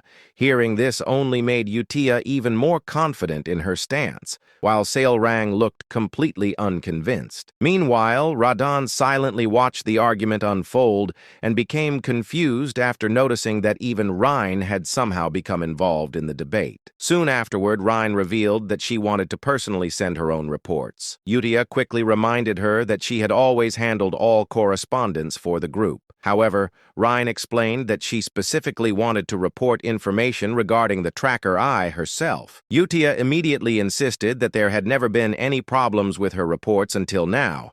However, Reen still wanted to personally deliver the information related to the tracker eye. Along with that, she also wished to include some personal updates of her own. While saying this, Reen suddenly blushed and began laughing softly to herself. The unexpected reaction instantly shocked everyone present. For a brief moment, the others misunderstood the situation and wondered whether there was some special reason behind her behavior. Realizing that everyone was staring at her strangely, Reen quickly cleared her throat and apologized, claiming that she had simply remembered something amusing. Although she explained herself, several suspicious looks still remained. At that moment, Deus finally joined the meeting and apologized for arriving late. The others assured him that he was still on time, though they became curious about the reason behind his delayed arrival. Before the meeting could properly begin, Deus revealed that he had something important to announce first. He explained that an organization known as the Agency had begun targeting the Great Moon. The revelation instantly shocked everyone. Deus then clarified that the organization originally consisted of 15 members, although only 12 remained after he had personally eliminated 3 of them. He also mentioned that he had already located several of the remaining members. The moment Seolrang heard this, her expression darkened with murderous intent as she immediately demanded that every single one of them be killed. Reen also revealed a terrifying expression and began talking about tearing them apart completely. Unlike the others, Radan tried to remain calm and insisted that they should first gather information. He believed they needed to share intelligence and establish a proper plan, just as they normally did during missions. However, his cautious approach immediately caused the other sins to glare at him suspiciously. Some of them even began questioning whether he had become a traitor. They worried about what might happen if the enemies managed to harm the Great Moon. Radan became frustrated after hearing those accusations and tried explaining that his point was simply about understanding the full situation before acting recklessly. Unfortunately, the others seemed far more interested in eliminating the threat immediately than listening to his explanation. As everyone continued staring at him in silence, Radan eventually gave up and admitted defeat. In the end, he agreed that immediate action was necessary. The moment he did, the suspicious atmosphere instantly disappeared, leaving him feeling even more defeated than before. Finally, Utia decided that the meeting would resume only after the matter with the agency had been settled. With that conclusion reached, the 4 sins ended their discussion and immediately began preparing to take action. After the meeting ended, Radan remained deep in thought. He felt frustrated after being treated like a traitor simply for suggesting caution. Even so, he reminded himself that the Great Moon had given him power and the chance to achieve revenge. Because of that, his loyalty would never waver. However, he also realized that the devotion shown by the other sins had already crossed the line into complete fanaticism. As the tension faded, the scene shifted to Teria, the capital of Asteria, inside the royal palace. Alan arrived at the grand banquet hall while several counts followed closely behind him, staring at him with obvious interest. Evan quietly reflected on Alan's current status. Since Alan had become the leader of Kalfa and gained immense popularity, the peaceful days of quietly spending evenings alone had completely disappeared. Even so, Evan was still uncertain whether this new situation was truly better. Meanwhile, Alan himself was becoming increasingly nervous. As people continued watching him, he suddenly panicked and felt as though everyone believed he had come to challenge the queen directly. In reality, most of the nobles were simply curious about him, but Alan immediately misunderstood their attention and imagined the worst possible scenario. Trying to calm himself down, Alan quickly reconsidered his plan. He decided that showing complete submission to the queen would likely make everything proceed more smoothly. After entering deeper into the banquet hall, Alan carefully observed the surroundings. The palace's overwhelming grandeur immediately impressed him. At the same time, he noticed how openly the royalist and aristocrat factions were carrying out their political schemes. He soon realized that most of them were ignoring Kalfa because they believed the queen was about to completely crush the faction. Even with that pressure, Alan desperately tried to compose himself. He convinced himself that after being scolded by the queen, he would simply pretend to give in and peacefully accept everything. Eventually, Alan and the other counts approached the queen together and bowed respectfully before her. Standing before them was Sancretania, the 8th monarch of Asteria. After allowing everyone to rise, her attention shifted directly toward Alan as she confirmed whether he was the current Count Palladio. Alan acknowledged it calmly, but internally he became convinced that Kalfa was finally about to be destroyed. The more serious the queen appeared, the more certain he became that punishment was coming. However, the queen's next words completely shattered his expectations. Rather than punishing him, she calmly announced that she had decided to promote Count Palladio to the rank of Marquis. The nobles' faces filled with confusion. The nobles who had followed behind Alan likewise wore bewildered expressions, and the nobles who had expected the growth of Kalpa to be checked by the monarch were also flustered and horrified. But they were not the only ones wearing such expressions. Alan himself, the very person who had just heard those words from Critenia Sian, was also staring blankly ahead. His brain had completely stopped functioning. A marquis.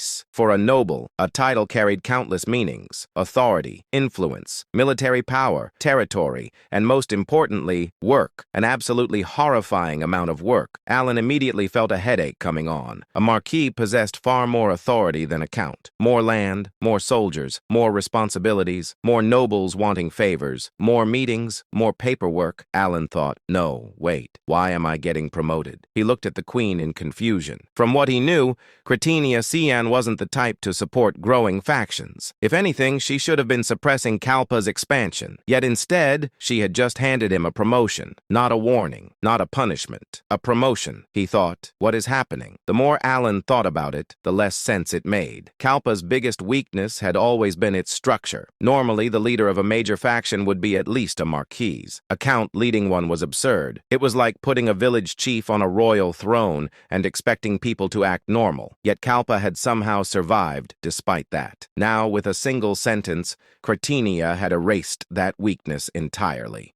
Which meant she wasn't limiting Kalpa, she was helping it. Alan stared at the queen. Why? Did I accidentally trigger some hidden event? Was there a quest line I forgot? Did I choose a dialogue option without realizing it? No matter how much he thought about it, nothing came to mind. Meanwhile, Critenia casually rested her chin on one hand. Critenia said, I heard the reports. They say you exterminated the creatures lurking in Asteria's shadows. Consider this your reward. Her tone was calm, reasonable, perfectly logical, and completely unhelpful. No, that explanation raises even more questions. Alan felt his confusion deepen. There was absolutely no reason for the queen to reward him this generously. Not for something like that. If anything, this felt more like an excuse to promote him. Does she just not care? Maybe she's simply confident she can crush Kalpa whenever she wants. That possibility suddenly crossed his mind.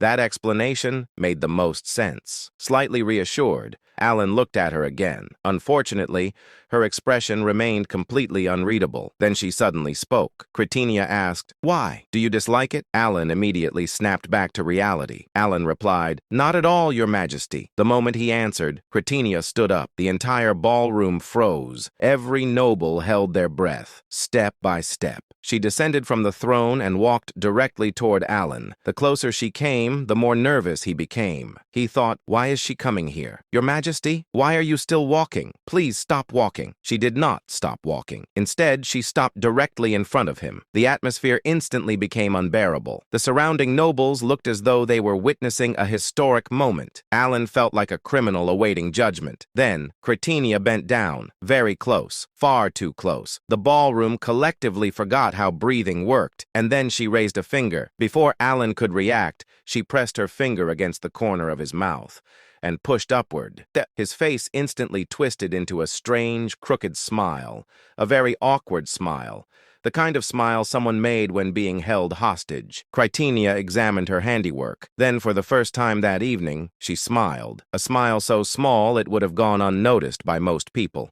Unfortunately, every noble in the room noticed. The resulting damage was catastrophic. Cretinia said, "Smile. You look rather good that way." Meanwhile, Alan's soul temporarily left his body. What? What does that mean? Why did she do that? Is this some sort of royal ritual? Am I being threatened? Should I smile more? Should I smile less? What is happening? Completely satisfied, Cretinia withdrew her finger. The faint golden light of her golden chronicle eye shone softly. Cretinia said, "I shall retire now. Enjoy the banquet." Without waiting for a response, she turned around, walked away, and left. The massive doors opened, then closed. Silence followed. Absolute silence. Nobody moved, nobody spoke, nobody even blinked. Everyone simply stared. Some stared at the doors, others stared at Alan, and Alan stared at the doors as though expecting them to explain everything. The doors offered no explanation, unfortunately. Then, like a dam finally collapsing, noise exploded throughout the hall. The atmosphere completely reversed. The royalist nobles, who had arrived expecting Kalpa to be suppressed, now looked as though someone had informed them that their estates had burned down. Meanwhile, the nobles who had entered the ballroom behind Alan looked as though they had just won the lottery. In the midst of all this, Alan remained completely lost. What exactly happened here? Unfortunately, nobody seemed interested in answering that question. Instead, the nobles rushed toward him. A noble exclaimed, "My sincerest congratulations, Count Palladio." Another noble immediately corrected him. The noble said, "Count? Count? What nonsense are you saying? He will soon be Marquis Palladio." The first noble quickly bowed. The noble said, "Ah, my apologies, Marquis Palladio." Alan wanted to say that the promotion hasn't even happened yet. Nobody listened. A third noble joined in. The noble declared, "As expected. Indeed, everything makes sense now." Alan strongly disagreed, he thought. Nothing makes sense. Yet nobody asked for his opinion. A fifth noble lowered his voice dramatically. The noble whispered, "To think he had already reached Her Majesty herself." Several nearby nobles inhaled sharply. The atmosphere became even stranger. Reached her? Alan blinked and thought, "She literally walked over here. I didn't reach anybody. I was standing still." Yet somehow the story had already begun mutating. In the minds of the nobles, the queen's actions could only mean one thing: a hidden alliance, a secret understanding, a deep relationship, some terrifying political maneuver beyond the comprehension of ordinary nobles. Duke Altia was watching him with renewed admiration. Altia remarked, "As expected of Count Palladio." Count Zenonia nodded in agreement. She said, "No, Marquis Palladio." Altia slowly crossed his arms. Altia continued, "To think he had already established such a relationship with Her Majesty." Zenonia sighed and replied, "We truly underestimated him." The two women looked toward Alan. Their gazes were filled with respect and fear, mostly fear. Meanwhile, Alan was wondering whether the queen had mistaken him for someone else. He thought, seriously, did she confuse me with another noble? There are a lot of people here. It could happen. Unfortunately, even he found that explanation difficult to believe. As the flood of congratulations continued, Alan slowly turned his gaze toward the doors through which Cretinia had departed. What was that? The question refused to leave his mind. He recalled everything he knew about Cretinia Sion. the 8th monarch of Asteria, one of the strongest individuals in the world, a woman famous for her indifference. She rarely smiled, rarely cared, rarely involved herself in anything. Yet today, not only had she promoted him, she had personally walked down from her throne, touched his face, smiled, and then left. He thought, no matter how I look at it, something is strange, very strange, terrifyingly strange, the kind of strange that usually led to future disasters, and that worried him far more than any promotion. While Alan was busy trying to understand reality, someone else was staring at him from across the ballroom. Marcus Filvoid. The noble ground his teeth so hard they almost cracked. Filvoid thought Count Palladio. Half a year ago, he had knelt before that man. Then he had been dragged to the Holy Kingdom, locked away, interrogated, humiliated, and subjected to an experience he never wished to remember again. For months, he had waited for today, waited to see Kalpa checked, waited to see Palladio punished, waited to see his faction collapse. Filvoid's eye twitched. Filvoid thought, how? Nothing made sense. No matter how much he thought about it, nothing. He looked around the ballroom, the smiling Kalpa nobles, the defeated royalists, the despairing aristocrats, the excited opportunists already preparing to switch factions, and in the center of it all, Alan Palladio, standing there with a confused expression, which only made Filvoid even angrier, because somehow that confused expression looked mysterious. It looked profound. It looked as though Alan had expected all of this from the beginning. Filvoid clenched his fists and thought, stop looking so calm. Eventually, Filvoid let out a deep breath. At this point, there was nothing he could do here. Not anymore. Not after the queen herself had acted. But that didn't mean he intended to give up. Slowly, a cold expression appeared on his face. Filvoid thought, if matters have reached this point, then I have no choice. There were still people he could contact. People who did not care about noble factions. People who solved problems differently. Dangerous people. Very dangerous people. Filvoid slowly turned away from the crowd. His expression hardened. Filvoid thought, Count Palladio, let's see how long your luck lasts. Then, the furious Marquis moved through the streets while struggling to contain his anger. He eventually arrived in front of a hidden room. He knocked on the door, and someone inside immediately demanded a password. After giving the correct password, he was finally allowed to enter the room. The Marquis was guided deeper into the hideout,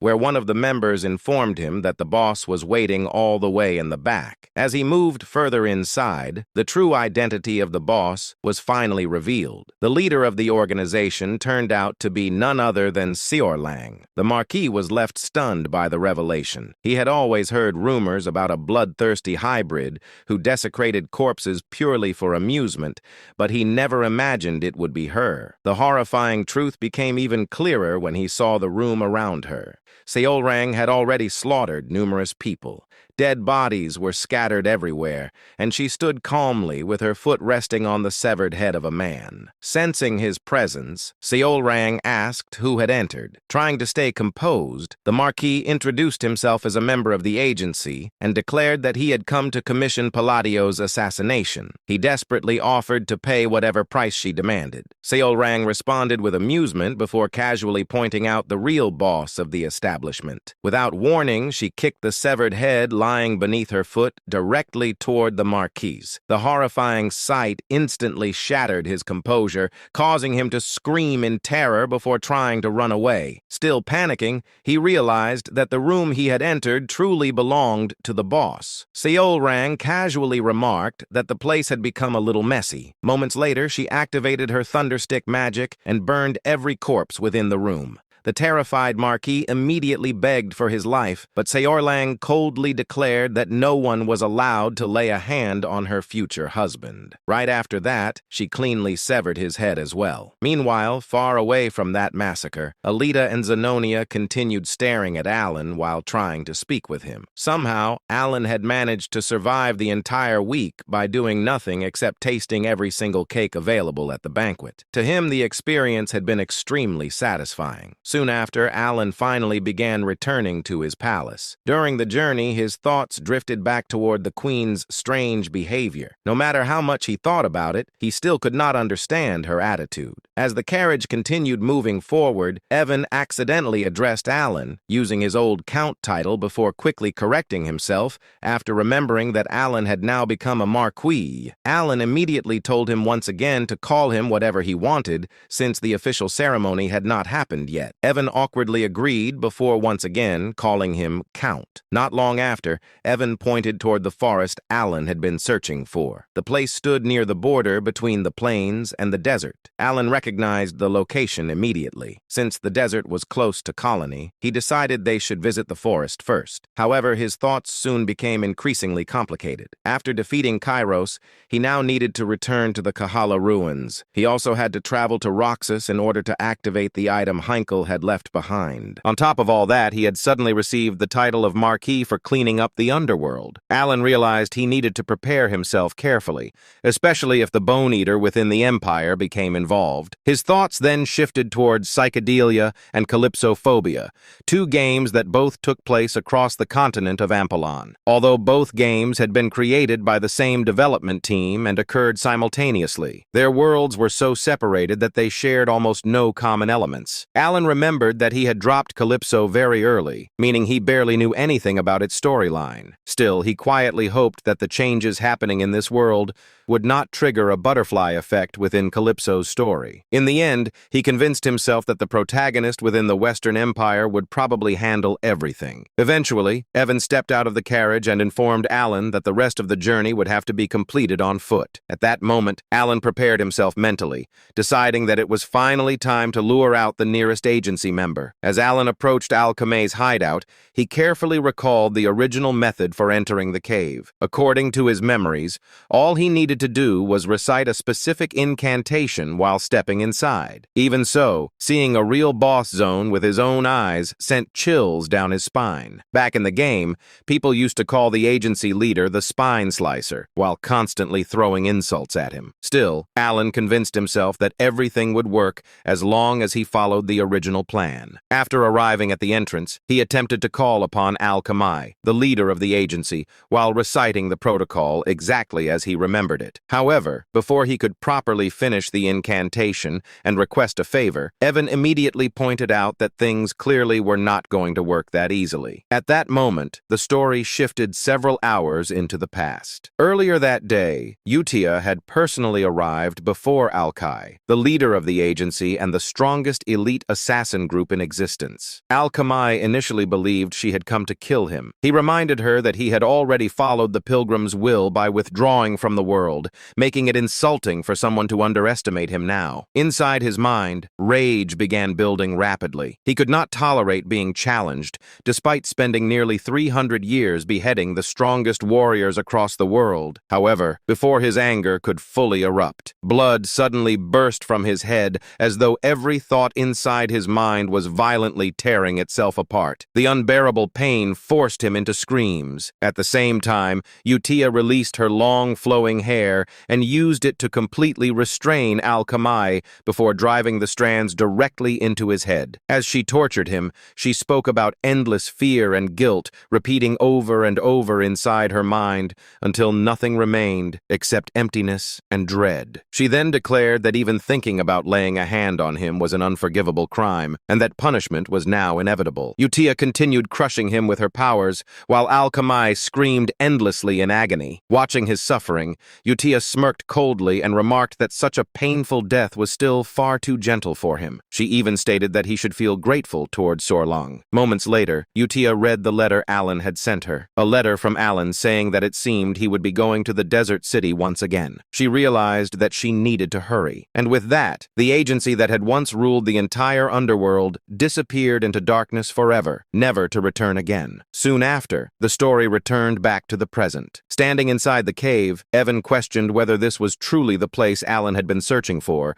because absolutely nothing seemed to be working. Alan confirmed that this was indeed the correct location, but even he could not understand what could possibly have happened there. Despite the eerie silence, the enormous mansion hidden inside the cave still looked incredibly impressive. Evan then noticed the massive piles of gold stored throughout the mansion and immediately suggested taking everything with them. He desperately hoped Alan would not refuse by claiming they were forbidden from touching anything. At the same time, Alan quietly realized that if Al-Kamai were truly present, nobody would have been allowed to touch even a single treasure. That alone confirmed that something terrible had happened to him. A grin slowly appeared on Alan's face as he finally agreed to take everything, especially the potions and jewelry. Evan could barely believe Alan was being serious. Not long after, both of them began hauling away enormous amounts of treasure. The carriage became so overloaded with gold that some of it could not even fit properly and started falling out. The absurd situation made it feel as though they had stumbled upon endless wealth without doing anything at all. And in that place, money truly ruled everything. Contrary to Alan's earlier worries, they safely reached their next destination while carrying mountains of treasure behind them. After completing his journey,